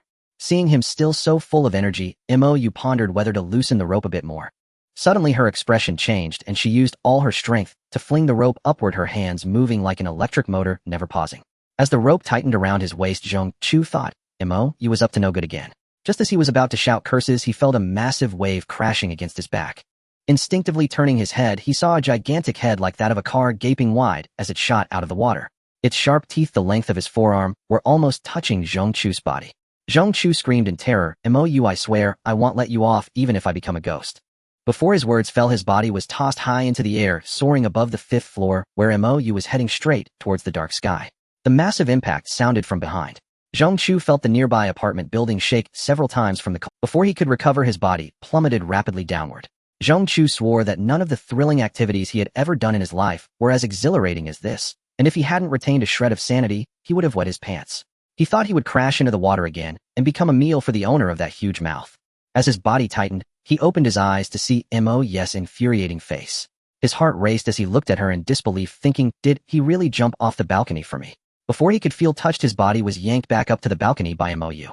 Dazed, he looked up at the rope in Mo's hand, and then around the environment, realizing they had jumped to the 4th floor. Feeling relieved, he slumped down and began to cry softly in Mo's arms. Mo, however, was not as fragile. She turned and peeked down to see what Zhong-Chu hadn't noticed. Mo had a clear view of the enormous head, which resembled that of a crocodile while its body was humanoid, but many times larger, grotesque in appearance. Seeing that the monster had smashed down to the 3rd floor, Mo looked up, hoisted Zhong-Chu, and dragged her back up to the 5th floor balcony. She wasted no time and immediately climbed back up. As she reached the top, she pointed to the rope on Zhong-Chu and gestured for her to put it away, feigning a look of terror while looking down. As expected, the loud noise attracted quite a few people who leaned over their balconies to look down. The gigantic monster below was only visible as a massive shadow in the water, appearing extremely violent, thrashing around and uprooting several large trees, which were swept away by the current. Seeing that no one was paying attention to her side, Mo sighed in relief, murmuring to herself that was closed nearly caused a big disaster. Suddenly, she was taken aback as a familiar purple glow emerged from the creature in the water, causing Mo's expression to turn serious. To be continued. Mo reached out and yanked Zhong-Chu over, pointing at the monster in the water, and asked sternly, can you see the... Zhong-Chu's face, already pale and afraid to look down, was forced by Mo to take a reluctant glance. He shook his head quickly, then looked at Mo with a face full of sympathy, as if implying that Mo had been scared out of his wits. Even as slow as Mo as he realized that the purple light seemed to be visible only to him. The last time he saw it was on the maggot essence in the lens building, combined with the blue and red lights he had seen on Han Shi and Xiaomia. Mo's mouth twitched, and he lamented inwardly, damn, it is this my superpower. To see the level of monsters, or people. What the hell use is that? Seeing Mo staring at the water with a look of utter despair, Zhong-Chu asked uncertainly, wasn't I the one who was about to die just now? And is this monster your friend? Do you know it? Mo was already frustrated, and Zhong-Chu's words only made him more annoyed. He reached out to teach Zhong-Chu a lesson, but froze, pointing at the rampaging giant crocodile in the water, and said, guess how big a stone is in its head. At Mo's words, Zhong-Chu's eyes lit up, and his legs stopped trembling. He leaned over the railing, staring greedily at the giant crocodile, thrashing about in the water. Mo chuckled, so are you interested? Before Mo could finish, Zhong-Chu raised a hand to stop him, looking at him as if he were an idiot. Don't even think about it. I'd be dead before I got close to it. Don't try to trick me with your low IQ. Mo waved his hand awkwardly, continuing to persuade fortune favors the bold. To get back to Lin's building sooner, we could give it a try. Think of Lin Lu. Zhong-Chu nodded in feigned agreement, then pointed downstairs and said seriously, all right, you go down and fight it. He'll ambush it. The success rate will be incredibly high. Mo straightened up and said with mock gravity, I think it's better to play it safe. Slow and steady wins the race. Don't overreach, or you'll end up hurting yourself. Zhong-Chu shot Mo a contemptuous glare and snorted, I think you're just full of hot air. Let's get inside. With that, Zhong-Chu turned and walked into the room. Mo scurried after her, flattering as expected of the all-capable boss lady, you caught a fish on your first trip down. That comment only reminded Zhong-Chu of how Mo had thrown her down without warning, and her anger flared. She spun around, pointed at Mo's nose, and cursed through gritted teeth, may a thunderbolt, no a meteorite strike, and smash you, you shameless rogue. Mo was about to laugh and wave off the remark when his expression changed. He lunged at Zhong-Chu, shoving them both into the apartment. Before Zhong-Chu could figure out what was happening, a deafening explosion erupted outside. Mo rolled off Zhong-Chu and lay flat on the ground, gasping for breath. How do you have the power of prophecy? Is that really a meteorite? Zhong-Chu pushed Mo away irritably and turned to look toward the balcony. Hearing the terrified screams outside, she muttered, meteorite my foot. She got up and ran outside. Filled with curiosity, Mo also stood and followed her. As soon as he stepped onto the balcony, he was shocked to see that the balcony next to theirs, along with those above and below it, had completely vanished. Mo distinctly remembered someone standing on that balcony just moments ago. He offered a moment of silence for them. Then a terrifying roar erupted from below. Mo quickly leaned over the railing to look down. A chill shot through him as he saw a massive corpse ball entirely made of zombie heads locked in a fierce struggle with the giant crocodile in the water rolling, biting, and tearing. He exchanged a glance with Zhongchu and stammered, "Where did this thing come from?" Zhongchu pointed upward toward the top of the apartment building. Following her finger, Mo saw a large hole smashed into the higher floors above. The answer was obvious. So this thing had been inside the building all along. The thought of someone exploring that floor one day was thrilling. He turned his attention back downstairs. The two monsters were locked in a brutal battle. The crocodile clamped its massive jaws onto the corpse ball and refused to let go. Mo watched as zombie heads burst inside its mouth, feeling a twinge of regret. "How many blue stones are in there?" he mused. Seeing the corpse ball losing ground, Mo turned to Zhongchu and remarked, "Isn't this the classic case of overreaching and getting owned? The water is clearly the crocodile's turf." Zhongchu pouted and gestured for Mo to keep watching. Mo shrugged, thinking, "I wonder who was about to wet their pants." He fell silent and focused on the scene below. It was more thrilling than any visual effects blockbuster. Looking again, he was stunned.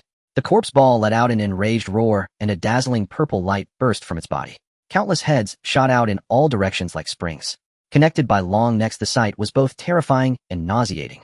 It drew another round of gasps from those heads plunged into the water nearby, only to emerge moments later, dragging zombies back to the main corpse ball. A massive mouth no smaller than the crocodile's opened wide, and the poor zombies were all stuffed inside.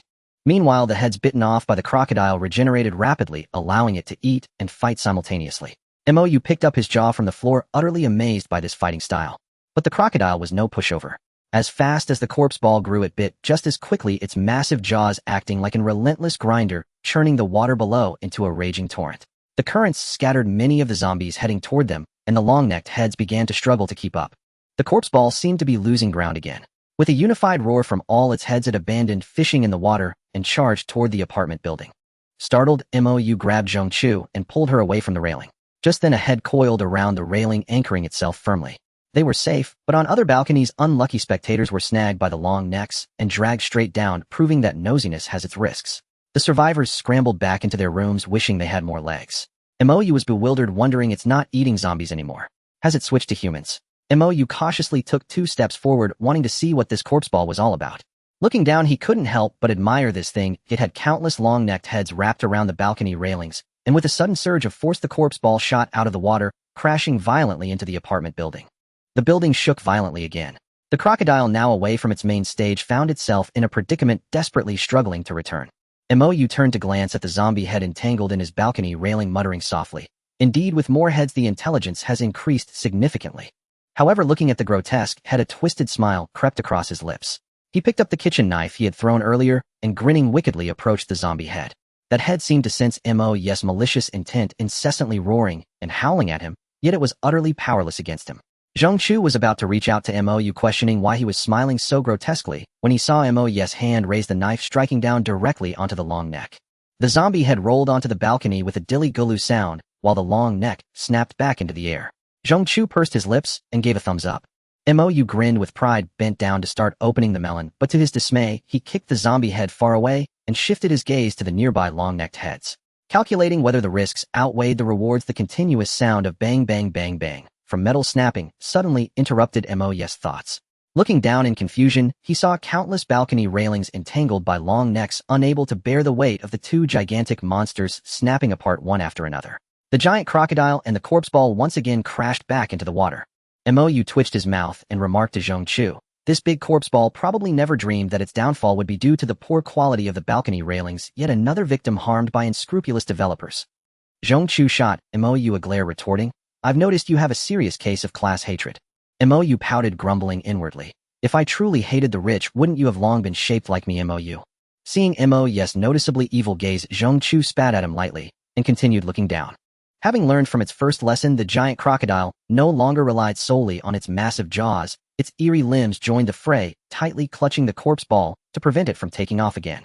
The corpse ball was aware that it was at a critical juncture, and the battle escalated to a fever pitch. Countless zombie heads desperately gnawed at the crocodile, each bite tearing flesh and skin. The giant crocodile was equally unwilling to back down, fiercely biting while trying to drag the corpse ball down to the bottom of the water. Before long, countless black blood dyed the already murky waters, making it look like a black hole where nothing. As their roars grew fainter, Mo suddenly turned to Zhongchu, asking seriously, willing to bet? Zhong Chu instantly understood yes, meaning gritted his teeth, thought for 2 seconds, and nodded vigorously. You immediately reached for the rope from Zhong Chu, tying it to the balcony railing. After considering the earlier lesson from the corpse ball, he secured an additional layer of safety at the balcony door. Only then did he use the other end of the rope to bind their legs together. Taking a deep breath, he didn't ask Zhong Chu another question, fearing she would back out at a critical moment. He hugged Zhong Chu and leaped into the pitch-black black hole. The icy water instantly enveloped both of them. Yu opened his eyes wide in the water without a moment's hesitation. Though everything was still shrouded in darkness, Mo's vision had sharpened slightly, allowing him to vaguely see 2 huge dark shadows struggling at the bottom. With no time to give Zhong Chu or himself a breather, he gritted his teeth and kicked off hard, shooting straight toward those 2 entities. Sensing the danger, the corpse ball immediately dispatched 2 heads charging toward Mu and Zhong Chu. Mu cursed inwardly. If it weren't for you, should you be dead? If you can't focus while fighting, who should die if not you? Suddenly pushing Zhong Chu aside, the kitchen knife at his waist flew out. Enhanced by the blue stone's speed and power, it met almost no resistance, and the 2 zombie heads were instantly severed. Without wasting a moment, he tossed the knife aside and grasped the retracting necks tightly with both hands, tying them in a butterfly knot around Zhong Chu's waist, while holding on to her, fearing she would be snatched away by the corpse ball as a snack. Despite this, Zhong Chu frantically waved her arms, trying to push the 2 necks away. This demonstrated Mo's foresight. Had she not been wrapped around him, she would have been pushed away. He reached out and firmly grabbed Zhong Chu's chest, pointing at the 2 necks, signaling her to wake up. As Mu expected, after her quick reflex, Zhong Chu immediately snapped awake, turned, and glared fiercely at him, grabbing the 2 necks, causing the corpse ball to disappear into the water. The giant crocodile, entangled in battle, was momentarily stunned, its massive head turning in confusion. Mu had no time to mock its foolishness. Transforming into a water monkey, he pulled Zhong Chu and descended quickly along the rope. This action startled the giant crocodile, which opened its massive jaws and lunged at the 2. Mu's heart skipped a beat. Just as he was about to let go and face this creature in an unequal duel, he suddenly reacted and tightened his grip on Zhong Chu, hoping she would understand his intent. This time Zhong Chu did not disappoint Mu. A barrage of miscellaneous items, random televisions, washing machines, double beds, and more, were hurled at the giant crocodile. The giant crocodile was momentarily bewildered, especially since it couldn't chew through any of them, making it question its own life. Ecstatic, Mu wished he could kiss Zhong Chu passionately right then, but reason reminded him that it wasn't the time for celebrations. Using all his limbs, he pulled Zhong Chu and shot out of the water, racing up to the 5th-floor balcony, along the rope, collapsing onto the floor, both gasping for breath. Then they exchanged a smile, high-fived each other, and burst into hearty laughter, feeling the vibrations from the giant crocodile crashing into the apartment building. Mu's gaze grew increasingly uncontrollable as he rolled over onto Zhong Chu and kissed her fiercely. Zhong Chu, momentarily taken aback, wanted to resist, but after a moment's thought, inexplicably closed her eyes. To be continued. Another crisp slap echoed through the room. Mu propped himself up, looking aggrievedly at Zhong Chu. Zhong Chu, her face flushed with indignation, pointed a trembling finger at Mu's hand and gritted her teeth. "Can you keep your paws to yourself?" Mu, unwilling to back down, muttered under his breath, "But you stuck out your tongue first." Zhong Chu clamped her hand over his mouth, rolling her eyes. "Nonsense. Don't you slander me. I've been the victim here all along." Mu gently pushed her hand away, a sly grin spreading across his face. "Then let's take this victimhood all." As he lunged forward again, Zhong Chu shook her head frantically, her lips pressed tight, protesting through her nose. "You can have my body, but you'll never have my heart." Mu was about to retort, "What use is your heart anyway?" when a heavy knock thundered on the apartment door. Sun Zaizen's sweet voice rang out from the hallway. "Appa, Mu, is everything okay with you and sister?" Frustrated, Mu rolled onto his back on the floor and answered weakly. Zhong Chu, quick as a rabbit, scrambled to her feet, dashed to the door, shot a triumphant glance at Mu. You took a deep breath and yanked it open. Sun Xiaojun rushed in, her face etched with worry. Ignoring Zhong Chu entirely, she knelt beside Mu, cradling his head in her arms. "Appa, what's wrong? Why are you on the floor?" Fortunately, Mu had endured several such face washes before, or he would have suffocated. He struggled, faintly ready to resign himself to fate, when Zhong Chu yanked Sun Xiaojun away. Visibly annoyed, Zhong Chu answered for Mu. He saw a monster, and his legs turned to jelly. "Is there something you need, Miss Sun?" Sun Xiaojun shook off Zhong Chu's hand, her face full of disbelief. She bent down to help Mu up, her voice dripping with sweetness. "Appa is far too brave to be scared of a monster. Xiaojun will always believe in Appa. I'm your forever #1 fan." Zhong Chu's teeth ached at the sight. She rolled her eyes at Mu and mouthed the word faker. Mu shot her a glare and mouthed back, "Faker. She's my dear little sister." Seeing Zhong Chu about to explode, he quickly changed the subject. Smiling at Sun Xiaojun, he asked, "By the way, Xiaojun, you didn't tell us why you're here." Sun Xiaojun let go of his arm, pouted, and tapped her head in frustration. "Oh, Appa, look at my silly brain. Father George said everyone should move to the rooms across the way. The ones facing the street aren't safe anymore. Mou nodded understanding. Thank you for telling us, Xiaojin. Let's head over then. To his surprise, Sun Xiaojin suddenly became shy, stammering as if she had something difficult to say. Mou and Zhongchu exchanged bewildered glances, wondering what new drama was unfolding. Finally, as if summoning great courage, Sun Xiaojin took a deep breath. There aren't enough rooms on the other side, so Appa and sister might have to share. Mou thought it was no big deal. Times were tough, and he wasn't about to be fussy. Just as he was about to say it was fine, he noticed Sun Zaizen's flushed cheeks and hesitated. You don't mean? We're all squeezing in together, he asked, uncertain. Sun Xiaojin let out an ah and turned away shyly. Not we, just me. Mou asked instinctively, what about Sujiu? Aren't you two a couple? Sun Xiaojin punched him lightly on the arm, pouted, and shook her head vigorously, looking deeply wronged. Mou winced internally. Sister, you're laying it on too thick. It's going to go sour. He glanced at Zhongchu, who gave a slight shake of her head. How about you share a room with Sister Zhongchu and I'll find somewhere else, he suggested. But Sun Zaizen's gaze grew even more resolute. Appa is a true gentleman. I trust you completely. It's settled, she declared, her voice dripping with emotion. With that, she grabbed Mou's arm and pulled him toward the door. Mou shot Zhongchu a helpless look, as if to say, see. I tried to refuse. I really did. Zhongchu glared back at him, but had no choice but to follow. Sun Xiaojin hadn't lied. The hallway was packed with people moving their belongings from one side to the other. Though crowded, the silence was almost oppressive, everyone still shaken by the earlier monster battle. Mou spotted Sujiu in the crowd, glaring at him with murderous intent. He swore that if the guy had a grenade, he'd stuff it right down his pants. This peach blossom luck with Sun Xiaojin might just be a calamity in disguise, he thought. But he wasn't intimidated. Shooting a defiant look back at Sujiu, Mou cheerfully followed Sun Xiaojin. Sun Xiaojin let go of his arm, spun around with her arms outstretched, and beamed. So Appa, what do you think of my room? Isn't it pretty? Mou's mouth twitched. He looked around. The layout was nearly identical to every other room. How pretty could it be? Sun Xiaojin grinned mysteriously and pointed at the bathroom. The real secret is in here. A tantalizing image flashed through Mou's mind. What could be so special about a bathroom? Curious, he poked his head inside. He was sorely disappointed. Aside from an extra bathtub, there was nothing remarkable. He turned back to Sun Xiaojin, baffled. Not to brag, he thought, but the tub in Han Shi's lounge could fit 3 of these. Unaware of his disappointment, Sun Xiaojin excitedly placed her hands on their water heater. Tada! The secret is right here. Mou was even more confused. He looked at the heater, then at Zhongchu, who looked equally puzzled. Is this girl so deprived that she's never seen a water heater before, he wondered. Seeing their expressions, Sun Xiaojin pouted and explained, it's a gas water heater, Appa. Don't you get it? Mou shrugged, still clueless. I'm an adult. I know what it is. Sun Xiaojin huffed, sounding wronged. I mean, there's hot water in it. We can take a nice warm bath. Mou let out a long oh. And oi. Sun Xiaojin stomped her foot in frustration, then turned to Zhongchu, whose eyes were sparkling. Sister Zhongchu, you understand, don't you? Zhongchu nodded eagerly. Mou was speechless. It's just a bath. Can't you wash with cold water? Then Sun Xiaojin dropped her bomb. Mou was speechless. It's just a bath. Can't you wash with... Zhongchu, who had been somewhat hopeful, instantly shook her head vigorously and flatly refused upon hearing Sun Xiaojin suggest that she bathe with Mou. Sun Zaizen's eyes were filled with confusion as she looked at Mou and Zhongchu, asking, aren't you two a couple? Mou chuckled, reaching out to drape an arm around Zhongchu's neck, saying, isn't it just that Sister Zhongchu is shy? Don't you know that girls in our China tend to be more reserved? Sun Xiaojin spoke softly, a bit troubled. I can understand that, but you know hot water is limited. We can't just waste it, can we? Mou nodded with exaggerated agreement, gently pushing Sun Xiaojin out of the bathroom, saying with a broad smile, all right, Sister Xiaojin, we'll wash up right away. Sun Xiaojin nodded happily, gave Mou a little fist pump, sweetly shouted, go for it, and turned to walk back. Mou's mouth twitched as he muttered inwardly, what kind of encouragement is that?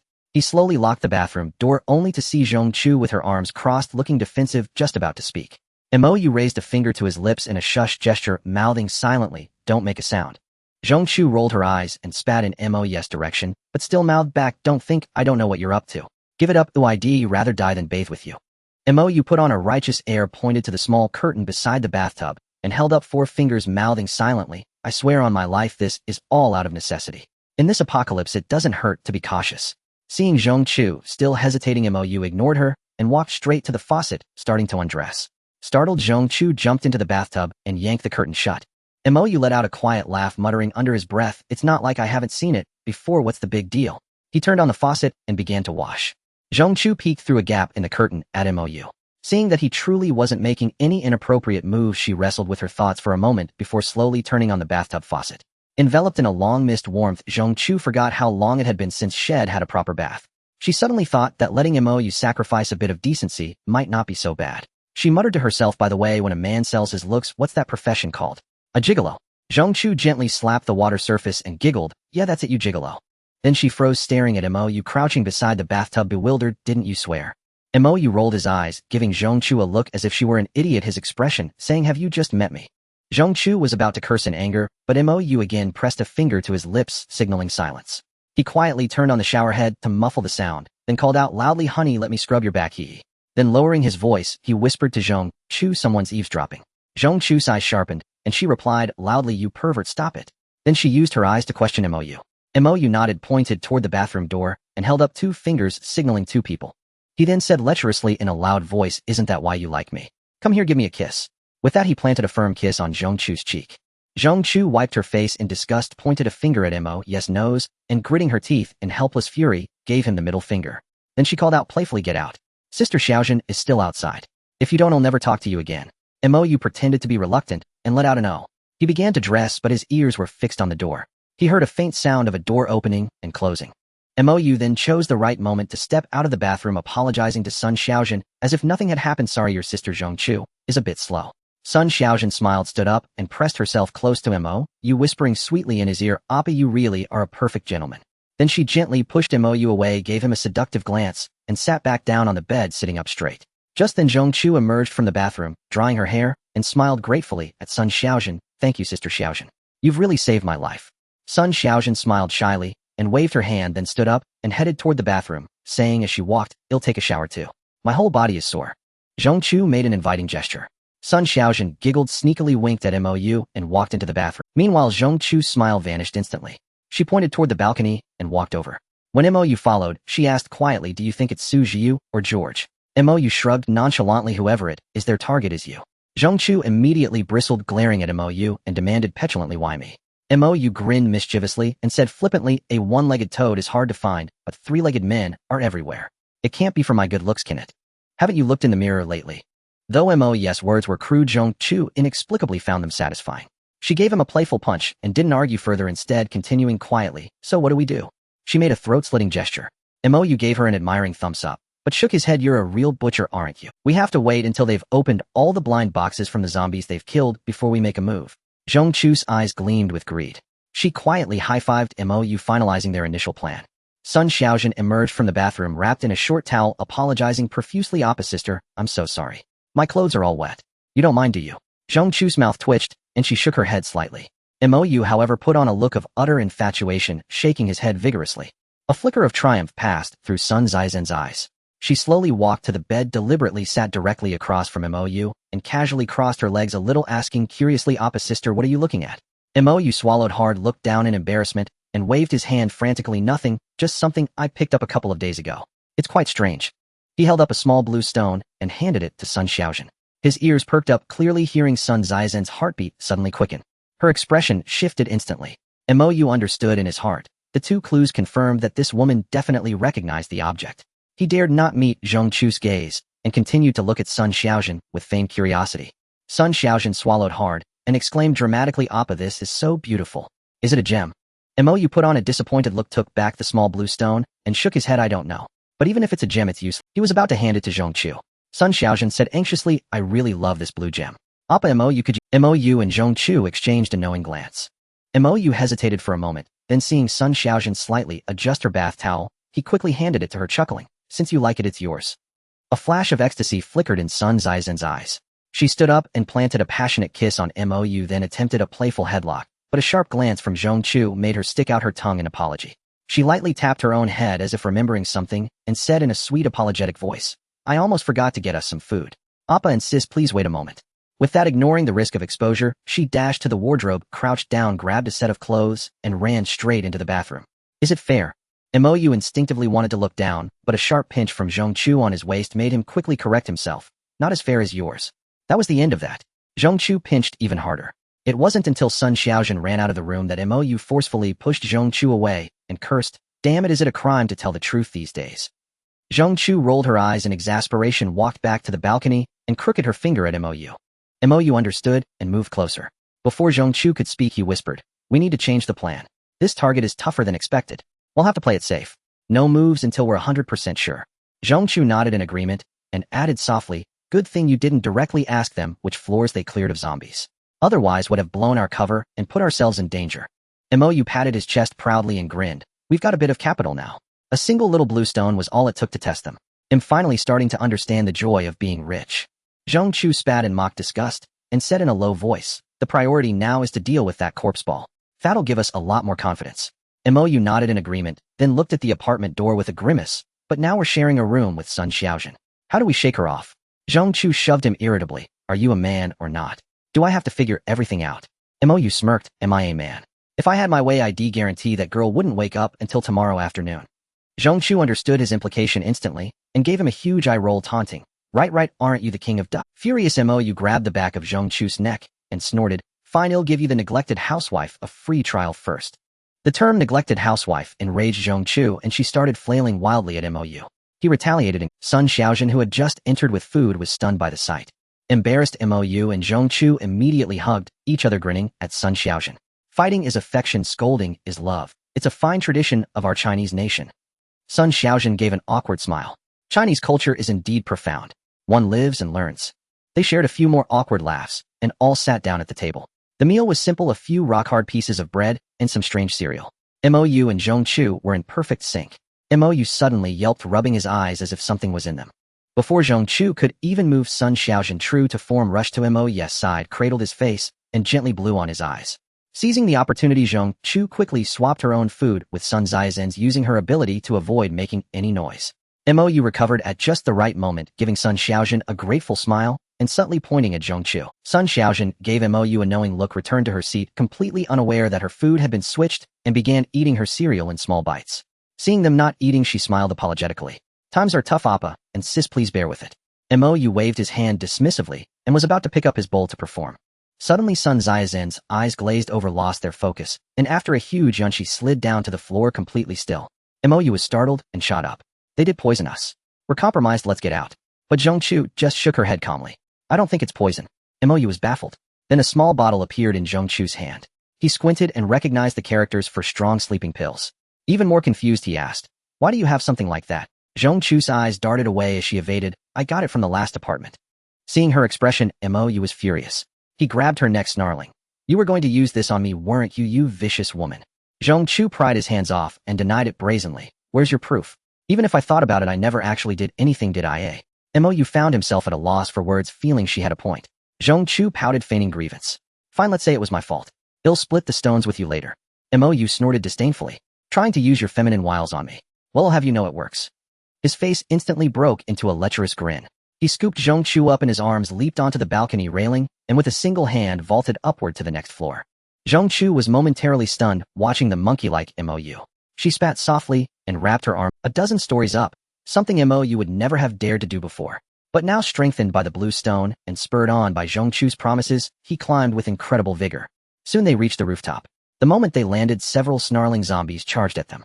It seemed quite a few people had fled here in a panic. Mou gave Zhong Chu a look, set her down gently, and held out his hand. She asked, puzzled, what is it? Mou kicked the nearest zombie far away and said impatiently, I don't believe you drugged me just because you wanted my handsome looks. Hand over your tools. Zhong Chu coughed sheepishly. I told you I never planned to drug you. But she placed a fire axe in Mou's hand. Mou was dumbstruck. He stared at her, stammering, is it too late to throw you off now? Zhong Chu shrank her neck, muttering softly, I said I was just thinking. Thinking isn't a crime. Seeing that Mou truly intended to deal with her, she suddenly pointed behind Mou and gasped, watch out. Her tone was as fake as it could get. Mou rolled her eyes dramatically, too lazy to bother with her, and without looking back swung the fire axe in her hand sharply backward. The poor zombie charging at her became Zhong Chu's scapegoat, its body cleaved in half. It stumbled and fell to the ground, yet still crawled forward, gnashing its teeth at Mou. Mou almost felt pity for it. With a swift strike of the axe, she severed its head, sparing it further suffering. Then, ignoring that treacherous woman Zhong Chu, she charged straight into the horde of zombies.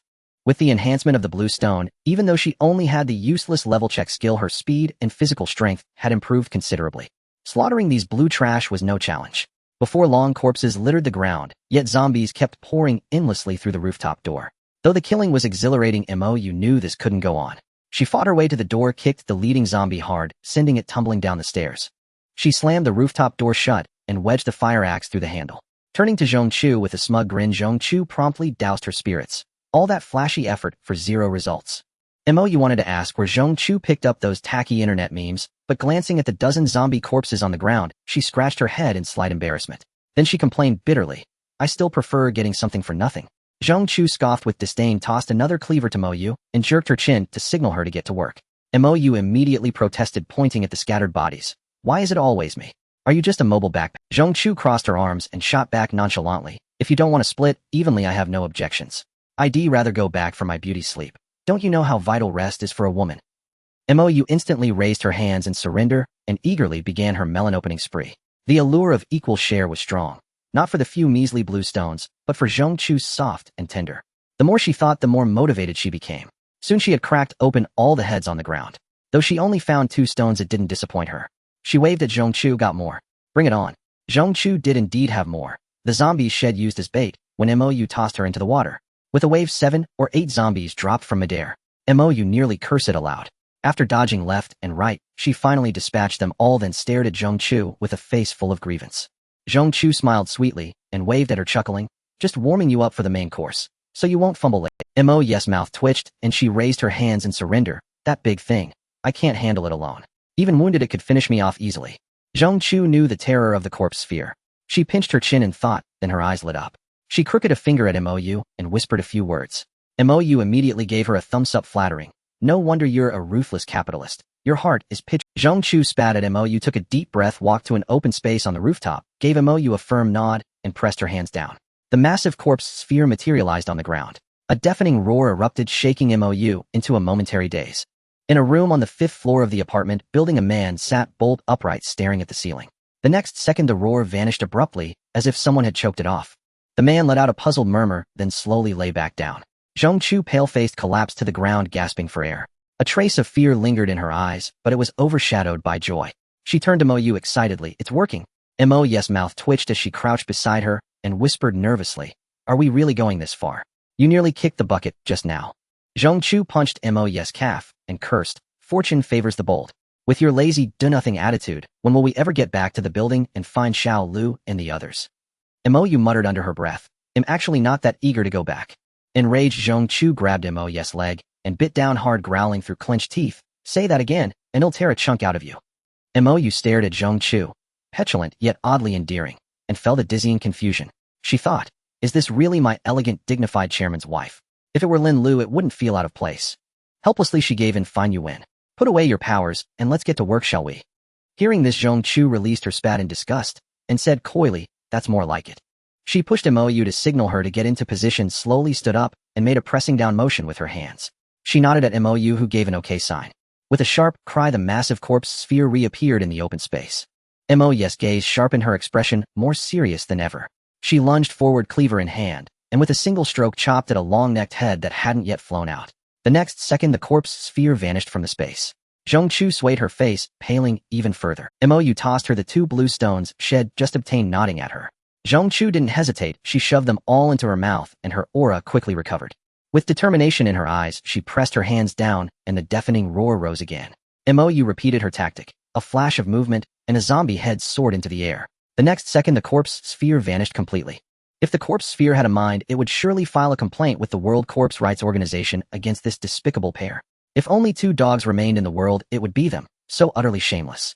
As time passed, the 2 dogs, no, the 2 people, grew ever more synchronized. No words were needed, a single glance said it all. Though the corpse sphere had countless heads, it couldn't withstand such relentless torment. Before long, it was completely bald. A bald loser who hadn't grown stronger. Truly pathetic. As the last zombie head was cleaved off by Moyu, both she and Zhongchu collapsed onto the ground in exhaustion almost simultaneously. Though their faces were pale, a glance exchanged between them revealed the light of excitement and joy in each other's eyes. But that corpse sphere had become a true sphere of corpses writhing incessantly on the open rooftop. Without the aid of those long-necked heads, it resembled a freshly cooked meatball, though far more nauseating and in a strange way more pitiable. Zhongchu reached out and nudged Moyu, issuing a weak command, go deliver the final blow. It's rather unpleasant to look at. Moyu immediately flopped onto the ground, refusing in a petulant tone. You think you can just order me around? You ate 2 extra blue pebbles, so you should do more work. Zhongchu shot Moyu a glare, then scooted closer, leaned down, and planted a loud kiss on Moyu's cheek. In a coaxing voice, she said, consider this the interest on those 2 pebbles we were supposed to split evenly. Satisfied now? A tingling sensation, like an electric current shot, through Mo's body. After all, this was Zhongchu's first time offering such a spontaneous benefit. Springing to his feet, he leaped high and charged toward the massive meatball cleaver in hand. A glint of cunning flashed in Zhongchu's eyes as she hummed triumphantly under her breath. Dealing with a little rogue like you is as easy as pie. She then broke into a soft chuckle. Empowered by the kiss, Mo brought his cleaver down in a vertical slash upon the massive meatball. The corpse sphere, which had been too weak to even roar, let out a thunderous howl. The roar shook the building, causing it to tremble slightly. In an instant, the sphere began rolling across the ground with surprising speed. Enraged, Mo cursed under his breath as he rained down blows with his cleaver, each strike landing without restraint. The more Mo chopped, the faster the meatball rolled. The faster it rolled, the quicker Mo pursued, and the more furious his strikes became. It gave him an odd sense of déjà vu, reminiscent of a legendary gangster chasing down his foe. Not just him, but even Zhongchu was doubled over with laughter at the spectacle. Neither of them spared a single thought for the corpse sphere's feelings. Finally, amidst its tragic and humiliating end, the colossal corpse sphere let out its last pitiful wail before collapsing limply into silence. Mo, hands on his knees, gasped for breath while still cursing loudly. Run, will you? Why don't you run now? Covered head to toe in black blood, he truly looked like a mafia boss. Fortunately, the rain was pouring in sheets, quickly washing away the black blood and lifting Mo's spirits a bit. He stepped forward, estimating where the corpse sphere's brain might be, and began probing with his cleaver. His haphazard slashing, one here, one there, finally annoyed Zhongchu, who walked over and pointed at the monster's massive mouth. Why don't you just follow its mouth to find it? Mo was speechless. He pointed at the giant mouth that took up half the sphere and shrugged helplessly. I tried, but I can't tell which side is up and which is down. Zhongchu rolled her eyes in disdain, conjured another cleaver in her hand, and declared with authority, "You're useless. I'll handle it myself." Alarmed, Mo immediately raised his hand to stop her. "I can do it. I've never been more capable. You just gather all those heads on the ground and wait for me to crack them open for you." Heaven as his witness, it wasn't that he feared Zhongchu would tire herself out. Rather, he dreaded that if she found the stone inside the monster's brain, she might get carried away and accidentally swallow it again. Where would he be then? He couldn't exactly strangle her, and besides, he wasn't even sure he could beat her anymore. Han Shi was a stark example of that reality, how otherwise she would have long been under his control. Seeing Mo's sincere attitude, Zhongchu nodded in satisfaction, put away her blade, and began collecting the zombie heads scattered on the ground. No longer bothered by the corpse sphere's repulsiveness, Mo reached into its gaping mouth, pried it open, and ignoring the stench of decay, shoved his entire upper body inside. As it turned out, fortune favors the bold. After countless swings of his cleaver, a clink sound sent a surge of ecstasy through Mo's heart. It felt as though the azure crystal from the exterminating nun's head was beckoning to him. That previous crystal had made him salivate with greed, but sadly one had been eaten by little me and the other had been claimed by Han Shi. It was a truly miserable affair. With that thought, he used both hands to dig it out. But the moment he pulled it free, he froze, thinking to himself, the color's wrong. Could it have mutated? Then, staring at the dazzling purple crystal in his hand, like an amethyst, his heart pounded wildly. Even a fool could tell this was infinitely superior to the blue one. He was immensely grateful he hadn't let Zhongchu search for it. Now he wanted to keep it all for himself. If only he could absorb it directly. To hell with Zhongchu, to hell with the goddess. They'd all have to step aside. Even so, the thought of having to split it with Zhongchu made his heart ache as if it were bleeding. As he wallowed in his misery, he felt a tug at his foot, and before he could react, Zhongchu pulled him out of the corpse sphere's remains. She looked at him with feigned concern and asked in a sweet voice, Mo, are you okay? I was worried something had happened to you. Oh, what's that in your hand? Though she smiled gently, her eyes gleamed with cunning. Mo had wanted to hide it, but reluctantly, he opened his palm. He had no choice. Without Zhongchu, he couldn't absorb it yet. The moment the amethyst-like purple crystal was revealed, Zhongchu froze, her eyes turning into little hearts. She lunged at Mo, trying to snatch it from his grasp. Mo sidestepped and looked at her with an amused expression. Unfazed, Zhongchu pouted indignantly. What afraid? I'll eat it. Mo nodded with certainty. Furious, Zhongchu punched him and huffed, judging a gentleman's heart with a petty mind. So what do you suggest? She wanted to consume it, and so did Mo. Knowing he couldn't keep teasing her, he glanced around and pointed at several water storage tanks. Let's split it in there. I'm afraid something might go wrong if we wait. Zhongchu asked, puzzled. Why not just split it here? And those tanks are full of water. How can we hide in them? Mo stood up and shot her an exasperated look. Have you forgotten? The first time you ate a blue pebble, you passed out cold. Imagine if we both collapsed here on the rooftop. What do you think would happen? Zhongchu glanced at the rooftop door, still banging loudly, and nodded slightly, just as she was about to ask how they'd hide in the tanks. She caught Mo's contemptuous gaze and immediately realized that she herself was the key to that hiding spot. She glared back at him and snapped, well, what are we waiting for? Stop dawdling. With that, she clambered onto one of the water tanks, chose one that looked acceptable among the half-dozen, lifted the lid, and jumped in.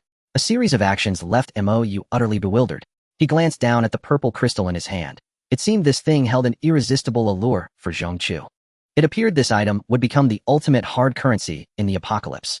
He wondered how many wives it could fetch. He dared not let his thoughts wander further, fearing he might abscond with the treasure.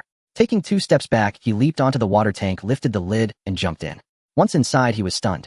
The small tank had been lined with bedding by Zhongchu, and a tiny flashlight was lit. Mo stared at Zhongchu in confusion and asked blankly, "Are you planning to settle down here?" Zhongchu snorted matter-of-factly. "You're the type who insists on suffering needlessly. When you have the means, why not make yourself comfortable? Besides, if you do faint, do you want to lie on cold iron?" Mo seemed to understand, yet not fully, as only one phrase echoed in his mind. "When you have the means, why not make yourself comfortable?" As if a new world had opened up, he nodded in firm agreement.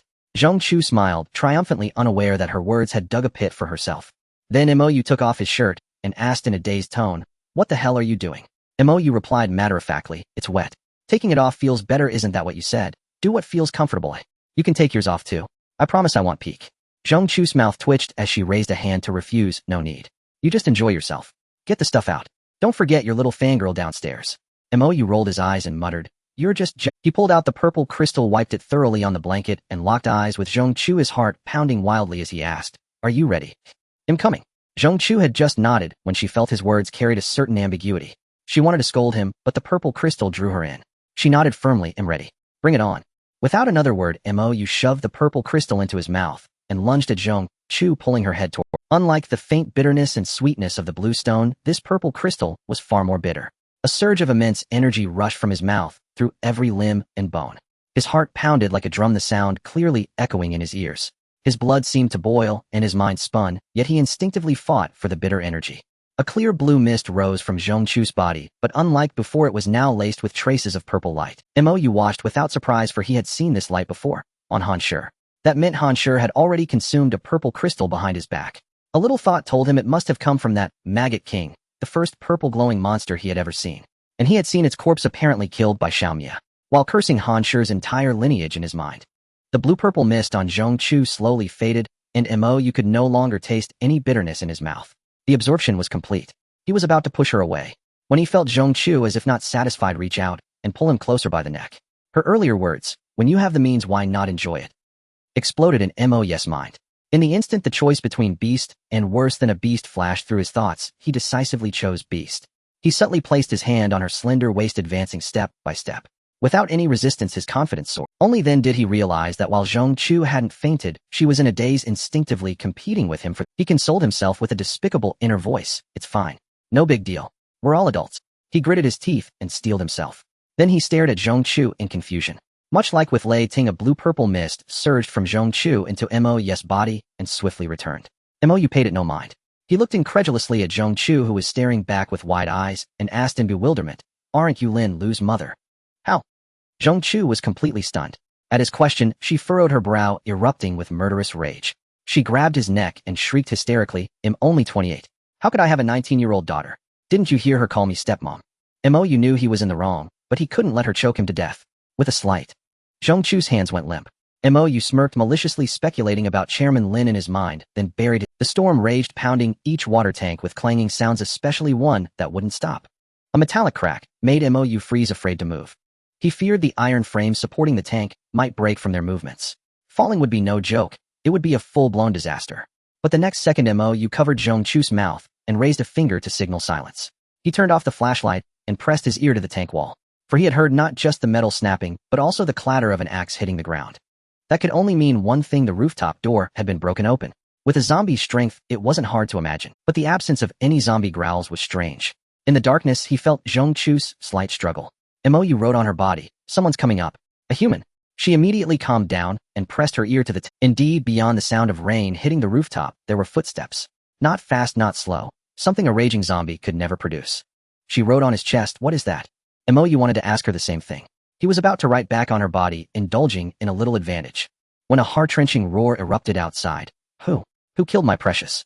It'll make you die a miserable death, torn to pieces." Mo's heart tightened. Simultaneously, they wrote on each other, "Him." The roar showed no sign of abating, but seemed to be descending into madness. The sound of something thrashing against the rooftop persisted, and to make matters more perilous, Mo heard a water storage tank next to her suddenly burst. Immediately after came the thunderous crash of the tank striking the rooftop. Mou trembled in fright, and Zhongchu shuddered along with her. She reached out and fiercely twisted the soft flesh at Mou's waist. Mou dared not make a sound, now not out of fear of conflict with the creature outside, but because of their current state, especially Zhongchu's, which somehow made him feel he would be the one at a disadvantage. Fortunately, the sound of the bursting tank seemed to calm the creature outside somewhat. Apart from heavy breathing, it ceased its furious destruction. Mou couldn't help but admire Zhongchu's choice of the tank. Had he chosen it himself, the outcome might not have been so favorable. After waiting a while longer, footsteps resumed and gradually faded away. Both Mou and Zhongchu relaxed their tense bodies. Zhongchu had just pulled Mou's hand from her mouth. When Mou quickly wrote on her skin, "It might be a trap. Watch out for a feigned retreat." Zhongchu found this reasonable, slowly lowered her hand, and strained her ears to listen outside. But as she listened, something fell off, and she stared at Mou with wide, bewildered eyes. She screamed inwardly, "This scoundrel is utterly inhuman." She fiercely pried Mou's hand away and gritted her teeth, cursing. "Weren't you afraid?" He hadn't left. "What the hell are you doing now?" With his keen hearing, Mou could tell whether the person outside had left, but he remained unflustered and bluffed. Who can guarantee he won't double back? And it's not like we have anything better to do, right? Enraged, Zhongchu bit down on Mou's shoulder, determined to bring this shameless man down with her. Mou wasn't intimidated and pressed forward. Later in Sun Zaizen's apartment on the 5th floor, Zhongchu shoved Mou, who had carried her down from the roof, and hissed through clenched teeth, "I will never forgive you, never." With that, she turned and walked toward the large bed. Mou watched Zhongchu's slightly awkward gait, a smug smile curling at his lips. He yawned nonchalantly and said, "A three-legged toad is hard to find, but there are plenty of two-legged women. Why would I need your forgiveness? Isn't there one right here?" He pointed to Sun Xiaojun, still unconscious on the floor, walked over, scooped her up, and headed for the bed. Just as he laid Sun Xiaojun on the bed, his hair was yanked from behind. Zhongchu grabbed him by the hair and gritted out fiercely, "I order you not to touch her, or else." Or else. Before she could figure out a threat, Mou slapped her hand away and interrupted impatiently, "What's always on your mind? We can't just leave her sleeping on the floor. How would we explain that tomorrow?" Zhongchu's pretty face flushed slightly, but she still rolled her eyes dramatically at Mou and muttered defensively, "You're that kind of person, can you blame me for thinking that way?" Mou exclaimed in mock realization, "Are you jealous?" Zhongchu punched him hard and scolded, her voice sweet but fierce, "I'd rather jump from this building than be jealous of you." With that, she made to lie on the bed. Mou quickly reached out, stopped her mid-motion, and lifted her off the bed. Pointing at her soaked clothes, he said impatiently, "You're not going to sleep like that, are you? Go take a shower." Zhongchu struggled out of his embrace, her eyes full of suspicion as she demanded, "Are you planning to take advantage of me while I am in the shower?" Mou was utterly speechless. He pointed at himself, then at her, and finally said helplessly, "If that were my intention, call me a dog. If you sleep all wet like this, anyone with half a brain would know something's wrong tomorrow." Zhongchu's eyes remained skeptical, but seeing Mou's aggrieved expression and considering his words, she pointed at the leftover food on the table and commanded, "He'll trust you one last time. And clean all that up." Mou saluted, signaling his unwavering compliance. Only then did Zhongchu head to the bathroom, looking back every few steps. Mou quickly dumped all the leftovers out the window and washed the dishes in a flash. Then, without a shred of guilt, he walked straight into the bathroom. Immediately, Zhongchu's angry shout came from inside, "You're dishonorable," followed by 2 barks from Mou, and then only the sound of splashing water. Sun Xiaojun, still groggy, rubbed her head, stumbled out of bed, and pushed open the bathroom door. A long silence ensued as 6 eyes met. Sun Xiaojun let out a small gasp, quickly pulled the door shut, and hastily apologized, "Appa Yuni, I'm sorry, I didn't know you were in there." Zhongchu's pretty face went from flushed with shame to icy cold. She turned to look at the slightly stunned Mou and made a throat-slitting gesture. Mou snapped out of it, chuckled, and gave Zhongchu a light flick on the forehead. He leaned in and whispered in her ear, "We're a couple, it's perfectly normal for us to do this. And if she realizes she was drugged, this is a great excuse." Zhongchu opened her mouth, but Mou grabbed a towel and gently dried her hair, smiling softly, "No buts. For now it's best to keep a low profile." Seeing Zhongchu about to say more, Mou wrapped the towel around her, grabbed one for himself, and walked out of the bathroom. Sun Xiaojun stood at the door, her face bright red like a schoolgirl caught in the act. Mou reached out and ruffled her hair, magnanimously smiling. "We're the ones who should apologize. It's just that we got a little carried away. Anyway, sorry about that." Sun Xiaojun shook her head frantically, stealing a glance at Mou's broad chest, her blush deepening. In a voice barely audible, she murmured, "They'll go get more food," and fled the room in a panic. Mou's expression turned calm as he stared intently at Sun Zaizen's retreating figure. Zhongchu, wrapped in a towel, came up behind him and asked softly, "Is something wrong?" Mou shook his head slightly, was silent for a moment, then broke into a smile. "I just think her tea ceremony has improved quite a bit." Zhongchu spat at him playfully, yawned widely, and said weakly, Don't talk to me, you I won't understand anyway, because from now on you're a dog. Mou retorted with displeasure. If I'm a dog, then you're a dog. Zhongchu immediately covered her ears and feigned confusion. What's that barking? I can't understand a word. Sun Xiaojun re-entered the room, carrying fresh food. Seeing Zhongchu sleeping soundly with her head buried under the covers, she looked at Mou with a hint of confusion.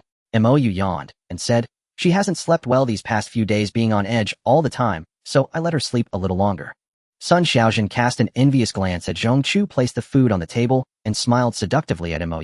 With an appa like you, sister Zhongchu is truly fortunate. After speaking, she gave Mou a playful wink.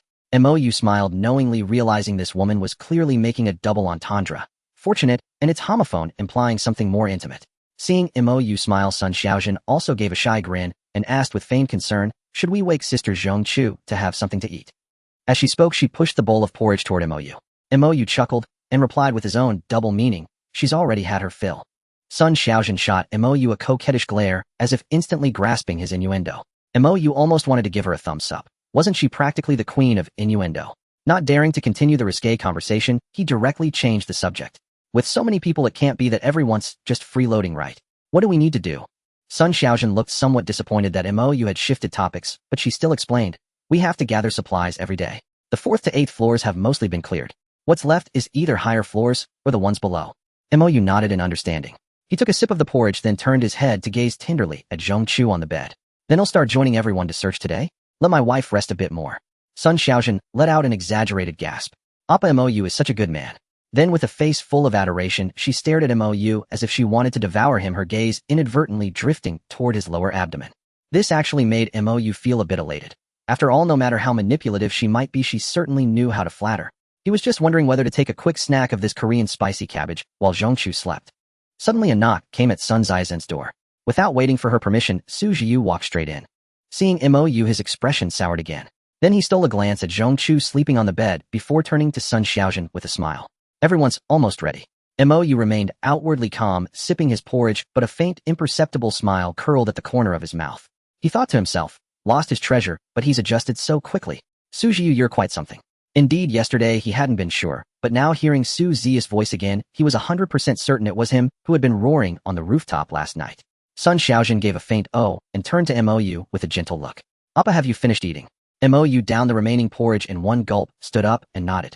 Noticing the chill deepening in Su Zia's eyes, Mou pretended not to see it. He walked over to Zhongchu's bedside, gently kissed her forehead, and whispered, rest well. Your man is off to earn some money for you.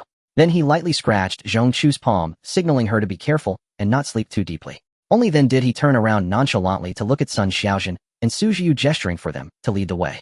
In the corridor, no fewer than 20 people were already standing, including Father George. He smiled warmly at Mou. Mr.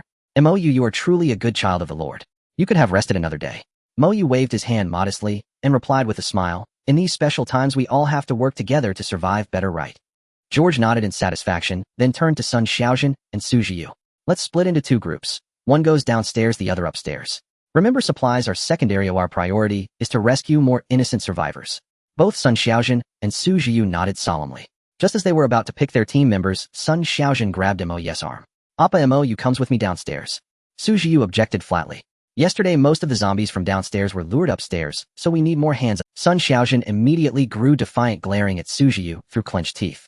I don't care about that. You can pick anyone else, but I'm taking Appa Mou. Su Jiu didn't argue further, but turned his gaze to Father George. George smiled warmly at Mou. Mr. Mou, what's your opinion? I think downstairs is fine, less dangerous.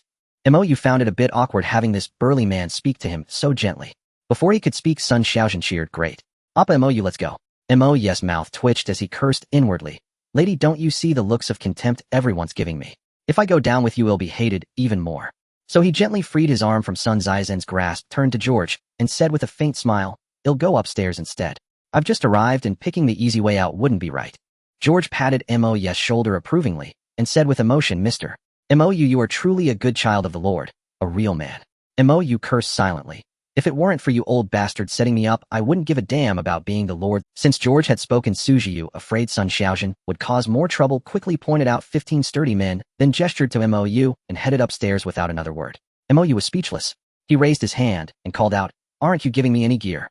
He cursed inwardly. If you want to screw me over, at least make it look convincing. Sure enough, Sujiyu had probably already written MOU off as a dead man, so he saw no point in wasting a weapon. But with everyone watching, he reluctantly pulled an extra baseball bat from a teammate's back and tossed it to MOU with a half-hearted sorry. With that, he continued walking. MOU rolled his eyes and tested the bat in his hand, solid with decent quality. Then he fell in step at the back of the line. After a few steps, Sun Xiaojun hurried over and pressed her walkie-talkie into MOU's hand, whispering, "Watch out." She then ran back without looking back. MOU stared blankly at her retreating figure, momentarily puzzled by her intentions. Only when he heard Su Zia's irritated cough did he slowly follow. The last man in the line saw MOU catch up and gave him a thumbs up with a grin. "Bro, you're something else. Only been here a day and you've already stolen the team leader's girl." MOU's eyes twitched, but he didn't deny it. Instead, he chuckled slyly. "Spicy cabbage is cheap and tasty. Who eats it doesn't really matter." The mid-aged balding man with a potbelly who had been chatting with MOU let out a lecherous grin and gave him a thumbs up. A few teammates standing slightly behind turned their heads, wearing expressions of admiration as they looked back at MOU. Just as MOU was about to continue showing off, he heard Sujiyun, who was at the very front, coldly bark, "You lot seem so free, why don't you take the lead and clear the path?" Startled, the men all quickly turned their heads, pretending they didn't know MOU. MOU curled his lip and muttered under his breath, making a mountain out of a molehill. The balding man beside him immediately scurried over to Sujiyun, pointing at MOU with a fawning smile. "Captain, that young brother over there volunteered to take the vanguard." MOU was utterly defeated by the man's shamelessness and gave him an exaggerated thumbs up. Unexpectedly, the balding man seemed completely unperturbed and even nodded back at MOU with an air of gratification. MOU was both amused and exasperated. Too lazy to argue, he simply walked over to them and asked nonchalantly any special requirements for clearing the path. Sujiyun shook his head faintly and said softly, "No requirements. Yesterday, to save you all, our people lured the zombies from the 2nd floor all the way to the 8th. Your job is to lure them out again. We'll use the space on the 7th and 8th floors to eliminate them all." As he spoke, he pointed towards the fire escape at the other end of the 7th floor corridor, tracing a circle in the air with his. MOU instantly grasped Su Xian's plan. It wasn't that the idea was unfeasible, but it was clearly a case of using official business to settle a personal grudge. The one tasked with luring the zombies was practically walking into a death trap. Seeing MOU's silence, Su Ziyun snorted coldly. "What's the matter, scared? You can voice your objections. We're all about fairness and democracy here. All in favor of MOU leading the way, raise your hands." Without a moment's hesitation, the remaining 15 men raised their hands high, looking at MOU with expressions of MOU let out a resigned laugh and could only nod in acceptance. He dashed to the stairwell door on the 8th floor in a few swift strides. With a loud bang, he smashed the door with his baseball bat and shouted at the bewildered horde of over 100 zombies in the corridor, "Your grandpa's here. Come and get me." Then he swiftly retreated to the corner of the 7th floor stairs, looking at Su Ziyun with an air of mission accomplished, and yelled excitedly, "Task complete." Not only was Su Ziyun dumbfounded, but everyone else also stared at MOU as if he were an idiot. Before they could erupt in fury and curse his ancestors, the sounds of roaring, charging, and crashing suddenly erupted from the 8th floor stairwell door. A tidal wave of zombies surged down. Everyone screamed "Mommy." And regretting not having been born with extra legs, they all plunged headlong into the 7th floor corridor. A slight smile tugged at the corner of MOU's mouth. He too darted into the 7th floor, but unlike the others who ran down the corridor towards the opposite fire escape, he kicked off the wall, launching himself upward. Planting his feet on the walls on either side, he clung to the ceiling. Watching the frenzied zombies chase after his hapless teammates without even glancing up MO, you could only pray that the Lord would watch over them. Having actually heeded Su Xian's plan, instead of running downstairs, these people all rushed up to the 8th floor via the fire escape. Soon they burst back in through the stairwell door on this side. The first thing they saw was MOU clinging to the ceiling, quietly enjoying the show, and they all ground their teeth in hatred. A few clever ones tried to imitate MOU and climb up, but the result was tragically disastrous. They were instantly overwhelmed by the zombie horde and reduced to a pile of mangled flesh. This terrified the survivors so much that they dared not entertain any more wild ideas. Their only thought was, when the next lap came around, MOU was astonished to see the balding man leading the pack. Given his portly figure, it was nothing short of a miracle, truly deserving of a round of applause. The balding man suddenly swung his backpack off and hurled it straight at MOU. For a moment, MOU thought he was having a change of heart and wanted to bequeath his belongings. He caught the backpack, opened it, and found a large plastic jug of gasoline inside. Before he could react, the balding man was already far away again. The remaining teammates and the zombies finally arrived on the 7th floor, albeit belatedly. Watching the zombies stream past beneath him, MOU began to understand the balding man's intention. He gently unscrewed the cap of the gasoline jug and waited silently for the zombie horde's next arrival. Sure enough, not long after, the balding man came charging back in first place. Seeing MOU's stance, he gasped for breath and gave him a thumbs up. Then he continued his desperate, dog-tired sprint forward. MOU gave his back a solemn nod and without hesitation poured the entire jug of gasoline from above onto the zombies hot on their heels. He tossed the empty jug aside and patted himself down, suddenly remembering that he didn't smoke. He looked around, eagerly hoping for the balding man's return. True to his clever nature, the balding man tossed a pack of cigarettes up to him the moment he rushed in again. Mou caught it and thought to himself, truly a man who understands the ways of the world. He pulled out a cigarette and a lighter from the pack, lit it with deliberate slowness, and then tossed it lightly down into the crowd of zombies below. A single spark can start a prairie fire, let alone when it lands on zombies drenched in gasoline. They were instantly engulfed in a sea of flames, and the hallway on the 7th floor was filled with their furious, agonized roars and screams. The zombies thrashed about wildly, and within moments they were all writhing on the ground, burnt to a crisp. Seeing that the danger had passed, Mou jumped down from the wall and walked towards his spoils of war, praying silently, "I hope those little blue stones aren't afraid of fire." Before he could even reach the charred remains of the zombies, the marathon team stumbled back behind Mou. They collapsed on the ground, panting like oxen, pointing at him with their mouths open, but utterly devoid of strength to curse. Mou shrugged, glanced at the remaining number of people, then looked towards the back of the group. He asked the balding man at the front, somewhat puzzled, "Where's Su Jiyun? Is he dead?" The balding man shook his head, waving his hand and panting heavily, "No idea. Didn't see him." Mou was startled. It seemed that since the very first time the team had rushed back to the 7th floor, he hadn't seen that bastard Su Jiyun. Could he really have just kicked the bucket? The more he thought about it, the less likely it seemed. His expression turned grim. Just as he was about to step out onto the 7th floor to check, he abruptly halted, took a rapid step back, and urgently shouted to the people sprawled on the ground, "Spread out, get into the rooms. Go down from the balconies." As he spoke, he kicked hard at the door of the nearest apartment. Not knowing what had gotten into Mou, the remaining teammates instinctively looked behind them. The sight that met their eyes sent them scrambling, rolling, and crashing into the nearest apartment doors in sheer panic. Those who were a fraction of a second slower were met with nothing but miserable screams. The balding man, being closest to Mou, had rushed into the room almost the moment the door was broken. With a nimbleness that belied his build, he scrambled onto the balcony. In the next second, he came charging back and leaving Mou utterly bewildered. He instantly reached out, staring at the Mediterranean-looking older brother, wanting to ask what was going on. The next second, he got his answer. Several scrawny monkey-like zombies, but 100 times more repulsive than any monkey. One by one, they nimbly leaped onto the balcony, approaching the two on all fours. They were exactly the same as the ones Mou had seen at the stairwell on the 7th floor. This was why Mou had told his teammates to scatter and run. These things were clearly the agile type. Seeing that they had blocked all escape routes, Mou gripped his baseball bat and turned to the Mediterranean older brother, saying, "Let's fight our way out. Maybe we'll have a chance." Who would have thought the Mediterranean guy had no sense of honor? He nodded in agreement, then turned and bolted out the door, even kindly closing it behind him. Mou was dumbfounded. There were more in the hallway just now. Why run out there? He muttered. With a scoff, he swung his baseball bat and smashed it into the face of a scrawny monkey zombie charging at him. They were fast, but Mou was faster. If he hadn't wanted to play the fool in front of his teammates, he wouldn't have needed to run into the room at all. The cracking of bone and the zombie's piercing shriek rang out simultaneously. Mou's eyes gleamed with amusement as he flicked the black blood off his bat. "You picked the wrong guy to mess with," he said with a sinister smirk. Instead of retreating, he charged at the pack. A room with only 5 or 6 of them wasn't even enough to warm him up. He smashed them all into dead monkeys. Mou shrugged in boredom. "All bark and no bite," he muttered to himself. He crouched down and began opening their heads one by one. As expected, not a single blue stone was found.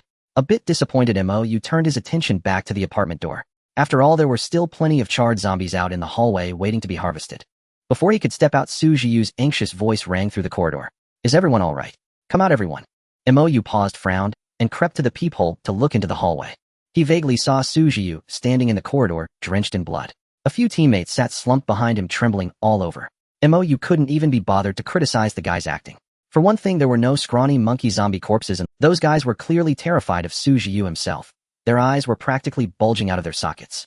And he was still putting on a show. Mou glanced at the black blood on the floor and smirked. "Let me show you what real acting looks like," he thought. He quickly smeared the black blood over his face and body, found a shard of glass, and gritted his teeth as he cut a long gash on his shoulder. Then he yanked the door open and stumbled into the hallway. "Captain Su, I'm here."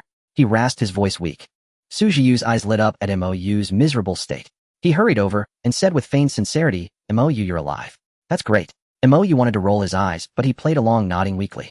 Su Jiyu helped him over to the other teammates, then stood up and started knocking on doors one by one.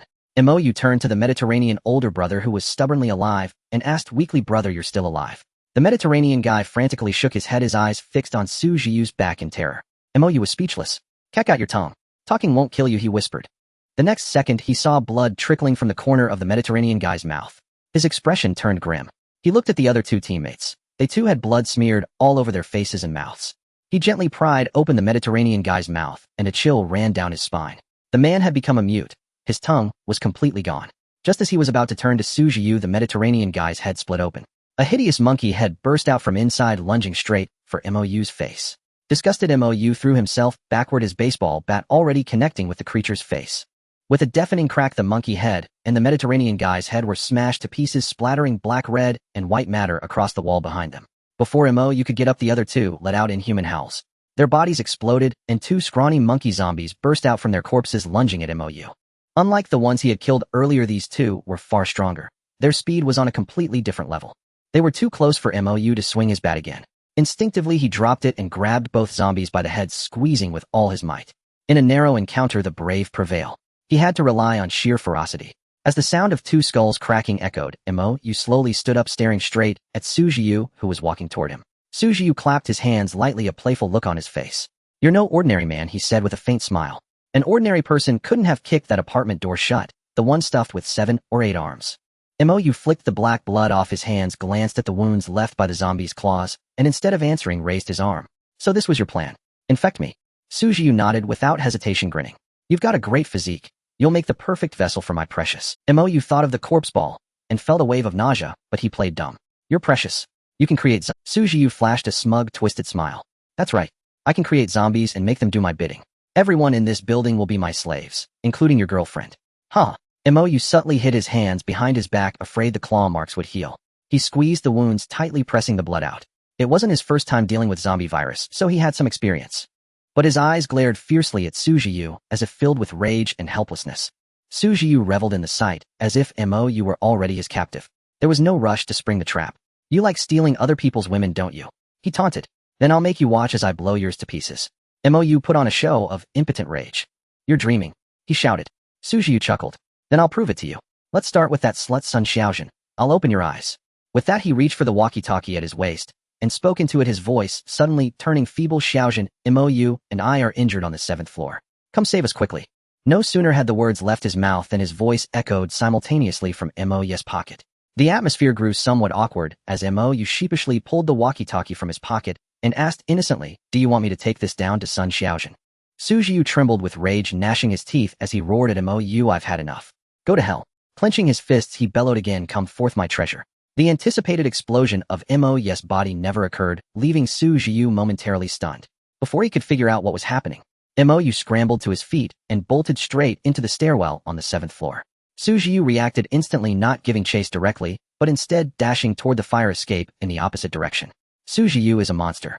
Mou isn't human," rang out almost simultaneously in the 5th floor corridor.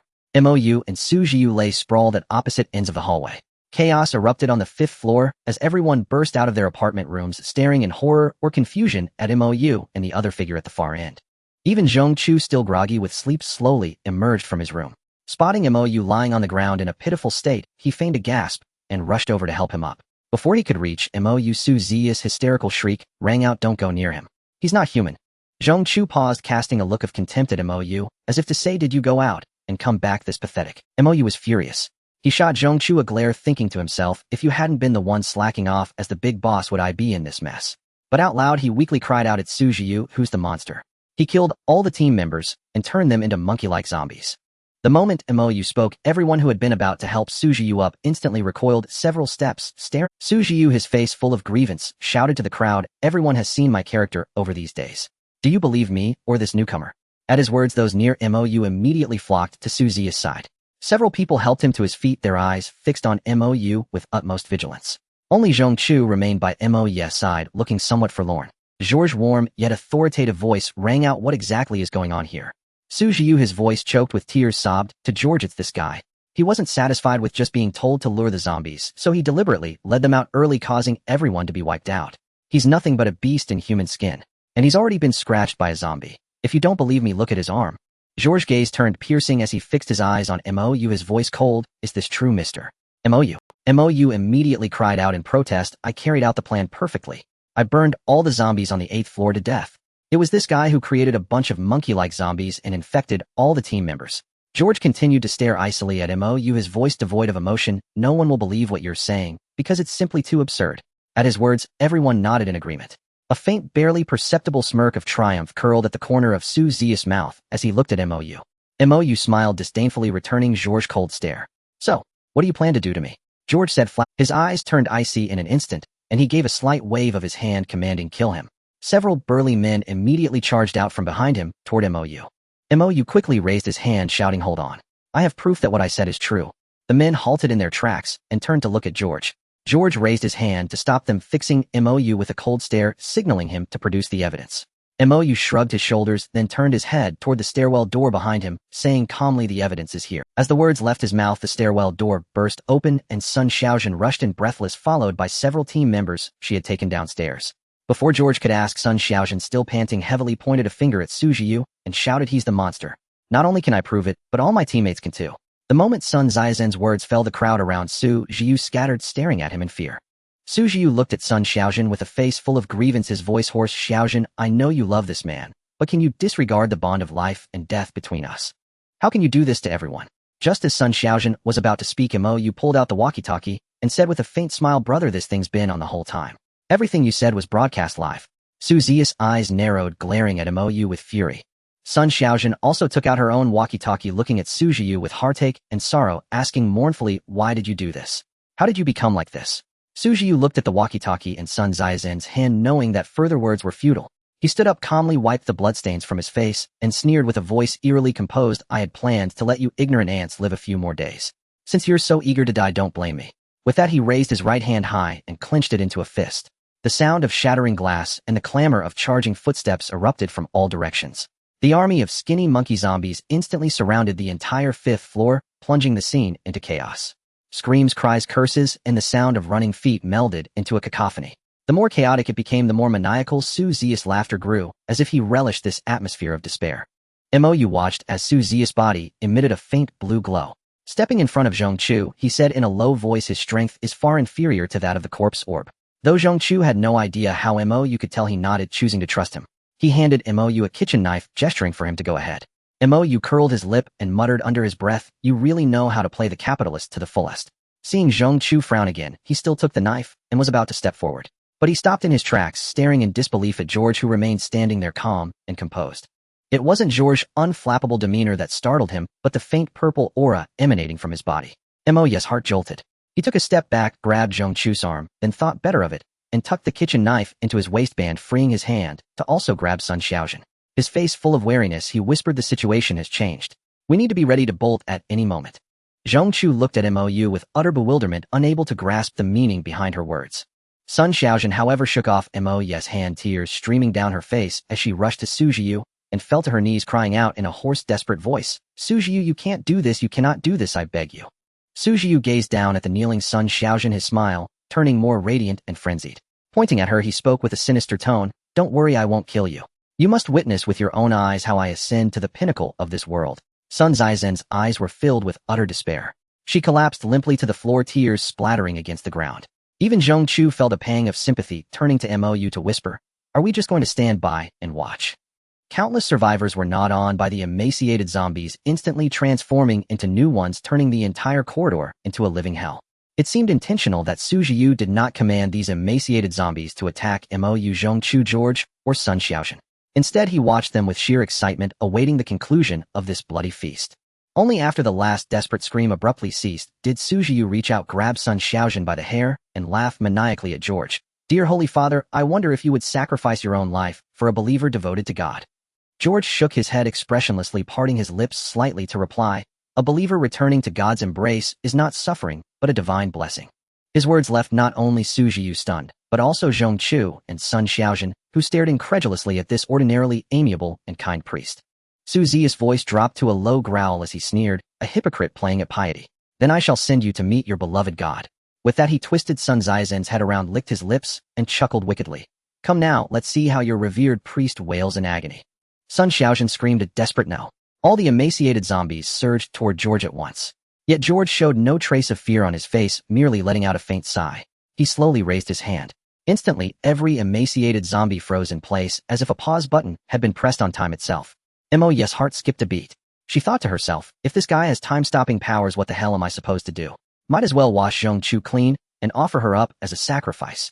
Sujiu stared at his precious darlings, now motionless, his face a mask of disbelief. He raised his hands high, clenching his fists repeatedly, in command, his voice turning hysterical. This is impossible, impossible. George let out a cold, faint laugh. Poor child, your stupidity pains me. Did you truly believe these zombies were always under your control? As he spoke, he snapped his fingers lightly. All the emaciated zombies turned in unison, their gazes fixed intently on Sujiu. Terrified, Sujiu collapsed to the ground, his voice trembling. This is your scheme, isn't it? All of it your George smirked, bursting into loud laughter. How could it be a scheme? This is God's divine punishment, retribution for insatiable humanity. I merely followed God's guidance. You lost my strongest warrior, so you shall take his place. In an instant, all the emaciated zombies lunged at Sujiu. He let out a desperate cry. No. You are a demon, a true demon. His voice was instantly swallowed by the horde, and a horrifying scene unfolded before Mo, Yu Zhongchu, and Sun Xiaojun. The emaciated zombies tore open Su Ziya's body, then frantically burrowed into him. Sujiu swelled larger and larger, yet showed no signs of bursting. His body expanded rapidly, reaching a size that even the corridor could not contain, and still it did not stop. Sun Xiaojun was utterly petrified by the sight, scrambling backward frantically, her voice hoarse from weeping. Mo noticed a faint purple glow emanating from the colossal Sujiu. She immediately grabbed Zhongchu's arm and shouted, "Retreat." She turned and ran. The next second it felt as if a bullet had struck her legs. 2 streams of blood shot out, but from the inside out. The pain sent Mo crashing hard to the floor, dragging Zhongchu down with her. She turned her head in disbelief to see George watching them with an amused smirk. George grabbed Sun Xiaojun by the neck, lifting her into the air. He smiled warmly at the two on the ground. What's the matter, dear children of the Lord? Wasn't the delicious porridge and congee to your liking? Mo's heart jolted. She pointed at George and hissed through gritted teeth, "You poisoned us." George shook his head, gently chuckling. Not poison, but the key to unlocking immense power. You should be thanking me. He then ignored Mo, turning his gaze to Zhongchu with an excited voice. What a perfect woman. Only you are worthy of being offered to the Lord. I shall transform you into the most exquisite woman in the world. Sun Xiaojun clutched George's arm, struggling to breathe, even a little fresh air, and spoke with difficulty and pain. Father, this isn't what you told me. I trusted you so much. George reached out his other hand to gently caress Sun Xiaojun's face, speaking softly. Blame yourself for not being born as perfect as she is. Originally you were my first choice. What a pity. Prepare to offer yourself to the Lord. As he spoke, he tightened his grip and twisted her neck sharply to the side. Zhongchu tensed up, immediately grabbing Mo's arm tightly, her face filled with anguish. Mo was in pain too, but not from losing a little Korean cabbage. Instead, she inwardly screamed, "Director, even plot twists shouldn't be this absurd. This is getting too cliché." A dazzling red light flashed across Sun Xiaojun's body, making Mo curse 1,000 times in her heart. Just when it seemed the victor was decided, another unexpected player emerged from the shadows. What kind of luck did she and Zhongchu have, ending up with 3 such monstrous individuals in a single small apartment? George was also somewhat stunned as he looked at Sun Xiaojun, her head tilted. Though he couldn't see what was happening to her, an inexplicable dread surged from the depths of his heart, prompting him to tighten his grip. But the moment he applied force, Sun Xiaojun's hand clamped onto his arm. She didn't seem to exert much effort. Yet George's face contorted in agony. With a sharp crack, the sound of bone breaking echoed. The arm he used to choke Sun Xiaojun bent at a 90-degree angle, and a pained howl erupted from his throat. Clutching his arm, he stumbled back against the wall, screaming hoarsely, "Who are you? Who are you really?" Sun Xiaojun's face no longer bore that frail and affected expression. She looked at George with disdain and smiled. "I am your Lord's most beloved child, of course." This disdain instantly drove George into a frenzy as he roared, "You are a child of Satan, not of the Lord." With a single sweep of his hand, Su Ziyux transformed into a giant gorilla, suddenly raised his hand and smashed it towards Sun Xiaojun. With a thud, Sun Xiaojun's body was shattered into pieces, blood mist scattering in all directions. Mo and Zhongchu were both wide-eyed, with Mo internally mocking. "You are at least a red level, putting on such a show, yet you were instantly killed. How embarrassing." George also failed to react, at first stunned by the fact that Sun Xiaojun had been killed in an instant. He looked at the gorilla Su Ziyux, and then at the blood mist, bursting into ecstatic laughter. However, in the next moment the situation changed dramatically as the floating blood mist suddenly congealed, wrapping around George's entire head. Mo's heart raced as he glanced at his nearly recovered legs, abruptly pulled Zhongchu up and started to run. It was clear that this situation was too dire. If they didn't flee now, they wouldn't have the chance later. "If I were you, I wouldn't do something so foolish." Sun Xiaojun's voice suddenly rang out from behind Mo and Zhongchu, causing Mo to instinctively halt. He knew that if he took another step, he would surely be doomed. Turning his head stiffly to look back, he was left in shock. The brawny priest George was looking at him with an alluring expression, and his hand effortlessly grasped the massive head of gorilla Su Ziyux. Mo swallowed hard and stammered, "We have no grudges in the past, no grievances recently. Haven't we been getting along quite well?" George smiled broadly, and Sun Zaizen's voice directly came from his mouth. The pleasant ones are you too. I feel no joy at all. As soon as that voice sounded, the word soul possession appeared in Mo's mind. He exchanged a glance with Zhong Chu and instantly saw the fear reflected in each other's eyes. Then he heard Sun Xiaojun continue with a seductive laugh. But Mou, I still yearn for your combat power. Mou looked at George's dark rugged face and swallowed hard again, stuttering. We're not suitable right now. Oh, I am purely straight. Sun Xiaojun pouted playfully, glancing at Zhong Chu and smiled seductively. Then isn't that the perfect body? I'm quite satisfied. Mou looked at Zhong Chu with a face full of disbelief, internally grumbling, a beauty bringing disaster. If the men want it, why do the women want it too? Zhong Chu was also quite vexed, glaring at Sun Xiaojun and shouting, Are you insane? Killing so many? Sun Xiaojun giggled and waved her hand, denying. I didn't kill these people, on the contrary, I avenged them. Saying this, she brought her fingers together and instantly crushed the gorilla Su Ziex's head. A bright purple crystal was immediately grasped in her hand. With an intoxicated expression, she sniffed it and turned to the two, smiling. This body is truly disgusting. Are you ready? Before her words could finish, her body lunged towards the two.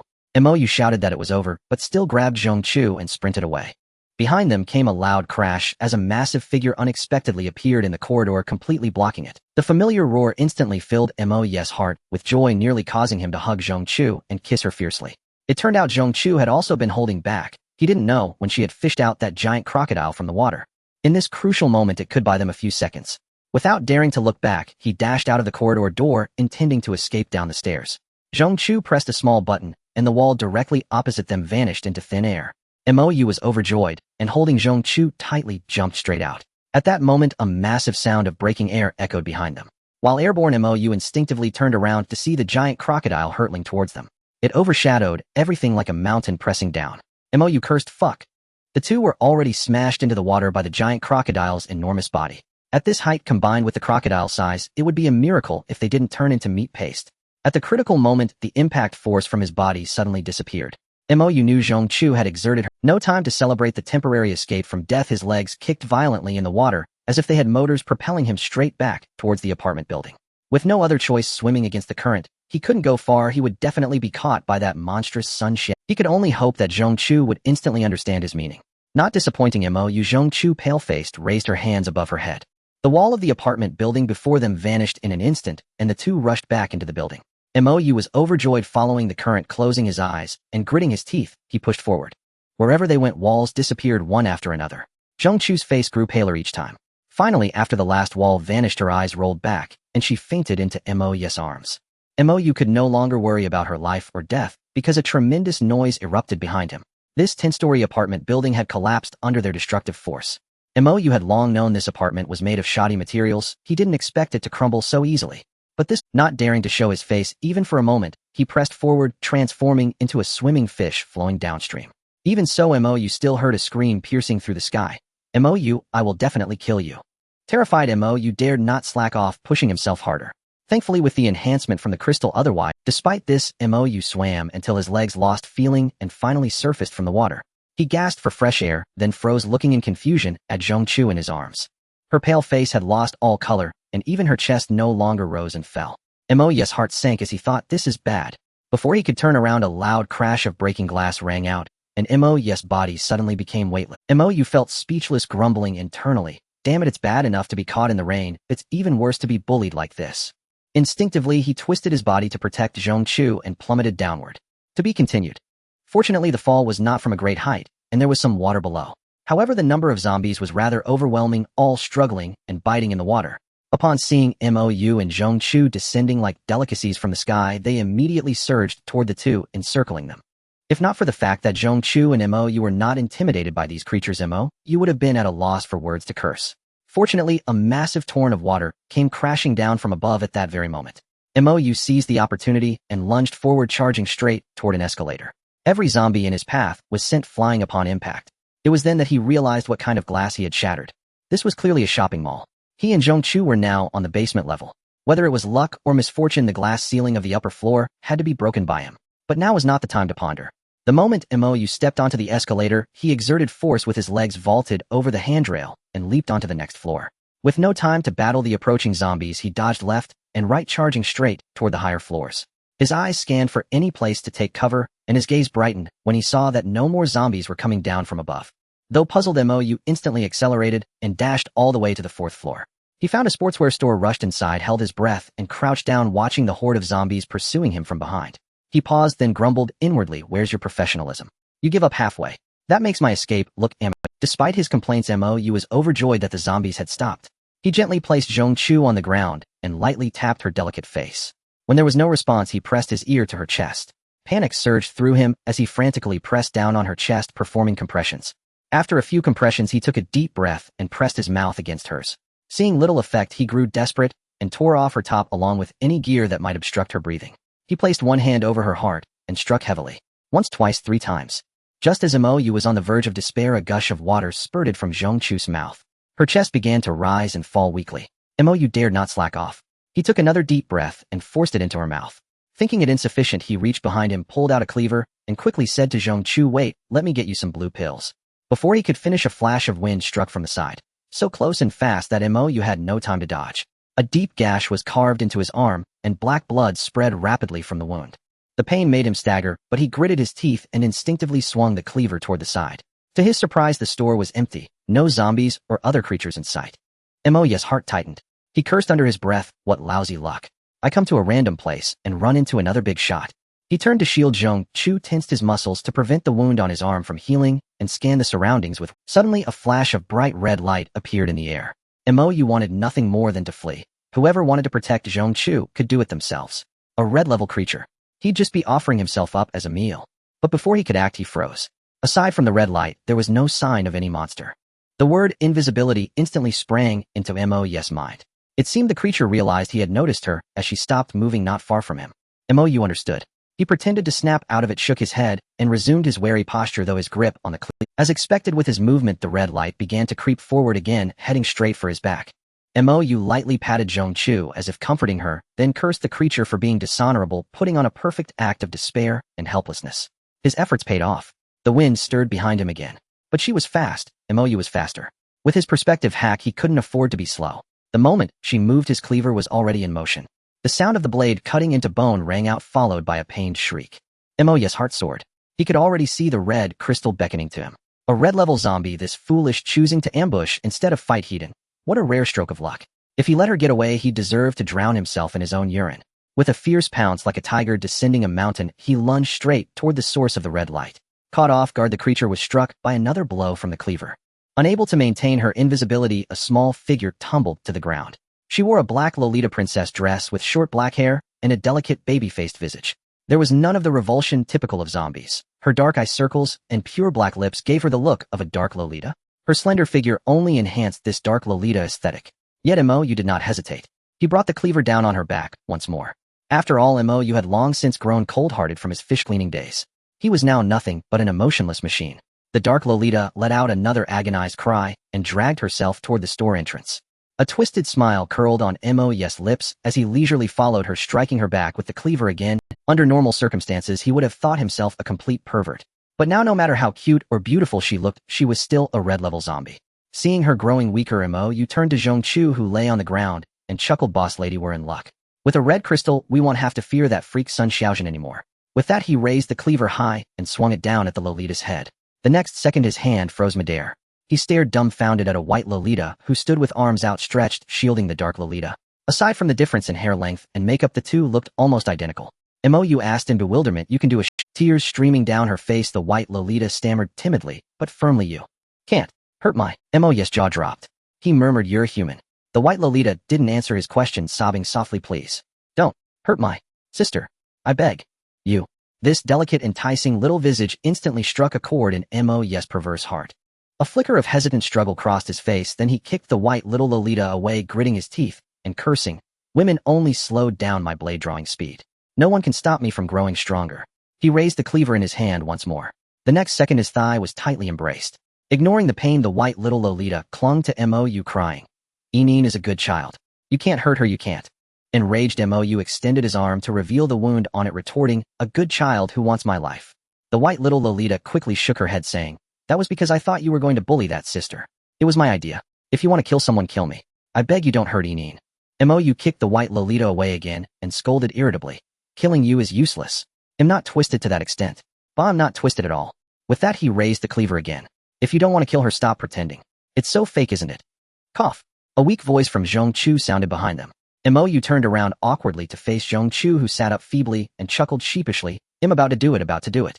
Unexpectedly, the white little Lolita dashed to Zhong Chu, knelt before her, and wailed, Aunt Zhong Chu, it's me, Tong Tong. Please save Yin. Zhong Chu froze, then looked incredulously at the Lolita-styled girl and asked uncertainly, Shu Tong. The white little Lolita nodded rapidly and wept prostrate on the ground. Zhong Chu awkwardly reached for the clothes on the floor and draped them over her chest, glaring at Mo as if to complain, why didn't you act sooner? Mo rolled his eyes at Zhong Chu, signaling, who knew your network was so vast? Realizing he couldn't kill the black little Lolita, now he grabbed her ankle, dragged her to Zhong Chu and Shu Tong, and asked knowingly, you know each other? Seeing her sister too weak to move, Shu Tong quickly hugged Shu Yin, ignoring Mo and sobbed to Zhong Chu, Aunt Zhong Chu, please save Yin. She only acted to save you. Zhong Chu was about to put on her wet clothes when a clean sports t-shirt was tossed onto her. Mo shot Zhong Chu a no-thanks glance and pretended to be a gentleman by turning away. Zhong Chu snorted, pointing at the racks of clothes in the specialty store, and said irritably, with all these choices you picked the ugliest one. Mo's mouth nearly twisted in anger. As he was about to argue, Zhong Chu waved her hand, and 100 zombie heads rolled across the floor. These were the heads from the corpse ball that hadn't been opened yet. Mo instantly understood Zhong Chu's intent, but Shu Tong was startled by the sight, her tears flowing even more. Zhong Chu quickly comforted, these are for your Yin. Don't be scared, Tong Tong. Then she glared at Mo, signaling him to turn around. Mo grunted in displeasure, bent down to start opening the heads, muttering inwardly, as if I haven't seen anything. What's the point of covering your ears while stealing a bell? Watching Mo's perverse actions, Shu Tong huddled closer to Zhong Chu with Shu Yin in her arms and whispered, Aunt Zhong Chu, who is he? He's terrifying. After putting on the t-shirt, Zhong Chu pointed at a pair of sweatpants, signaling Shu Tong to fetch them. She changed quickly and asked instead of answering, why are you here? Shu Tong's eyes welled up again as she sobbed, my sister and I came to the comic convention. All the uncles and brothers who were our bodyguards died for us. Even Yin turned like this. Aunt Zhong Chu, I'm scared, so scared. Zhong Chu gently embraced Shu Yin and comforted her softly. It's okay now. Auntie is here. Mo tossed over a small blue stone and said irritably, save the emotional talk for later, will you? I think that black little Lolita seems about to give out. Mo's ability to check levels was still unreliable, otherwise he wouldn't have missed that Sun Xiaojin was a big boss from the start, though it could also be because her level was too high. Now he noticed the red glow on the black little Lolita was intermittent, but he could tell it was getting weaker. Hearing Mo's words, Shu Tong gasped again, tears streaming down like rain. She held Shu Yin tightly and wailed loudly. Zhong Chu shot Mo an annoyed glare, rubbed the small blue stone, and placed it directly into Shu Yin's mouth. Soon Shu Yin's weakening breath recovered slightly. Seeing this worked, Zhong Chu turned to stare at Mo, urging him to hurry up. Mo rolled his eyes, tossed the cleaver aside, and crossed his arms in defiance. Zhong Chu didn't mind and said softly, big crocodile. Mo immediately perked up, picked up the cleaver, and began opening heads without any principles. Shu Tong looked at Zhong Chu in confusion and asked innocently, is he afraid of crocodiles? Zhong Chu coughed awkwardly and thought to herself, he's not afraid of the big crocodile at all. He can't resist the temptation of that big crocodile's purple crystal. Not knowing how to explain to Shu Tong, she nodded perfunctorily. Shu Tong nodded in understanding and sneaked a glance at Mo. Practice makes perfect. Mo quickly opened 100 heads, took a dozen small blue stones, and trotted over to Zhong Chu, flattering, I'm in great shape now. Let's start working, shall we? Zhong Chu gave Mo a blank look, subtly gestured at Shu Tong and Shu Yin, and said irritably, I'm not in good shape. We'll talk later. With that, she snatched all the small blue stones from Mo's hand. Mo was about to protest when Shu Tong asked timidly, what are these? Mo froze, then asked incredulously, you've never seen them. Then how is your sister so strong? Shu Tong shook her head quickly and said timidly, during the chaos in the mall, my sister and I were separated. The bodyguard uncles and brothers fought to get me to the 4th floor. When I saw my sister again, she was like this. She killed all the zombies here, and the rest dared not come up. Mo nodded in understanding, then his eyes turned cold. Not just zombies, right? Shu Tong's body trembled, and she quickly denied. It was because they tried to bully me and my sister just. Mo reached out and grabbed Shu Tong's neck, his voice low and cold. So you've killed people, haven't you? Shu Yin, who had just recovered a bit, saw her sister being harmed. With a weak roar, she lunged at Mo again. Mo remained unmoved, casting a faint glance at Shu Yin before turning his gaze back to Shu Tong. Shu Yin, who had charged at Mo, vanished into thin air mid-stride, while Zhong Chu's face instantly drained of color as she collapsed to the ground. Despite her unusual weakness, she shot Mo a look that said, well done. The corner of Mo's mouth curled upward as he returned a glance that conveyed the same to you. Wasn't this the perfect excuse to open the red crystal? Shu Tong, seeing her sister vanish before her eyes, hesitated for a moment before sinking her teeth into Mo's hand. Taking advantage of his momentary release, she dashed toward Zhong Chu, weeping bitterly, as she groped frantically on the ground, crying out, "Sister." It was a sight that would move even the hardest heart to tears. Even Mo felt a twinge of embarrassment as he gently consoled her. "She's already turned into a zombie, you understand that, don't you?" But the seemingly introverted and gentle Shu Tong suddenly erupted, hysterically shouting at Mo, "You know that's not true. She will always be my sister no matter what she becomes." Mo was momentarily at a loss for words. He turned to Zhong Chu for help, silently admitting that he was still no good at dealing with pretty girls.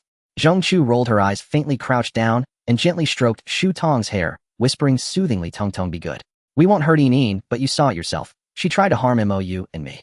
Upon hearing that Shu Yin was still unharmed, Shu Tong immediately clutched Zhong Chu's arm tightly, her voice choked with tears. "Aunt Zhong Chu, as long as you don't hurt Yin, I'll do anything you ask, anything." Mo twitched the corner of his mouth, inwardly grumbling, "If you'd made that offer to me, I might have reluctantly agreed. But what could Zhong Chu possibly ask you to do?" To his surprise, Zhong Chu gently nodded, waved her hand, and Shu Yin reappeared before Shu Tong. She said softly, "I don't need you to do anything. Just make sure Yin behaves herself." Shu Tong nodded vigorously, like a pestle pounding garlic. She threw her arms around Shu Yin, sobbing quietly, Yin, you must never hurt Aunt Zhong Chu or Big Brother Mo again. You have to listen to them." Zhong Chu nodded in satisfaction, gently patting Shu Tong on the back. She walked over to Mo, who stood there utterly bewildered.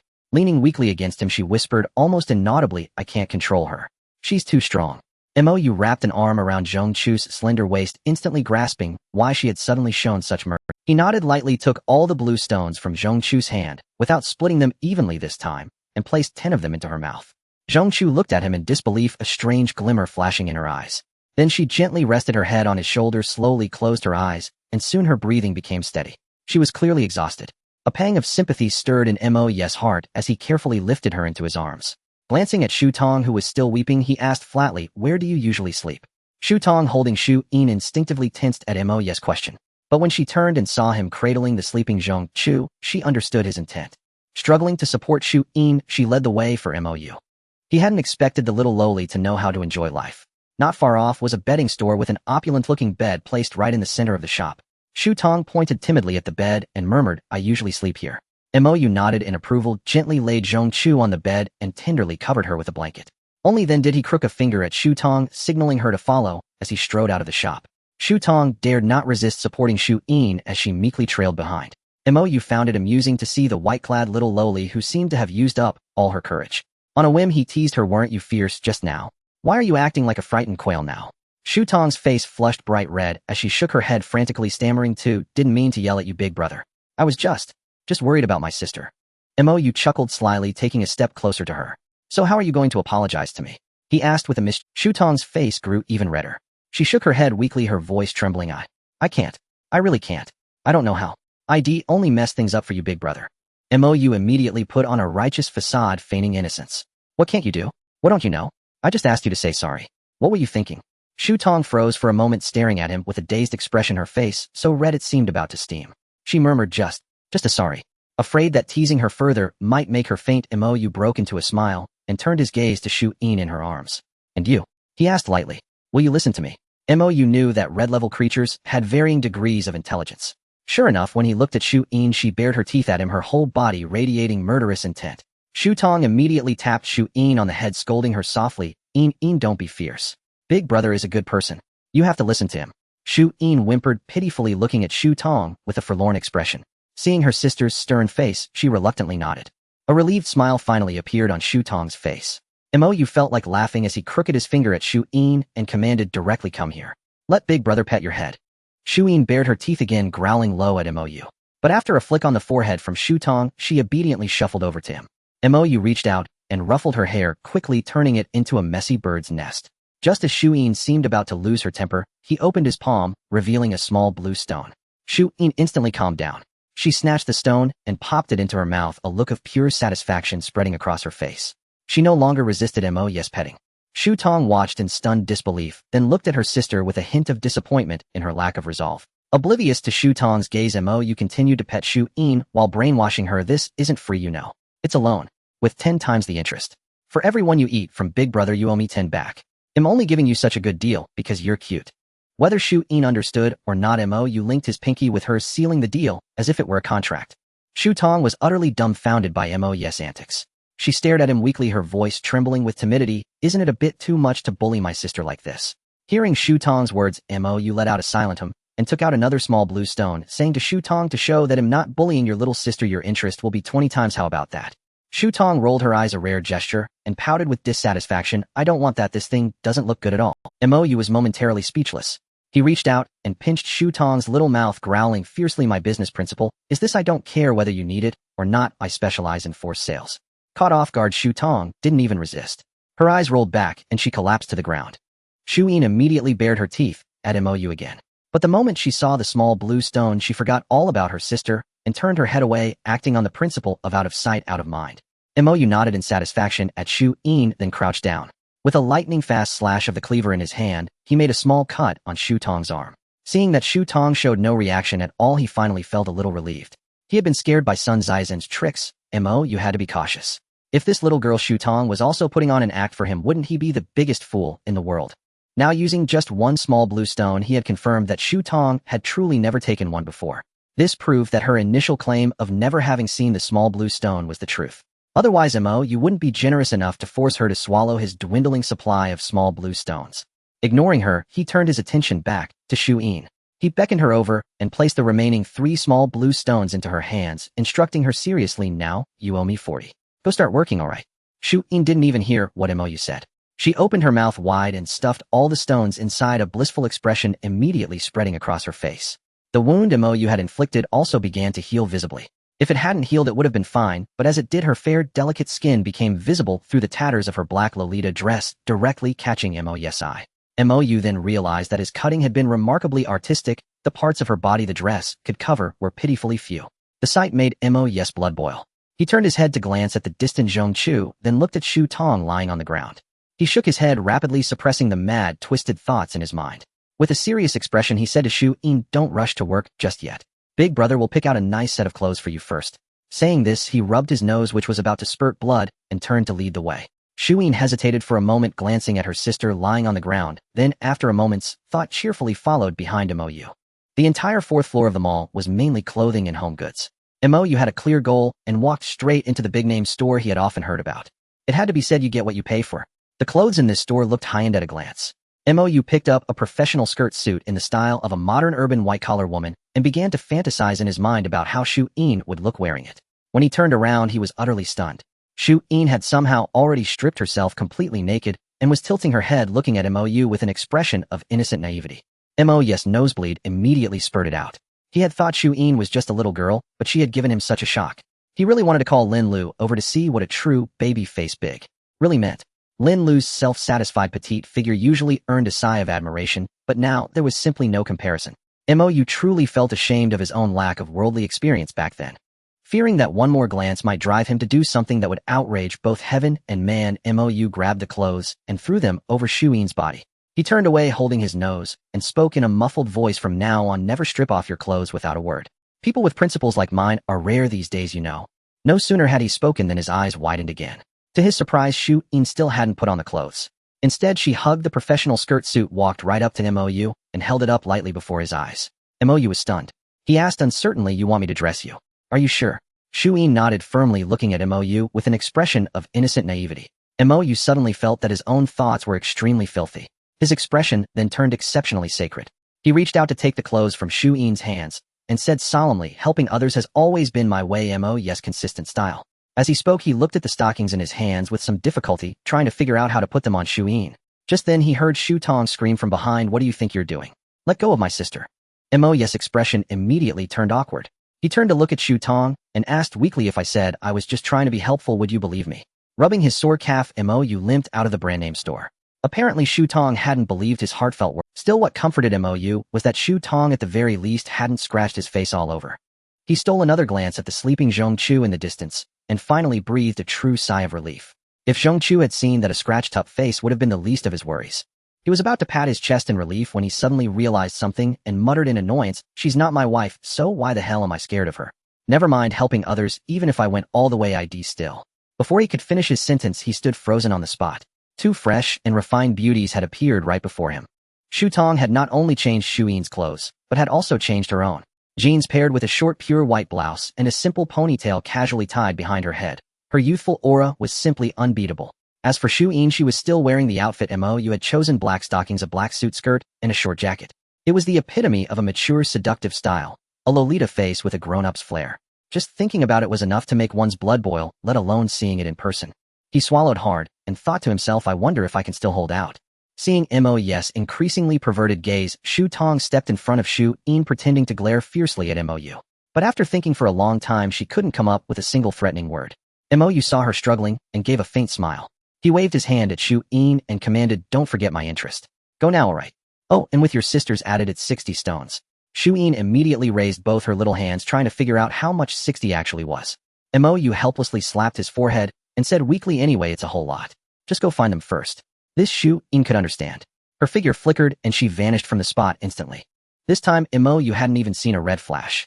He silently cursed his own crappy ability once more, and he turned to Shu Tong and asked, do you have any special feelings? Particularly an inexplicable affinity for... Shu Tong shook her head blankly, not understanding, and whispered, I don't get what you mean. Mo couldn't be bothered to explain further. He couldn't just find a bathtub to test her right now. He waved his hand and said, we'll talk about this later. There's another question I want to ask you. Seeing the serious expression on Mo's face, Shu Tong straightened her posture and nodded earnestly at Mo. Mo then cleared his throat and quietly asked, you and Shu-in must be twins, right? Why is there such a big difference in some places? He said, glancing down. Shu Tong didn't react and instinctively said a no, then her cheeks turned bright red as she hugged her shoulders. Mo could guess her reaction, but what did that no mean?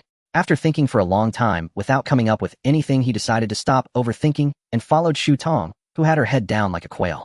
Seeing her rush towards the big bed, where Zhongchu was sleeping, Mo feared she would report to him, claiming he had teased her. Although it was the truth, he immediately called out, do you know where we can find something to eat? We need to get some. Upon hearing Mo's words, Shu Tong indeed stopped blushing as she timidly said, the first basement level has a large supermarket, and the second and third floors have some restaurants, but the food in those restaurants has gone bad these past few days. Mo covered his forehead and asked with frustration, so what have you been eating these days? Shu Tong, sensing Mo's displeasure, shrank her neck and quietly replied, mainly what In brings back for me to eat. But she didn't know what had gone bad or not, which is why we wanted to try our luck on the first basement level today, but unexpectedly saw you and Aunt Zhong. Mo quickly reached out to stop Shu Tong from continuing. This girl was too honest, and he feared that by the time she finished speaking, he would have starved. With a helpless sigh, he said, then he'll go to the third floor to try my luck. Are you coming with me? Shu Tong instinctively wanted to shake her head, but stole a glance at Mo. Still, she nodded vigorously at Mo, saying, I'll go with you. It sounded as if she were heading into battle, which puzzled Mo. How could this rich girl who could have bodyguards develop such a personality? However, since the apocalypse began, there have been too many strong women. Shu Tong's personality still amused Mo a bit, and he waved for her to follow. They headed straight down from the top floor. This shopping mall was much larger than he had imagined. The third and fourth floors were quite different. The fourth floor had some areas with pure glass ceilings, making it quite dark despite the pouring rain. But the third floor was different. Looking around, it was an unusually complete darkness. Even with Mo's current eyesight, he couldn't see the end. It felt like a ferocious beast with a gaping mouth of darkness ready to swallow anyone who dared to enter. Mo felt a bit uneasy, let alone the more timid Shu Tong. The moment they stepped onto the third floor, her small hand tightly grabbed Mo's arm. Mo thought to himself, they say women affect the speed of drawing a knife, and now I understand why. He thought he couldn't repeat the tragic fate of those who couldn't draw their knives. Mo quickly grabbed a kitchen knife and gave Shu Tong a reassuring glance. Seeing the kitchen knife in Mo's hand, Shu Tong inexplicably felt a great sense of security and loosened her grip on his arm. Mo didn't think much of it, instead taking her small hand and stepping into the darkness. It turned out that often people scare themselves. Although the third floor looked terrifying, as Mo and Shu Tong ventured deeper, they slowly adapted to the darkness and saw not a single zombie. Logically, this shouldn't be possible, but thinking about it, Shu-in could actually explain it. He let out a light breath and was just about to show off to Shu Tong, claiming how impressive he was. Suddenly, his grip tightened on Shu Tong, who let out a sharp scream and disappeared from Mo's side. Mo's expression changed, and he swiftly reached out in the direction of Shu Tong's scream. Feeling resistance on his hand, Mo was overjoyed only to hear a rip sound, and suddenly his hand was empty. The white shirt Shu Tong was wearing had been ripped from his grasp, causing him to stumble back several steps from the recoil. Mo's anger surged, and he cursed loudly, suddenly propelling himself forward. With a loud bang and crash, Mo shouted in confusion, damn, how could there be glass here? Clearly, he had crashed into a shop. He couldn't understand why the guy who grabbed Shu Tong didn't crash into the glass. He instinctively protected his handsome face, flipped in midair, and landed on his back. Then he crashed heavily onto the ground. The imagined pain didn't come, and he was a bit dazed, reaching out randomly only to grab a handful of ocean balls. Mou immediately recognized where this was. Without time to think too much, he shouted for Shu Tong and sprang back up. In the next second, his head sank as someone tightly hugged him, and he was slammed back down again. He raised the kitchen knife abruptly and then halted. Feeling the unusual softness on his face, Mou thought to himself in a cold sweat. In this entire shopping mall apart from Shu In, there shouldn't be another girl with such a figure, not even Zhong Chu. Sure enough, the next second, Shu In's slightly husky, yet childlike voice giggled. She kept giving Mou big. Before Mou could return the favor, Shu In was directly pulled down from him. Shu Tong's furious voice immediately rang out next to them. "You little brat, don't think I won't beat you up." As soon as her words fell, a slap echoed.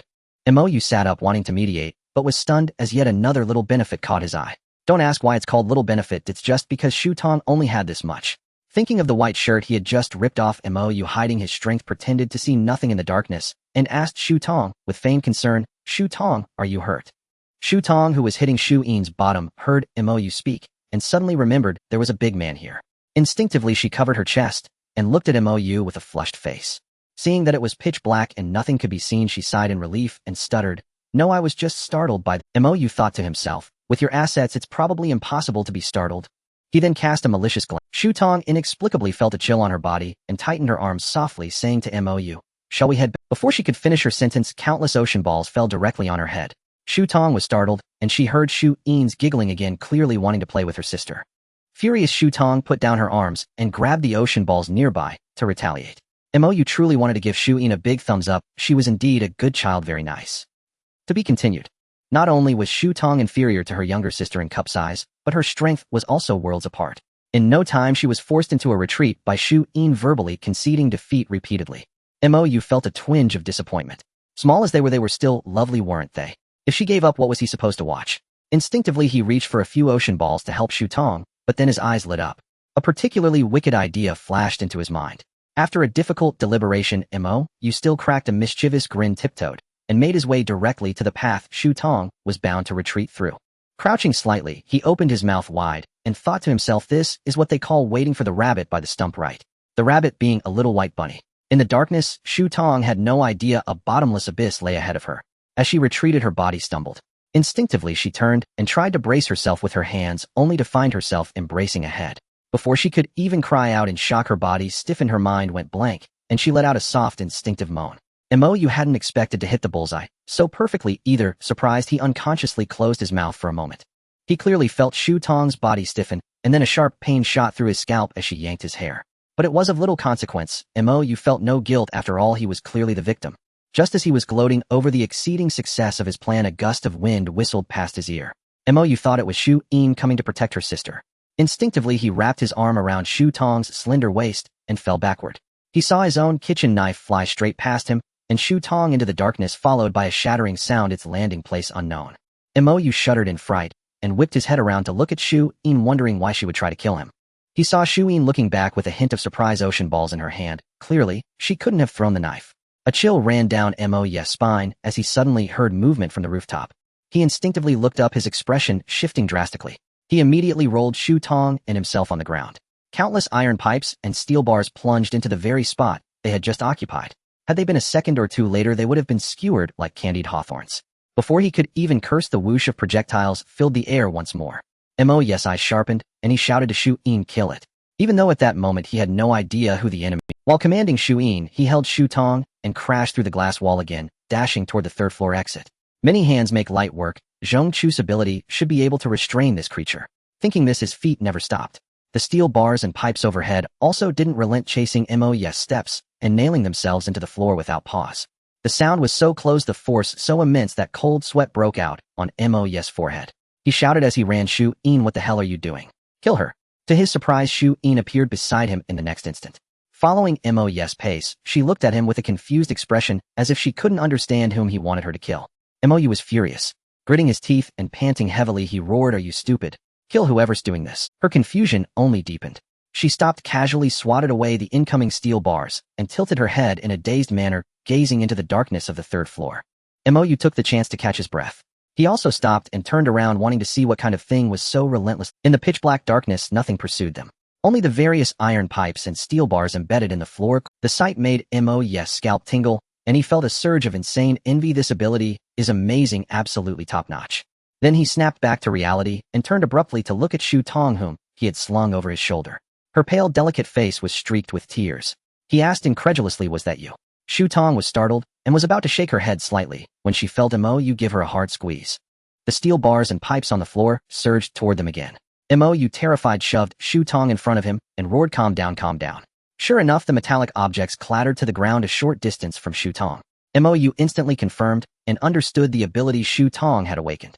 He turned Shu Tong over, grabbed her shoulders roughly, and stared at her coldly, his voice icy, as he asked, "You want to?" Shu Tong's eyes were full of confusion. She shook her head rapidly, then hesitated and stopped, defending herself in a small voice. "It's because you did that to me. But I only thought about it in my mind, truly." Mou stared intently into her eyes, searching for any sign of deception. But all he saw was confusion, shyness, and a hint of curiosity. Only then did Mou breathe a sigh of relief. He released her shoulders and said with shameless audacity, "What did I do to you?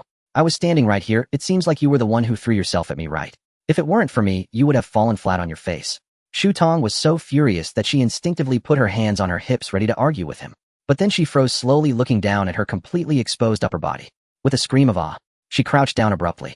Mou also instinctively shrank his neck, glancing at the iron pipes on the floor. Seeing no movement, he let out a deep sigh of relief.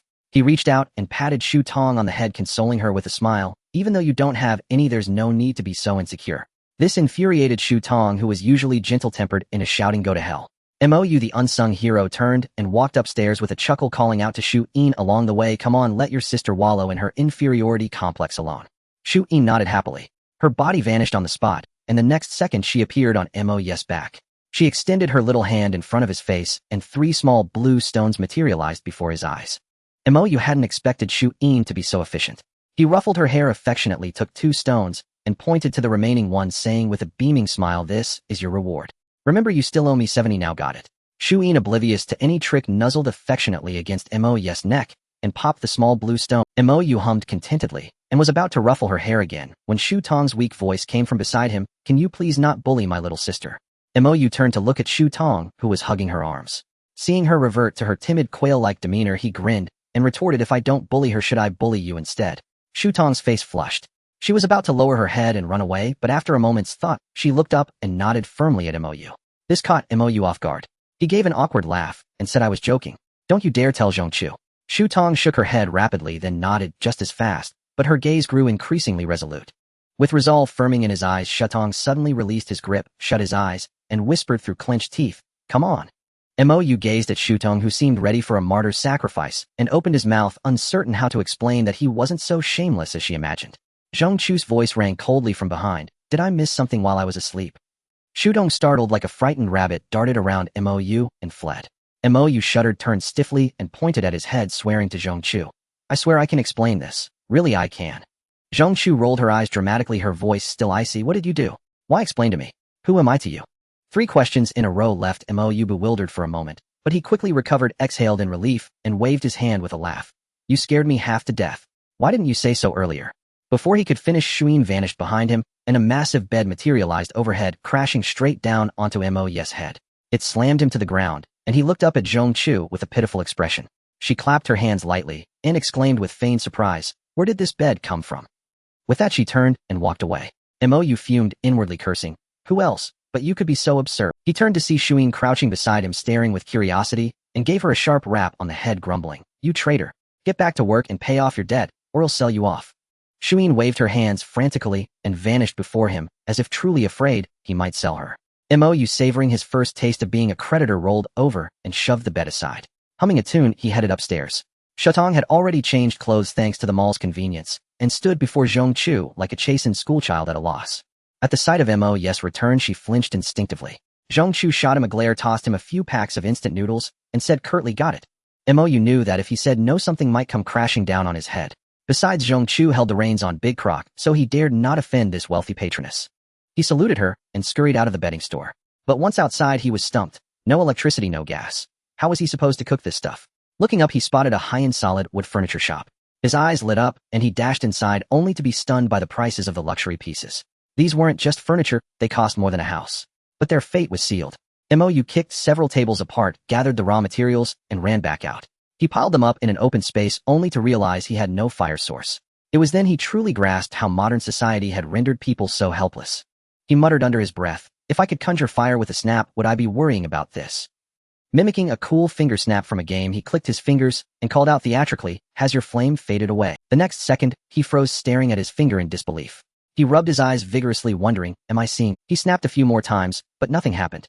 Yet as if grasping at a lifeline, he kept reciting lines and snapping his fingers. Shutong's timid voice came from behind him. "Do you need a lighter?" As she spoke, a faint spark flickered in Mo's eyes. Brief as it was, he was now certain he could produce electricity. Overjoyed, he spun around, grabbed Shutong by the shoulders, and asked excitedly, "Did you see it? Did you see it?" Startled by his fervor, Shutong's voice grew even more timid. She shook her head rapidly and asked, "See what?" Without hesitation, Mo replied, "The electricity." Shutong nodded faintly. Mo, in his excitement, spun her around several times, then not content, planted a... Seeing Shutong's face flush bright red, Mo guiltily glanced toward Zhongchu. Noticing Zhongchu wasn't watching, he pulled Shutong down to a crouch and whispered, "So cool, huh?" Despite her crimson cheeks, Shutong looked at him with wide, innocent eyes and asked softly, "Lightning? Haven't you seen it before?" She pointed at the transparent ceiling, and Mo, bewildered, looked up to see a massive lightning bolt streak across the sky. A spectacular sight. He then turned stiffly to Shutong and asked weakly, "So when you said electricity, you meant the lightning?" Shutong nodded, looking puzzled. Mo, deflated, pouted and held out his hand. "Give me the lighter, then go borrow a pot from Zhongchu."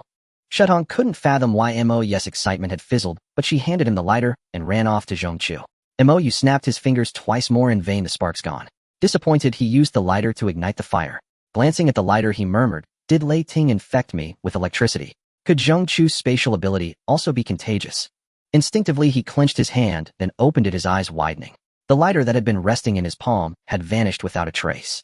His heart raced, sensing a connection, yet finding it absurd. He stared intently at his palm, muttering, "Come out, come." Persistence paid off. After countless calls, the lighter reappeared in his hand. Overjoyed, Mo leaped high, nearly bursting into song, startling Shutong, who had just returned with a pot. She looked at him with pity. His urge to show off evaporated, fearing he'd botch it again and make her think he was insane. He crouched back down awkwardly and asked Shutong, "The water's still on, right?" She shook her head and said quickly. With that, she dashed off with the pot, leaving Mo puzzled, muttering to himself, "What did I say?" She understood. As it turned out, Shutong, despite being shy and introverted, was by no means lacking in emotional intelligence. Before long, she had returned carrying a large pot filled with water. Mo gave her an approving thumbs up, causing Shutong's face to flush crimson once more, a truly endearing sight.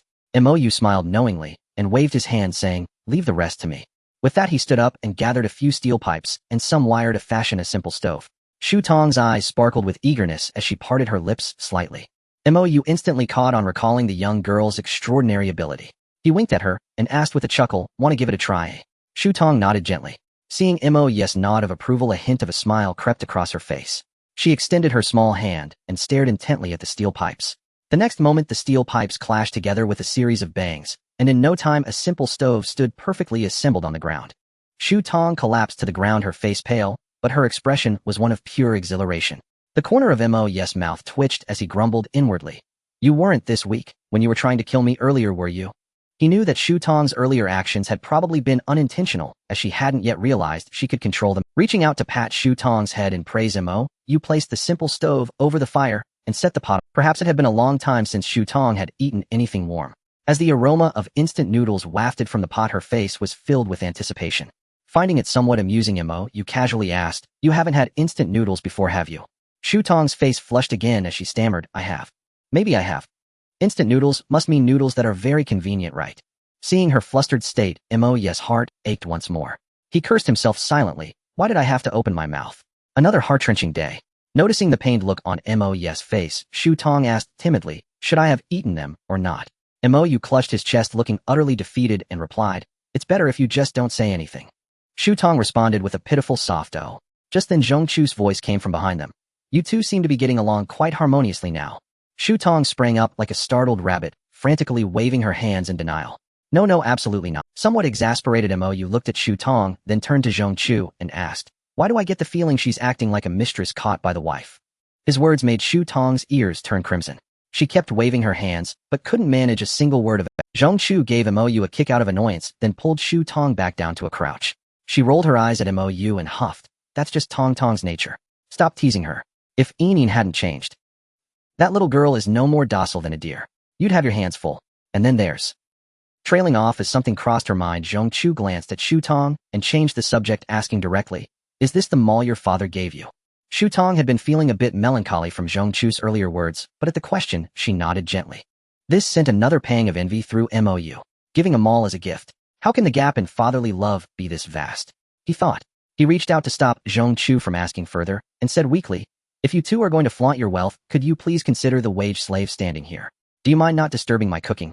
Zhong Chu shot Mou a glare, ignoring him, and turned to Shu Tong, speaking as if to herself. "So the mall is southeast of the Lin family building. We just need to head northwest, right?" Mou finally realized Zhong Chu was trying to figure out their current location to get back to the Lin family building. He chimed in, "Good idea, but I've lost my sense of direction. You can tell it." Zhong Chu paused, then quickly caught on, turning to look at Shu Tong expectantly. Feeling their expectant gazes, Shu Tong instinctively shrank back and whispered timidly, "I don't come here often, so." Zhong Chu let out a disappointed sigh and comforted her softly, "It's fine. We can wait until it clears up. It's not like we can leave now anyway." A flicker of gratitude passed through Shu Tong's eyes. Then with a soft exclamation, she said to Zhong Chu, "Auntie Zhong Chu, wait for me. I have an idea." With that, she scampered off like a little rabbit. Mou and Zhong Chu were both left bewildered. They exchanged a glance, and Zhong Chu shook her little fist in a threatening gesture. "If you dare to have designs on her, it'll make you regret it." Mou grinned cheekily and nudged Zhong Chu's shoulder with his own, whispering with a sly laugh, "How could a little sprout like Shu Tong compare to a fine cabbage like you?" Enraged, Zhong Chu twisted Mou's ear and gritted out, "Are you saying I'm old?" Mou immediately surrendered, hastily explaining, "How could I? Fine cabbage is a compliment. It's tough old cabbage that's an insult." His explanation only made things worse, earning him further torture. Fortunately, Shu Tong returned quickly, saving Mou from becoming one-eared. She proudly placed a professional hiking compass in Zhong Chu's hand, her face beaming with joy. Zhong Chu patted Shu Tong's shoulder happily, then studied the compass intently. Mou curiously leaned and stared at it for a long time, and asked cluelessly, "Have these things all gone electric now?" Zhong Chu shot Mou an exasperated look, then her face grew serious. She murmured, "The magnetic field is completely disrupted.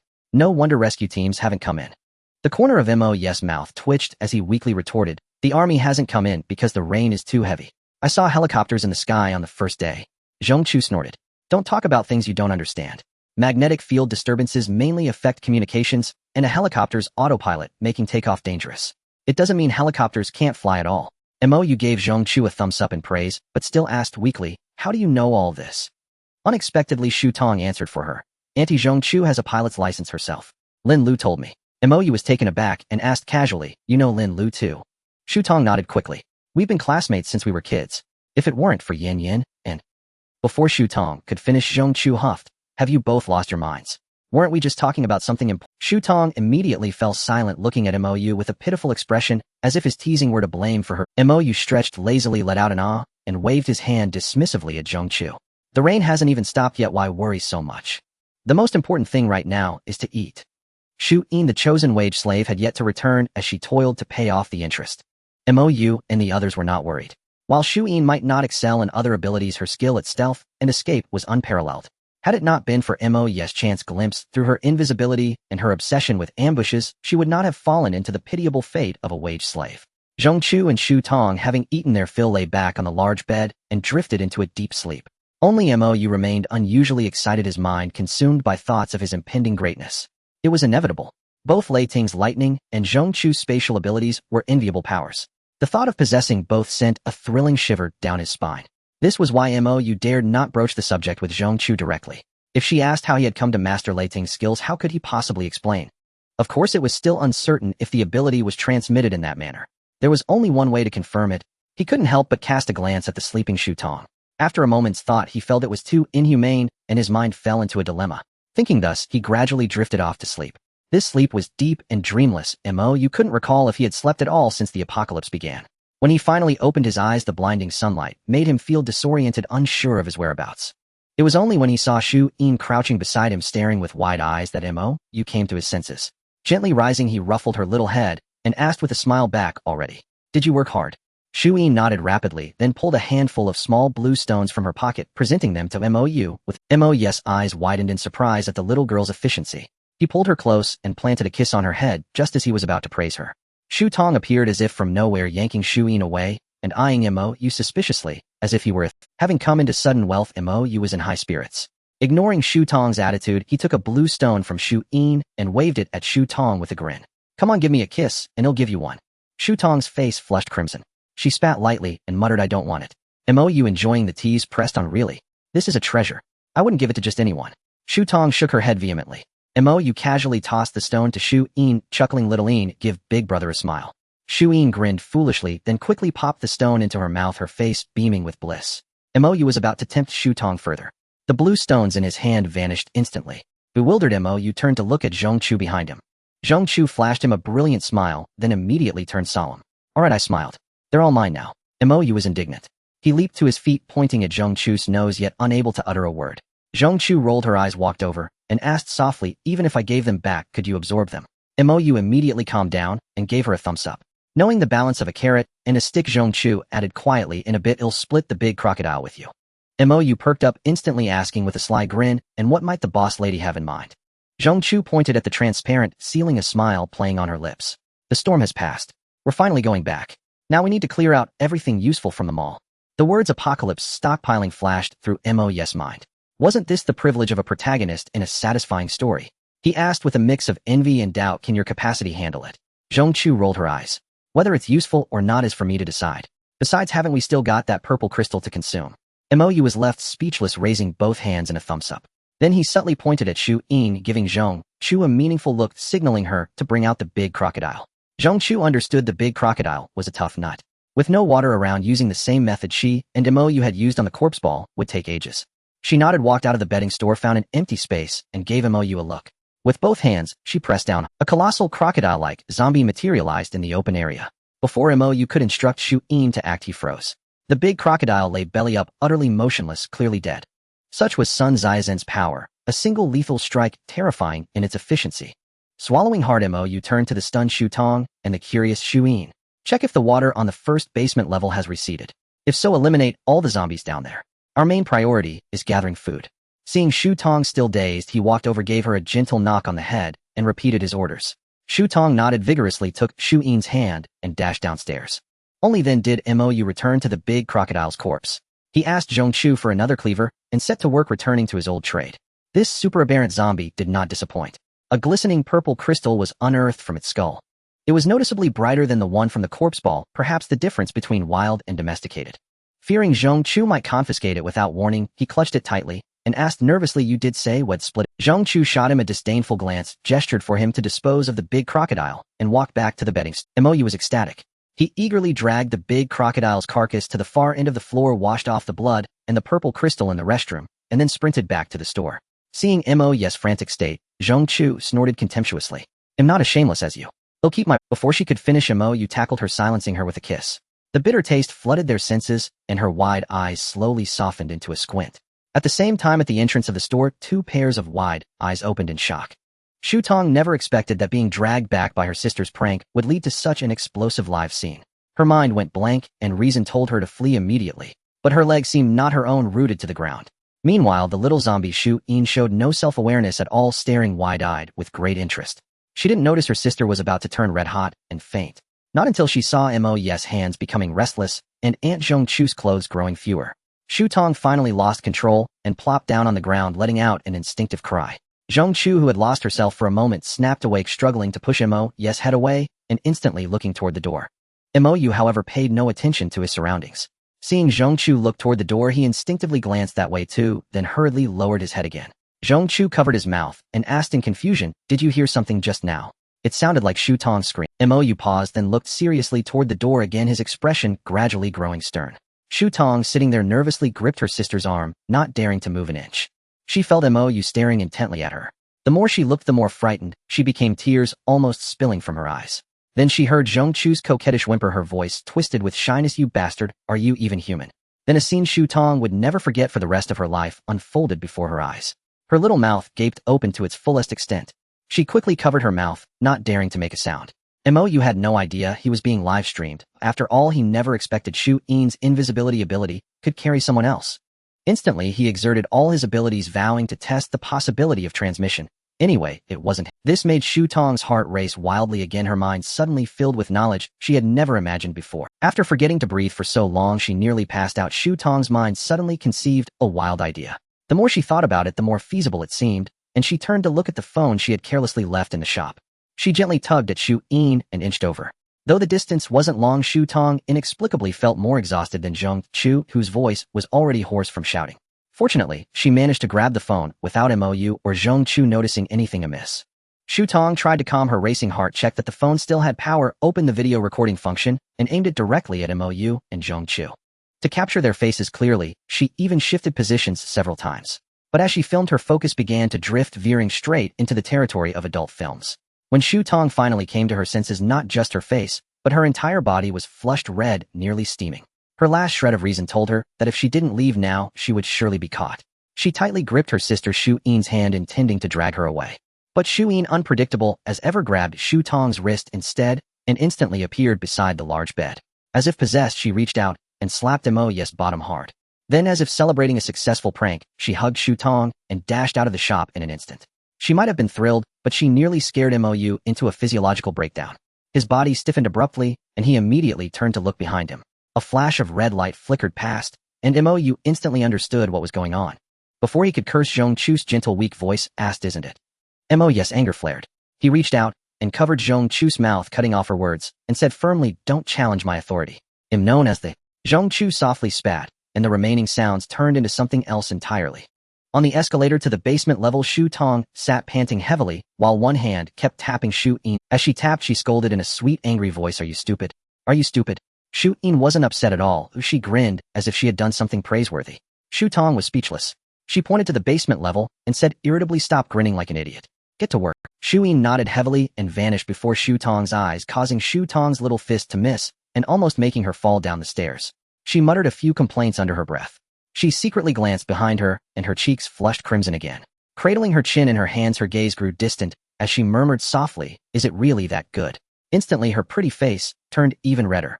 She slapped her own head hard, about to scold herself, when several cries for help came from below. Startled, Shu Tong jumped to her feet and stared intently downward.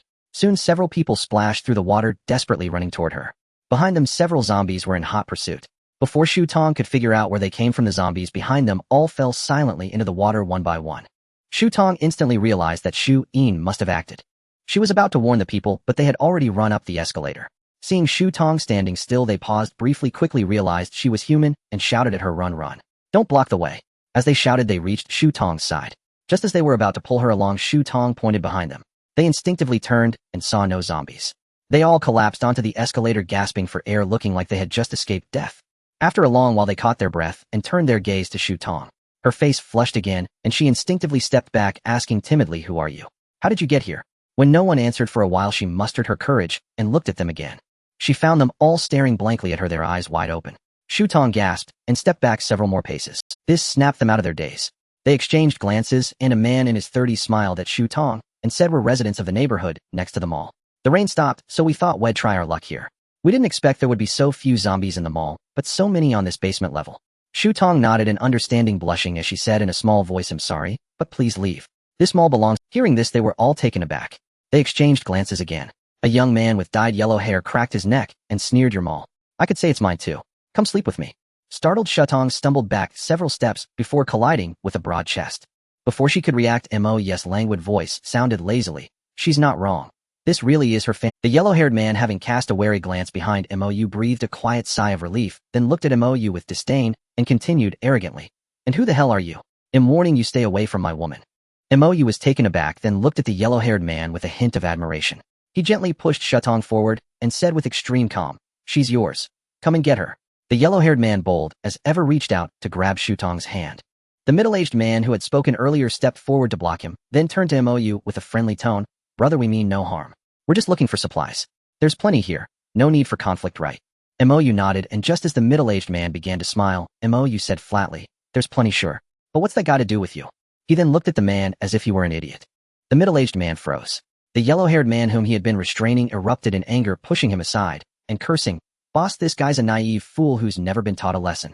Stop wasting words on him. Let's kill him and split the girl." The middle-aged man's gaze turned icy cold as he stared at Mou, a faint smile curling at the corner of his mouth. "Splitting her depends on my mood."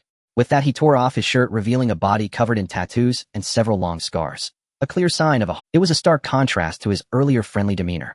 Shu Tong let out another gasp and hid behind Mou. Mou raised a hand to stop her, pushing her back again, and smiled at the middle-aged man with a shrug. Can't we talk this out? Is it really necessary? The yellow-haired man roared, idiot, too late, and suddenly drew a dagger lunging at Mo. The two men behind him followed without hesitation. Only the tattooed, middle-aged man, dagger in hand, aimed for Shutong, a true schemer. Mo unhurried patted Shutong on the shoulder, leaped far back, and chuckled, Shutong, you're up. Shutong, terrified, burst into tears. She shot Mo a resentful glare and clenched her small fist. The yellow-haired man charging ahead had no time to react before the dagger in his hand plunged into his own shoulder. With a pig-like squeal, he tumbled headfirst down the escalator, leaving the others behind stunned and bewildered as they watched him roll. The tattooed middle-aged man was the first to snap out of it, cursing worthless. He rushed at Shutong, extending a large hand to grab her neck. But in the next second his expression changed drastically. The dagger in his other hand lost control and reversed direction, stabbing into his own abdomen. At the same time, the weapons of the remaining two men betrayed them as well. With two dull thuds of blades piercing flesh, they all followed the yellow-haired man's fate, tumbling down the escalator. A chorus of groans erupted. Shutong instinctively shrank her neck. Mo wrapped an arm around her head and asked with a grin, let me ask you something. Where's Shu-in? I want to reward her for something. Shutong, who had been tense, immediately forgot her anxiety at the mention of Shu-in. She turned to Mo with a panicked look, stammering, Shu-in's working. She hasn't done anything else, has she? Mo was puzzled and frowned. Do you know she's done something else? Shutong's heart skipped a beat. Her face flushed as she shook her head frantically. I don't know. I know nothing. Mo grew more suspicious, but before he could press further, the tattooed middle-aged man downstairs roared, both of you die. As he shouted, he pulled the trigger of his pistol. But the expected gunshot never came. In the next instant, his palm severed cleanly at the wrist, the pistol falling to the ground along with it. Then blood spurted from the necks of his companions. None of them saw what had struck them. They all collapsed with wide, unseeing eyes. Only the tattooed middle-aged man stared in disbelief at the girl slowly materializing in midair.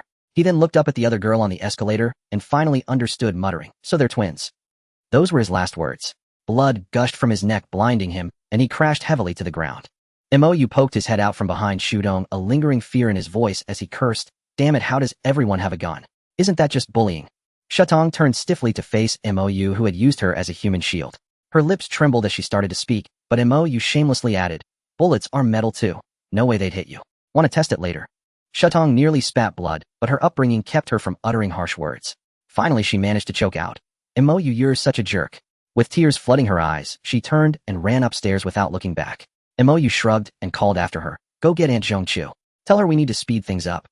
Not sure if Shutong heard him, Mo turned his fierce gaze toward Shu-in, who was crouching beside the corpses. He jumped down ready to scold the one who had nearly ruined his invincible image. But there was Shu-in happily cracking open melons with her small hands. Mo could handle zombie heads, but these were fresh human corpses. The sight made him nauseous.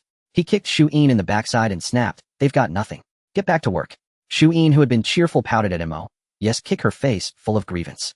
But seeing his angry expression, she obediently vanished from sight, leaving only a pool of blood behind. Mo bent down to pick up the pistol. It was a crude homemade piece from some black workshop. He regretted hiding behind Shutong. Even if he fired it randomly, it probably wouldn't hit anything anyway.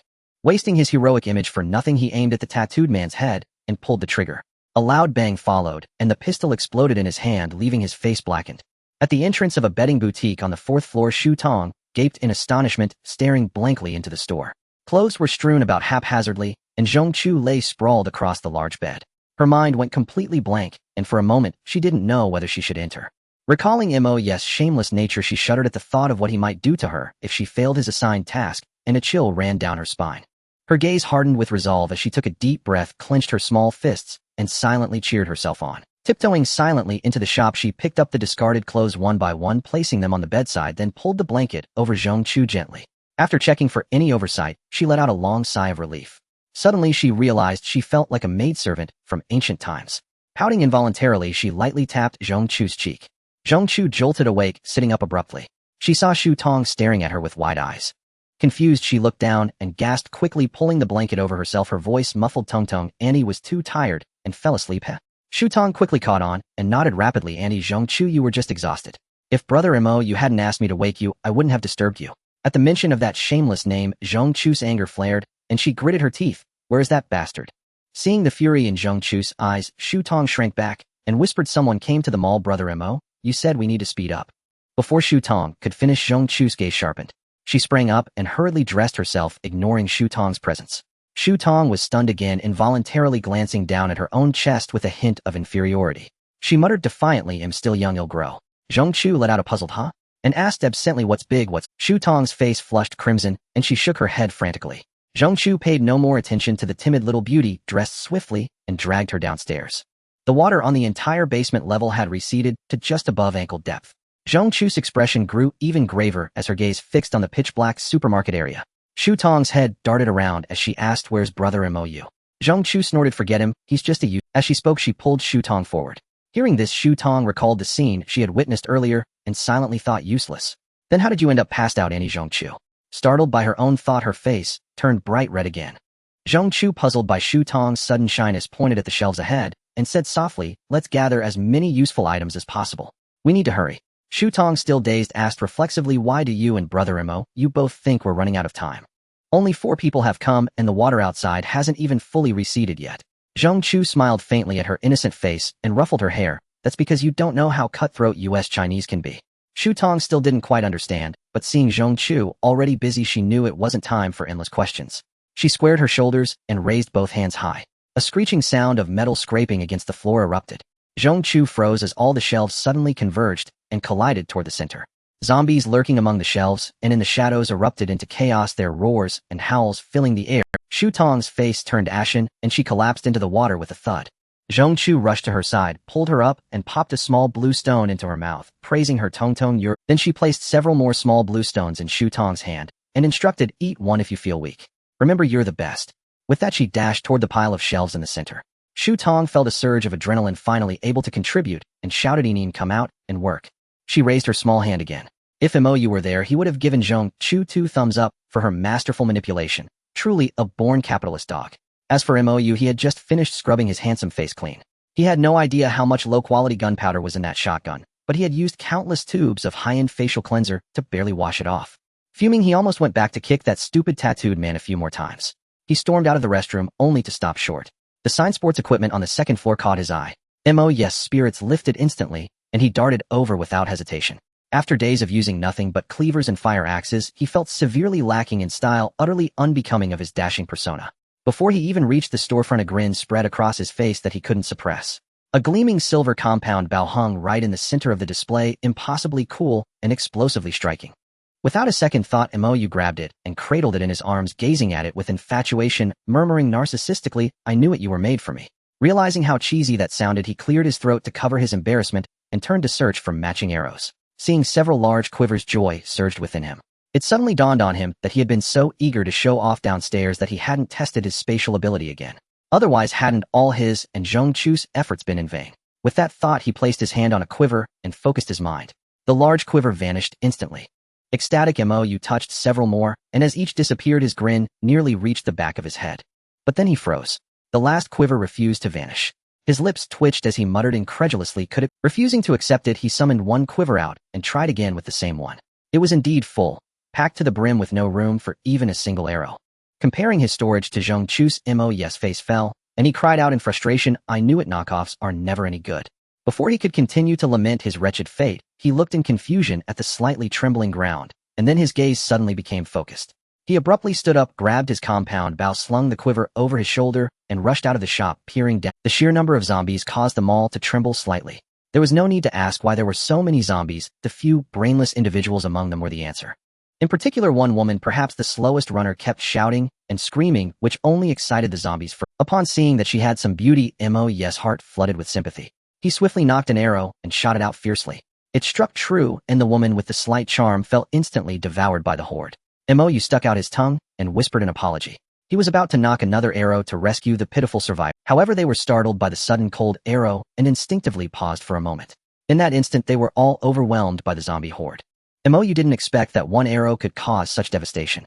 He felt a bit embarrassed and was nearly furious enough to throw away his compound bow. But the zombie horde showed no signs of stopping and continued charging straight towards the mall's main hall. Terrified, Mou ignored everything else, leaped over the railing, and jumped to the first floor, where he saw Zhong Chu and Shu Tong, who were still unaware of what was happening, rushing up in a panic. Without explaining, Mou grabbed both of them and forcefully slammed them against the wall in the opposite direction. Although Zhong Chu was stunned, he quickly reacted, pressing a hand against the wall, which vanished instantly. Before Mou could praise Zhong Chu for his quick thinking, he was met with a look of disbelief as he saw more brainless individuals leading an endless wave of zombies rushing toward them.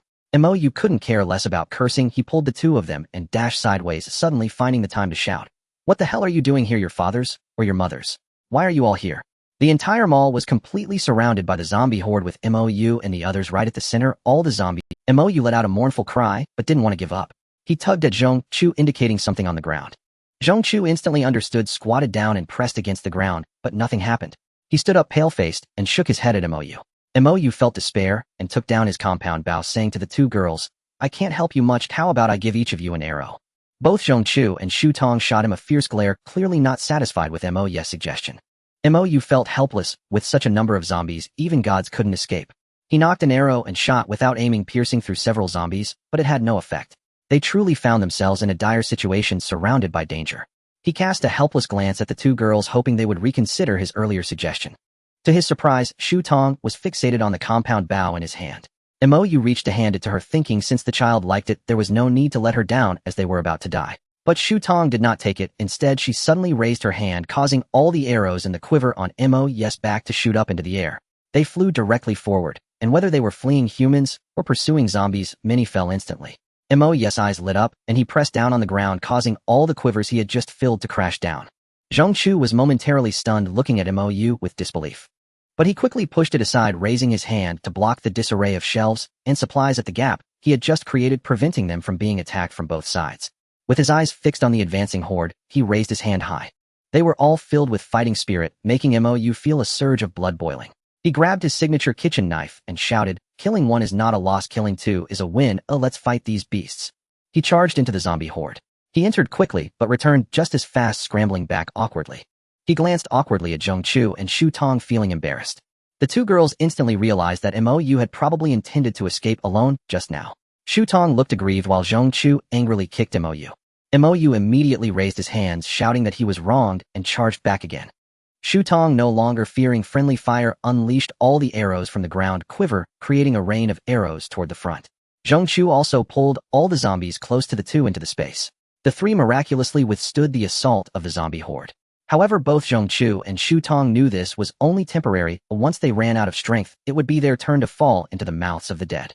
Mo, whose clothes had turned into rags and was drenched in blood, charged back fiercely, two arrows tragically stuck in his back. But Mo paid no mind, pressing his arms against the ground. Countless zombie heads suddenly appeared around the three. Without explaining to the two girls, he swung his knife down, chopping them one by one. The two girls instantly understood Mo's intent, looking at him with a hint of admiration. Mo had no time to bask in their admiration. He transformed into a fruit-slicing maniac. In a race against time, he opened each blue stone and carelessly wiped it before stuffing it into his mouth. This made Shu Tong's eyes widen in surprise, looking at Zhong Chu with a hint of grievance, as if to say, look at your man, ooh, how selfish can he be? But Zhong Chu seemed to have no such thoughts at all, as if it were perfectly normal for Mo to devour it all. This left Shu Tong a bit confused about the two of them. Yet she clearly felt she was about to collapse and tentatively called out to Mo. I can't hold on anymore, can you give me? Mo first glanced at Zhong Chu, noticing her glaring at him fiercely, but she did not stop him. He immediately stood up, pulled Shu Tong's little head into his arms, and charged forward. Even the two behind Mo flew out instantly, directly shooting towards the horde of zombies. Mo let out a muffled groan in pain, looking bewilderedly at the inexplicably angry Shu Tong. After a moment of confusion, he quickly bent down to split the fruits. Having finished, he dashed back to Zhong Chu, fiercely sharing with her before diving back into the zombie army, without looking back. However, he felt as if he had forgotten something. Yet in such a life-and-death moment, Mo couldn't afford to calm down and think. He could only endure continuously swinging the kitchen knife in his hand and gathering the heads that flew into the sky into his space. But as he kept chopping, he realized that his efficiency was lower than that of looting corpses on the ground. Suddenly, he shifted his approach from chopping to cleaving, abandoning the pursuit of killing zombies with a single blow, instead opting to knock them away and then chop the heads of the zombie corpses on the ground. To his surprise, the efficiency improved dramatically. In no time, he returned to the safe zone with a full harvest, diving back into splitting the fruits. This time, Shu Tong had adapted to Mo's unique sharing method. Before Mo even approached, she voluntarily opened her mouth. Mo was taken aback, feeling an inexplicable urge to laugh. But fearing that he might make Shu Tong shy, he solemnly pressed his lips against her small mouth. As for Zhong Chu, the two of them were much more familiar with each other, proceeding with a blank expression to complete the task. In this manner, an unexpected stability formed, allowing the three of them to endure from day until night. In Mo's eyes, the light mist surrounding Zhong Chu and Shu Tong shifted from blue to purple, then gradually. However, the effectiveness of killing zombies showed no qualitative leap. Rather, it seemed to weaken until the three of them could barely lift their arms. Overall, while the blue spirit stones could restore energy, they were still human and couldn't function like machines. Moreover, Zhongchu's skill had nearly zero lethality. Although it could gather zombies, space was limited, and they couldn't kill them directly, making the situation quite strained. The speed of gathering zombies had noticeably decreased as well. To make matters worse, the arrows had also worn down to the point where they were nearly ineffective. Looking at the seemingly endless horde of zombies, the three of them had reached their physical and mental limits. Mou turned gently to look at the two girls, smiling warmly as he softly said, "Let's just do this. You are all the best, always the best."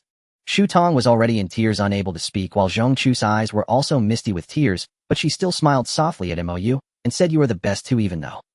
Mou smiled and interrupted, "No, although come here for another hug." Zhongchu understood this might be their final farewell and nodded heavily. With gritted teeth, she suddenly swung her hand fiercely into the air. Countless zombies that she had gathered immediately appeared in midair, crashing down towards the horde below. The chaos that ensued allowed the three of them this final moment of farewell. Mou stepped forward and tightly embraced the weak and nearly collapsing Zhongchu, lowering his head to kiss her lips passionately. Zhongchu, using her last strength, tightly embraced Mou, in return pouring all her energy into the kiss. Seeing this, Shu Tong, whose face was pale as paper, was moved and uncontrollably leaned in, pressing her head against the two. Mou suddenly remembered this little pitiful one, reaching out to hold Shu Tong in his arms, pressing her against the debris behind them. Every second he could protect them was worth it, as it fulfilled his role as a man. As his heartbeat gradually calmed, Mou unexpectedly felt that death wasn't so terrifying after all. Although he didn't want to die, the thought of embracing two stunning goddesses in death actually felt quite pleasant. Logically, happy times are always fleeting, but this time Mou felt as if it was a bit abnormally long. Now it seemed that they had become food. Why was it that he only heard the zombies roaring behind them, yet no one was coming? Curiously, he turned to look behind. What he saw was a grotesque, foul-smelling mouth filled with black liquid roaring just a few centimeters away from him. Startled, Mou's heart raced, almost cursing aloud. But the next second, he noticed that the zombie in front had turned and was completely ignoring their presence, crashing sideways instead.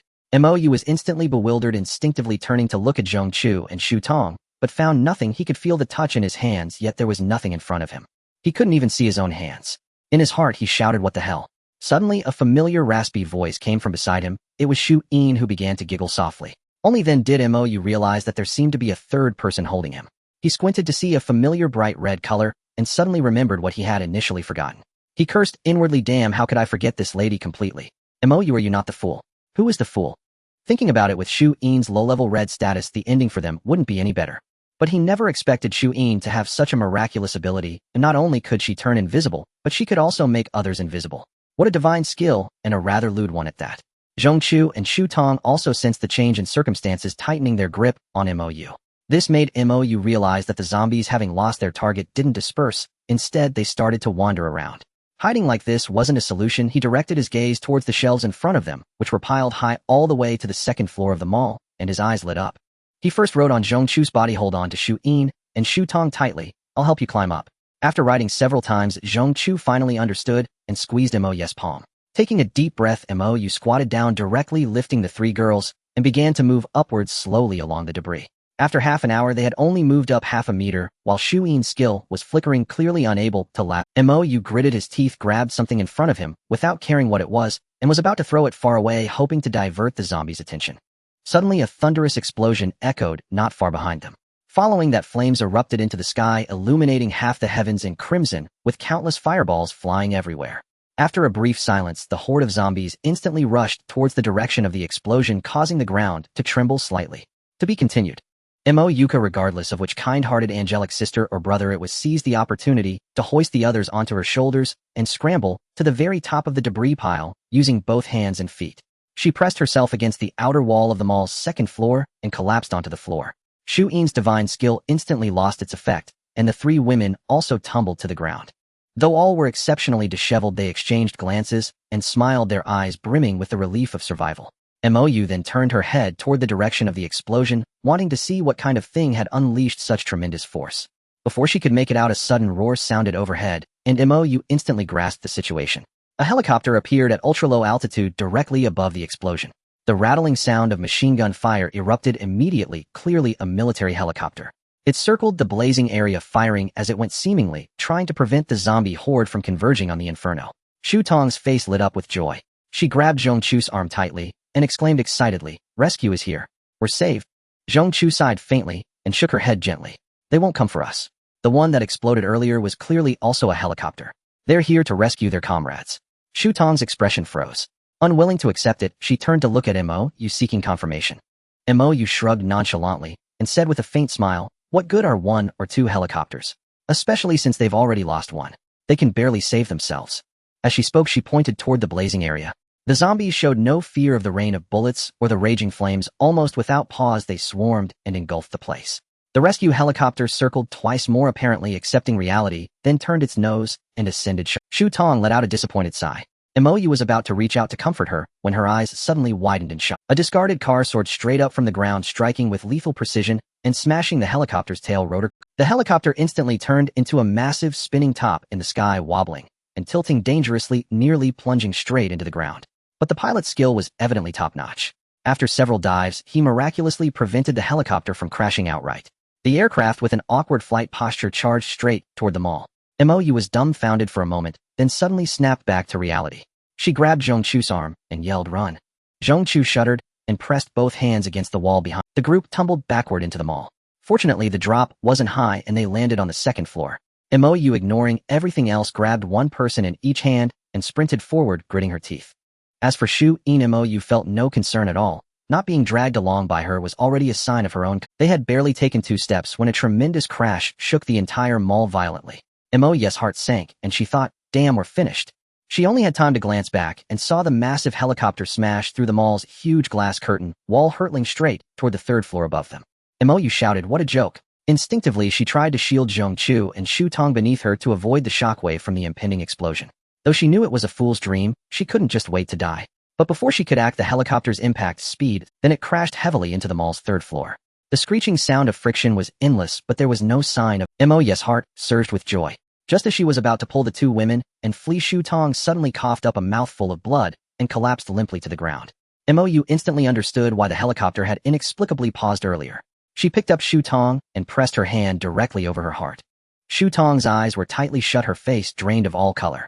But the faint heartbeat brought a flicker of relief. She turned to call Zhongchu to keep running when a dull gunshot rang out. Mo ducked instinctively, and the bullet whistled past her ear. Startled, Mo dropped to the ground and shouted, "We're human." As it turned out, this move was brilliantly wise.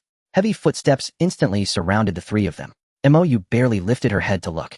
7 or 8 heavily armed individuals stood with their gun muzzles pressed firmly against the heads of Mo and Zhongchu.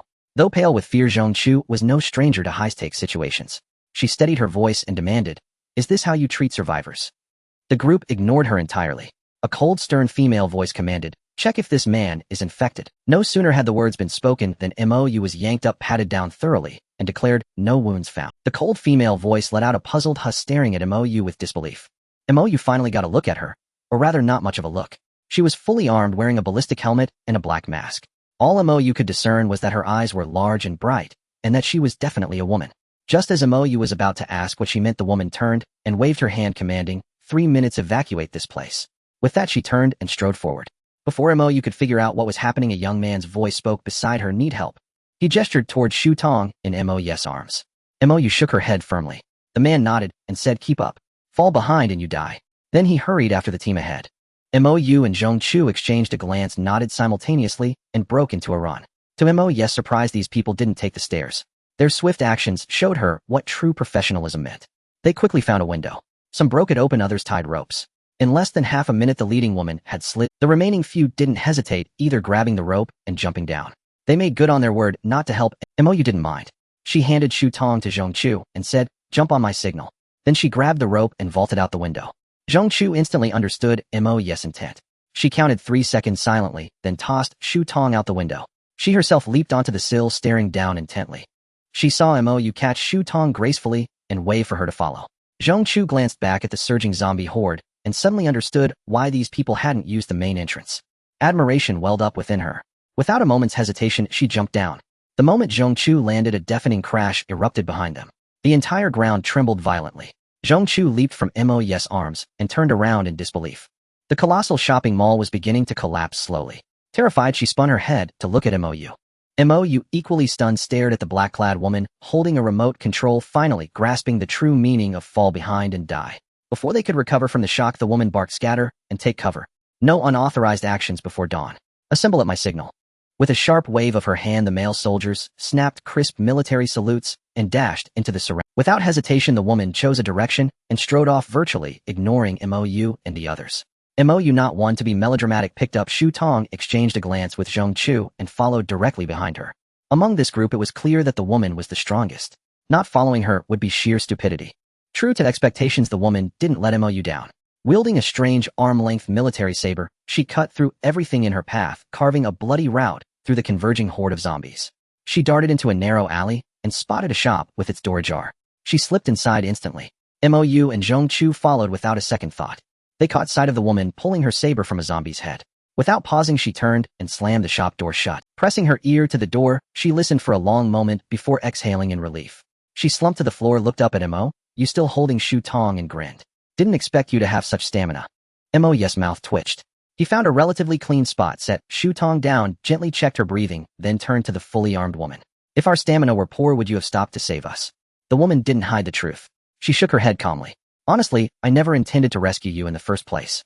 We have our own mission. Mou gave a thumbs up. Figured as much. Otherwise you wouldn't have nearly blown my head off. The woman waved a hand, pulled down her mask, and said flatly, I just fell out of a plane. My aim's a bit off. But you can't blame me entirely. Take a look at yourself. Mou knew exactly what he looked like. Aside from his underwear, which retained some shape, the rest of his clothes had been shredded into strips, and he was covered in blood from head to toe, but nearly getting his head blown off. How could the victim just let it slide? Unless... When Mou finally got a clear look at the woman's face, he instantly chose to forgive her. There was no help for it. She was stunning. Big eyes, a small mouth, and 2 dimples on her round, chubby face. So sweet, it was almost unfair. Yet her low, cold voice didn't match her appearance at all. He couldn't help but steal another glance. The woman frowned, her voice dropping. Has no one ever told you it's rude to stare at a woman like that? This time, Mou clearly sensed she was deliberately lowering her voice to sound gruffer. Truly, the world was full of wonders. Some people like to pitch their voices high, others low. Still, he replied, instinctively, equality of the sexes. I'm half-naked, and you're enjoying the view plenty. Before he could say more, Zhong Chu kicked him aside and shot him a glare. Mou looked at her with a pitiful expression. Zhong Chu ignored the flirt, turned to the woman, extended her hand, and said calmly, Zhong Chu, pleased to meet you. May I ask your name, and when large-scale rescue will arrive? The woman slowly stood up and shook Zhong Chu's hand. Codename Silver Fox, captain of the Shanghai Garrison Special Operations Squad. Pleased to meet you too. She paused, then added apologetically, I'm sorry, but I can't give you a definite answer on the timing of a large-scale rescue, or even if there will be one. I hope you understand. Though she didn't give a clear answer, Mou and Zhong Chu immediately sensed that there might be no large-scale rescue at all. Disappointed, Zhong Chu pressed on, then we. Before she could finish, Silver Fox shook her head slightly and sighed. Right now, even our squad isn't sure, well, maybe. A flicker of sorrow passed through her eyes, quickly suppressed. She forced a faint smile. If anything, your survival experience might be richer than ours. I might even have to rely on you too. For instance, finding something to eat right now. Zhong Chu managed a polite, strained smile, then turned and nudged Mou's calf. Go on. Isn't this your chance to shine? Mou's eyes widened. He mouthed, what about your supplies? Zhong Chu shrugged. Mou understood immediately. With a resigned, mournful expression, he let out a soft "oh." He walked deeper into the shop. It appeared to be a flower shop, most of the blooms soaked in water and beginning to rot. Mou couldn't imagine what food could be found here. Eat grass. Just as he was getting frustrated, a flash of red caught his eye. A small figure darted up to the second floor of the shop. Startled, Mou cursed under his breath and followed. Upon reaching the top, he spotted Shu Yin crouched in a corner, gnawing on a meter-long sausage. Mou was dumbfounded.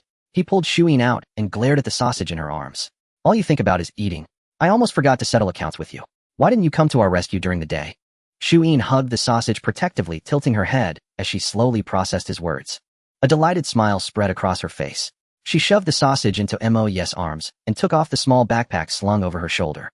Mou hadn't expected Shu Yin, who seemed to have the intellect of a 3- or 4-year-old, to know how to carry a backpack. Curious, he gently unzipped it. A blinding blue light nearly seared his eyes. His so-called 24K pure titanium alloy eyes. The backpack was stuffed full of small blue stones, turning his eyes into coin shapes.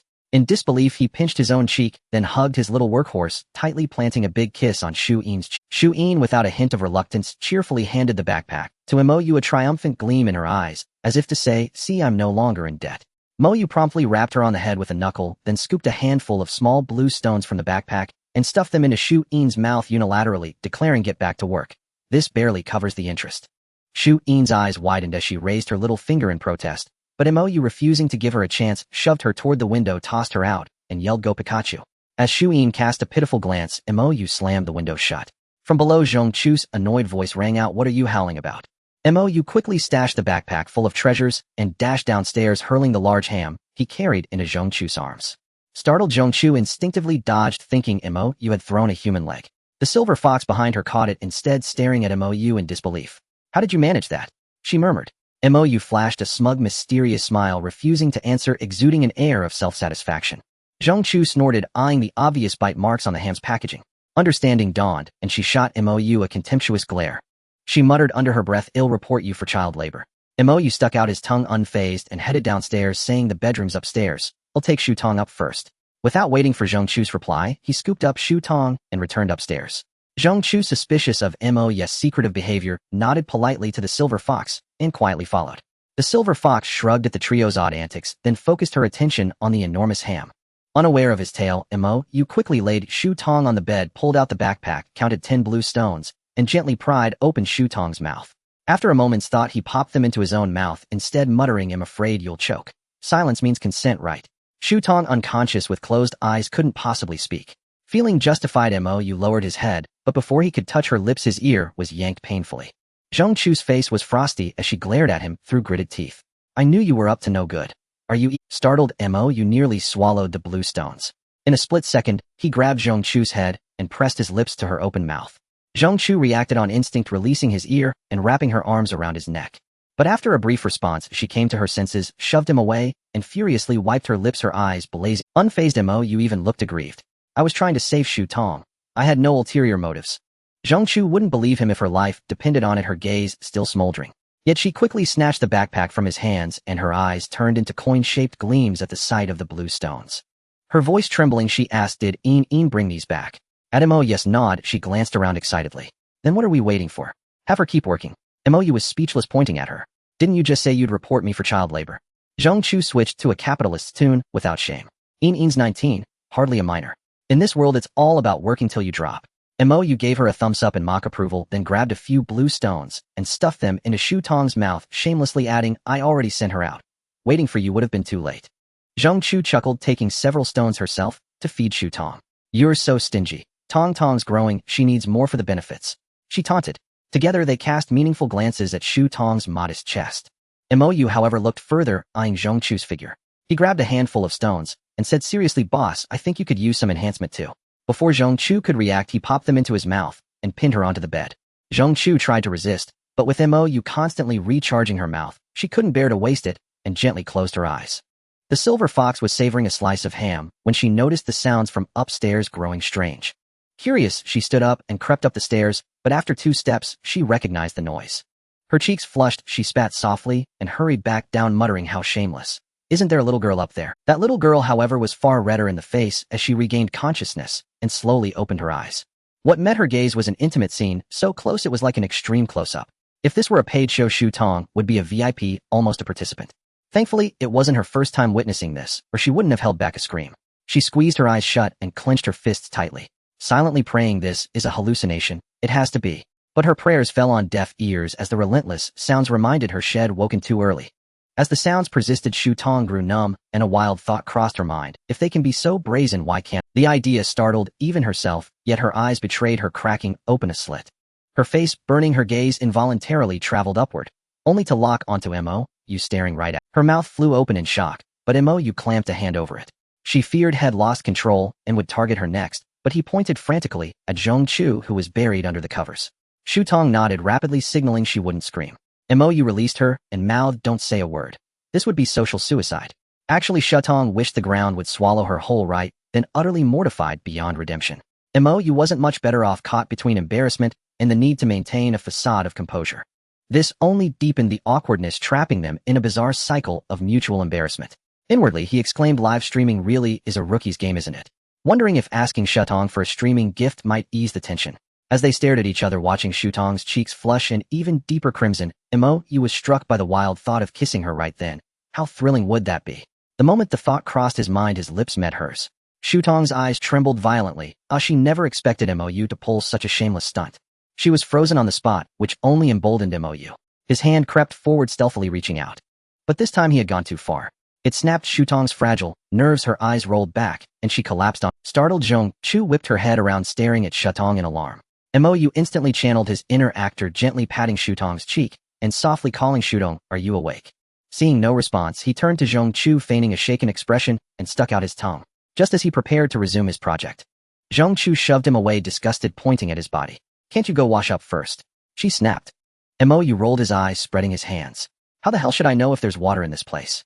What am I supposed to wash?" As he leaned toward her again, Zhong Chu stuck out a leg to block him. "No water, no touching me," she huffed. Seeing her resolute expression, Mo sighed in defeat, stood up, and trudged to the bathroom door. In the dark, no water or power is common sense, right? He grumbled. Out of habit, he pressed the switch on the wall and was momentarily blinded. Blinking in confusion, he looked up and muttered, "Damn, talk about hitting me in the face with reality." Zhong Chu chuckled, pointing at his naked form. "Got nothing to say now, huh? Go wash up quick. If Tong Tong wakes up and sees you like this, you'll die of shame." Mo's face darkened. "I've already been humiliated enough," he thought. "You just don't know it yet." He coughed awkwardly and slipped into the bathroom without another word. Luck was on his side today. There was both water and electricity. He savored a rare hot shower, humming a tune. He invited Zhong Chu to join, but she refused, which he shrugged off. He'd teach her a lesson later. After scrubbing himself clean, Mo wrapped a towel around his waist and lounged at the bathroom door, playing the fool. "Your Majesty, time for your bath," he called out. But Zhong Chu, as if anticipating his antics, was already fully dressed and standing at the top of the stairs. When Mo emerged, she smiled at him and called downstairs, "Captain Silver Fox, there's hot water up here. Want a shower?" Silver Fox's awkward voice drifted up. "I'd better not. I need to keep watch, and besides..." Before she could finish, Zhong Chu cut her off with a sigh. "Well, then you might not get another hot shower for days, or even months." At that, footsteps thundered up the stairs. Silver Fox appeared, flustered. "What about my clothes? You can't expect me to go like this, can you?" Zhong Chu rolled her eyes and pointed at Mo's relatively intact underwear. "You were way sleazier a moment ago." Ignoring Mo, she turned to Silver Fox, who was still awkwardly climbing the stairs. "Captain Hot Water's Limited. Mind sharing?" she asked with a smile. She shot Mo a triumphant look, as if to say, "Try messing with me now." Silver Fox hesitated, then nodded slightly. Zhong Chu beamed, pulled Mo aside, and said, "You take over guard duty for Captain Silver Fox. If you dare peek up here, I'll cut it off." Mo grunted in annoyance and headed downstairs. Spotting the giant sausage, he bit into it, fiercely channeling his frustration into his appetite. He walked to the flower shop's entrance and peered outside. Apart from the countless wandering zombies, he could still see distant lights in the distance, indicating the power grid hadn't completely collapsed. It made sense. Shanghai's electricity came from the largest dam, and the supply system was practically black tech. If not for the past few days of torrential rain, the entire city might have been powered. He sighed and was about to find. Just then, a mindless zombie shuffled toward the flower shop's entrance. Mo instinctively reached for his back, intending to dispatch the creature. But his cleaver was nowhere to be found. His face darkened. He had just taken a shower. There was no way he was wrestling He envied Silver Fox's uniquely crafted military knife. Maybe he could borrow it. After all, he was guarding the door. Crouching low, he crept back upstairs and spotted Silver Fox's gear by the door. The knife and an unusually long rifle were propped against the wall. His heart leaped. Just as he reached for the knife, laughter echoed from the bathroom. Zhong Chu teased, "With a figure like that, Captain Silver Fox should be a model. What a waste." Silver Fox replied awkwardly, "Miss Zhong Chu, you're truly perfect. Don't make fun of me." They launched into a mutual admiration society, making Mo's nose twitch and his heart itch. He wished he had X-ray vision to see through the frosted glass of that cursed bathroom door. Then it hit him, frosted glass.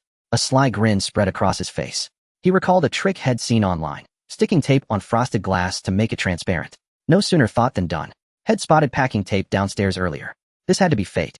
Forgetting the knife and the zombie, he tiptoed back down, grabbed a roll of wide tape, and tore off a long strip. With a perfectly straight face, he muttered to himself, "This is purely for scientific exploration.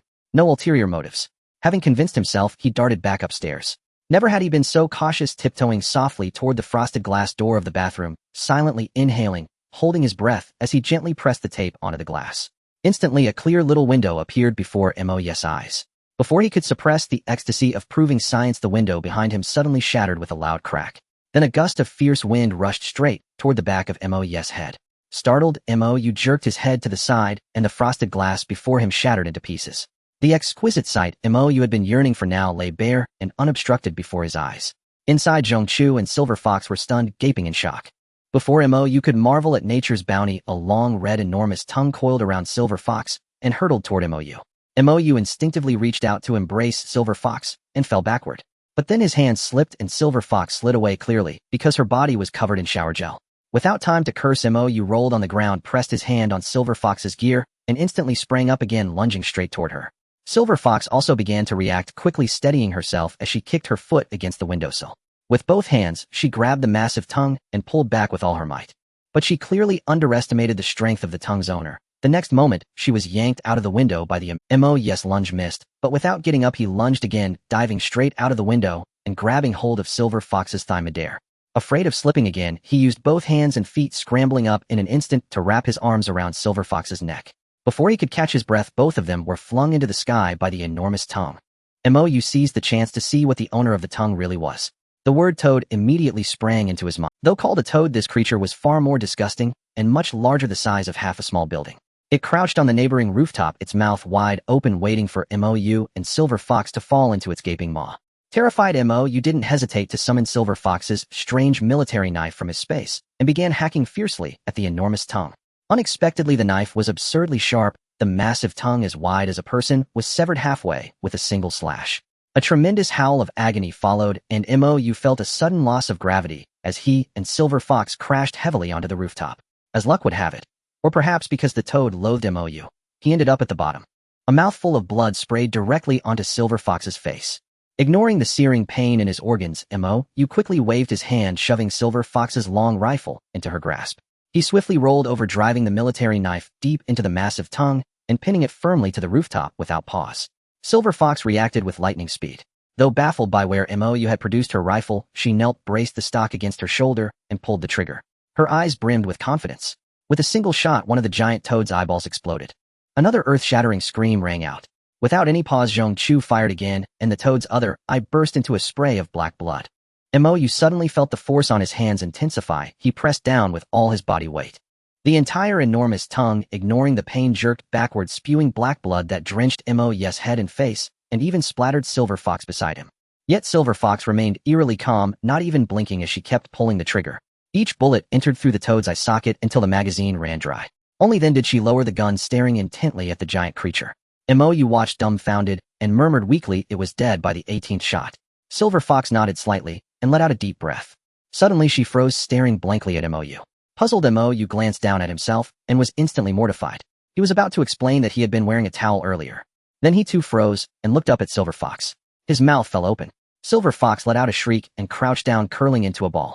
MOU was extremely awkward, turning his head away as he muttered, "I have night blindness. I can't see a thing." As if Silver Fox would believe that. MOU's eyes had practically popped out earlier. She was just considering whether to shoot him too when Zhong-Chu struggled onto the rooftop, shouting anxiously, "Are you two okay?" Then, seeing the giant toad's massive corpse, he was momentarily stunned, but quickly recovered, turning his gaze back to MOU and Silver Fox. His mouth twitched as he rushed to MOU, covering his eyes, and urgently said to Silver Fox, who was crouching, "Oh, block him. You go first." Silver Fox shot Zhong-Chu a grateful look and scrambled off the rooftop with the fastest speed she had ever mustered. Only then did Zhong-Chu release MOU's eyes. Annoyed, he kicked MOU's shin and grumbled, "Well, did you enjoy the view?" MOU immediately raised his hands, protesting loudly, "Heaven knows I was just trying to save her.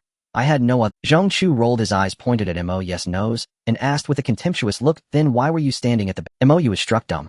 Swallowing hard, he whispered back, "What if I said I was doing an experiment? Would you believe me?" Zhong-Chu rolled his eyes hard. "Can't be bothered with you. That's not important now. What matters is..." He gestured at the hordes of zombies swarming below. Given the commotion, it was impossible not to attract them. But since the noise hadn't been made on the ground, the zombies were like headless flies crashing wildly through every shop. This only created even more and louder disturbances. MOU and Zhong-Chu exchanged a glance. They spun around and leaped onto the adjacent rooftop. With a swift stroke, MOU sliced off half the toad's head, reached in to retrieve a purple crystal, and instantly jumped back. He wrapped an arm around Zhong-Chu's slender waist and dropped down to the second floor.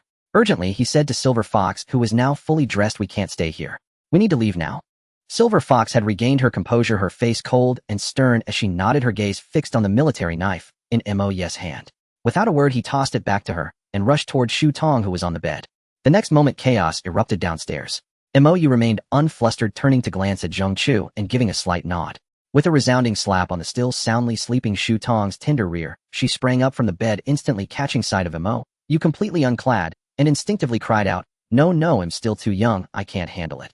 The next second, she saw everyone in the room staring at her with peculiar expressions. Blushing furiously, she stammered, waving her hands, "I was dreaming, yes. Talking in my sleep." MOU, far thicker-skinned, pulled her off the bed and said without flinching, "Less chatter, get to work." As he pointed at the zombie horde already halfway up the stairs, Shu Tong, grateful for an out, nodded vigorously. She dashed to the stairwell, pressed her small hand against the wall, and instantly countless steel bars burst through the concrete, plunging viciously into the zombies below. The sheer force cleared the stairs of zombies in an instant. Mou stared dumbfounded, then turned to Zhongchu and asked blankly, with her around, why the hell are we even running? Zhongchu was taken aback, then rolled her eyes at Mou in exasperation, placed her hand on the staircase, and the entire structure vanished without a trace. The zombies that had just surged up again lost their support and tumbled back down in a heap. Mou gave a double thumbs up and said, "No need to flee now, you two are practically invincible." Zhongchu was momentarily speechless, then retorted with a hint of irritation, "Did a zombie eat your brain? What if a few more of those special zombies show up? You planning to headbutt them?" Mou immediately quieted down, ran to the window to survey outside, then spun around and pointed at a wall. "This side is right next to the neighboring building. Well, go through here." Noticing Zhongchu hadn't replied, he looked back at her and saw that the sheer number of zombies had piled up and they were already peeking over the stairwell again. Zhongchu was solemnly absorbing the frontmost zombies into her space. A pang of alarm struck Mou. His earlier prediction seemed overly optimistic. Even without a purple tire zombie, they wouldn't hold out much longer. He turned and reached for Yin, who had been silent for ages, figuring she might be stunned by all the incredible feats she had witnessed. But how could she be stunned for so long? Yet when he pulled her, Yin, who collapsed to her knees with a thud, vomiting large mouthfuls of black blood. Mou immediately raised his hands and shouted, "I didn't touch her. Don't try to frame me." Zhongchu yelled from behind him, "Pervert, save your humor for the zombies downstairs. Check if she's infected." Mou pursed his lips and rolled his eyes, muttering inwardly, "Infected? Obviously. I was just trying to lighten the mood, alright." He crouched down and rolled up Inha's sleeve. Sure enough, rows of tiny wounds were oozing black blood. The tongue from earlier must have had small barbs. Mou's thick skin hadn't felt a thing, but Inhu wasn't so lucky. Without the protection of clothes, she was clearly infected. He grabbed the fallen military knife and glanced at Zhongchu. She met his gaze, sighed, and shook her head. Mou cursed under his breath, "Saint," and quietly aimed the knife at Inha's heart. Inhu lifted her face, now veined with black, and with great pain, whispered shakily, "Please. Tell my comrades that I never deserted, never betrayed the people, even in death." Before she could finish, she grabbed the knife in Mou's hand and drove it straight toward her own heart. But Mou was faster and stronger. He yanked his hand back and pinned the blade. He drove the knife into the floorboards. He thought, "You've elevated this to such a noble level. If you die by your own hand, I'd be the villain for sure." With a helpless sigh, he reluctantly pulled out a small blue stone and shoved it into Zhongchu's gaping mouth, who was too stunned to react. The black veins on Inha's face halted their advance. But that was it. They stopped spreading, yet showed no sign. Mou was puzzled. He pulled down the collar of Inha's clothes to check. The veins on her body hadn't faded either. He found it strange. Shouldn't one stone have been enough, like with Lei Ting? Not giving up, he took out another and put it in Inha's mouth. Inhu came to her senses again and abruptly covered her chest, glaring at Mou with resentment. Mou found it amusing and asked teasingly, with a reaction time that slow, "How did you become captain of a special squad? Don't tell me." Furious, Inhu gritted out, "You," before vomiting another mouthful of black blood. Even the confident Mou began to doubt himself. He cursed inwardly, "Are you just born to be a zombie? 2 stones and still nothing." He grew stubborn. He refused to believe there was a problem that money couldn't solve. Ignoring Inha's resistance, he pulled out a handful of blue stones and shoved them all into her mouth, not caring about the quantity. The effect was immediate. The black veins on her face receded rapidly, but again only up to a point. They stopped at her neck and refused to budge further. Mou looked at Zhongchu, who was still holding off the zombies with Shu Tong, and whined pitifully, "This one's like a bottomless pit. Is she a lost cause?" Zhongchu gritted her teeth and snorted, "Whether to save her or not is your call. Don't bother me." Mou's mouth twitched. He muttered, "That's basically the same as asking if I can do it. He'll show you what omnipotent." His eyes sharpened, and with a flick of his palm, a translucent purple crystal appeared. He gritted his teeth at Inhu and said, full of regret, "You'd better repay me with your body, or you'll be left with nothing but my underwear." Without hesitation, he shoved the purple crystal into Inha's mouth. The effect was instantaneous. The cure was immediate. The moment the purple crystal entered, Inha's eyes rolled back, and she collapsed to the floor with a thud. The black veins on her neck visibly retracted. Fearing he might have missed something, Mou pulled her clothes open a bit further. Seeing everything back to normal, Mou patted his chest in relief. Saving someone was indeed far harder than killing. He plopped down on the floor, panting heavily. The next moment he froze and muttered, "Holy crap." The silver fox lying on the ground. Her fair skin instantly turned a deep crimson, growing redder and redder until it seemed almost inhuman. Startled, he reached out and placed his hand on the silver fox. The next second, he yanked it back as if burned. Her skin was scorching hot like a small branding iron, leaving him utterly flustered. Helplessly, he turned his gaze to Zhongchu for help. Zhongchu gritted his teeth and cursed, "You have the most experience, damn it. Why are you just staring at me?" Mou shrank his neck, then looked back at the silver fox, muttering through gritted teeth, "Give me back my treasure." He grabbed her clothes and dragged her into the bathroom, turning the shower to the coldest setting without a second thought. He sprayed water directly onto the silver fox. A plume of white mist rose instantly, leaving Mo dumbfounded. He thought to himself, could this sister be awakening a fire ability? This world is getting crazier and crazier. Before he could finish the thought, the silver fox, perhaps cooled down, suddenly shot to her feet, eyes still shut tight, and waved her hand over her body. All her gear shattered into pieces on the spot. Mo's eyes nearly popped out of his head, and he wanted to call Zhongchu to see. This time really it wasn't his doing. But figuring Zhongchu wouldn't believe him anyway, he could only swallow his grievance in silence. Staring blankly at the silver fox, he called her name softly. Seeing no reaction and the redness slowly fading from her skin, Mo, out of concern, gently placed his hand on her to check her temperature. Then he met the silver fox's eyes as they snapped wide open. Caught off guard, his paw landed squarely on target without any chance to dodge. A nervous tremor ran through his hand, and an absurd thought popped into his mind, just the right temperature. And then nothing more. The silver fox glanced down at Mo's hand, then at his equally bare body. Her eyes turned bloodshot, and she let out a piercing scream. She lunged straight for Mo's throat. He hurled the shower head aside and leaped back. But he hadn't expected her speed to have increased so drastically. His retreat was no match for her charge. In the blink of an eye, the silver fox, now beyond reason, had her hand clamped tightly around Mo's neck. Her moment, she slammed him out of the bathroom and through the window, both of them crashing straight onto the street below. The immense impact knocked over the surrounding zombies, creating a vacuum of undead space. Mo howled in pain and cursed. Furious at what he saw as her biting the hand that saved her, he swung a fist straight at the silver fox's cheek. The force made her groan instinctively, her cheeks swelling instantly, but it only fueled her rage. Her other hand came crashing toward Mo's eye. He dodged slightly, but the fist still landed squarely on his socket, leaving him dazed. He thought, I dodged. How the hell is that possible? In the split second it took him to process, the silver fox's next punch was already upon him. Mo focused all his energy on evading, but still caught another blow without fail. Nearly in tears, he cursed freak. Then a flicker of joy. He felt the horde of zombies surging toward them. Mo shouted, let's see if you survive that. Before the words faded, a series of whooshing sounds filled the air. Mo turned his head in disbelief to look at the zombies at the front were abruptly torn apart, as if sliced by countless invisible wires. Mo's gaze snapped back to the silver fox. She was enveloped in a dazzling purple glow, and he cursed under his breath, what happened to the fire ability? And you start at purple level. Is there no justice? And you start at purple level. Is there no justice? Knowing he'd either be beaten to death by the silver fox, or worse, he focused his eyes as she dealt with the zombies. In a flash, both hands shot out, unleashing a long-lost divine technique from Master Xing, the grabbing Dragon Claw. A single strike to finish the fight. The air around them chilled, and Mo, you didn't need to look to know the silver fox was seething with murderous intent. Without hesitation or a shred of chivalry, he pushed hard with both hands, drove his knee into her stomach, and flung her back into the zombie horde. But he didn't expect the zombies to finish her off. He flipped over and bolted straight for the flower shop. Zhongchu and Shu Tong were still bewildered, unsure what was happening outside. Before they could figure it out, they saw Mo completely naked charging back into the building. Shu Tong gritted her teeth and conjured a forest of steel rebars to impale the zombies, clearing a path for Mo. Didn't care about anything else. He just kept his head down and dashed, terrified that the silver fox's freakish ability would tear him limb from limb. But he had clearly underestimated her. The next second, she burst into the flower shop, slicing through countless zombies with a wave of her hand, and roared at Mo, "You pervert. Go to hell." Though she roared, her voice was adorable, almost identical to the tone of Pleasant Goat's Lazy Goat. It suddenly clicked for Mo. No wonder Shed been trying to lower her voice. With a voice like that, Shed seemed childish even as a primary schooler, let alone a team leader. Despite wanting to mock her, Mo instinctively ducked forward, feeling a sharp gust of wind whiz past his head. He yelled, "Shrew, have you no sense? If it weren't for me, you'd be dead already." Cursing, he kept moving, weaving through the zombie horde. The poor undead met gruesome ends one after another. Zhongchu and Shu Tong finally realized the two were having an internal conflict. Zhongchu vaguely recognized the silver fox, but Shu Tong didn't know her at all. Countless steel rebars shot toward the silver fox. The whistling wind forced the silver fox to abandon her chase.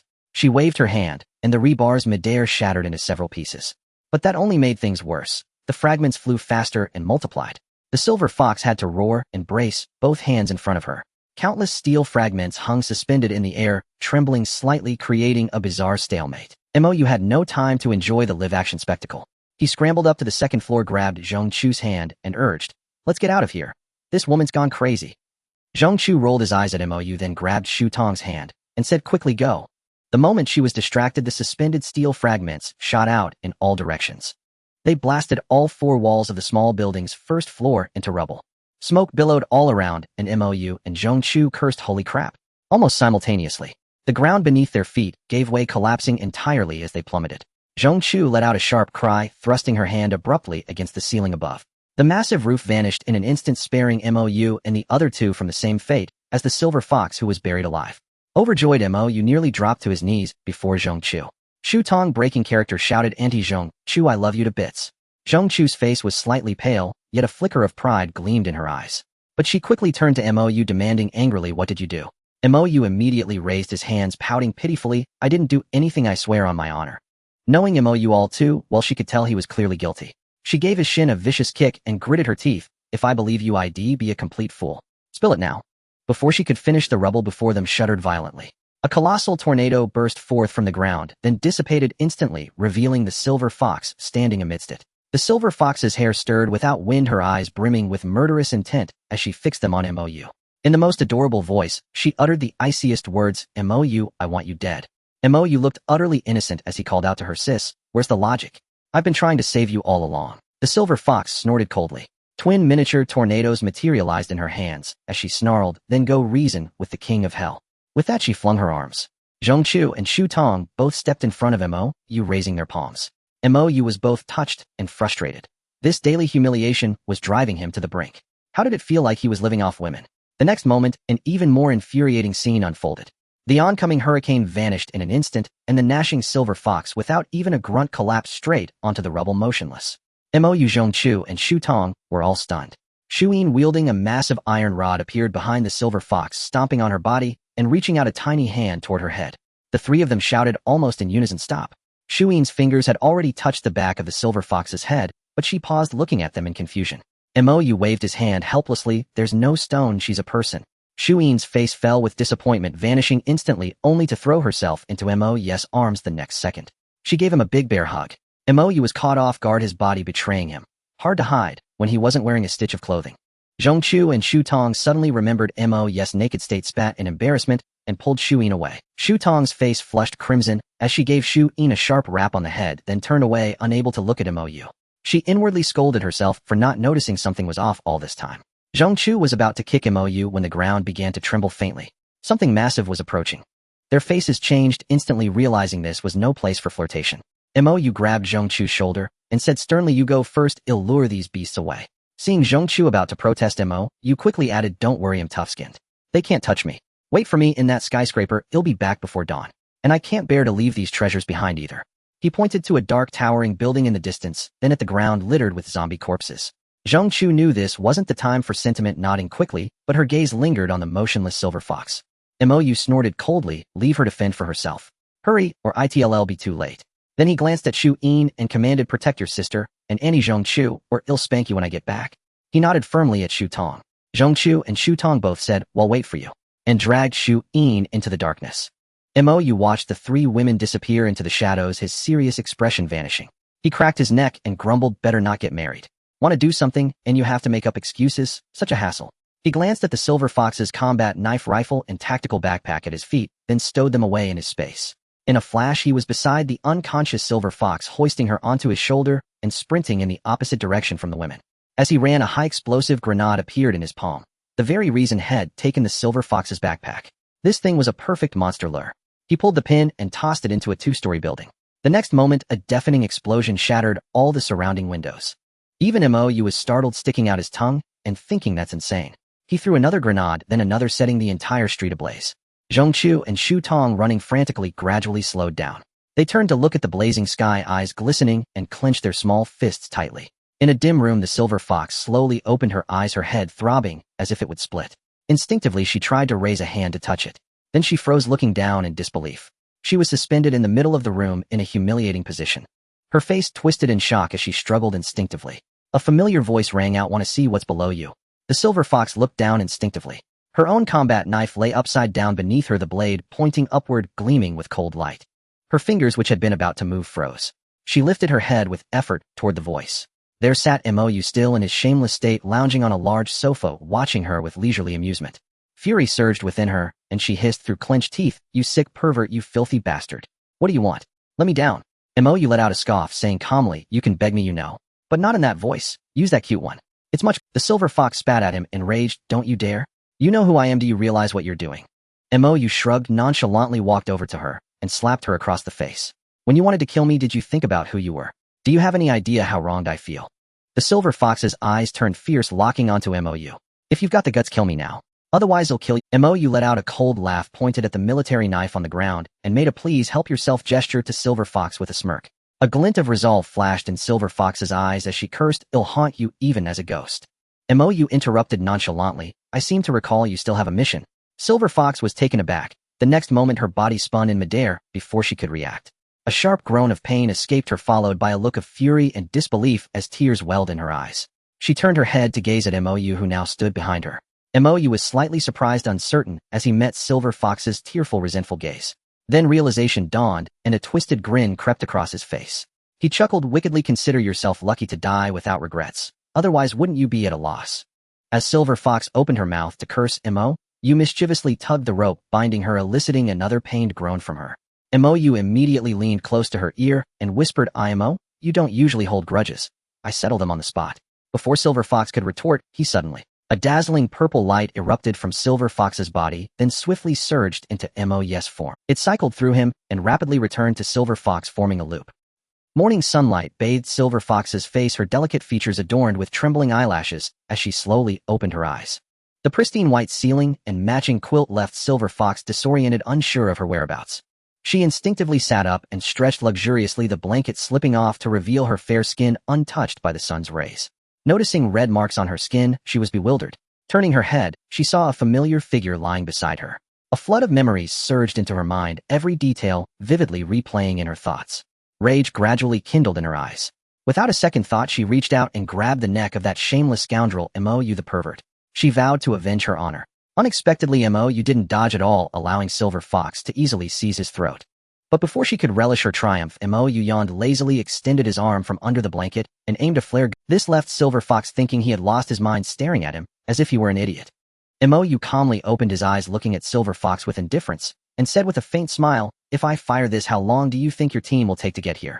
Will they see their captain in such a dashing pose? Silver Fox froze, then her expression shifted as she gritted her teeth and cursed, you're despicable, shameless, vile, inhuman. Mo pushed her hands away, a smirk curling at his lips. I can be even more despicable, more shameless, more vile, and less human, he teased wickedly. With that, he yanked the blanket back over Silver Fox. Another soft cry escaped her. In a ruined shop on a battlefield-like street, Mo poked his head out to survey the area. Last night's massive horde of zombies had dispersed, much to his relief. He turned and nudged Silver Fox, who was munching on bread, pointing at a few straggling zombies outside as a signal for her to deal with them. Silver Fox rolled her eyes and turned away, ignoring him. Irritated, Mo tugged the rope tied to her hand, pulling her off balance. She raised her bound hands and snapped at him, are you insulting me? Am I your dog? Mo pursed his lips and retorted, my dog doesn't curse at me, and it listens when I feed it. What about you? Silver Fox glared at him fiercely, but Mo remained unperturbed, urging, hurry up, don't forget you have a mission. I'm fine wasting time here. Silver Fox spat in disdain, then poked her head out. With a flick of her hand, the heads of the wandering zombies nearby fell to the ground. Mo watched enviously, glancing at his own palm, wondering when he'd be that formidable. But he quickly adjusted his mindset, scampering out of the shop to chop off heads one by one. He yanked Silver Fox along, making her stumble again. She grumbled, you're such a pervert, getting off on mutilating corpses. Mo shot her a contemptuous look, fished a small blue stone from a zombie's head, and said smugly, this is treasure, you airhead. You wouldn't understand. Seeing the blue stone, Silver Fox recalled that Mo had fed her something similar which had granted her superpowers. Her eyes lit up as she rushed to his side, and said quickly, I killed all those zombies. Give me half. Mo glanced at her calmly, and retorted, don't forget you're my prisoner. Half. Are you crazy, or am I? Silver Fox pouted in dissatisfaction, then hesitated before asking, if I kill you now, does that mean I'm no longer your prisoner? Mo blinked in bewilderment, staring at her, as his head involuntarily nodded. Then Silver Fox slowly stood up, a cruel smile curling on her lips. Mo also rose cautiously, pulling out the flare gun defensively, and said weakly, don't forget I gave you those clothes. You can't repay kindness with enmity, can you? Silver Fox looked down at her bathrobe, then at Mo, yes, matching one, and cursed through gritted teeth, you call. Mo shrugged helplessly and explained plaintively that was a hotel, not a clothing store. Finding this was already. Silver Fox was about to argue further when she caught herself pointing at Mo, yes, nose, and scoffing. So this is your. As she spoke, a mini whirlwind formed in her palm. Mo immediately raised the flare gun and threatened, aren't you afraid your team will see you like this? That remark infuriated Silver Fox. She couldn't believe she had been fooled by MOU into being threatened by such a flimsy excuse. She hissed, "Once you're dead, you'll have plenty of time to leave here." MOU let out an O of realization unfazed and asked calmly, "You can leave, but can your team? Look at all these zombies around. How many of them do you think will make it here alive?" A series of questions left Silver Fox stunned, staring blankly at MOU. MOU smiled faintly, dispelling the mini whirlwind in her hand, and said with a chuckle, "Haven't you learned your lesson yet?" With that, he tugged the rope and led her into the nearby shop. After a long while, MOU, with unsteady steps and a flushed face, finally returned to the street with the silver. MOU was truly out of energy, pointing weakly at the scattered zombies in the distance, saying, 70-30 split, that's my final bottom line." The Silver Fox let out a soft hum. "At least you still have some humanity. You take 70, I take 30. It's settled." As soon as she finished speaking, the rope binding her wrist instantly shattered, and she shot out like a dart. Seeing the lively Silver Fox, MOU instinctively pressed his waist, muttering in confusion, "Is it true that every girl becomes unreasonable when she turns into a woman?" Not wanting to argue with the Silver Fox any further, he looked at the sun and thought to himself that if he didn't gather with Zhongchu and Shu Tong soon, they might set up his morning haul. Without wasting any more time, he flashed his military knife and began his journey of opening melons again. The Silver Fox, who had just resolved the zombies ahead, arrived at the flower shop from yesterday. Looking at the corpses of zombies scattered all over the ground, her eyes lit up. Before MOU could start opening melons, she clenched her hands, instantly causing several heads on the ground to explode. Her efficiency was astonishing. MOU, watching from behind, couldn't help but envy her and squeezed his own. Then there was nothing more except for a sudden gust of wind, and he awkwardly cleared his throat to cover his embarrassment. He directly became the Silver Fox's assistant, embracing the idea of enjoying the benefits of a free meal. After both of them worked hard for a while, they finally finished harvesting, looking at a pile of blue stones on the ground. The Silver Fox was all smiles and confirmed with MOU once again about the 70-30 split. Before MOU found it amusing, stood up, walked to a nearby clothing store, and quickly returned, throwing a set of sportswear. This left the Silver Fox momentarily stunned. She looked up at MOU, who was already dressed, and a hint of unusual emotion flashed in her eyes, but she quickly concealed it, softly saying, "Thank you." Then she somewhat dazedly explained, "I didn't take a single one. You can search me if you don't believe it."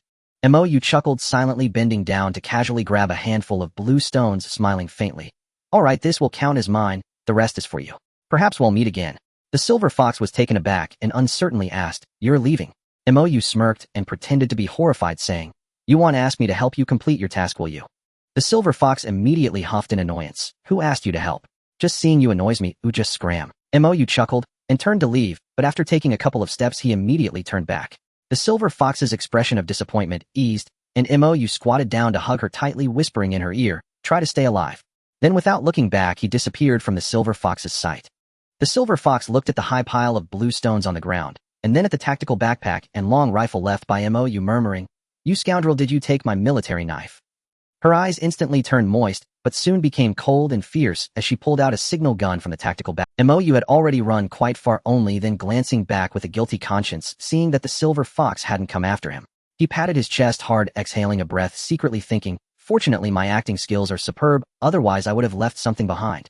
He then took out the uniquely shaped military knife of the Silver Fox, looking up at the sky and laughing, "Finally, I've upgraded from a bird gun to a cannon." Yet before MOU could gloat for long, countless zombies started rushing toward him. MOU cursed quietly and dashed forward, aiming directly for the building he had arranged to meet Zhongchu and the others. Meanwhile, the special forces gathered around the cold-faced Silver Fox. No one spoke, nor did anyone ask where the 3 survivors from yesterday had gone. Only the Silver Fox coldly said, "Target Magic Capital University." Everyone stood at attention in unison, saluting crisply. The dark door made MOU feel inexplicably anxious, looking around and seeing some incomplete zombie corpses on the ground, which suggested that Zhongchu and Shu Tong had already entered. He softly called out their names a few times, but received no response, causing him to feel frustrated. Why hadn't they agreed on a floor? In such a tall building, how long would it take him to find them? But being frustrated was useless. MOU took a deep breath and stepped into the dark doorway. Upon entering, he was met with a heavy stench of blood and decay, making him wrinkle his nose involuntarily. It seemed that the building he had casually pointed out yesterday wasn't a very good choice. Steadying his mind, he still gripped his military knife tightly, looking down to find the footprints of the 3. Sure enough, he found a row of fairly clear footprints on the muddy ground. MOU's heart leaped with joy as he followed the footprints forward. However, the further he went, the more he felt something was off. The footprints were obviously becoming more chaotic, and one was missing. MOU speculated that it must be Shu-in, who had gone invisible directly, which made him anxious. Shu-in wouldn't just go invisible for no reason. He thought to himself, could there be danger? The next moment his mouth twitched violently, and the answer appeared right before him. The words "run." in large characters suddenly appeared in Mo's line of sight. Mo cursed, damn it.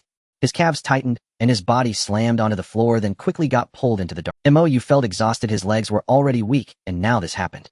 Reflexively, his military knife plunged into the floor, stopping him from sliding into the darkness, but his body was lifted off the ground, hanging in midair. Before Mo could see what had ensnared his ankle, he heard Shu-in scream, Mo. A massive shadow came crashing down toward him. Mo quickly rolled to the side in midair, using his unbound leg to kick fiercely against the shadow. Immediately, a multitude of piercing sounds erupted as countless steel bars grazed Mo's body, shooting directly into the darkness. Mo felt his ankle loosen, and with a swift turn his military knife struck down at the thing that had wrapped around it. Without a moment's pause, he dashed toward the direction where Shu-in's voice had come from. The next second, a flurry of piercing sounds erupted behind him. Mo was startled and rolled on the ground, glancing back to see a shocking sight. The entire dark hall was illuminated by countless large purplured eyes lined up in rows, looking terrifying. Thick white ropes as thick as arms flew toward him. Mo instantly recognized that these should be spider silk, unreasonably thick spider silk. To be continued. Thus the owners of those rows of eyes became self-evident. As expected, Mo focused all his concentration into his eyes, and instantly the entire hall was bathed in glaring purple light. Huge spiders, each the size of a small car, hung upside down from the ceiling. They could only be reluctantly called spiders. What appeared to be rows of eyes were not eyes at all, but bloody human heads. Their 8 legs were all grotesquely deformed human arms and feet. It was an abstract nightmare of the highest order, so disgusting that Mo nearly questioned his own existence. What made Mo's blood run even colder was that the entire ceiling was not only covered with these vile creatures, but also hung with countless human-shaped cocoons. Whether they contained humans or zombies was unknown, each one writhing as if in a living hell. He swallowed hard, daring not delay a second longer. He rolled sharply on the ground to dodge another strand of spider silk shooting toward him, his eyes darting around, until he spotted the place where Shu Tong had called out. His mouth twitched. A round little turtle shell made entirely of steel bars appeared before Mo's eyes. What left Mo even more speechless was that this little turtle shell had a small opening facing him with uncanny precision. From now on, no one could deny it was a turtle shell. Mo grumbled inwardly, Mo would rather die than be a cowardly turtle. Yet his body betrayed him, performing a smooth sliding tackle as he slipped right inside. In an instant, countless spider threads arrived, and several giant spiders slammed heavily onto the turtle shell. But the turtle shell only trembled slightly, almost unharmed. Mo couldn't help but exclaim from the bottom of his heart, how delightful. He then turned to look at Shu Tong beside him, whose face had long turned pale with fear, her eyes brimming with tears. Zhong Chu lay motionless beside her. Mo's heart skipped a beat. He immediately crawled to Zhong Chu and pressed his hand against her chest. Zhong Chu let out a feeble, coquettish groan. I'm not dead yet. Take your paws off. Mo coughed awkwardly, quickly withdrew his hand, and pulled out a handful of small blue stones, shoving them directly into Zhong Chu's mouth. He then pointed at the shallow pit beneath them, and asked with annoyance, you dug such a small pit, and you're already worn out. Zhong Chu regained some strength from the blue stones, and slowly sat up. Pointing outside, she retorted with equal irritation, do you think there were only a few of these disgusting things from the start? Mo caught on instantly. He smiled apologetically, and gave Zhong Chu a thumbs up, shouting directly, boss lady. The next second, the steel turtle shell shuddered again. Enraged, Zhong Chu reached out and punched Mo. You scolding, keep your voice down, you useless fool. Mo refused to back down.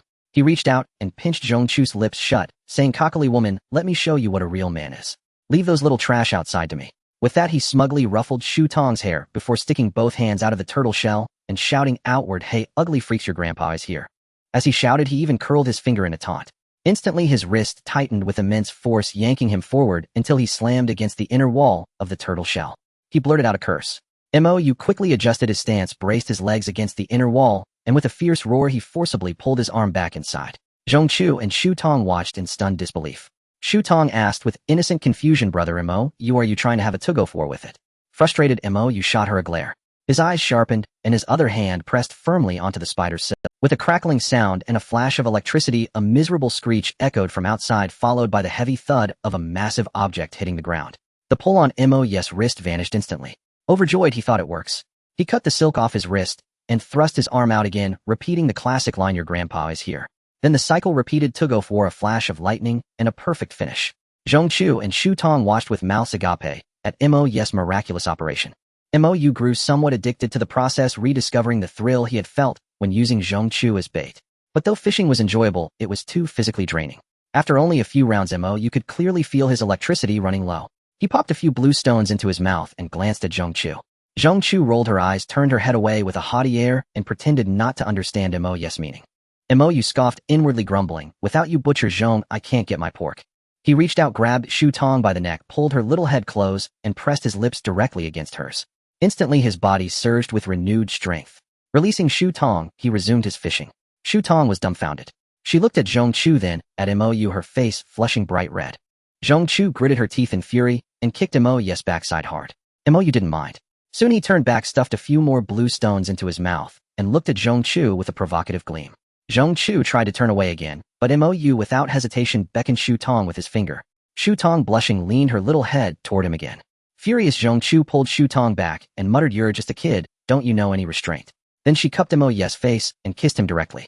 Shu Tong stared in shock and whispered under her breath, "You're a married woman, and you're not showing much restraint either." Fortunately, her voice was low enough to escape a lesson from Zhong Chu. With Zhong Chu continuously recharging his energy, finally, after the last thud of a falling giant creature, no more fish took the bait. Mo, unwilling to give up, even stuck his head out to look around. The hall truly had no more giant spiders left. He felt a slight pang of disappointment, but pulled his head back in and grinned smugly at the two women. Mission accomplished. Time for the harvest. Then he paused, a flicker of uncertainty crossing his face.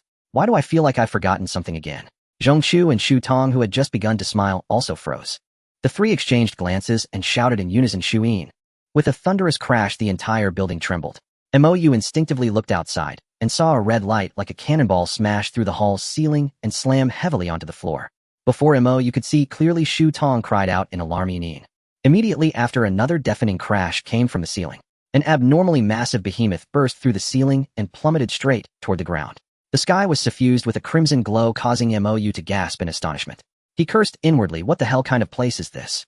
Despite his complaints, his movements were swift and decisive. He burst out of the turtle shell and charged straight toward Shu-in, who lay on the ground. But he knew he couldn't outpace the descent of the colossal monster, and despair began to set in. Suddenly, a fierce gale arose behind him. The turtle shell transformed into a volley of steel spears hurtling toward the airborne monster.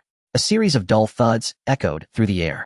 Each steel rod struck the monster without causing any real damage, merely altering the trajectory of its fall.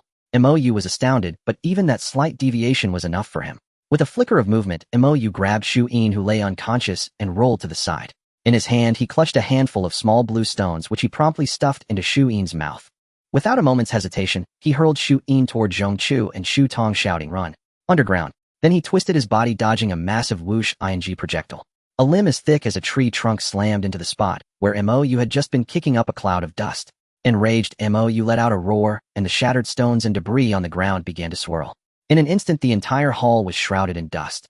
It seemed the skill he had just acquired from the Silver Fox was somewhat useful. Not bothering to congratulate himself on his ruthless efficiency with the beast, he took advantage of the monster's obscured vision and lunged forward, awkwardly heading straight for where Zhong Chu and the others had been. There, a black hole the size of a table had appeared. Zhong Chu had clearly understood his intention immediately. The black hole was right before him, and a triumphant smile crept onto Mo's face as he anticipated their escape. But as expected, an unexpected turn of events occurred. His ankle tightened again. Mo watched the black hole vanish before his eyes as he was launched like a cannonball straight into the ceiling. A sickening crack of bones echoed in Mo's ears. He spat out a mouthful of blood, feeling as though his internal organs were about to burst forth. His vision blurred, but it was enough to make out the full form of the creature that had seized him. It was exactly as he had feared. Another damn giant spider. The purple ones he had encountered earlier were the size of small cars, but this one was clearly their progenitor. Even a heavy truck couldn't compare to its enormity. Before he could fully process the shock, his body was yanked again, hurtling toward the giant spider's head. This time it was clearly aiming to tear him apart. Realizing he was at a critical juncture between life and death, Mo summoned all his strength and let out a furious roar. Instantly, a surge of electric current coursed through the spider silk that bound his ankle. A deafening, ear-splitting screech erupted from the creature. Mo felt the silk slacken, and his body plummeted, crashing onto the giant spider's head. The overwhelming stench nearly knocked him unconscious, but he dared not relent. A glint of steel flashed in his hand as he gritted his teeth and cursed, "Die." He plunged the military knife into the giant spider's eye, then leaped downward, slicing through a row of its eyes in one swift motion. A torrent of black-green fluid sprayed across Mo's face and body. The overwhelming stench nearly knocked him unconscious, but he dared not relent. A glint of steel flashed in it. Mo was caught in the collision, crushed against the wall. The pain was excruciating, his bones crackled like firecrackers. The creature was clearly not without intelligence. But with his last vestiges of consciousness, Mo reversed his grip and drove the knife into the wall, suspending him. Blood streamed from his mouth, nose, and eyes, yet he fixed his gaze on the behemoth before him, his face eerily calm. As the massive head charged again, he smirked. For a worthless piece of trash like me to bring you to this state, you're really pathetic. His left hand hanging limply clenched suddenly, and a high-explosive grenade materialized in his palm. Without a second thought, he bit off the pin and held it tight, waiting until the giant spider opened its gaping maw before tossing it inside. The military knife in his right hand vanished instantly. Mou plummeted straight toward the ground, but he had miscalculated the grenade's fuse time. Before he could land, the immense blast wave hurled him back against the wall. This time he couldn't withstand it. Another gush of blood, his skin and flesh torn apart, and darkness consumed him as he crashed heavily to the ground. After a long while, he managed to twitch his fingers. Summoning every ounce of strength, he turned over and propped himself against the wall, forcing open his blood-filled eyes to gaze at the giant spider. A bitter, self-deprecating smile crossed his face as he shook his head slightly. He should have known that a single grenade couldn't finish off such a creature. Blowing off half its mouth was already beyond expectations. Fear had left him. He watched calmly as the frenzied giant spider rampaged through the hall, then cast a glance toward the direction where Zhongchu and the others had fled. He murmured softly, "I knew I shouldn't have jinxed it. Zhongchu's asleep, and I'm about to die. But Han Shi, I haven't had her yet. That's a bit of a regret." His eyelids grew heavy, his thoughts drifting away. Yet a flash of red caught his eye. A small figure darted in through the main entrance. Mou's heart skipped a beat, and his mind snapped back to reality. He stared incredulously at the crimson blur, wondering, is this a hallucination before death? The next moment, the giant spider's agonized wails filled the air, laced with a hint of terror. Mou struggled to turn his head. He saw the diminutive figure crush the giant spider's remaining largest eye, black-green fluid spurting out. Not a single drop touched the small figure, a testament to her incredible speed. Mou's eyes could no longer track her movements, but he managed a faint smile and sighed softly. "Little Mia, you're here. And I'm dying." Another mouthful of blood spewed forth. Mou glanced at the scattered fragments of flesh, shook his head with a wry smile, and turned his gaze away from the slaughter. Instead, he looked expectantly toward the entrance of the hall. When the familiar silhouette appeared, a smile tugged at the corner of Mou's lips. He whispered, "Boss, I'm so glad you could make it." He closed his eyes slowly and slumped to the side, collapsing gently. Though his voice was faint, it struck Han Shi like a thunderbolt. She spun around sharply, her eyes locking onto Mou's crumpled form. The ice-cold goddess renowned for her aloofness felt her eyes redden instantly. She took a step forward in disbelief, stumbled, and collapsed to the ground. Yet her gaze remained fixed on the motionless figure. Her voice choked as she whispered, "You bastard." Tears streamed down her face. Han Shi did not know why she was so terrified. All she felt was a heartache, so intense it nearly stifled her breath. Slowly rising to her feet, her steps were heavy, as if her legs no longer belonged to her. Step by step she approached Mou, tears falling one by one to the ground. Gazing at Mou, who lay battered and lifeless before her, Han Shi gently crouched down, trembling hands cupping his face, as she softly called out, "You wretched thing, you scoundrel. Aren't you supposed to be a villain? Shouldn't you live a long life? What are you doing?"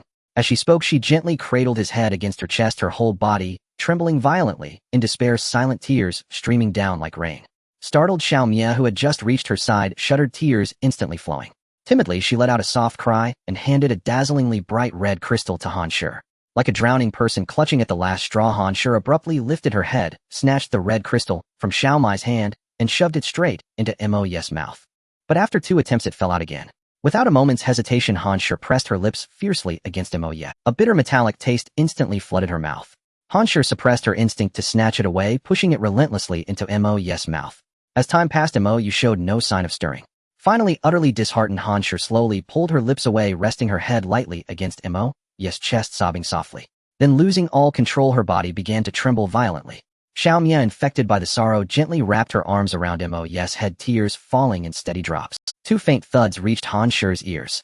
She jerked her head up, stunned for a moment, then a surge of joy lit up her face. She pressed her head to Mou's chest again to confirm once more. Only then did she collapse to the ground with a silly laugh, tears streaming as she chuckled. "I knew it. A scoundrel like you couldn't just die like that. I knew it." Hasty footsteps sounded from the doorway. In an instant, the weakness on Han Shi's face vanished, replaced by an icy composure. She discreetly wiped her tears and rose to her feet. Turning with an air of calm, she looked at Zhongchu and Lei Ting, whose faces were etched with anxiety. She said flatly, "He's not dead yet." Then, with a cold, indifferent glance, she looked at Mou. The women all heaved a sigh of relief. Zhongchu and Lei Ting instantly regained their usual elegance, and only Shu Tong, sobbing, rushed to Mou's side, hugging him tightly, her tears falling freely onto his face. The others were taken aback, instinctively clenching their fists. Lin Lu, even more irritated, dashed over and yanked Shu Tong away, snapping, "He's not dead yet. Why are you crying?" Shu Tong, usually docile, unexpectedly retorted, "Don't you dare curse my brother Mou, or else ill. Lin Lu was furious, pointing at Shu Tong's nose and cursing through gritted teeth. You've known him for only a few days, and he's already brother Mo you. Shameless, just like your sister. At the mention of her sister, Shu Tong refused to back down. Pointing at Lin Lu's nose, she retorted, "You're the one who's useless, and now you resort to personal attacks. You're the shameless one." Lin Lu's hand shot forward, reaching for Shu Tong's hair. Shu Tong, undaunted, raised her arm to defend herself. Both received a sharp rap on the head from Zhong Chu. At the sight of her icy expression, they immediately quieted down, though they still glared fiercely at each other. Han Shi paid no attention to the childish squabble. She slowly gestured outside and gave a gentle command, "Mind the crystals. We're going back." Wang Quan and the others, a large group of people, then rushed noisily into the hall, all methodically carrying out Han Shi's orders. Mo, aching with pain and parched with thirst, slowly opened his eyes to a bright light before him. His heart skipped a beat, and he thought to himself, "They say the path to heaven is a beam of light. Am I heading?" But then he reconsidered. That didn't seem like his fate. He strained to turn his head. He saw a pale figure standing by the window, back turned to him. The familiar curves and delicate silhouette brought an inexplicable sense of calm, and a smile tugged at the corner of his mouth. He slowly shifted his body. Aside from a numbing ache, there was no other discomfort. With difficulty, he sat up straight, and without hesitation climbed out of bed. His legs gave way, nearly sending him to the floor, but he gritted his teeth, clutched the bed, and slowly straightened himself. The commotion caught the attention of Han Shi, who had her back to him. She turned in confusion, a flicker of joy crossing her face, then looked at Mo, barely standing with a dazed expression, wondering what he intended to do. Seeing Han Shi turn around, Mo flashed a grin, and with slow, painful, but determined steps walked straight toward her. Just as she opened her mouth to ask, he pulled her fiercely into his arms, lowered his head, and kissed her deeply. Han Shi stiffened, instinctively struggling slightly. Mo let out a pained groan which made her relent. But Mo was the one to break the kiss. He leaned close to her ear and whispered, "Thank you for coming into my dream to fulfill my last wish." Han Shi trembled slightly. Gently cupping his face, she asked softly, "Your last wish was to kiss me?" As Mo nodded lightly, she pressed her lips to his. Mo's heart soared, and he thought to himself, the ancestors never lied. No matter how formidable a woman, she melts at sweet words. He tightened his embrace, his demeanor turning aggressive. Mo let out a soft chuckle and pecked her lips again. "Who says you can only have one last wish? I also want—" Mo let out a soft chuckle and pecked her lips again. "Who says you can only have one last wish? I also want you to bear my child." Han Shi rolled her eyes at him in exasperation and shoved him back onto the large bed. Only then did Mo realize that this was the rest area in Han Shi's office. Puzzled, he asked, "Did they expel you? Why are you living here alone?" Han Shi gave a faint smile without answering. Instead, she tenderly tucked him in, then shifted the topic with a cold snort. "You've kissed and touched. Now about that Shu Tong. Time to come clean." Mo was instantly struck by how terrifyingly fast a woman's mood could change. But he remained unruffled, feigning confusion. "I happened to save her, and she knew Zhong Chu. Don't you know her?" His tactic was simple: act as if had done nothing wrong, so why be afraid? Han Shi scrutinized him, her tone skeptical. "Really? I feel like you're hiding something from me." Mo showed no trace of fear on his face. With unwavering resolve, he raised 4 fingers high and declared firmly, "I swear I have absolutely no improper relationship with Shu Tong. I swear it." Han Shi's expression softened slightly as she lowered Mo's hand and pressed on. "Then what about you?" And before Han Shi could finish, Mo let out an feigning agony as he broke into a violent cough, even coughing up traces of blood. Startled, Han Shi reached out and gently patted Mo's back, her face full of concern. This made Mo feel a bit guilty. He dared to swear by Shu Tong, but he truly didn't dare to involving Zhong Chu. The real reason was his guilty conscience. Just as he was contemplating faking a faint to escape the predicament, a knock sounded at the door. Han Shi, like a heartless lover abandoning her partner, pushed Mo away and straightened up with a cold expression. Mo was left utterly bewildered as Zhong Chu, Lin Lu, and Lei Ting entered the room together. Seeing that Mo was already awake, staring with his wise eyes, their faces lit up with joy. However, except for Lin Lu, Zhong Chu and Lei Ting quickly regained their composure, nodding at Mo coolly as a greeting. Mo felt a pang of bitterness. How could every woman he met be so heartless? But Lin Lu offered him some comfort. She trotted over to his bedside and gave him a hug, laughing cheerfully. "Impressive, huh? Just last night you were lying there like a dead dog, and now you've recovered so well in just one night." The faint warmth Mo had felt vanished instantly. He pushed Lin Lu away irritably and grumbled through gritted teeth, "If you don't know how to talk, I suggest you shut up." Lin Lu wasn't offended. She stuck out her tongue, gave Mo a heavy pat, and chuckled. "All right, enough teasing. Thanks for protecting my stepmom and taking such good care of her." Mo's mouth twitched as he stole a glance at Zhong Chu. She looked equally embarrassed, but quickly composed herself and said gracefully, "Mr. Mo is truly a kind man. Without him, I might not have survived." Mo caught on instantly and replied politely with a smile, "Madam, you're too kind.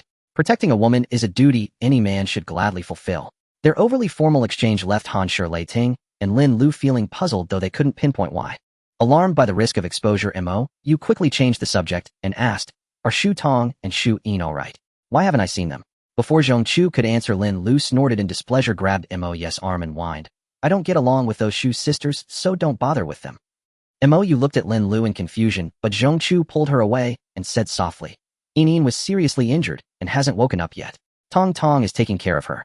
All right, Xiao Lu, don't disturb Mr. Yes, rest. We'll come visit another day." With that, she nodded politely at You, glanced at Lei Ting, and dragged the reluctant Lin Lu out of the room. Lei Ting gave You a long, deep look, let out a cold snort, and followed them out. Fortunately, Lei Ting was always like that, so You paid her no mind. He turned to Han Shi with an innocent expression, as if to say, "See, I'm completely blameless, right?" Han Shi rolled her eyes and snorted playfully, "Get a good night's sleep. This mansion doesn't keep freeloaders." She walked out of the room, leaving You staring at her back in stunned disbelief. He cried out in anguish, "Damn, I'm still an injured man. Even a capitalist wouldn't work someone this hard." Without turning back, Han Shi waved her hand behind her, dashing Mo's hopes of slacking off. He flopped onto his pillow in despair. He had been a beast of burden before. Why was he still one now? The more he thought about it, the angrier he got. He clenched his fist in frustration. A series of sharp cracks rang out. You stared at his own fist in disbelief and clenched it again. The same sound echoed. Frowning deeply, he glanced at the wall beside the bed and punched it lightly. A loud bang resounded and cracks spread outward from where his fist had struck the wall. You was dumbfounded, muttering to himself, "Is this really me?" He squinted at his fist and saw a flash of purple-tinged red light.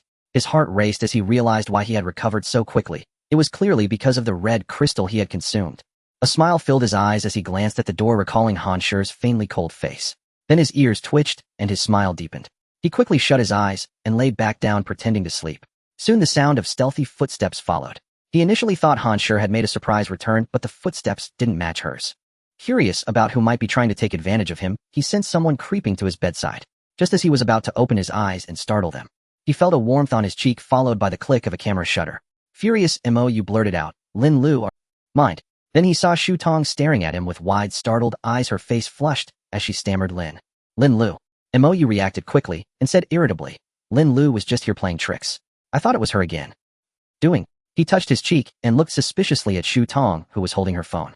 Startled like a frightened rabbit, she leaped backward, her face reddening, as if it might bleed. But soon she pulled out her phone again and asked timidly, "Brother could I ask you a favor?" You immediately crossed his arms and said seriously, "You have my principles. I will never." As he spoke, he stole a glance at the door, hoping Han Shi wouldn't make another surprise return. Shu Tong's face turned even redder. She shook her head vigorously and explained hastily, No. I just want Brother Mo to accompany me to Magic City University." Mo paused and repeated, "Magic City University. What are you going there for?" Shu Tong's eyes reddened as she forced herself to stay calm and asked, "Don't ask for now. Will you help me?" Her innocent look made Mo chuckle. He lay back down and teased her, "Sorry, but I'm an injured man myself right now. I'm afraid I'm not up to it." Tears streamed down Shu Tong's face. She clenched her phone tightly and mustered her courage to blurt out, "Brother Mo, if you don't help me, you'll show everyone this photo." With that, she pulled up the photo of her stealing a kiss from him. Mo rolled his eyes and pointed at the picture with a dry laugh. "This is clearly you kissing me without my consent. My eyes aren't even open." He then ruffled her hair like a child and said gently, "You don't know this, but your brother Mo swore he would never set foot in Magic City University again." "Why?" Shu Tong blurted out instinctively. Then quickly waving her hand, she whispered, "Brother Moyu, I really need to go to Moda University. Please don't be mad at me." Moyu looked at Shu Tong, whose face was full of feigned firmness, and chuckled, while making a please go ahead gesture. Shu Tong took 2 deep breaths, closed her eyes, and shouted with all her might, "You and Aunt Zhongchu are having an affair." Startled, Moyu quickly reached out and covered Shu Tong's mouth, his face filled with fear as he glanced at the door. Seeing no movement outside, he released Shu Tong's mouth in exasperation and said indignantly, "Don't shout nonsense. Zhongchu and I are as pure as." Then it suddenly hit him that Shu Tong was the ultimate VIP audience member of his and Zhongchu's live show. Lying through his teeth was utterly pointless. He gave up and said, "Go ahead and tell. I won't admit it anyway." "Do you think Zhongchu would admit it?" He then looked at Shu Tong with a smug expression, as if to say, "I'm shameless, so what can you do?" Shu Tong clenched her small fists, glaring at Moyu with anger. Her chest heaved twice, and she directly raised her phone screen back at him. Then she gently swiped the screen. Moyu glanced casually, wondering what trick Shu Tong's desperate struggle could still. His eyes widened as he saw 2 familiar figures entwined on the screen. His mouth twitched sharply, and he reached out to snatch the phone from Shu Tong's hand. But the phone flew backward and stuck to the ceiling. Moyu lunged but caught nothing but air. Moyu glared at Shu Tong, gritting his teeth. You little pervert, how could you do something like this, and even. He couldn't bring himself to say the word professional though after just 2 glances, he was somewhat impressed by Shutong's filming technique. Unaware that Moya's thoughts had strayed, Shutong grabbed the air with her small hand, and the phone instantly returned. She looked at Moyu seriously and asked firmly, "Brother Moyu, will you take me to Modi University now?" Moyu glanced at the phone in her hand, then at the distance between them, sighed, and nodded lightly. "Alright, I promise. Can you delete the video now?" Shutong hugged the phone to her chest, and said warily, "I'll delete it once we reach Modi University." Moyu looked at her with a pitiful expression, lay back on the bed, and waved his hand. "Fine, I'll take you tomorrow. Are you satisfied now?" But Shutong still stood there clutching the phone, showing no sign of leaving. Moyu sat up abruptly, his face full of disbelief. "Don't tell me you want me to go with you right now?" Shutong remained silent, though a hint of embarrassment crept onto her face. Moyu covered his forehead in sorrow and lamented, "A single slip leads to eternal regret. Can't you go threaten Aunt Zhongchu instead?" Shutong shrank her neck and muttered, "Aunt Zhongchu might kill." Moyu grew even more frustrated, pointing at his nose in indignation. "So you see me as a pushover?" Shutong nodded, then quickly shook her head, making Moyu want to show her just how hard this pushover could be. He sighed, jumped off the bed, and crooked his finger at Shutong. She trotted over and quickly pecked him on the cheek. Moyu froze, puzzled. "What are you doing?" "I was asking you to hand me my clothes." Shutong's pretty face flushed crimson. She lowered her head, hurried to the side, and brought his clothes over. Moyu waved his hand, weakly signaling for her to leave so he could change. But Shutong simply turned around and adorably covered her eyes. Moyu rolled his eyes, thinking using a honey trap at such a young age, truly terrifying. He shook his head, quickly changed into the uniform Han Shi had prepared, patted Shutong's shoulder, and gestured grandly for them to set off. But Shutong didn't follow immediately. Instead, she found a piece of paper, scribbled a few words, and placed it on the bed. Moyu was taken aback and asked suspiciously, "Are you planning to run away from home and act first, report later?" Shutong nodded quickly and mumbled, "You know Sister Han Shi and Aunt Zhongchu will definitely object." Moyu couldn't help but laugh. He tapped Shutong's little head and said with a smile, "I hereby unilaterally declare you several streets smarter than Lin Lu." Shutong grinned slyly, pushed Moyu out of Han Shi's lounge, and then like a thief looked around before dragging him toward the stairwell's opposite direction. Moyu looked at her in confusion. Shutong didn't explain and led him straight to the elevator. Finally, he couldn't help asking, "Don't tell me you want to take the elevator down." Shutong hummed in agreement and whispered, "The stairwell and the first floor are guarded by big brothers. If we go out that way, we'll be caught." Moyu nodded understandingly, but pointed at the elevator. "Elevators by definition use electricity, you know." Shutong smirked triumphantly, pried open an elevator door with her small hands, and then waved. An elevator car shot up from below and stopped right before them. Moyu stared dumbfounded and asked weakly, "Are you this powerful now?" Shutong rolled her eyes at him, jumped onto the car first, and beckoned him over. Seeing that Shutong had planned everything out, Moyu realized he had no choice but to go with her. He resignedly then a sudden sensation of weightlessness hit them as the elevator car plummeted rapidly. At the same time, a small head peered wisely down the elevator shaft, muttering angrily, "Humph, Moyu, you scoundrel. How dare you ignore my words? Just wait and see how I deal with you." With a wave of her small hand, a thick vine shot out from a nearby office, wrapped around her, and vanished into the darkness of the elevator shaft. In the pitch-black underground parking lot, the ground was muddy beneath their feet. Zombies occasionally charged out of the darkness, only to be swiftly dispatched by Moya's blade. But there weren't many, likely because Han Shi and the others had already cleared them out. This saved Moyu a lot of trouble and at least gave them a decent start. He glanced at Shutong, who was hiding behind him, and asked one last time, "Is Modi University really a must?" Shutong nodded emphatically, stepping resolutely in front of Moyu to demonstrate her determination, striding forward with unwavering resolve. Moyu shook his head in resignation, following Shutong's footsteps. The moment they left the underground parking lot, Shutong's true colors emerged. She timidly retreated behind Moyu, gripping his arm tightly. Since they were already out, Moyu decided not to. After all, working for anyone was the same. Everyone was just a beast of burden as long as they got their due rewards. With that thought, he cast a mischievous glance at Shutong. Though slightly disappointed, he grinned and draped an arm around Shutong's slender neck, steering her in a random direction while bargaining. "Shutong, since I came out with you, shouldn't you give your big brother a little something?" Shutong looked puzzled. "Didn't we agree you'd delete the video? Don't worry, I'll take this secret to my grave." Moyu casually flicked his combat knife, killing a zombie that recklessly charged at them. He then beckoned with his finger, and the knife flew back to his hand. Moyu said approvingly, "You're clever, so you must know what I mean, right?" Shutong's face lit up with understanding. "My dad is rich. I can give you lots and lots of money." Moyu chuckled at her obvious pretense, gesturing at the pitch-black surroundings. "What do you expect me to do with money? Buy brains from zombies?" Shutong quickly changed her tune. Sorry. I'll give you spirit stones instead. All the ones I get from now on." Moyu's lips twitched. He flicked her forehead and teased, "What's yours is already mine. That's not sincere at all. Think again." Shu Tong finally dropped the act, blushing as she mumbled, "I'm too young. You wouldn't enjoy it. Maybe you should go find Aunt Zhongchu." Mo was stunned by her boldness, never expecting such words from her. He stood there dumbfounded, staring at her. Mistaking his intentions, Shu Tong's expression hardened, and she raised her voice. "Fine. They'll sleep." Before she could finish, a sharp whoosh came hurtling toward them. Instinctively, Mo pulled Shu Tong aside and raised his combat knife defensively. His pupils dilated as he kicked a car door hurtling toward them into the air. Before he could identify their attacker, another car came crashing out of the darkness. His eyes narrowed as he prepared to dodge, but the car mid-flight was suddenly hurled back. Mo blinked, turning to see Shu Tong, who had been blushing moments ago, now cold and stern, glaring, and he followed her gaze. The car was shredded by several thick black streaks, which then shot toward them. Mo's heart raced. Damn, is this some kind of giant snake? He twisted his body, slashing at the black shadow with his combat knife. Simultaneously, the wrecked car behind him shattered into countless metal shards, all aimed at the dark figures. It was clearly Shu Tong's doing. Before Mo could cheer, his blade cleanly severed the thick black shadow. Caught off guard by the ease of the kill, he stumbled forward a few steps before regaining his balance. Slightly embarrassed after boasting to Shu Tong, he gripped his knife, ready to charge and redeem himself. Then he froze, staring at the severed vine on the ground. He shouted angrily, "Lin Lu, you bastard!" The black shadows in the air retracted instantly, leaving Shu Tong equally puzzled as she stared into the darkness. Lin Lu stormed out, pointing at Mo. "You scumbag! You helped this bitch attack me." Mo's lips twitched. "Women are born unreasonable. You started it, didn't you?" Lin Lu pouted indignantly. "No excuses. Excuses are lies. I heard everything, you two lovebirds." Mo looked flustered. "How much did you hear?" Lin Lu planted her hands on her hips. "Everything. You're shameless, and you dared to talk about my stepmom like that." Mo breathed a sigh of relief. Hearing that was fine, as long as she didn't know Head slept with her stepmom. Before he could spin a story, Shu Tong retorted, "I'm whispering sweet nothings with my boyfriend. What business is it of—" Lin Lu was stunned, and even Mo stared at Shu Tong in disbelief, wondering if she'd been possessed.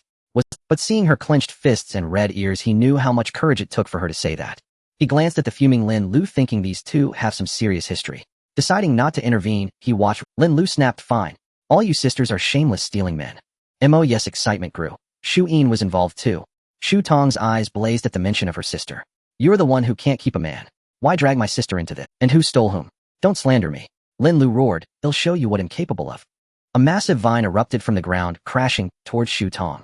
Unfazed, Shu Tong gathered metal shards into a giant hammer and swung it at the vine. With a thunderous crash, debris scattered. The two women charged at each other, grappling on the ground. Mo was dumbfounded. He looked from the epic clash of steel and vines to the catfight between Shu Tong and Lin Lu. Rubbing his forehead, he sighed, "Heavens! Someone save me." Perhaps the heavens truly heard Mo's call. He distinctly felt the ground trembling and looked around in slight bewilderment. He instinctively yelled, "Damn it, another betrayal." An endless tide of zombies surged like a flood from all. They were clearly drawn here by those two troublemakers, Lin Lu and Shu Tong. Suppressing the urge to kill them on the spot, he swiftly dashed to where they were still pulling each other's hair on the ground. He scooped one up under each arm and bolted. Yet even then, the two kept flailing wild punches at each other while clinging. Mo's heart ached, but escape was paramount. He ran wherever there were fewer zombies, ignoring direction. Alas, every path seemed crowded. Forced to shout, "Lin Lu, can't you do something useful?" Lin Lu was startled and asked dazedly, "Do what?" Then, seeing the endless horde ahead, her face turned pale. With a cry of alarm, she waved her hands wildly. A massive vine burst from the ground and struck Mo squarely on the rear. The force was so great that even carrying both, he was flung into the air. Tracing a perfect arc, he landed outside the zombie encirclement. The three tumbled together.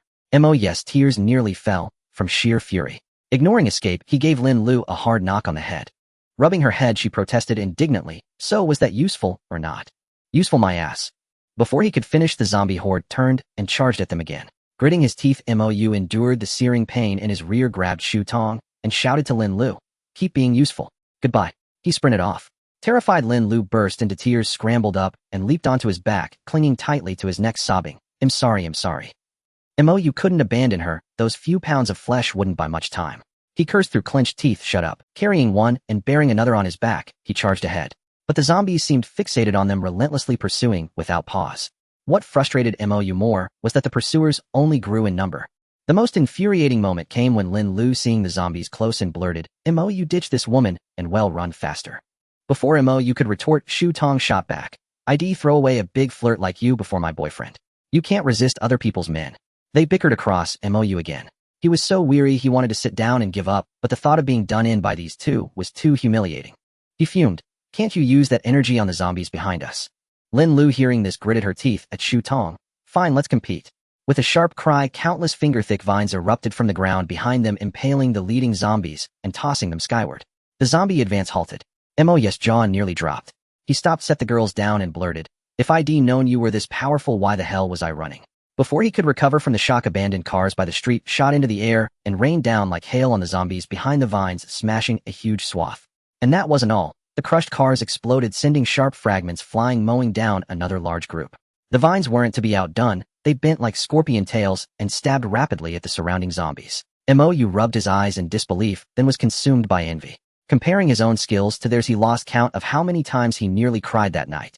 He looked mournfully at Lin Lu and Shu Tong, and froze. Both had overexerted themselves, lying pale and motionless on the ground, unconscious. Mou, now used to the frustration, ran his hands through his hair and cursed, "Damn." He grabbed both and fled, leaving the zombie corpses behind with a pang of regret. But thanks to their interference, his escape was easier. He twisted and turned through back alleys. Finally, after losing himself in unknown territory, he shook off the zombie horde. Finding a zombie-free house, he unceremoniously dumped both girls on the floor. He collapsed on the ground, gasping for breath. Lin Lu, tougher than Shu Tong, groaned from the fall, clutched her rear. Seeing Shu Tong still unconscious, her pained expression turned smug. "Yes, I won," she cheered. Mou rolled his eyes and turned away, unwilling to engage. Lin Lu, oblivious, sidled up to him, nudged him, and chuckled. "You have to be my witness. Don't let that woman Shu Tong weasel out of it." Mou laughed despite himself. He pulled her down to sit and asked, "Did you two even set a bet? What could you possibly win?" Lin Lu paused, then waved dismissively. "You don't get it. Shu Tong may seem timid and harmless, but she's fiercely competitive. Winning will drive her crazy." Mou rolled his eyes again, ignoring their love-hate drama. He scooted away and asked, "Why were you behind us?" Lin Lu's grin faded. She pointed at his nose accusingly. "I should ask you, when did you hook up with Shu-in? Have you no shame?" Mou's eyes twitched. He swatted her hand away. "Your IQ is that low? You believe everything she's—" Lin Lu's lips curled, then she yelped, "No, if you two aren't involved, why take her out at night? Don't tell me you were both sleepwalking." Seeing he couldn't bluff his way out, Mou sighed and confessed, "She wants to go to Moda University and beg." He expected more questions, but Lin Lu seemed to know why. She just said, "Oh," and didn't dwell. Instead, she declared, "I'm coming too." Mou rolled his eyes dramatically and snorted with displeasure. "Take you with me. Unless I have a death wish." Lin Lu immediately grew upset, shaking Mou's arm and coaxing, "You can take Shu Tong, so why can't you?" Mou pulled his arm away unmoved and explained with a snort, "If I take you, your stepmother and Lei Ting will skin me alive when we get back. They'll send you back at daybreak. Don't be stubborn." Furious, Lin Lu abruptly stood up, pointed accusingly at Mou's nose, and threatened in a petulant voice, "Fine, if you want, take me, you'll go alone. If something happens to me, my stepmother won't let you off either." Mou shrugged indifferently and made a suit-yourself gesture. Lin Lu stomped her foot fiercely, turned around, and slammed the door shut behind her. Mou chuckled softly, 1, 2, 3. Before the word 3 had fully left his lips, Lin Lu rushed back and beaming ingratiatingly, and said with a flattering smile, "Brother Mou Appa, will you please take me along? I promise I'll behave." The word Appa made Mou cringe. He shot Lin Lu a look, but still shook his head firm. To his surprise, Lin Lu clenched her little fists, glanced at the still unconscious Shu Tong, and declared with determination, "Whatever that woman promised you, I can promise you too." Mou was taken aback and blurted out, "What promise do you also have?" He caught himself just in time, swallowing the word video before it slipped out. Lin Lu, hearing this, puffed up with defiance, thrust out her chest, and said smugly, "Obviously. Are you blind? You've seen for yourself whether I have it or not." Mou's mouth twitched. He couldn't be bothered with this narcissistic brat. She could barely compete with Shu Tong. Did she dare to compare herself to Shu-in? He raised his hand and waved, his tone turning serious. "I have my principles. I said I want take you, and I want. No amount of persuasion will change that." Lin Lu's face twisted in frustration. She gritted her teeth, leaned close to Mou's ear, and whispered if Mou's eyes lit up. He sat up straight, then looked troubled. "But what if you're messing with me?" Lin Lu straightened up indignantly. "In my dictionary, there's no such thing as defaulting. I always pay Mou looked at Lin Lu, and the phrase "the landlord's silly daughter" popped into his head. She fit it perfectly. But the offer she made was undeniably tempting. Mou glanced around the room and spotted a counter in the corner. He chuckled, grabbed Lin Lu's hand, and said with a grin, "Well then, let's start with the payment." Lin Lu struggled slightly and asked suspiciously, "You agreed just like that. What about your principles?" "My principle is to have no principles." As he spoke, Mou pulled Lin Lu over to the counter, placed his hand on her shoulder, and said with earnest advice, "Labor is the most glorious." Then he gently pressed down.